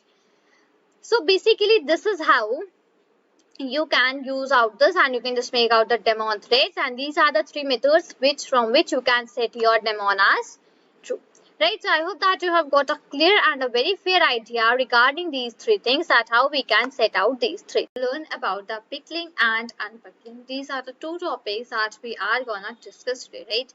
So we'll be seeing first of all that what are definitions, what are these two topics actually used for, and after that we'll be seeing out basically that like how to do these things with the help of a program, right? This is how we are going to proceed today. Okay, let me begin up first of all with the pickling, that what's the definition for pickling and how we just do that, right? So in Python, pickling is a process by which Python objects are converted to byte streams. Pickling is about serializing the object structure in Python. Now, whenever we just talk about that Python objects are converted to the byte streams, okay, byte streams, whenever the Python object which you have made out, that are converted into byte stream, that process is actually called as the process which is pickling, right? Pickling is a process in which the Python objects are converted to the byte streams. Okay, I hope that first of all this much thing is very much clear to you, that what we meant from pickling, right? Now, what about is pickling totally false? It is totally about serializing the object structure in Python, okay? Now we have serializing the object structure. We need to serialize the object structure, right? So pickling is all about doing that particular thing only. Now, when we move towards the unpickling, so unpickling is the process of retrieving original Python objects from the stored string representation, that is from the pickle file. So whenever we just do pickling, so in that we make out a pickle file actually. Okay. Now from that file, what we do, so from that file we want to retrieve some original Python object from the stored string representation which you have into that pickle file actually. Now this procedure is only called as unpickling, right? So it is a procedure of converting byte stream into the Python object. In simple words, you can just call that unpickling is the process of converting a byte stream into the Python object, right? And in the pickling is converting the Python object into byte stream, and unpickling is the process of converting byte stream into the Python object. So whenever you just want to convert the Python object to byte stream, so in that case you use the function, you use the procedure, you use the process, that is pickling. And whenever you just want to convert the byte stream into the Python object, like the reverse of the pickling, so in that case we just use out this function, this method, this procedure, which is called as unpickling. First of all, I hope that you are very much clear with the two terms which I have introduced you to today. That is, first one is the pickling and the another one is unpickling, right? So first of all, what we'll be doing is that we'll be doing the pickling. So that is, we will be converting the Python object into the byte streams. Okay, so let's begin up here. Okay, so whenever you just want to use some pickling, whenever you just want to use the pickling or unpickling into the Python programming, first of all you want to import out a module. Okay, and that module is called as pickle module, P-I-C-K-L-E, right? So first of all we'll be importing out that module, and after that we'll be moving ahead with the program. Okay, so I would just write here import, and here I would be just writing here as pickle. So this is how we import out the pickle module which we have in Python programming, and under the pickle module we have the functions which is pickling and unpickling, right? So here now after this I would be importing the IO module as well, because I'll be using that into my program. So I'm just importing that thing as well, right? I just imported. Okay, let's not import the IO module for now. Let's see that if you just want it in the middle, then we'll be using it. Otherwise, let it be. Okay. Pickle is the module that I have imported out here. Now what next thing that I'll be doing, I'll be making out a function. Okay, so I would just write here function name is, okay, that is data underscore pickle. Okay, this is my function, and I'll put out a bracket, and now I'm just coming on to a new line. Now here basically what I would be just doing is that I'll be making out a data here. Okay, I would be simply making out a data here. So what I could just do here is that okay, so I would be just writing here that items. Let's say this is my variable which I have made out here, that is actually items, let's say. Okay, now what I would just do, I would put an equal to sign, and inside this I could just define out a dictionary. Now what will that dictionary will contain? So you can just write out anything into that dictionary according to your choice. Okay, now I would be just, what I would just writing is, let's say I'd be just writing here that okay, let's say I'd be writing that on Monday, let's say on Monday I would be studying computer science. Okay, computer science. So this is, let's say I just wrote down that on Monday I'll be studying the computer science. After that, what about the Tuesday? So let's say I would just write here Tuesday. So on Tuesday, what I'll be studying on Tuesday, let's say I'll be studying English. Okay, and let's say I would just take one more example, and let's say I would just put here as Wednesday. Yes, Wednesday. And what about the Wednesday? On Wednesday, I would be, let's say, studying about okay, let's say I will just write here Python. Fine, let's say these are the I just made out a dictionary here. So now whatever dictionary is, so this Monday, whatever you just write on the right hand side of the colon, that is your item, and whatever you just write on the left hand side of the colon, that is your key.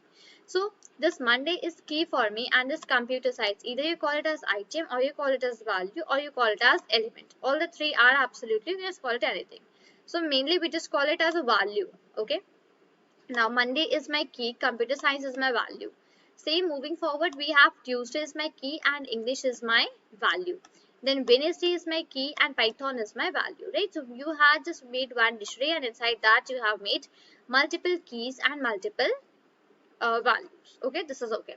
Now what I would just do here is that I'll be writing file underscore name. I made a variable, and into this I'll be putting out one of the file names. Let's say my file name is information. I had not made that file previously, so there's no such need to do that thing as well. You could simply just write out the file name and that would actually work for you. Okay, it will automatically make that file for you. Okay, it's not necessary to put out that information again and again, right? That is okay. Now after that, what I could just write is that I could just write out underscore file. This is basically my like variable in which I'll be opening out my file in the WB mode. Now what is the WB mode? So this WB mode is basically W is for write and B is for byte. So what we had just seen out that it has like what's pickling. So pickling is basically converting your byte converting a Python object to the byte stream, right? So that is the reason that we are opening this file name, that is information, into the WB mode. That is write and B is for byte. Okay, writing in the binary mode. That B is for binary. Okay, not byte is for binary. So writing in the binary mode. So how do I just do that thing? I could simply write here open. Okay, now like after this open into the bracket, I could route out the variable where I have stored my file name. So for that I had file underscore name, that is my variable in which I have stored my file name, which is information. So I would just write out that thing. Now I just want to set out the mode as well, that is WB, that is for write binary. So okay, this is how we just open up the file. I would just in the starting I would just use this open, and after that I will be putting out this file underscore name, the variable in which I have opened out the variable in which I have stored my file name. This is the name of my file in which I'll be doing the pickling, right? Now I would just want to write out something that I just want to write out these things which I have declared here in the dictionary. I just want to write out all of these things into this file, that is information. So that is why I am opening it in the WB mode. Let's say I just wanted to read it out, so I should have opened this in the RB mode. Okay, this is how this it is a little bit of file handling concept also works here in the pickling and unpickling. Right, now let me just come down here. Okay, I would be using the pickle function here, pickle. Okay, and into the bracket put out the dot, and I would be just using here dump, pickle dot dump. Okay, now what to dump here, now what dump means to what to add. Okay, so that means I need to add the items. Items is the variable in which I have stored the dictionary which I want to add onto this file name, that is information, which I have made out, right? Pickle dot dump, and into the bracket I put out the items, right, comma. And now basically what is the variable in which I am opening my file, the file which I have made out. I am opening my file in the WB mode so as to write out something into that. So that variable name is out underscore file. So in that, right, I'm just opening out my file name, that is information, in the WB mode because I want to write out something. So that same variable I'll be using out here.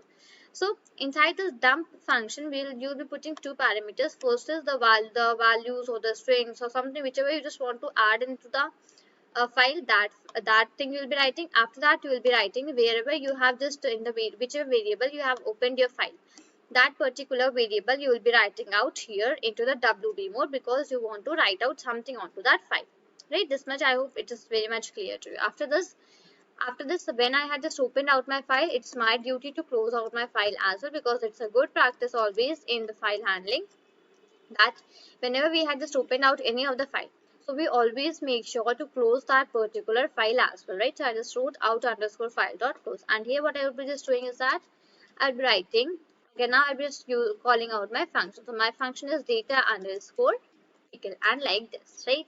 And after this, if I just want, I just can write a print statement that I could just write that pickling is done. This is the statement. So as soon as my Python object which I had made, as soon as that is converted into the bytes one, so just give me this answer, that is pickling is done.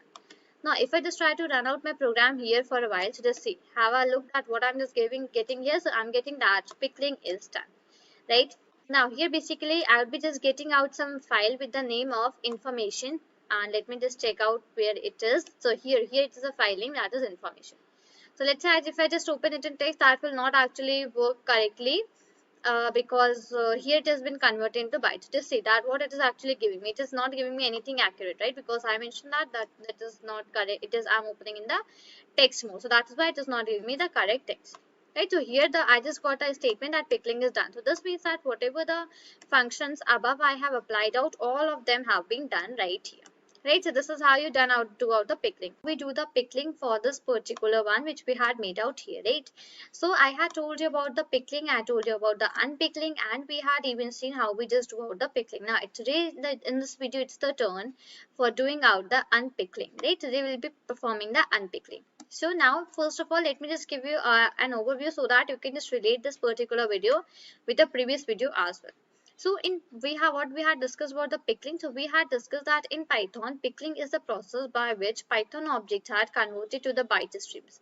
Pickling is about serializing the object structure in Python. So in Python, basically, what is this pickling? Pickling is actually a process in which the Python objects are converted to the byte streams. Okay. In the case where we just convert the Python objects into the byte streams, that is called the pickling, right? Now that is all about serializing the object structures in the Python. Now what about the unpickling? So unpickling is basically the process of retrieving original Python objects from the stored string representation, that is from the pickle file. It is the process of converting a byte stream into the Python object, right? Now basically what is unpickling? If I just say the unpickling in detail way, so I would say that unpickling is the process of retrieving original Python objects from the stored string representation, that is from the pickle file. So here what happens that I am having a pickle file, right? Now basically the process of retrieving the original Python objects. Now we have a original Python object that we have already converted into the byte streams with the help of pickling, right? Now again getting back that Python objects in the stored string representation from the file where you have converted that into the byte stream. This process is actually called as unpickling. Okay.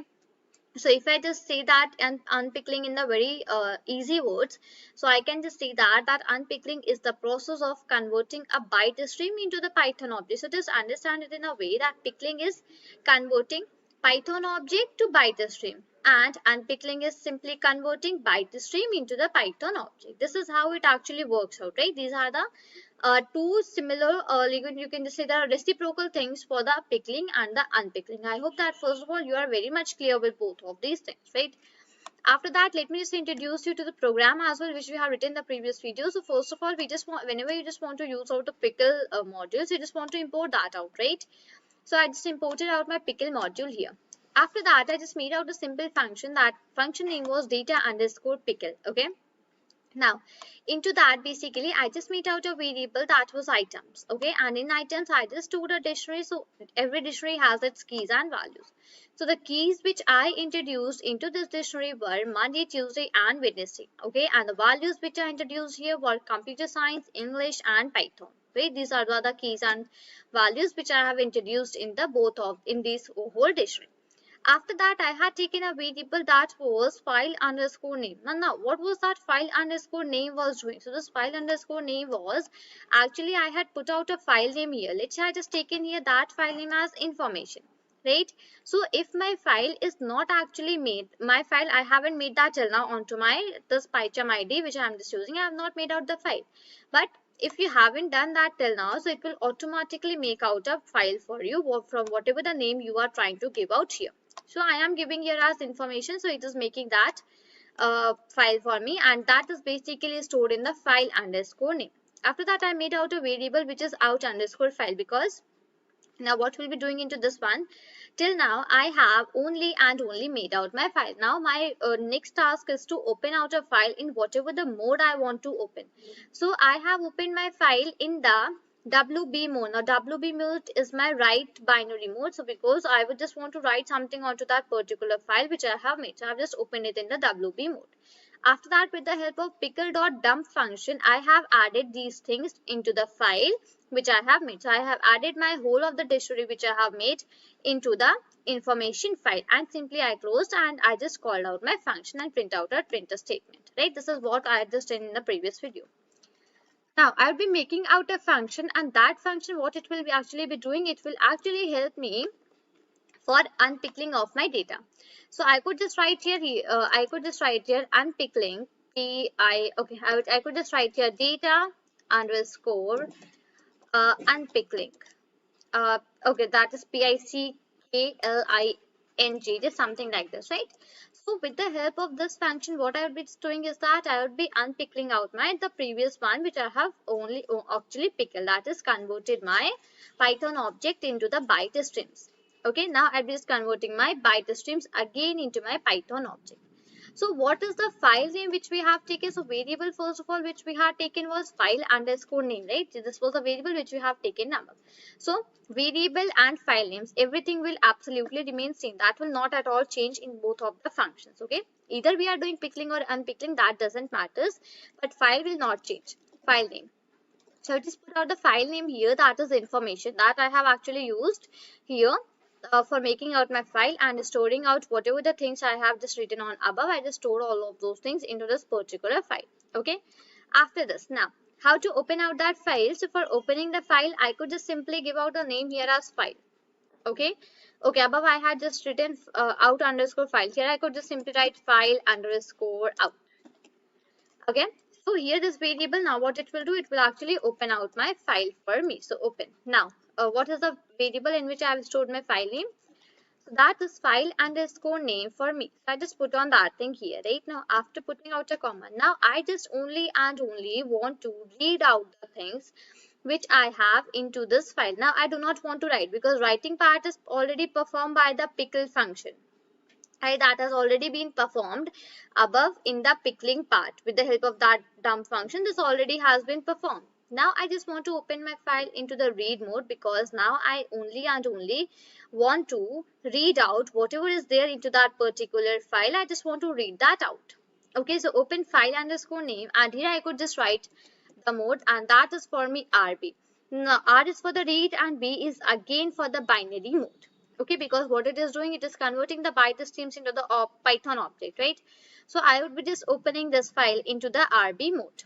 Coming to a new line, I would just use here a new variable, that is data underscore new, let's say.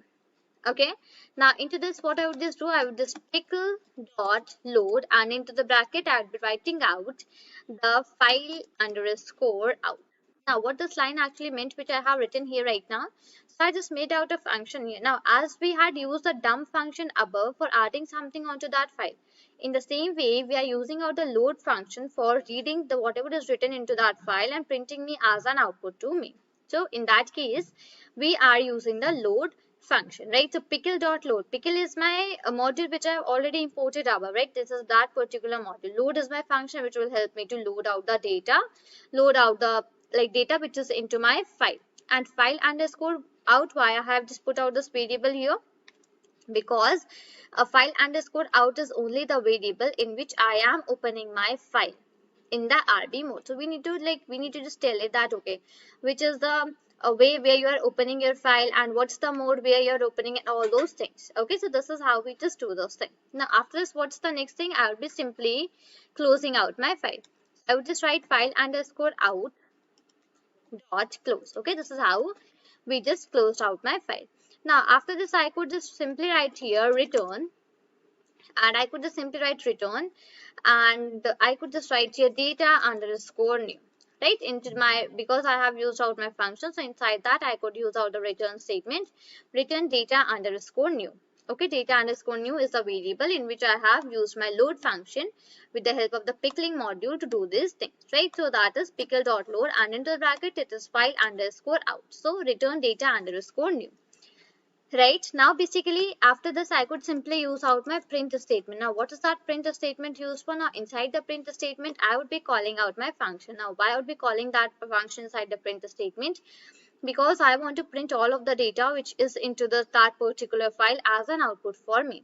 So whenever we just want to do that particular thing, we use the print statement only. If I simply call out my function, so in that case it will not at all return me the data which is into that file. So if I just want to do the same thing, so in that case, inside my print statement, I want to call out the function. So my function name was data underscore unpickling, and I would just put out the bracket like this, right? Now if I just try to run out this program here, so now just have a look here, that first it is giving me that pickling is done, right? But so why it is giving me?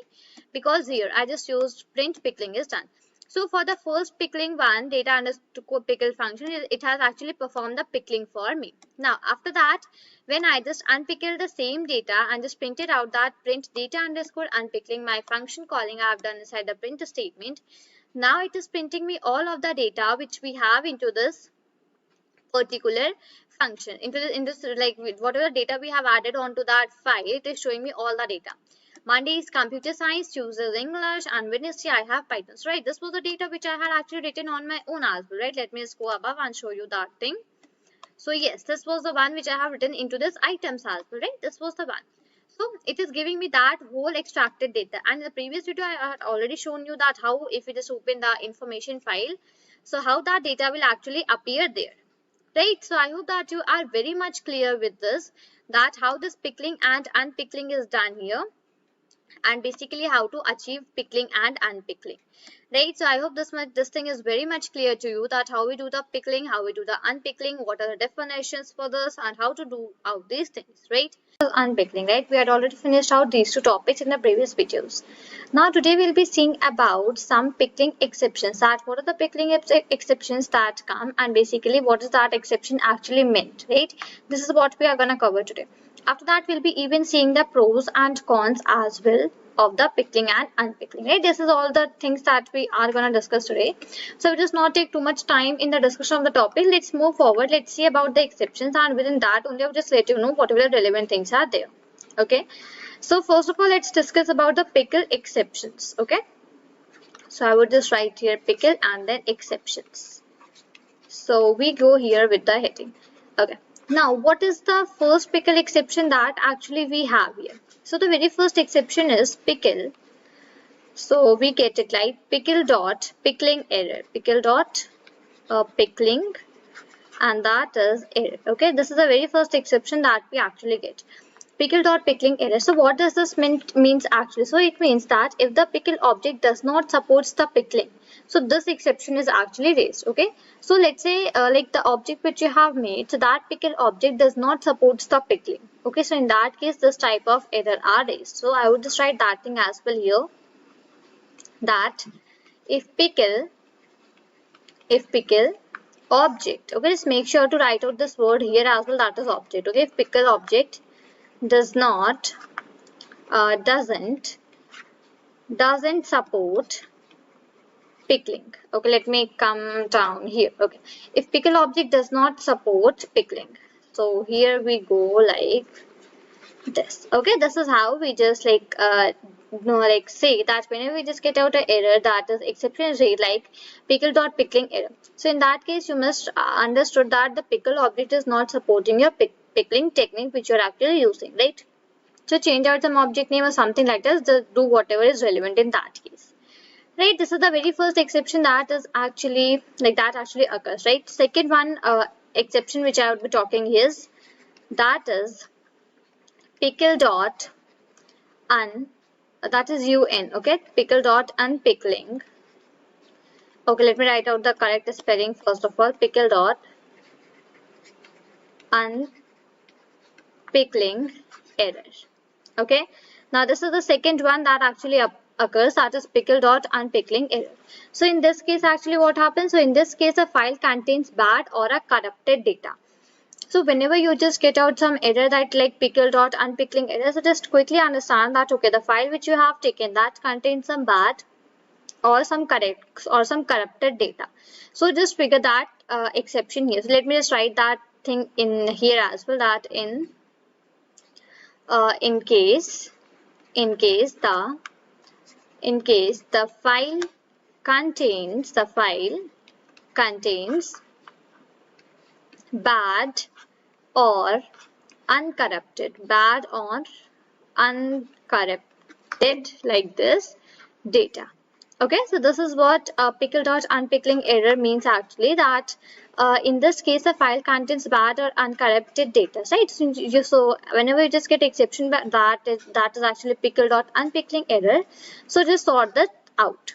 Fine. Now moving towards the third one. Third one we have, that is EOF error. This is the third error, third exception which actually occurs. Now what do we meant from this EOF error?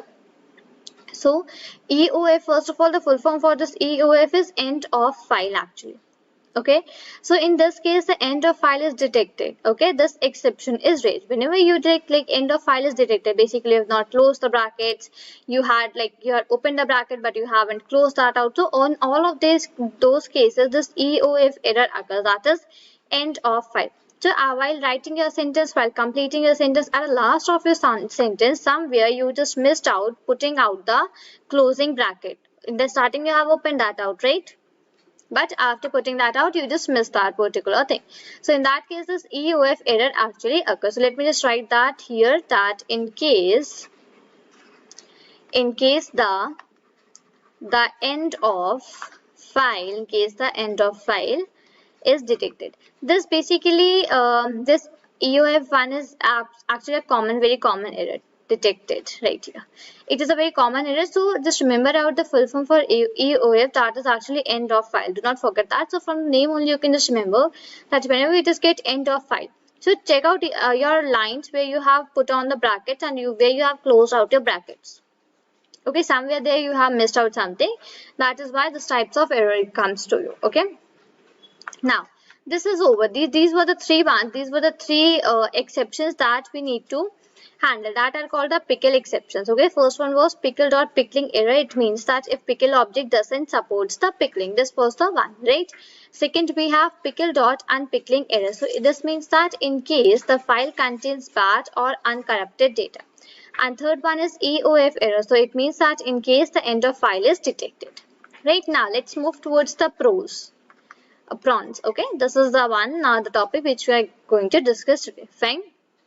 Now okay, so let's start here. Let me just take out the color so that we can start writing it out. Okay, let me just go here, and from here let me just take out this one. Right here, let's start with the one, and let me get out some space for me as well. Fine, so let the first prawns which we'll be discussing right now here, that is comes. Prawns actually means the advantages. Another name for advantages is prawns, and cons means the disadvantages. Okay, right, so comes handy to save complicated data, complicated data. Okay, so the first advantage is there that you can just save out to complicated data in a very common way, like comes handy to save the complicated data. Okay, now second advantage that we can discuss is that it is first of all easy to use. That we had already seen, right? In the previous video we had seen about how to do the pickling and how to do the unpicking. So pickling was super easy, right? Only reading out the file, the writing out the file, that was all which we had done, right? So it is easy to use. Comma lighter and doesn't require and does not require several lines of codes, right? Several line of code, right? So basically this one is easy to use and lighter to use, and basically the very important thing is that it does not require several lines of code, right? When we had just done out the pickling, so in that we had seen that we had not written out a very long code, right? That was around 5 to 10 lines of code which we were actually written for doing out the pickling. So this is same that it doesn't require too much of lines of code, right? Now moving towards the next, what I could just put on the third one, that the pickled file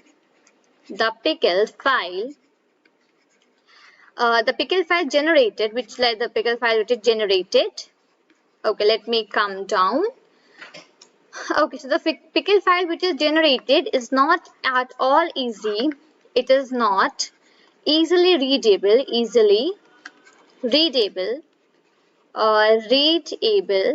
and thus provides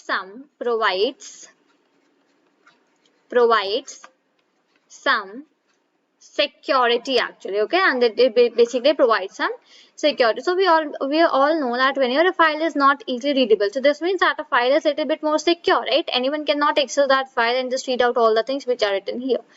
So the pickle file which is actually generated, that is not easily readable. So it means that it provides some security, right? This is what I just meant from here. Fine. So these are the three advantages which we have discussed.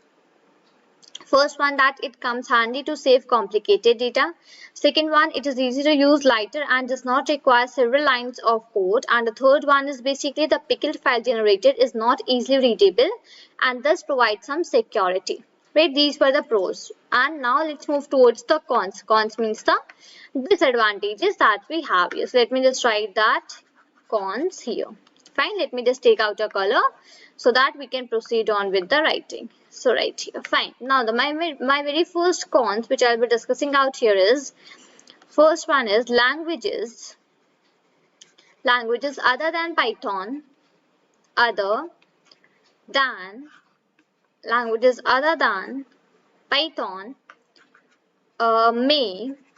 may not able to reconstruct languages other than Python may not be able to reconstruct pickled Python objects.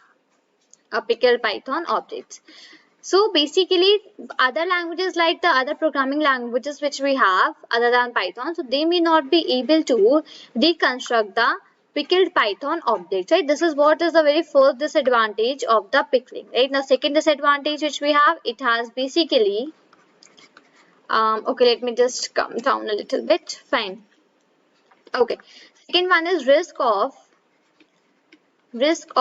unpickling data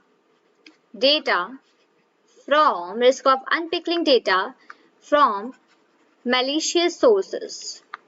So malicious sources, right? So these are the two disadvantages which we have here in the pickling, right? So I hope that you have got very much clear idea regarding the exceptions, regarding the advantages and regarding disadvantages that we have discussed here in this particular video.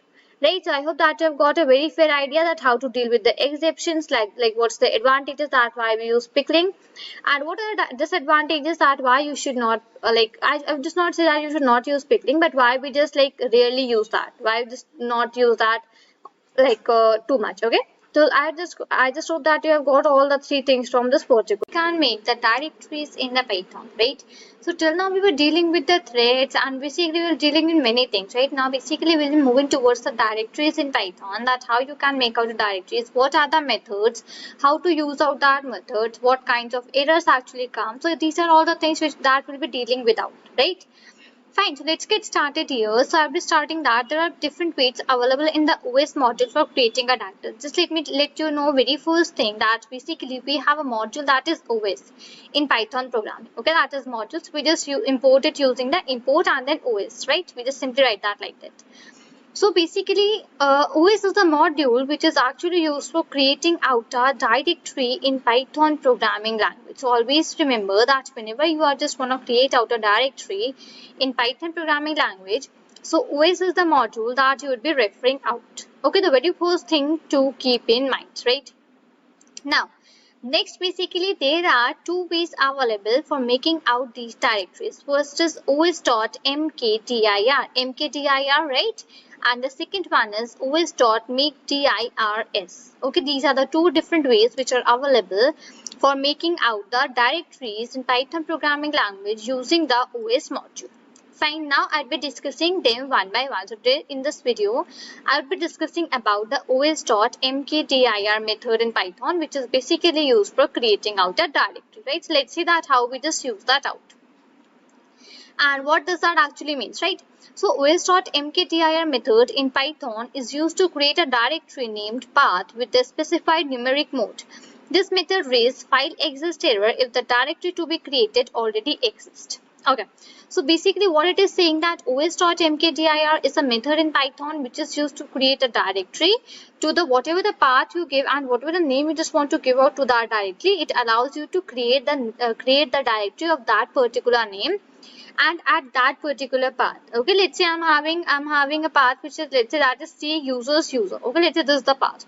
So I just want to create out a directory into that. So I could just put out that particular path in which I just want to create that out, and this will actually create that particular directory in that particular place. Right now, next thing that comes here is that if basically you have made out a directory at a place where it already exists. Let's say I want to make out a directory in C users and then users, so I just want to give out a directory name as, let's say, Python. Okay, Python programming. So if that directory is actually already made out, so in that case what it will show you, it will all actually show you that file exists error. It means that this particular file already exists, so you can just not make out a new file of this particular name into this particular place, right? So it means that thing. Hope you just got for very first thing that OS is the module that is used for doing out all of these things. Then basically there are two ways for making this out. The first one is mkdir and second one is mkdirs, right? And then today we are going to discuss about the mkdir method. So basically it is used to create out a directory named path with a specified numeric mode. This method reads file exists error if the directory to be created already exists. Right now let's get started and write out a program for creating out a directory in Python programming. Let's see how we just do that particular thing. Right. Okay, so very first thing that I just mentioned that we will be using out the module for doing this particular thing. What I will just write here is that I'm writing import and then OS.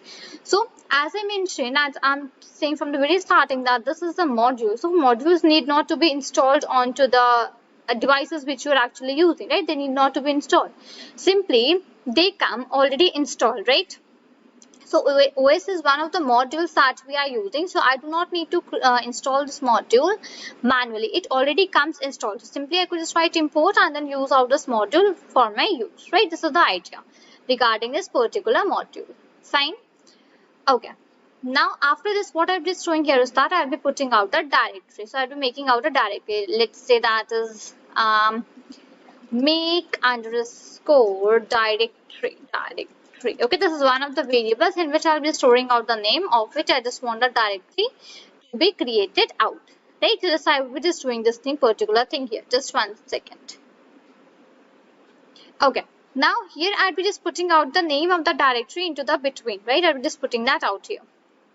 So okay, let's say my directory name which I just want to put out here is okay, I'll just write here tutorial directory. Okay, tutorial and directory. Okay, let's say this is a name for my directory. We just want to keep it out here. Fine, that is tutorial directory. I just put that out here and I could just give out some space as well in between of this. Fine. Right. Now what I would just do is that I'll be making out a path for the directory, that in which particular path do I just want to make out this directory. Okay. So in that case I'll be writing that is path underscore and that is directory. Okay. Right. Putting the semicolon. Okay. Now my path in which I just want to put out a directory is, let's say okay, let me just put that here in the practicals. Okay, in the practicals, let me just put that out. So this is my path where I just want to put out. So let's write that. That is C users user PyCharm project, and then we have practicals. Okay, so I'll just write here C, and then I have here users. Users. Then basically I have user. Okay, let me just put out / here. Fine, here as well. See users use. Okay, this U is actually small for the user. Okay, again / here, and then I'll be this PyCharm projects, right? This PyCharm project, then / and then it is basically practicals for me. Practicals, okay. Right, practicals, and inside this practicals only, I just want to put out the name. Inside this practicals only, I just want to put out my directory which I had named with the tutorial directory. Fine, so this is the path which I mentioned, that where I just want to put out this directory which I am making out here, right? So that is C users user PyCharm project and then practicals, right? I would just come down here. Fine. Okay, now basically what I would just simply use, let's take out a variable, let's say that is path, and I would just write here os dot path dot join into the bracket. I would be first of all writing the path underscore directory, putting out a comma, and here be writing out make directory. Now, what do I have written here? What do I just meant from here? Whatever I have written. See, I had made out a variable that is path. Okay. Now into that variable I'm using out my OS module, and with that OS module I'm using out the path function, and the after that I'm using my join function. Now why I am joining this? Because this is my path directory into which I want to put out this directory name which I had made out, right? So my path directory would be C users, user, PyCharm projects, and then practicals, and the name for my directory is tutorial directory. So when they both join, so that will actually become C users, user, PyCharm project, practicals, and inside practicals tutorial directory, right? So I just want to put this particular at that place. So that is the reason that's why I have used out this join function here, right? Hope you just got the idea. That's why I have just used that particular thing, right? Now what I would just do is that I make out the directory into the particular path. So I would just write os.mkdir. This is the method which we had used, right? It's the method which we were planning to use out today. So that I have just written out here os.mkdir. Okay, and inside that I'll be putting out the variable in which I had set out the path, that what to store and where to store, right? Fine, and after that I would be using out one of my print statements to get a confirmation to me that this directory has been created. Okay, I would just write that. Let's say this directory has been, and that is created like this. Okay, so I just want to print out this particular statement that this directory has been created. So I just wrote out that statement, right? Now first of all, once again, just listen to me very much carefully what I'm just telling you right now. I had imported out my OS module because this is the only module with which we can actually make out a directory. Okay, with which we just make out a directories in the Python programming. After that, we had to make a variable that is make underscore directory. Okay, and the name for my directory which I just want to put out here, that is tutorial directory. Okay. After that, I had set out the path for this directory, that at what particular place I just want to make this out. So that is for me C. Okay, just 1 second. Let me calm down. Fine. So for me that is C users, user, PyCharm project, and then we have practical. So this is the particular place where I just want to create out this directory. Fine. After that, I had made out a variable, and into that variable with the help of the OS module, I have joined both of the directories. The first one, that what is my place for the directory where I just want to make it out, and second one is the name for my directory which I want to make out. Fine. And at last, simply I just used out the mkdir method to make out my directory at this particular position, and that particular position and the name of the directory is saved in the variable which is path, right?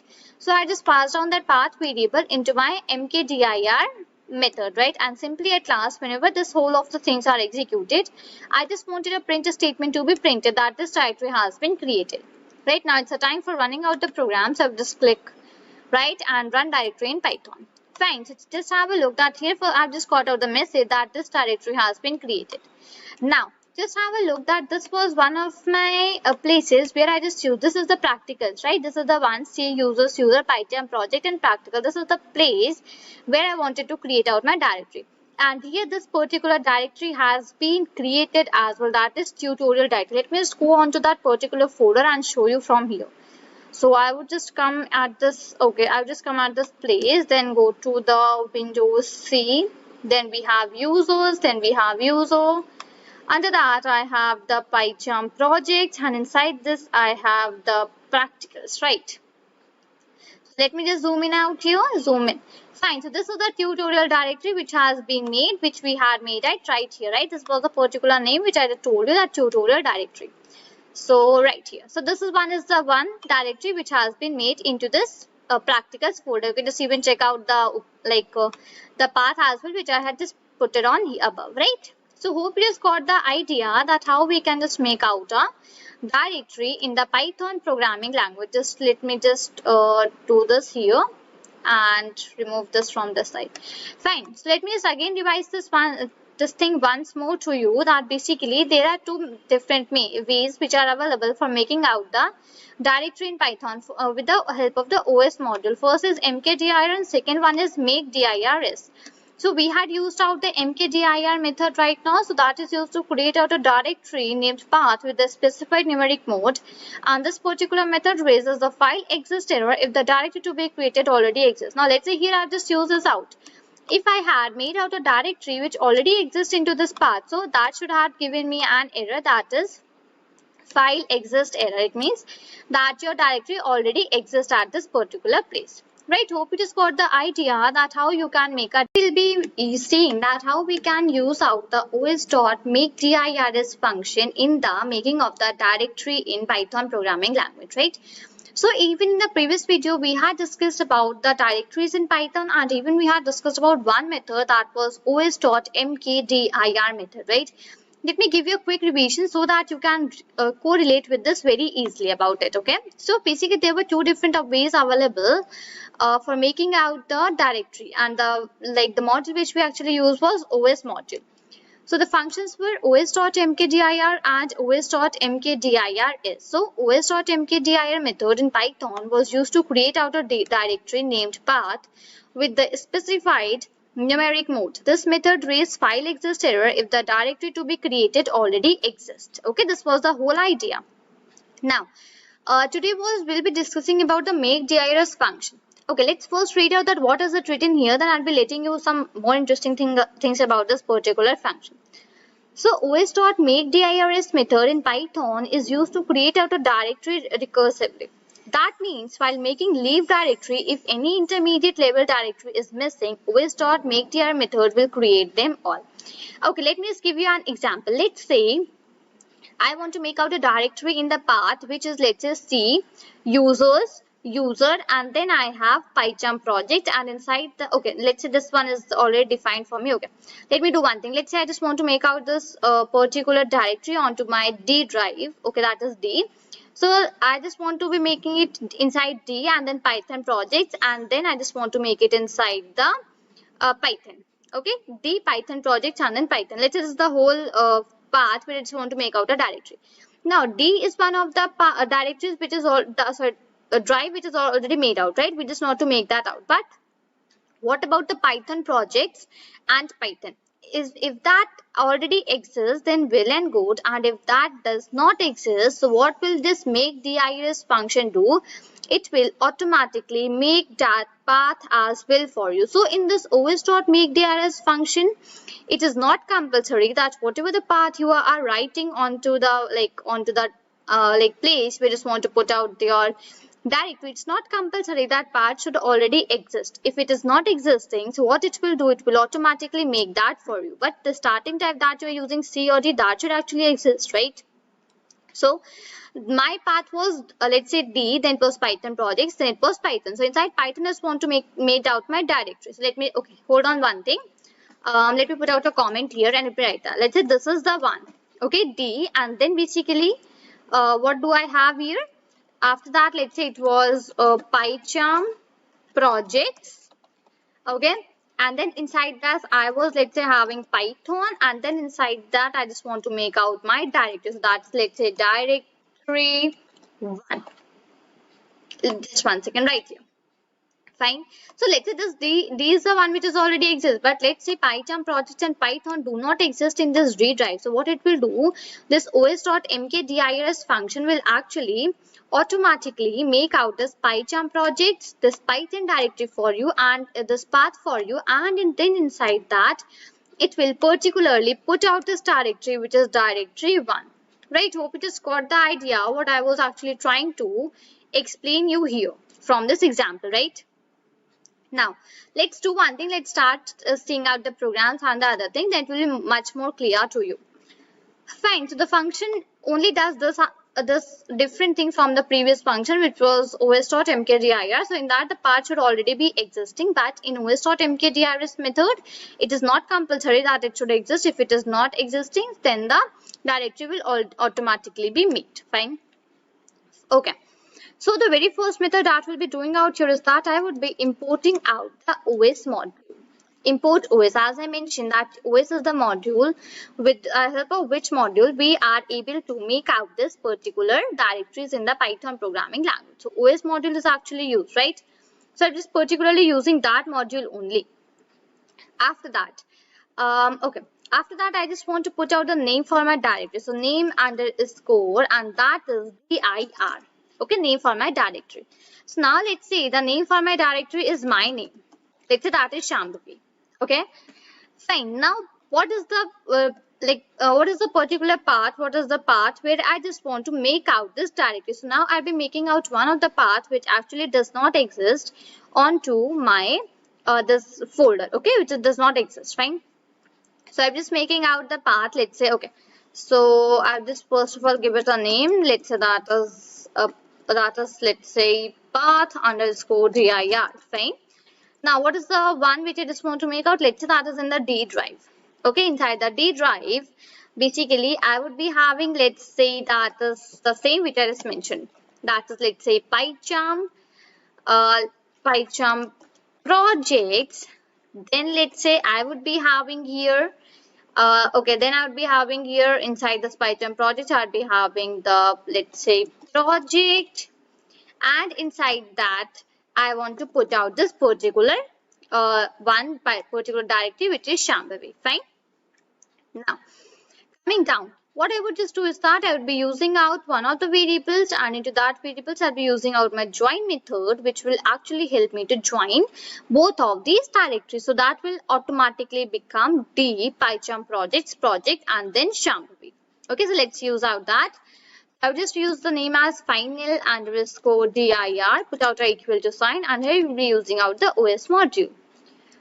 So that is OS dot path dot, and here comes my join function. Because I just want to join out both of these things, because then only in that case this particular file, this directory that is Shambhavi, will be made onto that particular place, right? So this is the reason I just want to join both of them. So os.path.join, and here basically I'll be using out both the variables which I had made about, but the first one that I'll be using is my path underscore dir, and second one I'll be using about name underscore dir, because at the last of path underscore dir I just want to add name underscore dir, right? So in that case I'll be just using out like this.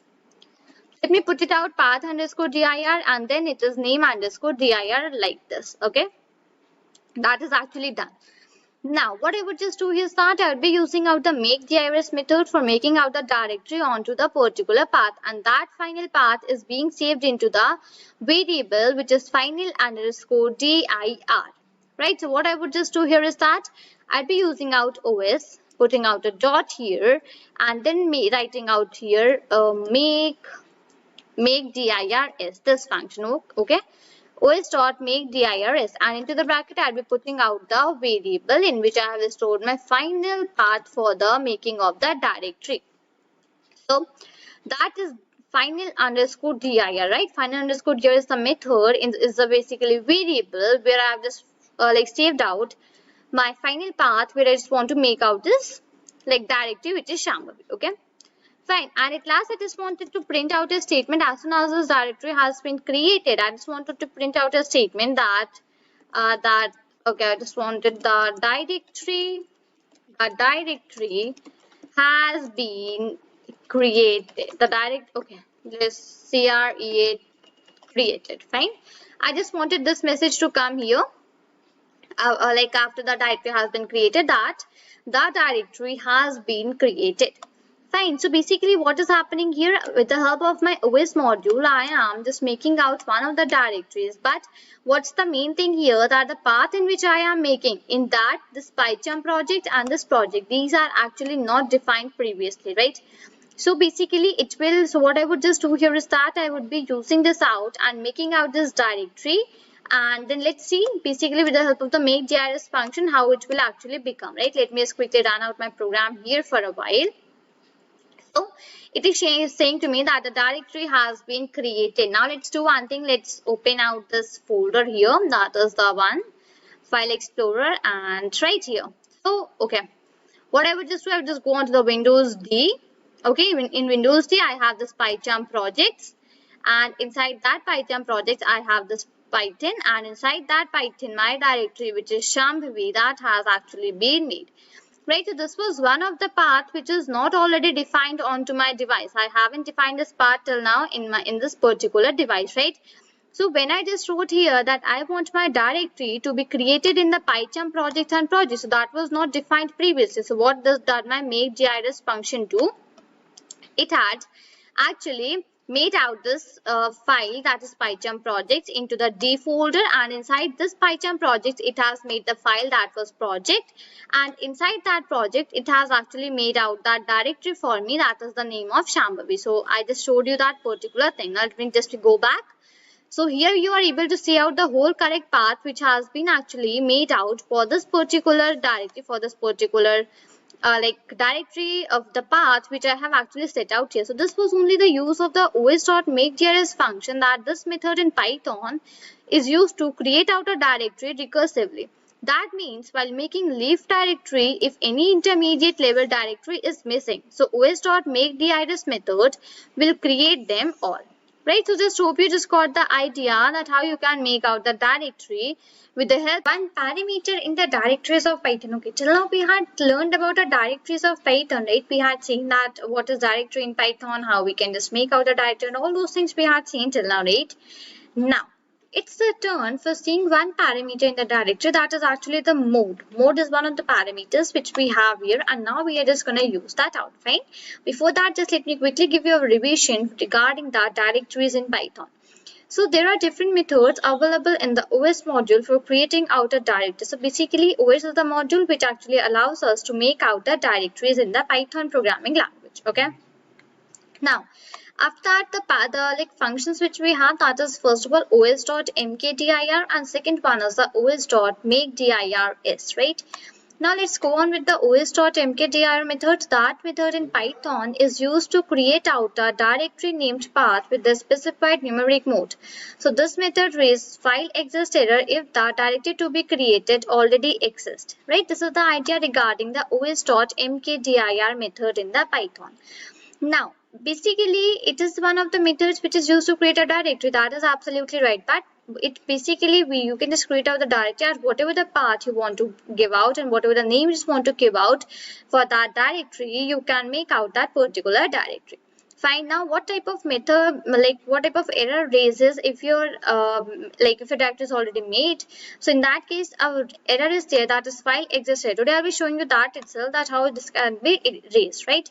So that actually comes here. Second, we were having os.mkdir method, right? Here we were having that mkdirs method. So that was also a method in Python which is used to create out a directory.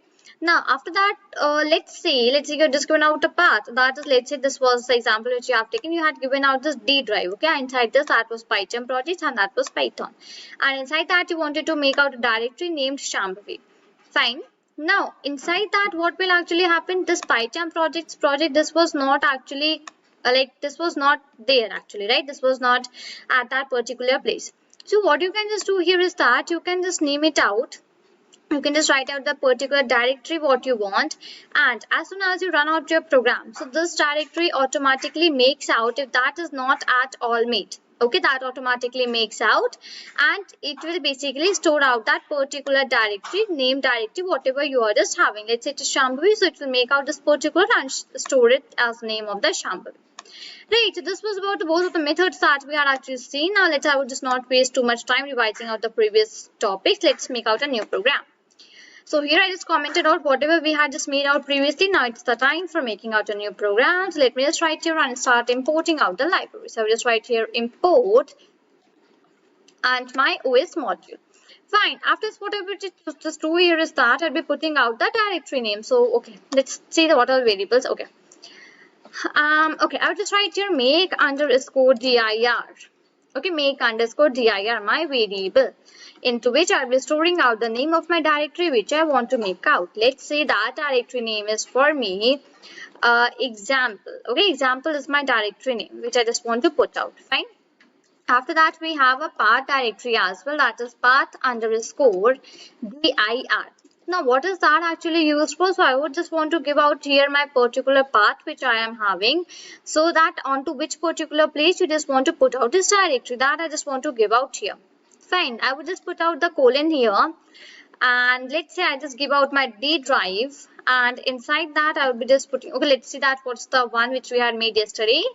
So that was PyCharm project and then project. Okay, so I would just write here PyCharm, okay, and it was project, space projects, okay, so space, and here PyCharm space projects, putting out again the double slash here. And after this, what I would just do, I would just put out the name for my directory, that is project. Okay, this is my this is my full file where I just want to put out this directory that I have written out. Fine. After this, I'd be using out my mode, the one parameter which we were using right today. Okay, so that is 0, let's say 0O and 666. Oh, okay, this one is actually small o. Fine.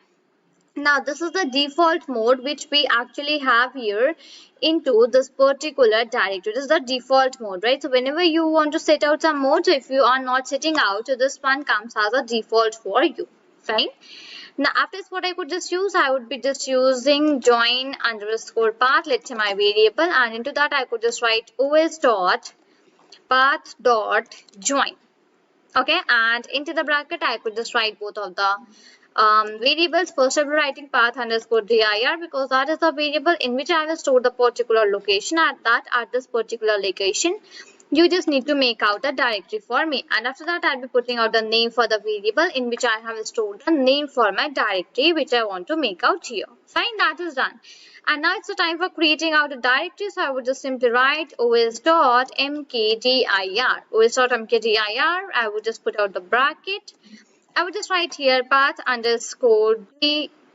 Okay, not this one. I would just write here join underscore path, because this is the variable where we have joined whole of the location and the name of directory as well. That what we just want to put out and where we just want to make it out, right?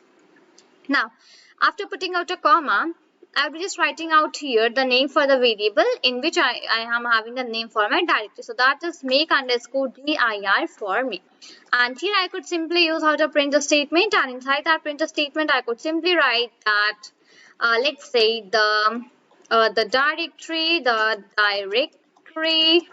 has been created. This is the way, this is the sentence which I just want to put out.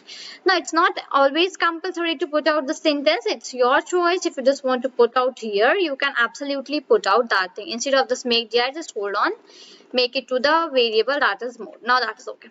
Fine, this sentence is not compulsory. I just put out as for my confirmation that as soon as the directory has been made, I would just get out the sentence. Otherwise, whatever the error I'm having, I would just get that particular error. Fine.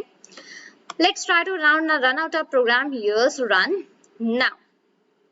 Okay, so it is saying that it cannot find out the path, which is this PyCharm project sample. Okay, what has happened to this particularly? Let's see. Okay, then I am okay, sorry, the slashes are wrong. Just let me put out the different slashes right here. Okay, now let's run it out once again. So fine here. Okay, the system cannot find the specific PyCharm projects and project and then example. Okay, let's see that what was the one which we have taken yesterday. Okay, that was project, not projects, right? Okay, this one is absolutely right, and PyCharm projects, this is as well. Okay, and what's the error here? Fine, let's do one thing, let's copy out this whole error only, Control C, and now let me paste it at this particular place right here. Okay, let's run it out. Fine, so now it is giving me that the directory has been created. I'm just getting out the sentence that directory has been created. Now let's do one thing, let's go on to the folder, my Explorer, and from here let's open out the D drive. So let me Windows D, and here PyCharm projects, then project, and have a look that the name we had created was example, right? So the name from the example, my directory has been created into this particular file. Right now, one more thing to mention here, that now if I am just gonna again use out this one which I had already used, so that is C users user PyCharm projects and then any other directory name. So then it will basically give me that file exists, or it will show me that this file which you are actually trying to make out right here, that already exists onto this particular path. Let's do one thing. Let me just copy this whole program.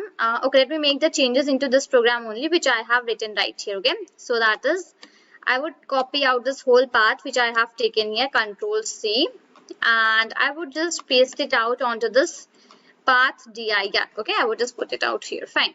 And what's the name for my dir that we had made? That was tutorial directory. Okay, let me just change out the name as well.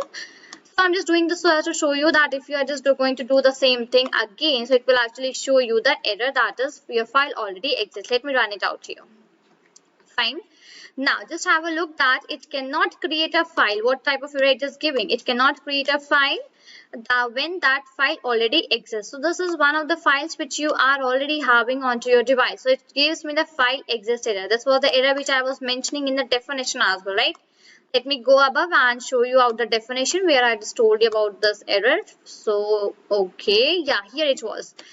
That this method raise file exist error if the directory to be created already exists. So this directory which we are creating, that was tutorial directory, that already exists onto our device, right? Just like this here we already have. So when I just try to again make the directory from this particular name at the same place, it shows me that it cannot create a file with the file with that actually exists. Okay, so in that case it is actually showing me out this type of error.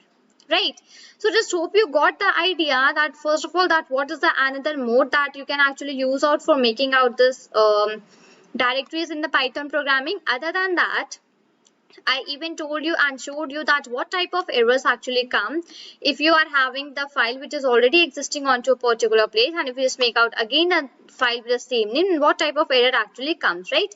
So the same thing applies onto the os.mkdirs method as well. Here as well you have the same parameter which is mode, and the default one is as well same which I have told you.